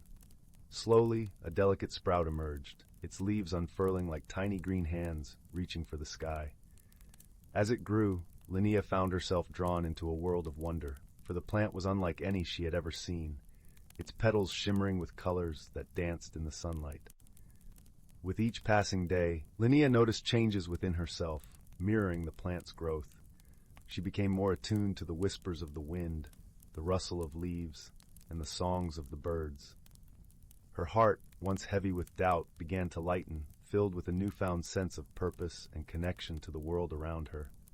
The villagers, too, noticed the change in Linnea. Her eyes sparkled with a vitality that seemed to brighten even the cloudiest days. Encouraged by her transformation, they sought her advice, drawn to her warmth and wisdom. Linnea, in turn, found joy in sharing her journey, realizing that by helping others, she was also nurturing her own spirit. One afternoon, as she sat beneath the shade of an ancient oak, her friend Tomas joined her. Tomas was a gentle soul with a love for stories and a knack for seeing the world in hues of wonder. "Linnea," he said, his voice soft and thoughtful. The changes in you are like the seasons, inevitable and beautiful. You've learned to dance with them, and that is the true magic. Linnea smiled, her heart swelling with gratitude. The seed Marisol gave me was just the beginning, she replied. It taught me that change is not something to fear, but to embrace. Every leaf that falls, every blossom that blooms, carries a lesson if we're willing to listen. As the seasons continued to turn, Linnea's garden flourished, a testament to her journey of growth and self-discovery. She had learned that change, like the gentle flow of the stream, could lead to new and wondrous places. Her fears had dissolved like morning mist, replaced by a deep-seated belief in the beauty of life's ever-unfolding path. And so, in the heart of the village where magic and wisdom mingled beneath the starlit sky, Linnea found her place. She had become a beacon of hope, reminding all those around her that the most profound transformations often begin with a single, daring step into the unknown. As the sun set over the hills, painting the sky with hues of lavender and rose, Linnea stood in her garden, surrounded by the soft hum of twilight. She whispered a silent thank you to Marisol and the seed that had set her on this path of discovery, for in the gentle embrace of nature and the kindness of others, she had found the courage to grow, to change, and to truly become herself. And so, dear reader, as you drift into the gentle embrace of sleep, remember that, like Linnea, you too can find magic in the changes life brings. For every challenge holds the promise of growth, and every ending is but the beginning of a new and wondrous journey. Once upon a time, in the heart of the whispering woods, where the trees hummed gentle lullabies and the streams giggled with joy, there was a quaint little village called Chuckleborough. The village was known far and wide for its peculiar inhabitants and their delightful quirks, each more charming than the last. In a cozy cottage with a roof made entirely of sunflower petals lived a sprightly gnome named Gimble. Gimble was known for his sparkling blue spectacles, which he wore even during moonlit nights, claiming they helped him see dreams better. He was a tinker of sorts, creating odd gadgets that made the villagers chuckle. His latest invention was a teapot that played a merry tune whenever it poured a cup of tea. Next door, in a house shaped like a giant mushroom, lived a plump, cheerful squirrel named Nibble. Nibble was no ordinary squirrel. He wore a tiny red vest and had a tail that seemed to have a mind of its own, often wagging to the rhythm of his laughter. Nibble was the village's storyteller, regaling the young and old with tales of faraway lands and magical creatures. One sunny morning, as the dew glittered like diamonds on the grass, Gimble and Nibble gathered with their friends in the village square. There was a buzz of excitement in the air, for today was the annual Chuckleborough Jamboree, a day filled with games, feasts, and contests of whimsy. But as the preparations were underway, a peculiar problem presented itself. A mysterious fog, tinged with a hint of lavender, had settled over the village overnight.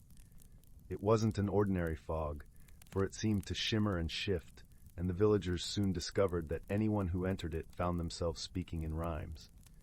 While this was amusing at first, it quickly became problematic. How could they organize the jamboree when every instruction was transformed into a poetic riddle? Gimble, with a twinkle in his eye, declared that they must find the source of this magical mist. A fog that speaks in verse and song must have a story to which it belongs, he mused, adjusting his spectacles. Nibble, his tail wagging excitedly, agreed. Let us seek the fog's creator and make our village celebrations greater. And so, the quirky duo set off on an adventure, accompanied by their friends, a bashful hedgehog named Prickle, who always wore a jaunty little hat, and a wise old owl named Hoot, who loved to solve puzzles. Their journey led them through the heart of whispering woods, where the trees whispered secrets of the past. As they followed the trail of the lavender fog, they encountered a series of delightful surprises. First, they met a family of fireflies who danced in the air, spelling out messages in glowing letters. One said, "To find the source, follow the course, where the sunlight kisses the forest floor." Guided by this luminous clue, the friends arrived at a glade where the sunlight streamed through the canopy in golden beams. There they found a small, shimmering pond, the surface of which was alive with ripples that formed words and rhymes. At the edge of the pond sat a whimsical creature, a tiny, giggling sprite named Limerick. With hair like spun silver and eyes like twinkling stars, Limerick was the master of the fog. She explained, between fits of giggles, that she had accidentally spilled her rhyming elixir into the air while practicing her spells for the jamboree. Oh dear, what a funny mistake! I only wanted a rhyme or two to make. Limerick chirped, her laughter ringing like chimes. Gimble and Nibble, both chuckling at the serendipity of it all, assured her that all was well. With a bit of wisdom and a dose of cheer, we'll turn this mishap into a wondrous affair, Gimble said. Together, the friends and Limerick devised a plan.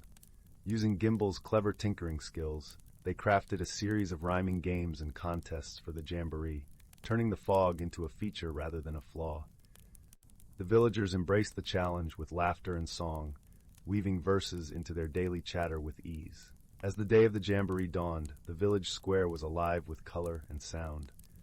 The lavender fog, no longer a puzzle, danced around the villagers, carrying their rhymes on the breeze. Gimble's musical teapot played a merry tune, while Nibble spun tales that rhymed and delighted all. The highlight of the day was the grand rhyme-off, where villagers competed to create the most whimsical verses. Even Prickle, usually shy, joined in the fun, his rhymes earning him a hatful of applause. And Hoot, delighted by the linguistic creativity, judged the contest with wise and humorous comments. As the sun dipped below the horizon, casting a warm glow over Chuckleborough, the villagers gathered around the fire for the closing ceremony. Limerick, grateful for the friends who had turned her mistake into magic, gifted each of them a vial of her rhyming elixir, with a wink and a promise of future fun. And so, with hearts full of joy and laughter, the villagers of Chuckleborough drifted into dreams, cradled by the gentle rhymes of the whispering woods. Gimble adjusted his blue spectacles one last time, content with the day's adventures, while Nibble's tail wagged happily in his sleep. For in Chuckleborough, even the quirkiest of problems could be solved with friendship, creativity, and a touch of whimsical magic. And they all lived happily ever after, in a world where rhymes danced on the breeze, and joy was found in the most unexpected places. The village of Willowbrook nestled in a valley where mist clung to the meadows like cobwebs at dawn. It was a quiet place where days unfolded with the gentle rhythm of rain on rooftops and the scent of baking bread. Young Theo, with eyes the color of storm clouds and a quiet disposition, often felt like a misplaced stitch in its comfortable tapestry. While others chased butterflies or built forts, Theo found solace in the dusty corners of his grandmother's attic, drawn to forgotten things. One rainy afternoon, while seeking shelter from a sudden downpour, Theo unearthed a small, unassuming wooden box tucked beneath a pile of yellowed lace. Inside, cushioned by velvet as soft as a moth's wing, lay a teacup. It wasn't grand porcelain or gleaming silver. It was simple earthenware, the color of warm honey, with a single hairline crack running from its rim.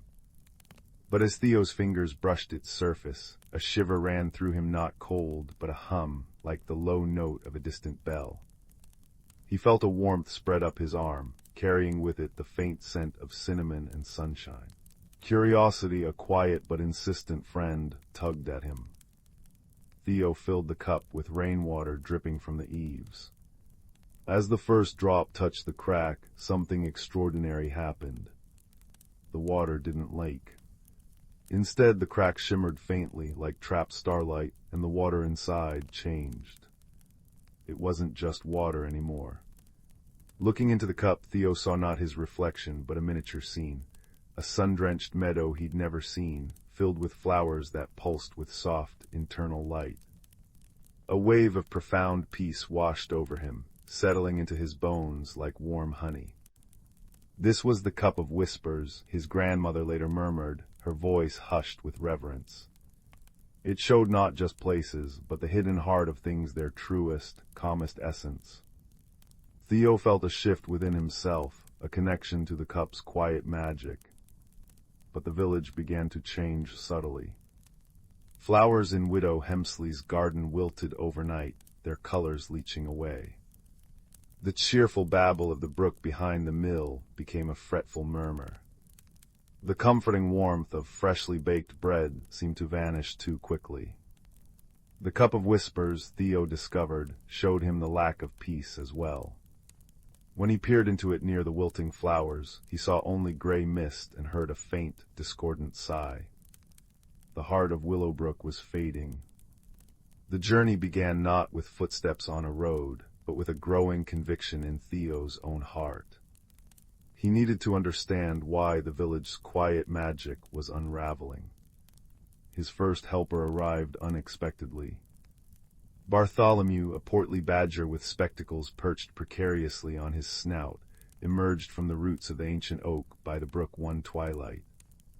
Bartholomew was the keeper of deep roots, possessing an encyclopedic, if somewhat slow and methodical, knowledge of the valley's hidden history and natural rhythms. He spoke in measured tones, punctuated by thoughtful snuffles.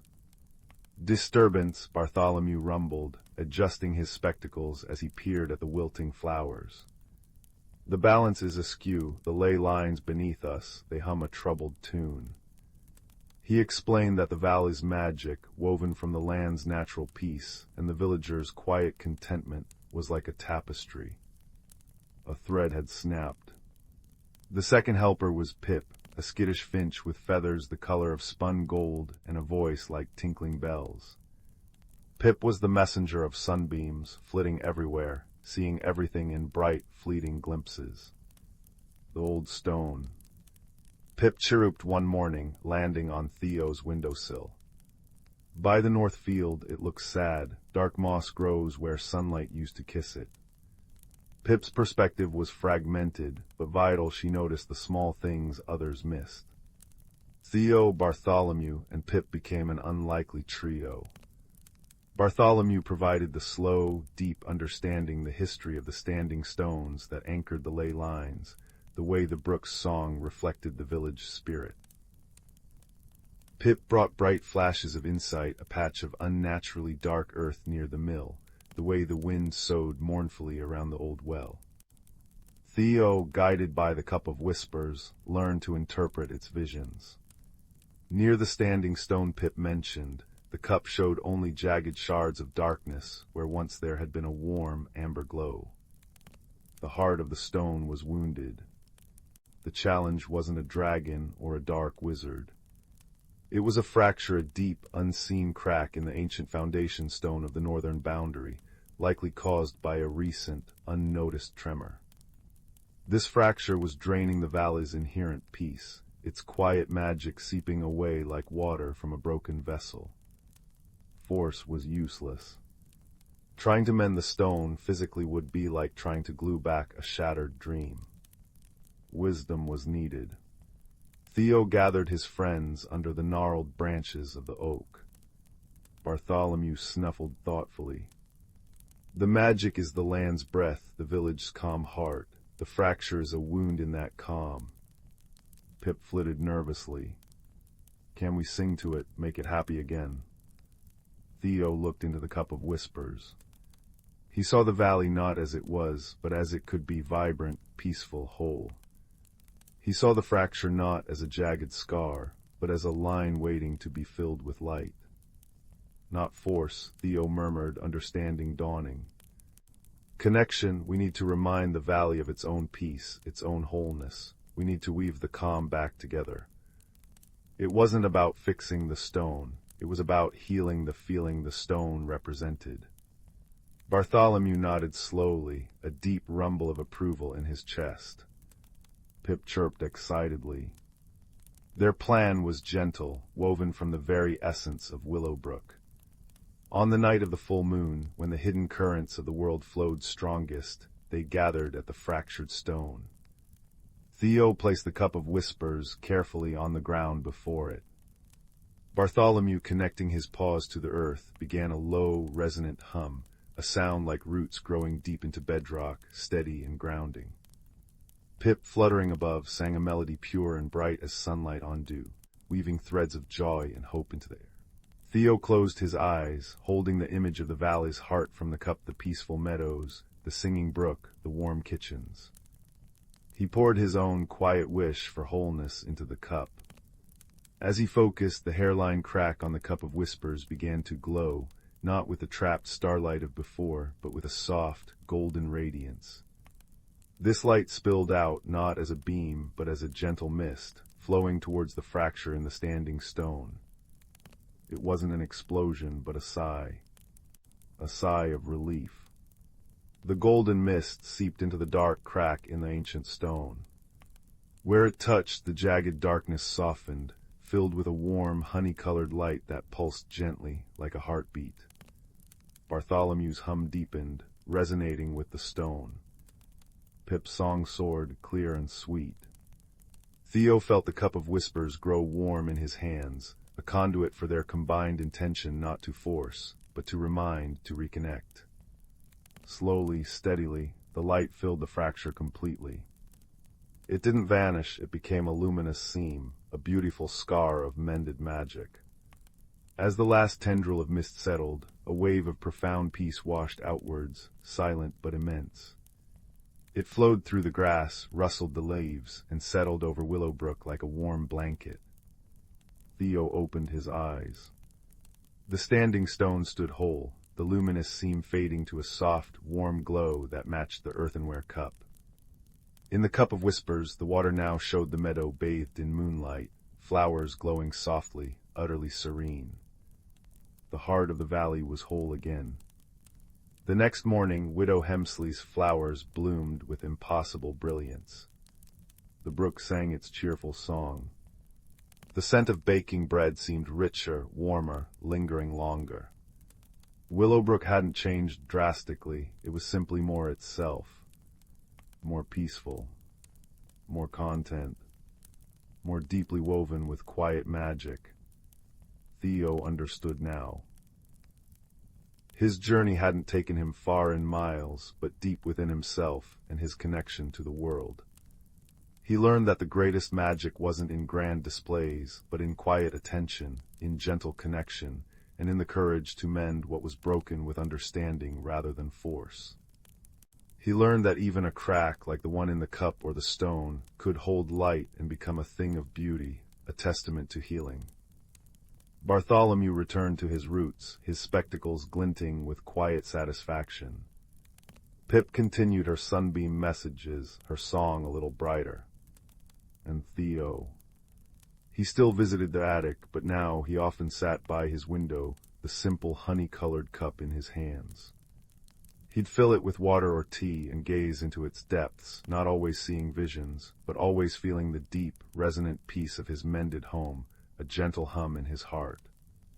The cup of whispers rested beside his bed, a quiet guardian, its hairline crack a luminous thread in the moonlight, a reminder that even the smallest things and the quietest hearts can hold extraordinary secrets and the power to heal. And with that comforting warmth settling around him like the softest quilt, Theo drifted into a peaceful sleep, the scent of cinnamon and sunshine a gentle lullaby in the quiet night. In a cozy cottage tucked away in a woodland glade, there lived a young rabbit named Hazel. She had always been content hopping amongst the ferns and wildflowers, her soft brown fur blending seamlessly with the earthy surroundings. Yet, deep within her heart, a flicker of curiosity burned, a yearning for something more. One dewy morning, as Hazel nibbled on a crisp dandelion leaf, a glimmering light caught her eye. She followed the ethereal glow to a clearing where a magnificent butterfly floated before her. Its wings were a kaleidoscope of vibrant hues, shimmering with an otherworldly radiance. "Greetings, young Hazel," the butterfly spoke in a melodious voice. "I am Zephyr, a guardian of transformation." Hazel's eyes widened in wonder. "A talking butterfly? This must be a dream." Zephyr fluttered closer, trailing stardust in her wake. "Dreams are the seeds of change, my dear. You have a great journey ahead, one that will test your courage and reshape your very being." Uncertainty flickered across Hazel's features. Change was a daunting concept, and she had always found solace in the familiar. "But I'm just a simple rabbit," she protested. "What journey could possibly await me?" With a warm chuckle, Zephyr replied, "The most wondrous transformations often begin with the smallest of seeds. Look within, and you will find a spark waiting to be fanned into a brilliant flame." Before Hazel could respond, a rustling came from the undergrowth, and two of her dearest friends emerged. Oakley, the wise old oak tree, and Flutter the hummingbird. "Do not fear, little one," Oakley rumbled, his bark rough yet comforting. "We will be with you every step of the way." Flutter zipped excitedly around Hazel's head. "Oh, this is going to be such an adventure. You'll see. It will be simply dazzling." Reassured by her friend's presence, Hazel turned to Zephyr. "What must I do?" The butterfly's wings shimmered with magic. "Seek the enchanted grove, where the veil between worlds grows thin. There, you will undergo a transformation that will reveal your true self." With a deep breath, Hazel nodded. Though apprehensive, she knew this was a journey she must embark upon. And so, with Oakley and Flutter by her side, Hazel set off into the unknown, her paws treading paths she had never dared explore before. The forest seemed to come alive with each step, whispering secrets in the gentle whispers of the wind. After many twists and turns, they arrived at the enchanted grove, a vibrant meadow where moonbeams danced across a shimmering stream. Hazel gazed in awe at the ethereal beauty surrounding her. Suddenly, a warm glow emanated from within her, and she felt her body beginning to shift and change. Her fur transformed into downy feathers of the richest brown, and her paws melded into delicate wings. Oakley and Flutter watched in wonderment as their friend emerged from her cocoon, reborn as a magnificent owl. Hazel stretched her wings, reveling in her newfound form, and took to the skies with a joyous hoot.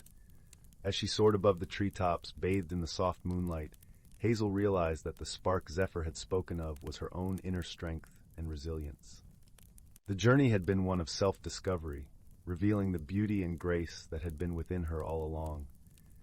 With a grateful heart, Hazel descended to her friends, her eyes shining with wisdom. "Thank you," she said, her voice now a gentle coo. "Without your guidance and unwavering support, I may never have found the courage to spread my wings." Oakley and Flutter beamed with pride, for they knew that their friend had blossomed into her truest, most radiant self. From that day forth, Hazel took to the night skies, her keen eyes ever watchful for those in need of guidance. And whenever a fellow creature felt lost or uncertain, she would share the lessons she had learned. That change, though daunting, can be an opportunity for growth and transformation, and that true beauty lies not in physical form, but in the courage to embrace one's authentic self. Leo always believed the woods behind his cottage held secrets. Not the ordinary kind, like where squirrels hid their acorns, but deeper, older mysteries.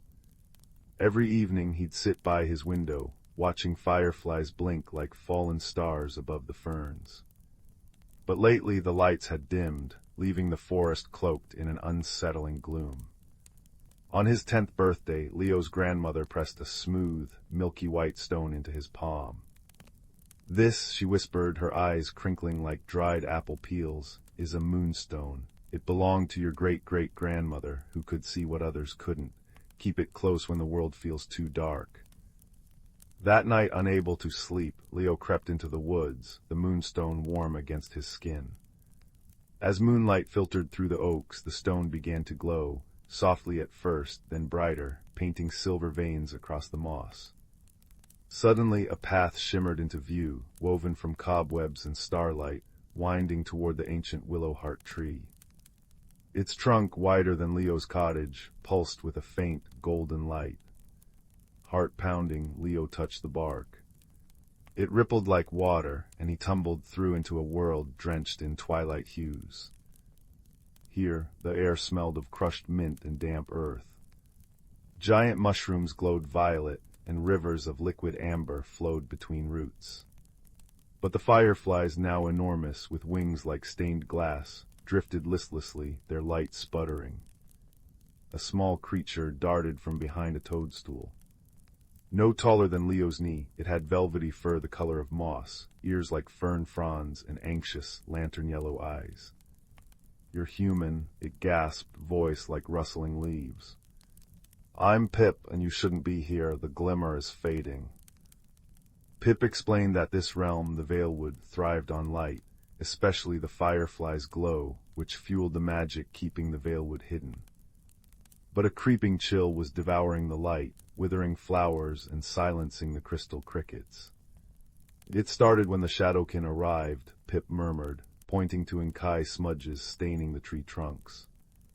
They're not evil, just lost and terribly cold. Leo held up the moonstone. Its light flared, pushing back the nearest shadow.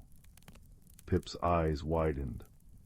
The Heartstone, legends say it can mend broken light. Together they devised a plan: follow the Amber River to the Crystal Peaks, where the oldest fireflies nested. Perhaps there they'd find answers. Their journey was a tapestry of wonders and perils. They crossed the Bridge of Whispers, made of singing reeds that hummed warnings when shadows neared. In the moss grove they met elderly tortoises whose shells glittered with embedded quartz, who spoke in riddles. To warm what's cold, seek not the blaze, but the spark within the haze. Deeper in the Valewood they faced the Shiverwind, a gust that stole warmth from bones. Leo shared his woolen scarf with Pip, wrapping them both tight, while the moonstone glowed like a tiny hearth. Friendship, Pip chirped through chattering teeth, is a good shield against the cold. One evening, as they sheltered in a hollow log, Leo noticed Pip shivering, wings drooping. Your light's dimming too, Leo realized, horrified. Pip nodded. The shadow can drain warmth just by being near. They're lonely, I think. Loneliness can make you cold. Leo remembered winters by his grandmother's fire, house stories and hot cocoa thawed his own solitude. An idea sparked. What if we helped them? At the Crystal Peaks they found the firefly nests, great geodes pulsing with frail light. But curled beside them was a shadowkin. Unlike the smudges in the trees, this one had a shape, a wispy, wolf-like creature made of swirling smoke, with eyes like frozen ponds. It whimpered, reaching toward the fireflies, but recoiling as their light guttered. It's hurting them by accident, Leo breathed. Stepping forward, Leo raised the moonstone. Instead of driving the shadowkin away, he focused on the warmth Pip had kindled in his chest, the warmth of trust, of shared laughs under glowing mushrooms, of Pip braiding starflowers into his hair. The stone blazed, not with harsh light, but with a gentle, golden radiance. The shadowkin flinched, then stilled as the glow washed over it. Slowly its smoky form softened, revealing fur as white as birch bark, and eyes thawing into warm amber. You see me, it rasped. Its name was Frost, and it had wandered into the Valewood through a crack in the mountains, drawn by the firefly's glow but cursed with a chill that extinguished light. I only wanted to be near something warm, Frost whispered. But my touch brings frost. Leo understood then, Frost wasn't a thief, but a prisoner of its own nature. The trio huddled together, Leo's arms around Pip and Frost. Frost trembled. I'm so tired of being cold. Pip placed a tiny paw on Frost's muzzle. Let's share our warmth. Leo pressed the moonstone to Frost's chest. He poured every memory of kindness into it, grandmother's stories, Pip's laughter, the tortoise's wisdom. The stone pulsed, and Frost's fur began to shimmer.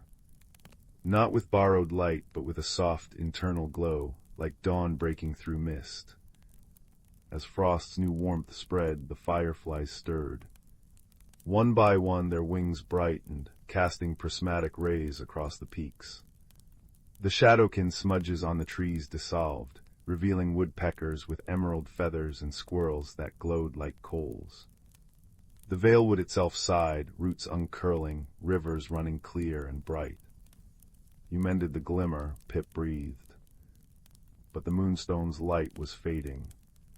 Leo knew his time here was ending. At the willowheart tree, Frost nuzzled his hand. Thank you for seeing me. Pip pressed a luminous flower into Leo's palm. Whenever you feel lost, this will glow, so you remember. Leo stepped through the rippling bark, emerging into his own woods just as dawn pinked the sky. Back home, the fireflies danced brighter than ever. Leo kept the moonstone on his windowsill. Some nights when the moon was full, he'd glimpse a moss-eared silhouette waving from the ferns, or feel a warm breeze that smelled of amber and mint. he'd smile, touching the now dull stone. It had taught him that light wasn't just to banish darkness, it was to welcome what lingered there, to offer warmth instead of fear. And in the quiet moments before sleep, Leo would whisper stories into the dark, knowing somewhere in the Valewood, a creature with birch bark fur and gentle amber eyes was listening, finally warm at last. Deep within the whisperwood, where ancient oaks wore beards of moss and sunlight dripped like liquid gold through the emerald canopy, the boundaries between the seen and unseen grew thin as a spider's silk. Here, beneath the gnarled roots and within the hollow trunks, thrived a hidden world. Ferns unfurled velvet fronds, sheltering tiny folk who polished dewdrop lanterns. Shy river sprites wove moonlight into shimmering currents, and the very air hummed with the gentle magic of life intertwined. At the heart of this realm stood Grandfather Rowan, an ancient tree whose bark was etched with the wisdom of centuries. His leaves whispered secrets carried on the breeze, and deep within his core pulsed the rhythm of the forest itself, the steady beat of seasons turning. He was the keeper of the great balance, a harmony woven from sunlight and rain, growth and decay, the bustling energy of summer and the deep slumber of winter. This balance was maintained by the hidden folk, industrious moss keepers, meticulous root tenders, sky watchers who rode dragonflies, and the quiet water weavers.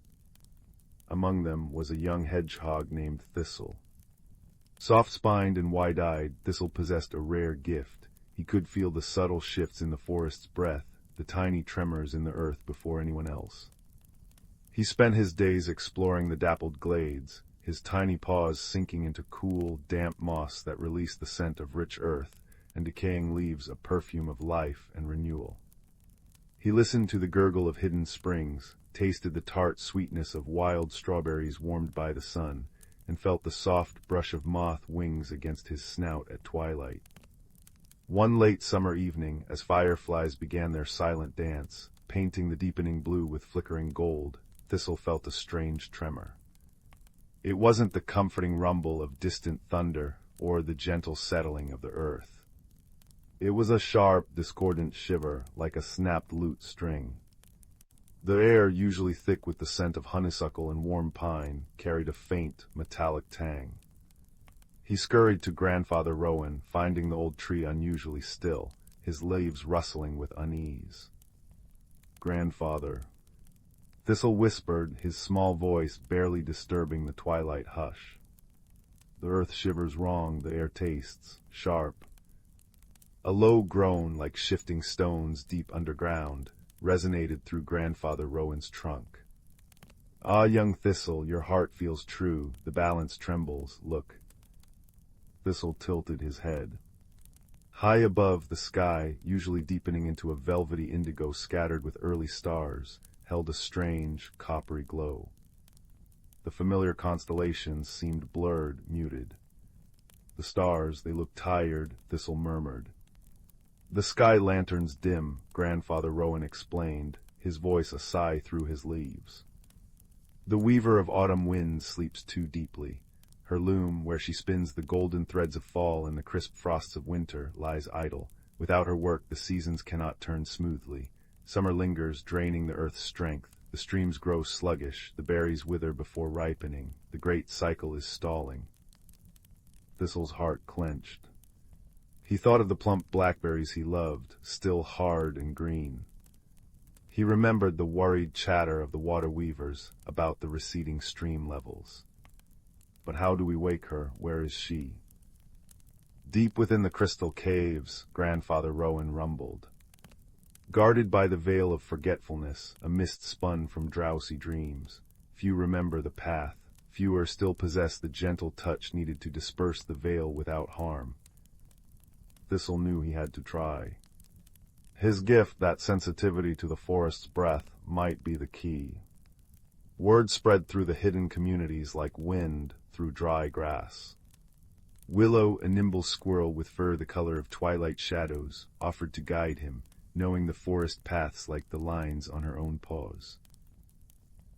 Bramble, a sturdy badger whose claws were gentle despite their strength, volunteered to clear any fallen branches or loose stones, his deep voice a comforting rumble. Even Lumina, a tiny glowworm usually content to illuminate mossy nooks, insisted on coming, her soft, steady light a beacon in the deepest dark. Their journey began at moonrise. The whisperwood transformed under the silver light. Moonbeams painted silver pathways on the forest floor, illuminating phosphorescent fungi that glowed like fallen stars. The air was cool and sweet, filled with the scent of night-blooming jasmine and damp earth. They followed a hidden trail known only to the oldest roots, marked by stones worn smooth by time and flecked with glittering mica that caught the moonlight. Thistle led, his small body tense, feeling every vibration beneath his paws, the scuttle of beetles, the slow pulse of sleeping roots, and that persistent, discordant tremor. They navigated gnarled roots arching like cathedral buttresses, crossed whispering streams on stepping stones polished by centuries of water, and passed through meadows where moonflowers unfurled their luminous petals, releasing a perfume so sweet it made their heads swim. Willow leaped ahead, scouting paths, her tail a flickering shadow. Bramble cleared obstacles with patient strength, his breath puffing clouds in the cool air. Lumina clung to Thistle's back, her soft light casting long, dancing shadows. After what felt like hours, the air grew colder, damper. They reached a sheer rock face, veiled by thick curtains of ivy.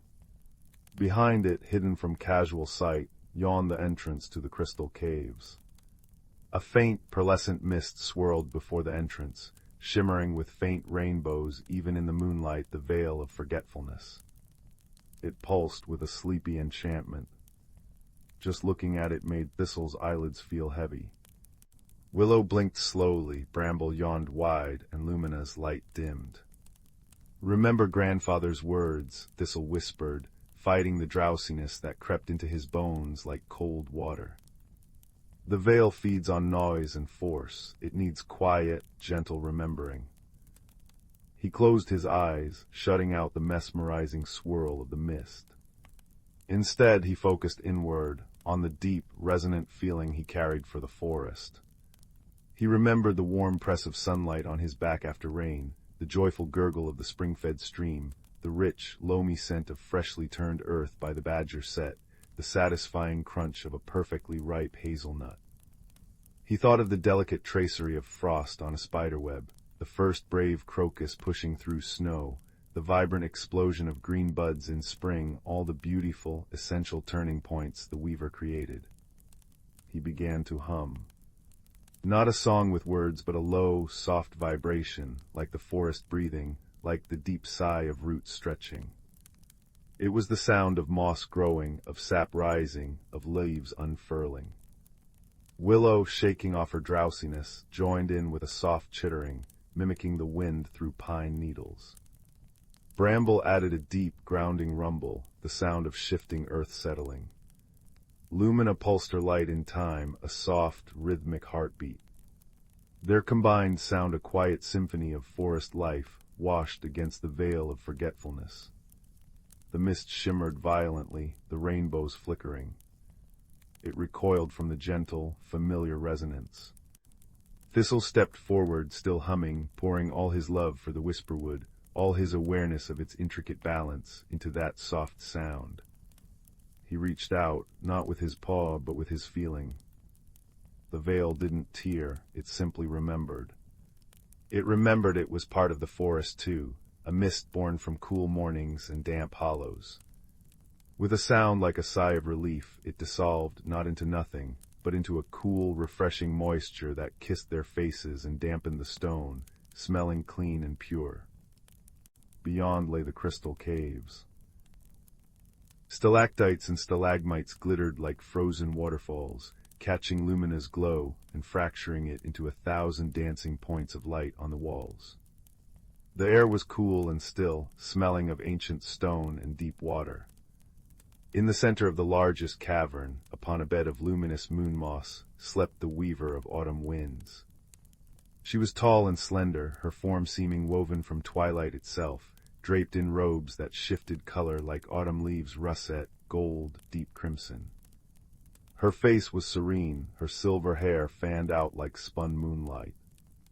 Beside her lay a loom of pure crystal, strung with threads that shimmered with the potential of frost and falling leaves, but utterly still. Thistle approached softly, the others hanging back in reverence. He knelt beside the mossy bed. He didn't shout or shake her.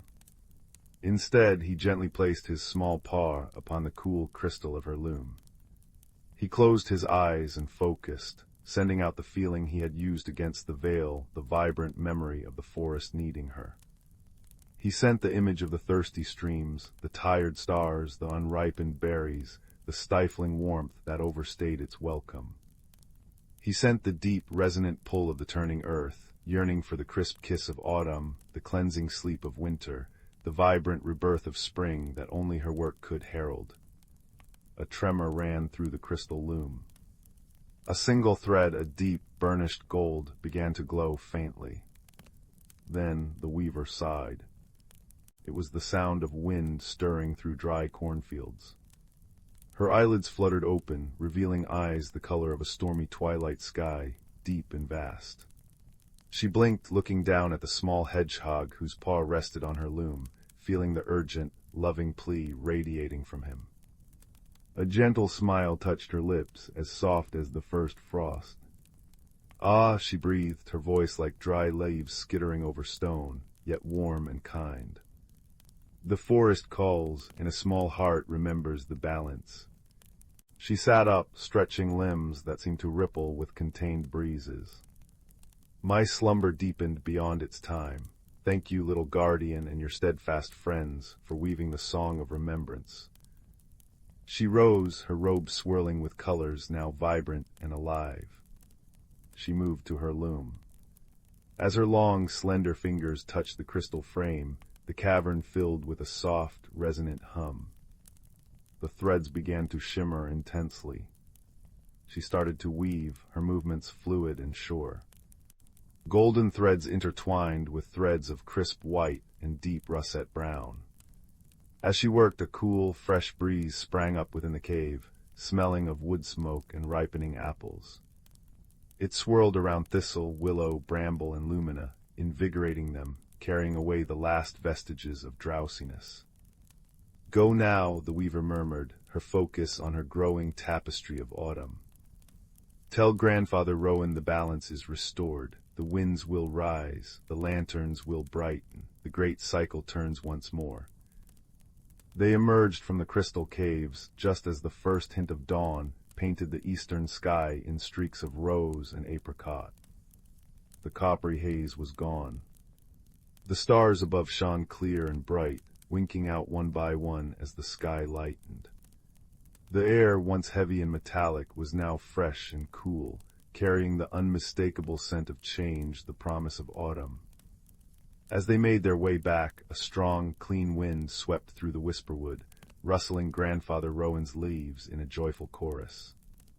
It danced through the branches, carrying the first dry leaf spiraling down to land gently on Thistle's head like a tiny, golden crown.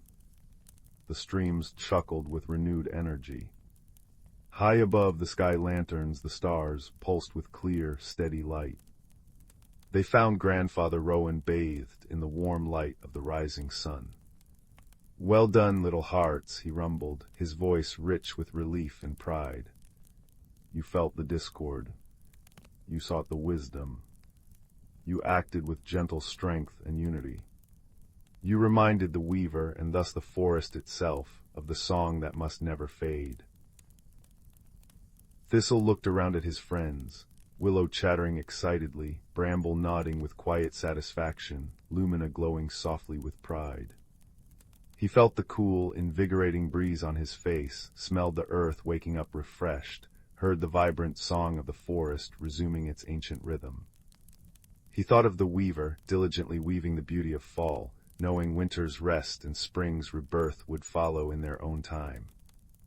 That night, as the whisperwood settled under a sky now thick with brilliant stars, the air crisp with the first true breath of autumn, Thistle curled up in his cozy nest of dry ferns and moss at the base of Grandfather Rowan. The scent of wood smoke from a distant, unseen hearth, or perhaps it was the scent of the changing season itself, mingled with the damp earth and decaying leaves. He listened to the wind sighing through the ancient branches, a lullaby of harmony restored.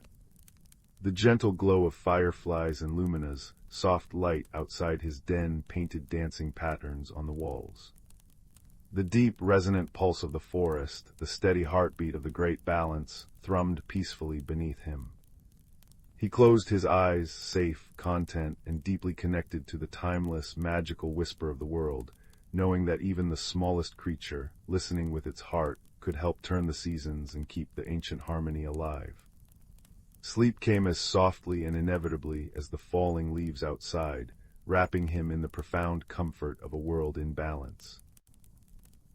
The first frost of autumn had just begun to paint silver edges on the maple leaves outside Finn's window when the feeling settled deep in his bones, a restless ache like a half-remembered melody. In the village of Oakhaven, where cobblestones knew every footfall and chimneys sighed familiar smoke, 12-year-old Finn moved through days feeling slightly out of step. While others mended fishing nets or kneaded dough with sturdy, certain hands, Finn's gaze drifted to the shadowed line of the Glimmerwood, where ancient trees whispered secrets on the wind. His grandmother used to say he had moss in his veins and starlight in his pockets, a gentle tease for a boy who'd rather sketch lichen patterns than mend fences. One evening, as amber light bled through the westward hills, Old Man Hemlock summoned Finn to his cluttered cottage. Hemlock wasn't truly old, but wisdom had etched lines around his eyes like river deltas. "Your grandmother left you this," he murmured, placing a small object in Finn's palm. It was a compass, but unlike any Finn had seen. Its casing was warm, living wood, and where a needle should be, a slender crystal shard glowed with inner moonlight. "The whispering compass," Hemlock said. "It points not to north, but to where you're needed most. Guard it well. Some callings choose us, not the other way round." That night, beneath a quilt stitched with constellations, the compass hummed against Finn's chest. Not a sound, but a vibration that traveled up his ribs and into his dreams. He saw roots diving deep into jeweled caverns, stones with eyes like molten gold, and a great, cracked crystal weeping light. He woke to Dawn's gray fingers at the window, and the compass crystal blazing azure, pointing unwaveringly toward the forbidden Glimmerwood. Oakhaven's elders spoke of the woods in hushed tones, where shadows walk, they'd say, or where the earth remembers too much. But the compass pulsed like a second heartbeat, insistent as tide. Gathering his worn satchel, a wedge of cheese, his sketching charcoal, a water flask, Finn slipped past sleeping cottages. At the forest's edge, ancient oaks arched like cathedral ribs, their bark shimmering with trapped dew. The air thickened with the scent of pine resin and damp earth, and the compass's glow intensified, casting dancing sapphire motes on ferns unfurling like green scrolls. Hours blurred into a tapestry of dappled light and bird call. Finn followed deer trails carpeted with velvet moss, where mushrooms glowed with foxfire luminescence. Yet beneath the beauty, unease prickled. The forest floor trembled faintly, as if the earth itself sighed in discomfort. And the deeper he went, the stranger the woods became. Trees bore fruits like faceted amethysts, streams ran silver over singing stones, and once a thicket rustled to reveal a stag with antlers woven from living ivy and twilight. It regarded Finn with ancient eyes before melting into the green. As dusk painted the canopy in bruised purples, Finn stumbled into a clearing where the trembling intensified. There, hunched beside a toppled menhir, was a creature straight from his dream. It stood no taller than his knee, its body formed of smooth, slate-gray stone articulated like polished pebbles stacked by a careful child. 2 eyes, like chips of warm topaz, blinked rapidly. It clutched a cracked arm close, and where its rocky skin had fractured, faint golden light seeped out like liquid honey. Finn froze. Stonekin. Village tales painted them as earth giants, guardians who'd turned wrathful. But this being radiated only pain and fear. "Hello," Finn whispered, the word swallowed by the vast quiet. The creature flinched, scrambling backward. A low, grinding whimper escaped it. Finn knelt slowly, hands open. "I won't hurt you." He gestured to his satchel. "Are you hungry?" Breaking off a crumb of cheese, he placed it on a leaf and slid it forward. The stonekin eyed him, then the cheese. With surprising delicacy, it picked up the morsel. A sound like pebbles tumbling in a brook emerged, a hesitant, gravelly chirp. Finn smiled. "I'm Finn, what's your name?" More chirps and clicks, like geology given voice. The creature tapped its chest. "Pebble." Then it pointed urgently at the fractured arm, then deep into the woods, whimpering again. Finn understood. "You're hurt and lost." Pebble nodded, Topaz eyes wide with distress. The compass at Finn's neck flared brilliantly, its crystal beam now arrow straight toward the direction Pebble pointed, deeper into the Glimmerwood's heart. "I'm supposed to help you," Finn realized aloud. "The compass brought me here." Using strips torn from his shirt, Finn bound Pebble's arm, careful not to touch the weeping light. As he worked, Pebble chirped a story in fragmented sounds and gestures. Stonekin lived deep below, in caverns lit by a great crystal that sang the earth to sleep. But the crystal was sick, cracking, making the world tremble. Pebble had been sent to find sky tears, moonlit dew said to hold healing power, but got injured by a falling rock during a tremor. "Can you take me to the crystal?" Finn asked. "Maybe I can help." Pebble hesitated, then nodded, gesturing toward a mossy outcrop. With surprising strength, the little stonekin pushed aside a boulder, revealing a hidden passage smelling of cool stone and deep thyme. Finn took a steadying breath.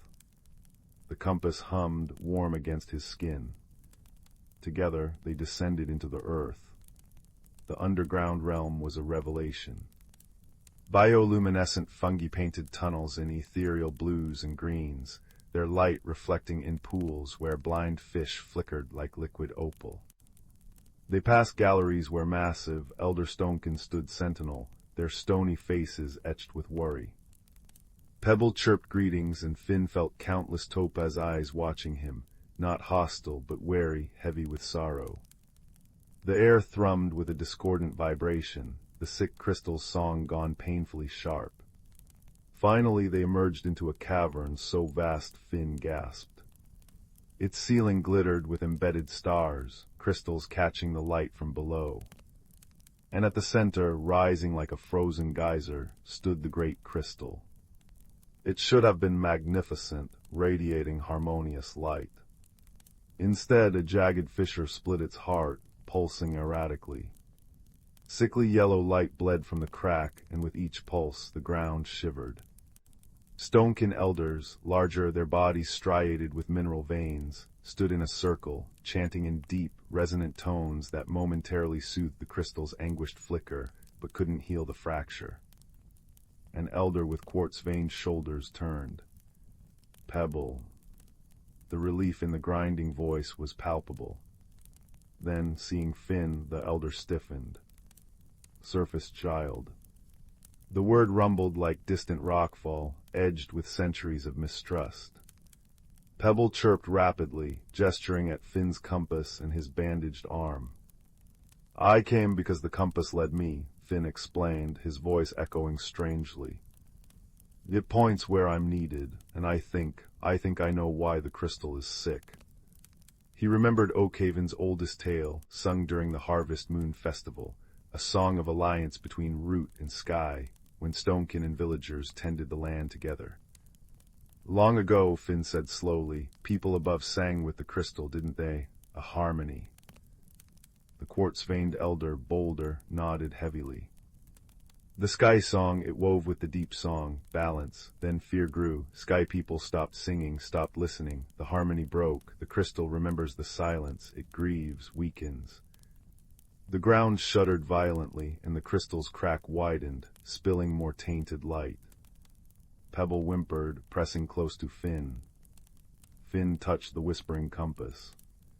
It wasn't just pointing to a place, it was pointing to a failure, a broken bond between worlds. Healing the crystal needed more than sky tears. It needed the lost sky song restored. "I have to go back," Finn declared. "To Oakhaven. I have to make them remember the song." Boulder's gaze was skeptical. "Sky people fear us. They call us shadow walkers. They will not listen." But Pebble chirped insistently, tapping Finn's hand, then the compass. "Trust." The journey back through the tunnels felt heavier.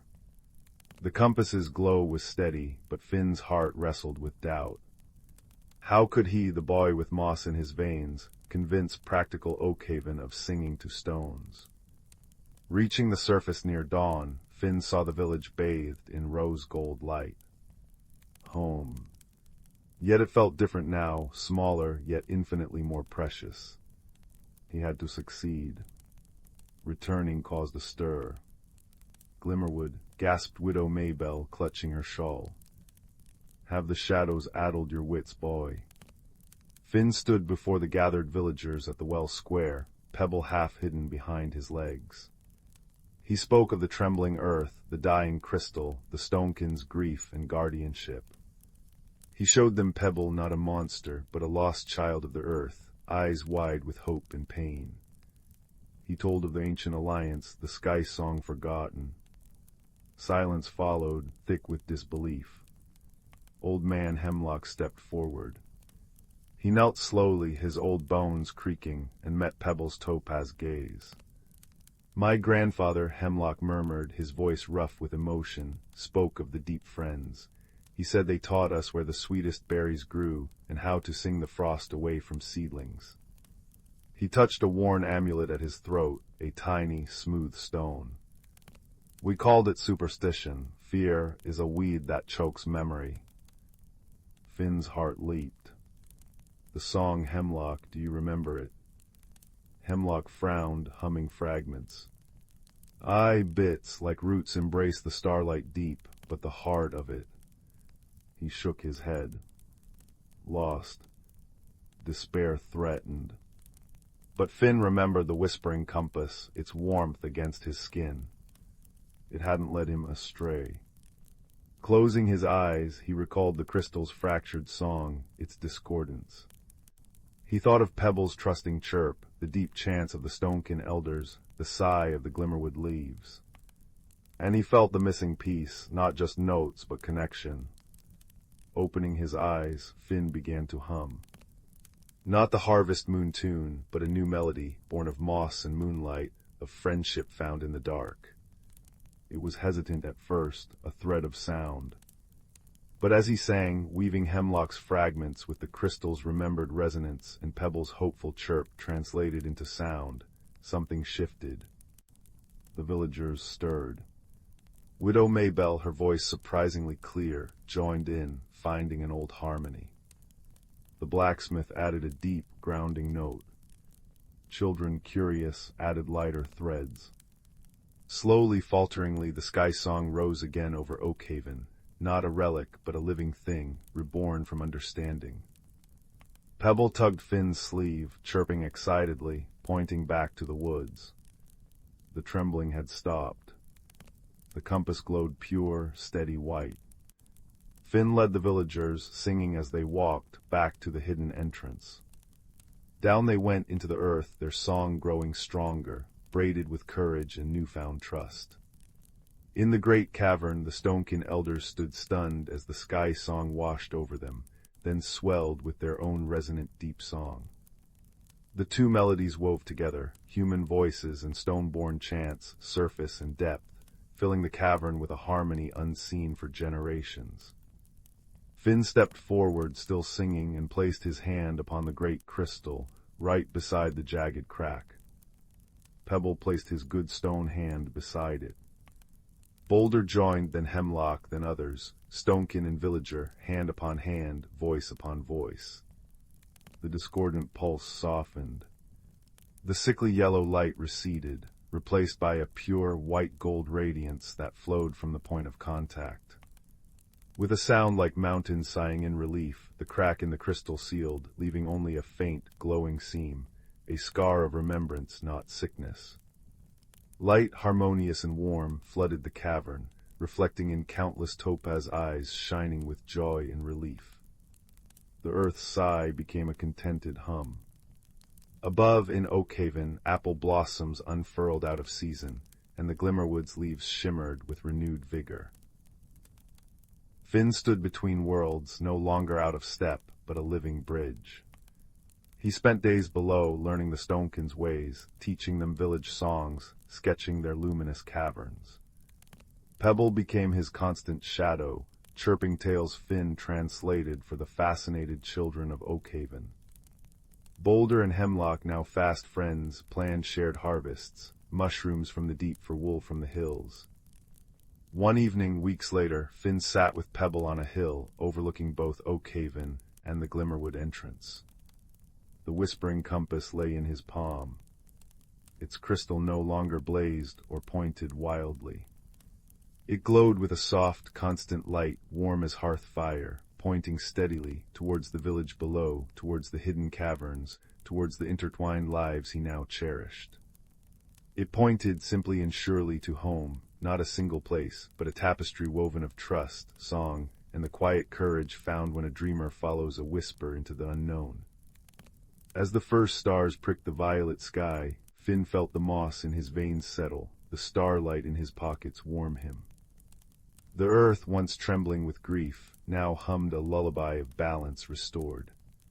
And in that peaceful resonance, under the watchful eyes of both root and sky, Finn knew the truest magic wasn't in compasses or crystals, but in the quiet, unbreakable bond of friendship that had healed a world, one shared song at a time. The compass's gentle light pulsed once, a silent heartbeat of belonging, as the moon rose, bathing the healed land in silver, and all was still. Once upon a time, in the quaint village of Whimsy Hollow, where the lanes were cobbled with candy stones and the rooftops shimmered like rainbow scales, there lived a peculiar family of hedgehogs known as the Twiddlepuffs. The Twiddlepuffs were no ordinary hedgehogs. Each member of the family had a unique magical trait. Fizz, the youngest, could make flowers bloom with a sneeze, while his sister, Tilly, had a giggle so infectious that it could make even the grumpiest of frogs join in a chorus of laughter. Their home was a delightful burrow nestled beneath a towering lollipop tree, where the air always smelled of mint and honey. Inside, the walls were lined with shelves of shimmering trinkets, each one a memento of adventures past.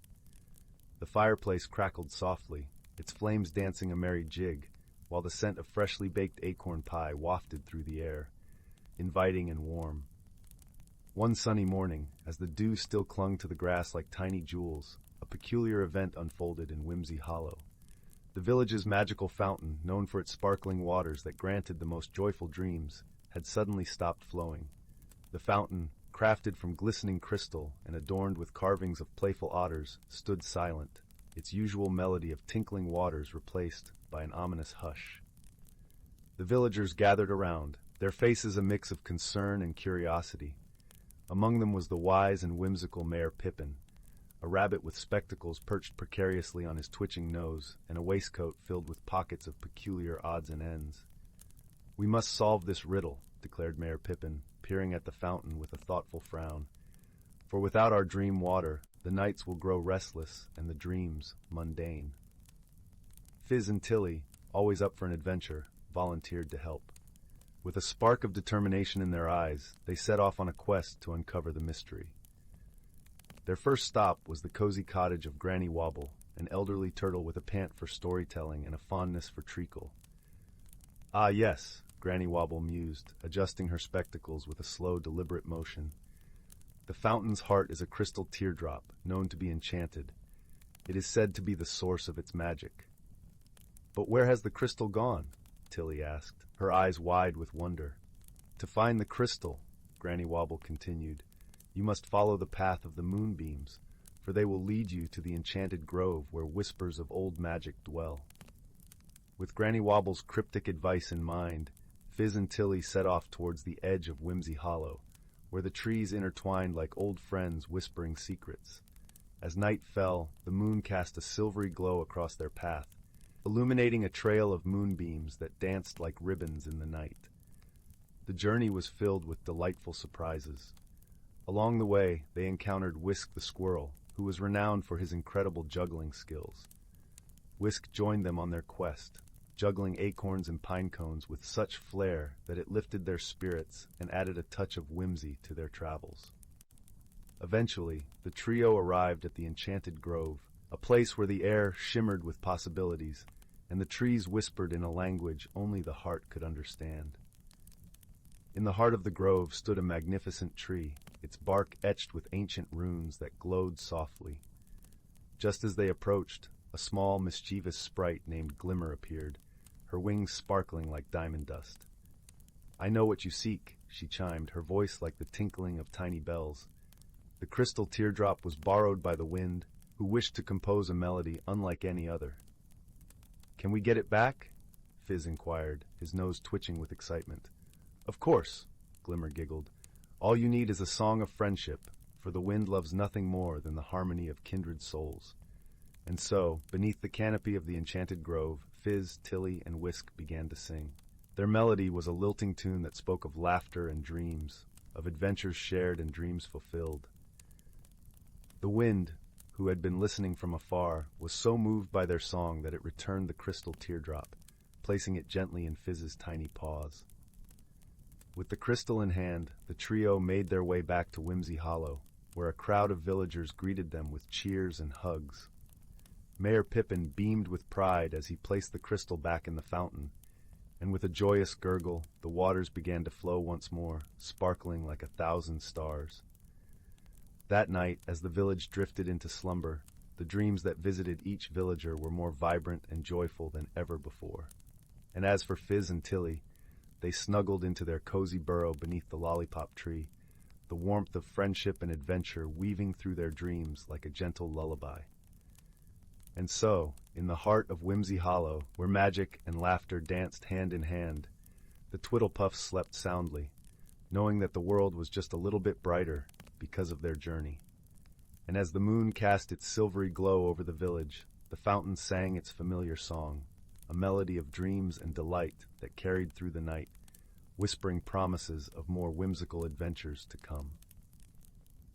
The first tendrils of twilight were weaving through the sleepy village of Oakhaven when Finn slipped away. While other children chased fireflies or helped pack away market stalls, he drifted toward the shadowed embrace of the whispering woods. Finn moved quietly, a habit born from feeling perpetually overlooked. In a family of boisterous farmers and a village of practical folk, his dreamy nature and worn sketchbook seemed like misplaced puzzle pieces. Yet here, where ancient oaks groaned in the wind and ferns unfurled like emerald scrolls, he felt seen by the rustling leaves and chattering brooks. Tonight, something shimmered. Deep within the thicket, where moonlight rarely pierced, a pulse of soft blue light beckoned like a fallen star. Finn's heart thrummed against his ribs as he pushed past spider silk veils and dew-heavy ferns. The air grew colder, scented with petrichor and something else, ozone and old magic. And there it lay, a stone no larger than a robin's egg, nestled in velvet moss. It glowed with an inner luminescence, casting dancing shadows on the tree bark. When Finn's fingers brushed its surface, warmth flooded his palm and the forest erupted in sound, not noise but voices. "Lost, so lost," sighed the wind through pine needles. "Danger comes," gurgled the creek over polished stones. And then a whimper, sharp and close. Finn whirled around to find a creature huddled beneath a toadstool. It resembled a cross between a hedgehog and a dandelion puff, tiny, quivering, with fur like spun moonlight and eyes like liquid amber, wide with terror. You understand me," the creature whispered, its voice like chimes in a breeze. "The stone, you hold the glimmer stone." Finn knelt, the stone's heat pulsing against his skin. "I'm Finn, what's wrong?" "I am Tyndall," the creature quavered. "Guardian of the Veil, the Glimmerstone anchors the magic between your world and ours, the Sylvan Hollow, but it cracked when the shadow root poisoned the elder tree." Tyndall pointed a trembling paw toward the wood's heart. Without its light the hollow fades, the whispers grow fearful, the moss grays, even the river's song weakens. Tears like dewdrops welled in Tyndall's eyes. If the stone isn't healed by the full moon's peak 3 nights hence, our world will vanish, and yours the blight will spread. Finn's breath caught. He saw it now, the sickly yellow tinge on nearby ferns, the brittle silence where crickets should sing. The glimmerstone in his hand flickered, a hairline fracture splitting its light. How do we heal it? Only the elder tree's roots can mend it, Tyndall said. But the way is perilous. Shadowroot's minions hunt the light, and... Tyndall shrank back. Your kind hasn't walked our paths for generations. They fear you. I fear. Finn's fingers tightened around the stone. Fear was familiar, but so was loneliness. He saw it mirrored in Tyndall's gaze. I'll help, he said softly. Show me the way. Their journey began at dawn. The whispering woods transformed. Sunlight filtered through a canopy of jewel-toned leaves, painted the path in dappled gold. Giant moths with stained glass wings fluttered past, and trees hummed with hidden life. Finn sketched furiously, a glowing mushroom ring, a family of moss-furred squirrels, while Tyndall perched on his shoulder whispering names. That's a lumen bloom. Those are bark scuttlers. Yet beneath the wonder, unease lingered. The air tasted metallic and distant howls echoed, thin, hungry sounds. The first trial came at the River of Murmurs. Its waters, usually clear as crystal, ran sluggish and murky. The bridge, a single moss-slicked log, was guarded. A troll, all knotted muscle and lichen-covered skin, blocked their path. He grumbled, shaking the ground with each step. No passage, stone feels wrong, water's sick. Finn's sketchbook fell open. Without thinking, he tore out a page, a detailed drawing of the troll himself, majestic against a backdrop of healthy, rushing water. For you, Finn offered. The river as it should be. The troll blinked, tracing a thick finger over the lines. A low rumble, like stones tumbling, escaped him. Pretty remembers. He stepped aside, his eyes unexpectedly soft. Hurry, dark things stir. They hurried, but the forest grew stranger. Mist coiled around their ankles in the hollow of echoes, thickening until shapes writhed. A towering figure with Finn's father's disappointed frown, voices sneering useless dreamer. Finn froze, the old ache of invisibility crushing him. The glimmerstone dimmed. No, Tyndall's voice pierced the fog, sharp as a bell. He pressed his small, warm body against Finn's cheek. You see what others miss. You drew the troll's loneliness. You found me. That is strength.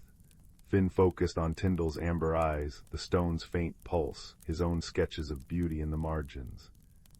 The mist dissolved, revealing a path lit by bioluminescent flowers. Their respite was brief. Shadowroot's minions found them, creatures of knotted thorns and shifting darkness, drawn to the glimmerstone's waning light. Finn and Tyndall fled, crashing through thorny thickets until they tumbled into a cavern. Moonlight streamed through a crack above, illuminating a massive, ancient owl perched on a quartz column. Her feathers held the colors of twilight. Seekers of the glimmer, she hooted, her voice layered like wind through reeds. I am Orla, you bear the stone in its sorrow. She studied the fracture.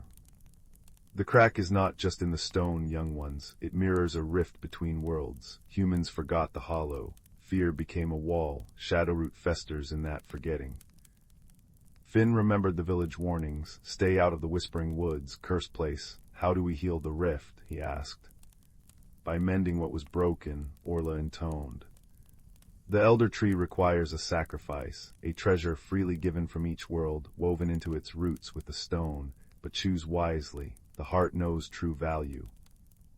Dawn of the third day found them at the forest's heart. The elder tree was a tragedy. Once a towering giant, its bark was now cracked and oozing black sap. Leaves, silver-edged and usually luminous, lay brittle on the ground. The air hung heavy and silent. At its base a hollow pulsed with faint, sickly light, the tree's wounded heart. Tyndall trembled. The stone, it's almost time. The glimmerstone's light was a feeble flicker, the cracks spiderwebbing dangerously. Finn opened his sketchbook, every page a testament to his journey. The troll's bridge, the glowing moths, Tyndall's hopeful eyes. His most precious possession. The record of a world he'd grown to love. He tore out the final, pristine page, a blank canvas for new wonders, and placed it gently beside the hollow. I offer my memories, he whispered. The beauty I witnessed, the hope that humans can remember. Tyndall gazed at him, then at his own shimmering fur, the essence of his spirit light. With a soft cry, he plucked a tuft from his chest. It glowed like captured starlight. I offer my light, he said, voice trembling but clear. A piece of my home, freely given.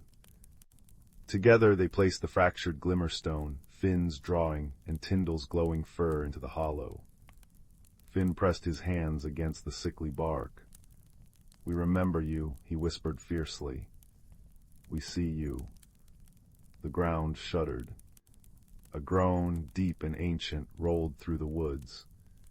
Light, pure, blinding, golden light, erupted from the hollow, shooting up the elder tree's trunk like liquid sun. The black sap evaporated. Bark knitted itself whole, stronger than before. Silver leaves burst forth, shimmering with renewed vigor. The light pulsed outward in waves, washing over the forest. Gray moss blushed vibrant green. Withered flowers bloomed in explosions of color. The river's song returned, loud and joyous. Above, the full moon seemed to blaze brighter. The sylvan hollow revealed itself in its true glory. Spirits like living starlight danced on the breeze. Trees walked on gnarled roots, nodding in gratitude. Luminescent butterflies formed constellations above their heads. Tyndall, though slightly dimmer, glowed with pure joy. You did it, Finn, you healed us all. Finn felt the change within himself, too, a quiet confidence, a sense of belonging that warmed him deeper than any fire. The glimmerstone, now whole and pulsing gently, lay cool in his hand. Its magic had shifted. It no longer translated voices, but hummed with the forest's peaceful song. We did it together, Tyndall. Returning to Oakhaven felt like stepping into a faded painting. The air smelled only of dust and livestock, not magic. But Finn carried the forest within him. He showed the villagers his sketches, not just the mundane market scenes, but the luminous moths, the wise owl, the majestic elder tree. He pointed to the woods, now visibly greener, vibrantly alive. It's not cursed, it's waiting. Old Granny Marn, the village storyteller, gasped, tracing a gnarled finger over his drawing of the glimmerstone. The heart of the woods from the old tales, I thought it just a story. Her voice, raspy with age, wove a forgotten legend for the gathered crowd, of friendship between humans and forest spirits, of shared magic, and a stone that bound them. Fear, faced with wonder and tangible proof, began to crumble. Finn became the bridge. He guided hesitant villagers to the wood's edge, where fireflies now danced in patterns, and the wind carried the scent of lumen blooms. Tyndall, visible only to those with open hearts, sometimes shimmered beside him, a silent testament to the mended bond. Children left honey cakes for the bark scuttlers. Farmers consulted the rustling leaves about the weather. The blight receded, replaced by abundant harvests and a newfound respect. One crisp autumn evening, Finn sat beneath the great oak at the village border, sketchbook open. Tyndall nestled in the crook of his arm, a warm, soft weight.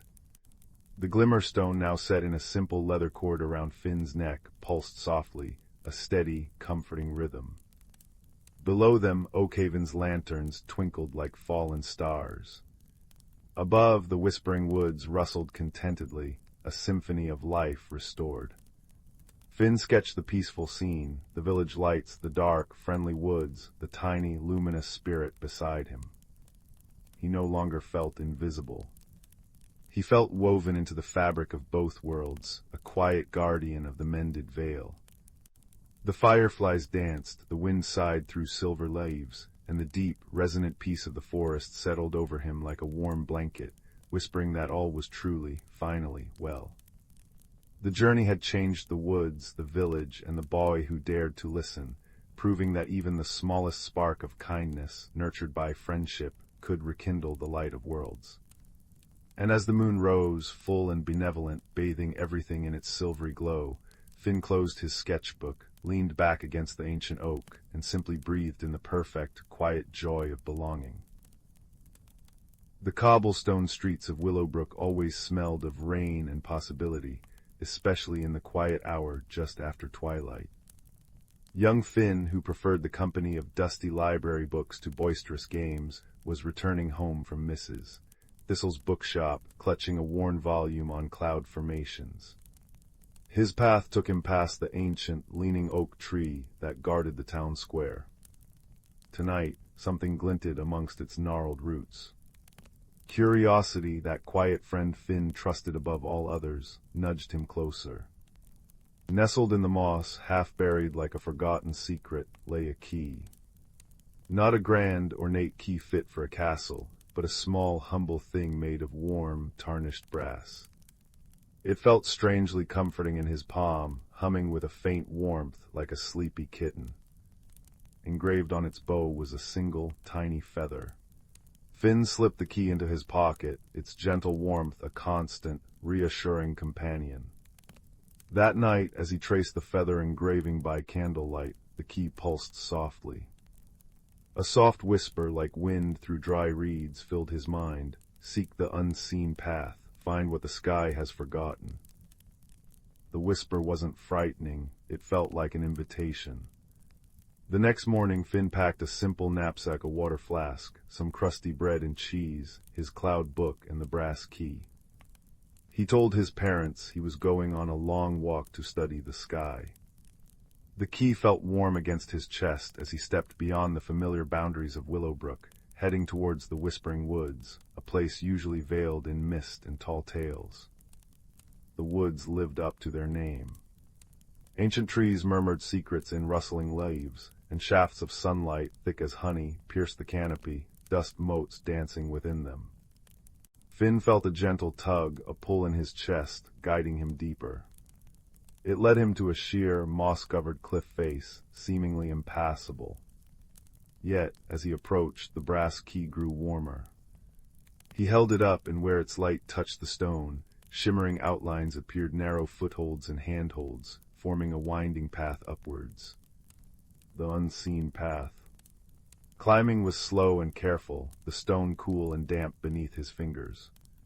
Halfway up, perched precariously on a narrow ledge, Finn froze. Below him, the woods stretched like a green ocean. Above, the cliff seemed endless. Fear, cold and sharp, pricked his skin. Just then, a gruff voice broke the silence. "Bit high for cloud watching, lad, wouldn't you say?" Startled, Finn looked down. On a lower ledge, peering up with bright, intelligent eyes, sat a badger. He wore tiny, round spectacles perched on his snout and clutched a knobbly walking stick carved with constellations. "Name's Bramble," the badger announced. "Keeper of forgotten footpaths and unappreciated fungi. Saw you activating the old sky key. Haven't seen one of those in an age. Bit rusty on the climbing, are we?" Before Finn could answer, a flurry of iridescent feathers swooped down. A small starling landed beside Bramble, tilting her head. "He doesn't look rusty, Bramble, he looks scared, like when Pip saw the big owl." Her voice was like chiming bells. "I'm Pip, I remember things, especially shiny things in high places. Can I help?" Bramble sighed, adjusting his spectacles. "Wisdom and wings, lad, you'll need both where you're going. That key doesn't light the way for just anyone. What's it telling you to seek? Finn, heart still pounding but comforted by their presence, explained the whisper. Find what the sky has forgotten. Ah, Bramble nodded sagely, tapping his stick. The sky forgets nothing lightly, but sometimes things fall, get lost in the cracks between clouds and earth. He pointed his stick upwards. The summit glade. That's where the sky touches the land most gently. But the path gets tricky near the top. Needs a different kind of seeing. With Bramble offering steadying advice, plant your foot there, lad, see that sturdy root, and Pip darting ahead, scouting the safest route and chattering encouragement, almost there. Ooh, look at that butterfly. Finn climbed higher. The air grew thinner, cooler, smelling of pine resin and distant rain. Finally, they pushed through a curtain of hanging vines into the summit glade. It was a place of breathtaking serenity. Soft, silver-green grass carpeted a natural amphitheater, surrounded by ancient, wind-sculpted pines. In the very center, bathed in pure, liquid sunlight, stood a pedestal of smooth, milky quartz. But instead of a forgotten treasure, the pedestal held only a small, perfectly round hole, about the size of Finn's fist. The air above it shimmered faintly, like heat haze. The sky's memory well, Bramble whispered reverently. But it's empty, that can't be right. Pip fluttered nervously. It feels sad, like a nest without eggs. Finn felt the brass key grow hot in his hand. He approached the well. The shimmering air above the hole wasn't empty. It felt thick, resistant, like trying to push through heavy velvet. He reached out, but his hands simply stopped, meeting an invisible, yielding barrier. He pushed harder, but it only gave slightly before pushing back. Force won't work here, lad, Bramble murmured, studying the barrier. This isn't a lock to be broken, it's a sorrow to be understood. Finn sat cross-legged before the well, the key resting warm in his lap. He closed his eyes, not to see with them, but to feel. He remembered the whisper, find what the sky has forgotten. Forgotten implied it was once remembered. Lost. He thought of his cloud book, how clouds changed form but never truly vanished. He thought of the warmth of the key, like captured sunlight. He thought of Pip's sadness. The sky hasn't forgotten something out there, Finn murmured, opening his eyes, a dawning understanding warming him. It's forgotten something about itself. The memory well isn't empty, it's holding on to something the sky can't bear to lose, but it's trapped by its own grief, like a tear that won't fall. He looked at the shimmering barrier. It wasn't a wall, it was a held breath. A stifled sigh. The sky was holding its sorrow inside the well. It needs to let go, Finn whispered. But gently, to remember that even sadness can be beautiful when it's shared. He didn't try to push through the barrier again. Instead, he took the brass key. Not to unlock, but to connect. He held it up not towards the barrier, but towards the open sky above the glade. The tiny feather engraving caught the sunlight. Finn focused on the feeling of the key warm, comforting, a small, solid thing holding a promise. He thought of gentle rain after a drought, of mist clearing to reveal the sun, of the quiet comfort of sharing a burden. It's okay, he said softly, his voice barely a whisper yet echoing in the glade's stillness. It's okay to remember, it's okay to let it go. The sadness isn't lost, it becomes the rain that feeds the earth, the mist that paints the dawn. It becomes part of everything beautiful again. He poured his understanding, his quiet empathy, through the key. It wasn't magic words, but magic feeling the wisdom of accepting loss as part of the cycle.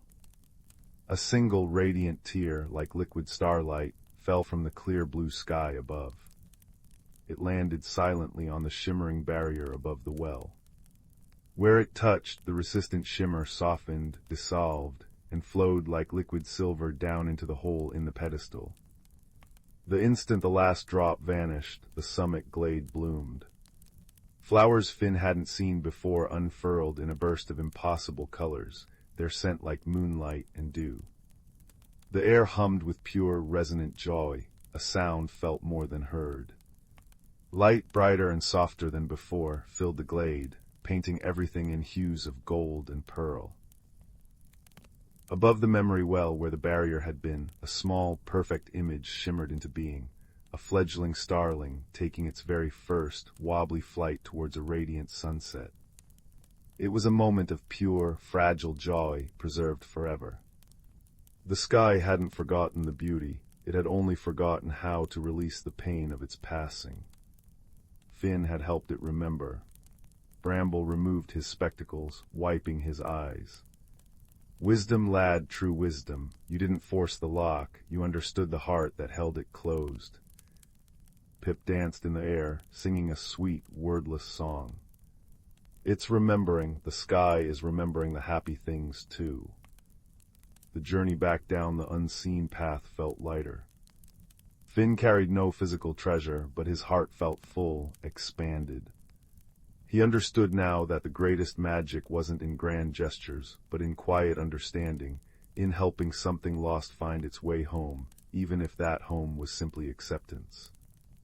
The brass key had cooled in his pocket, feeling like an ordinary, slightly tarnished piece of brass once more. Yet when he touched it, he felt the echo of the sky's gratitude, a soft warmth like the first ray of dawn. Back in Willowbrook, under a sky now streaked with the gentle pinks and oranges of sunset, Finn stopped beneath the old oak tree. He placed the brass key back amongst the roots where he'd found it. It belonged to the secrets, to the next seeker who listened with their heart. As he walked home, the scent of rain and possibility hung in the air, richer than ever.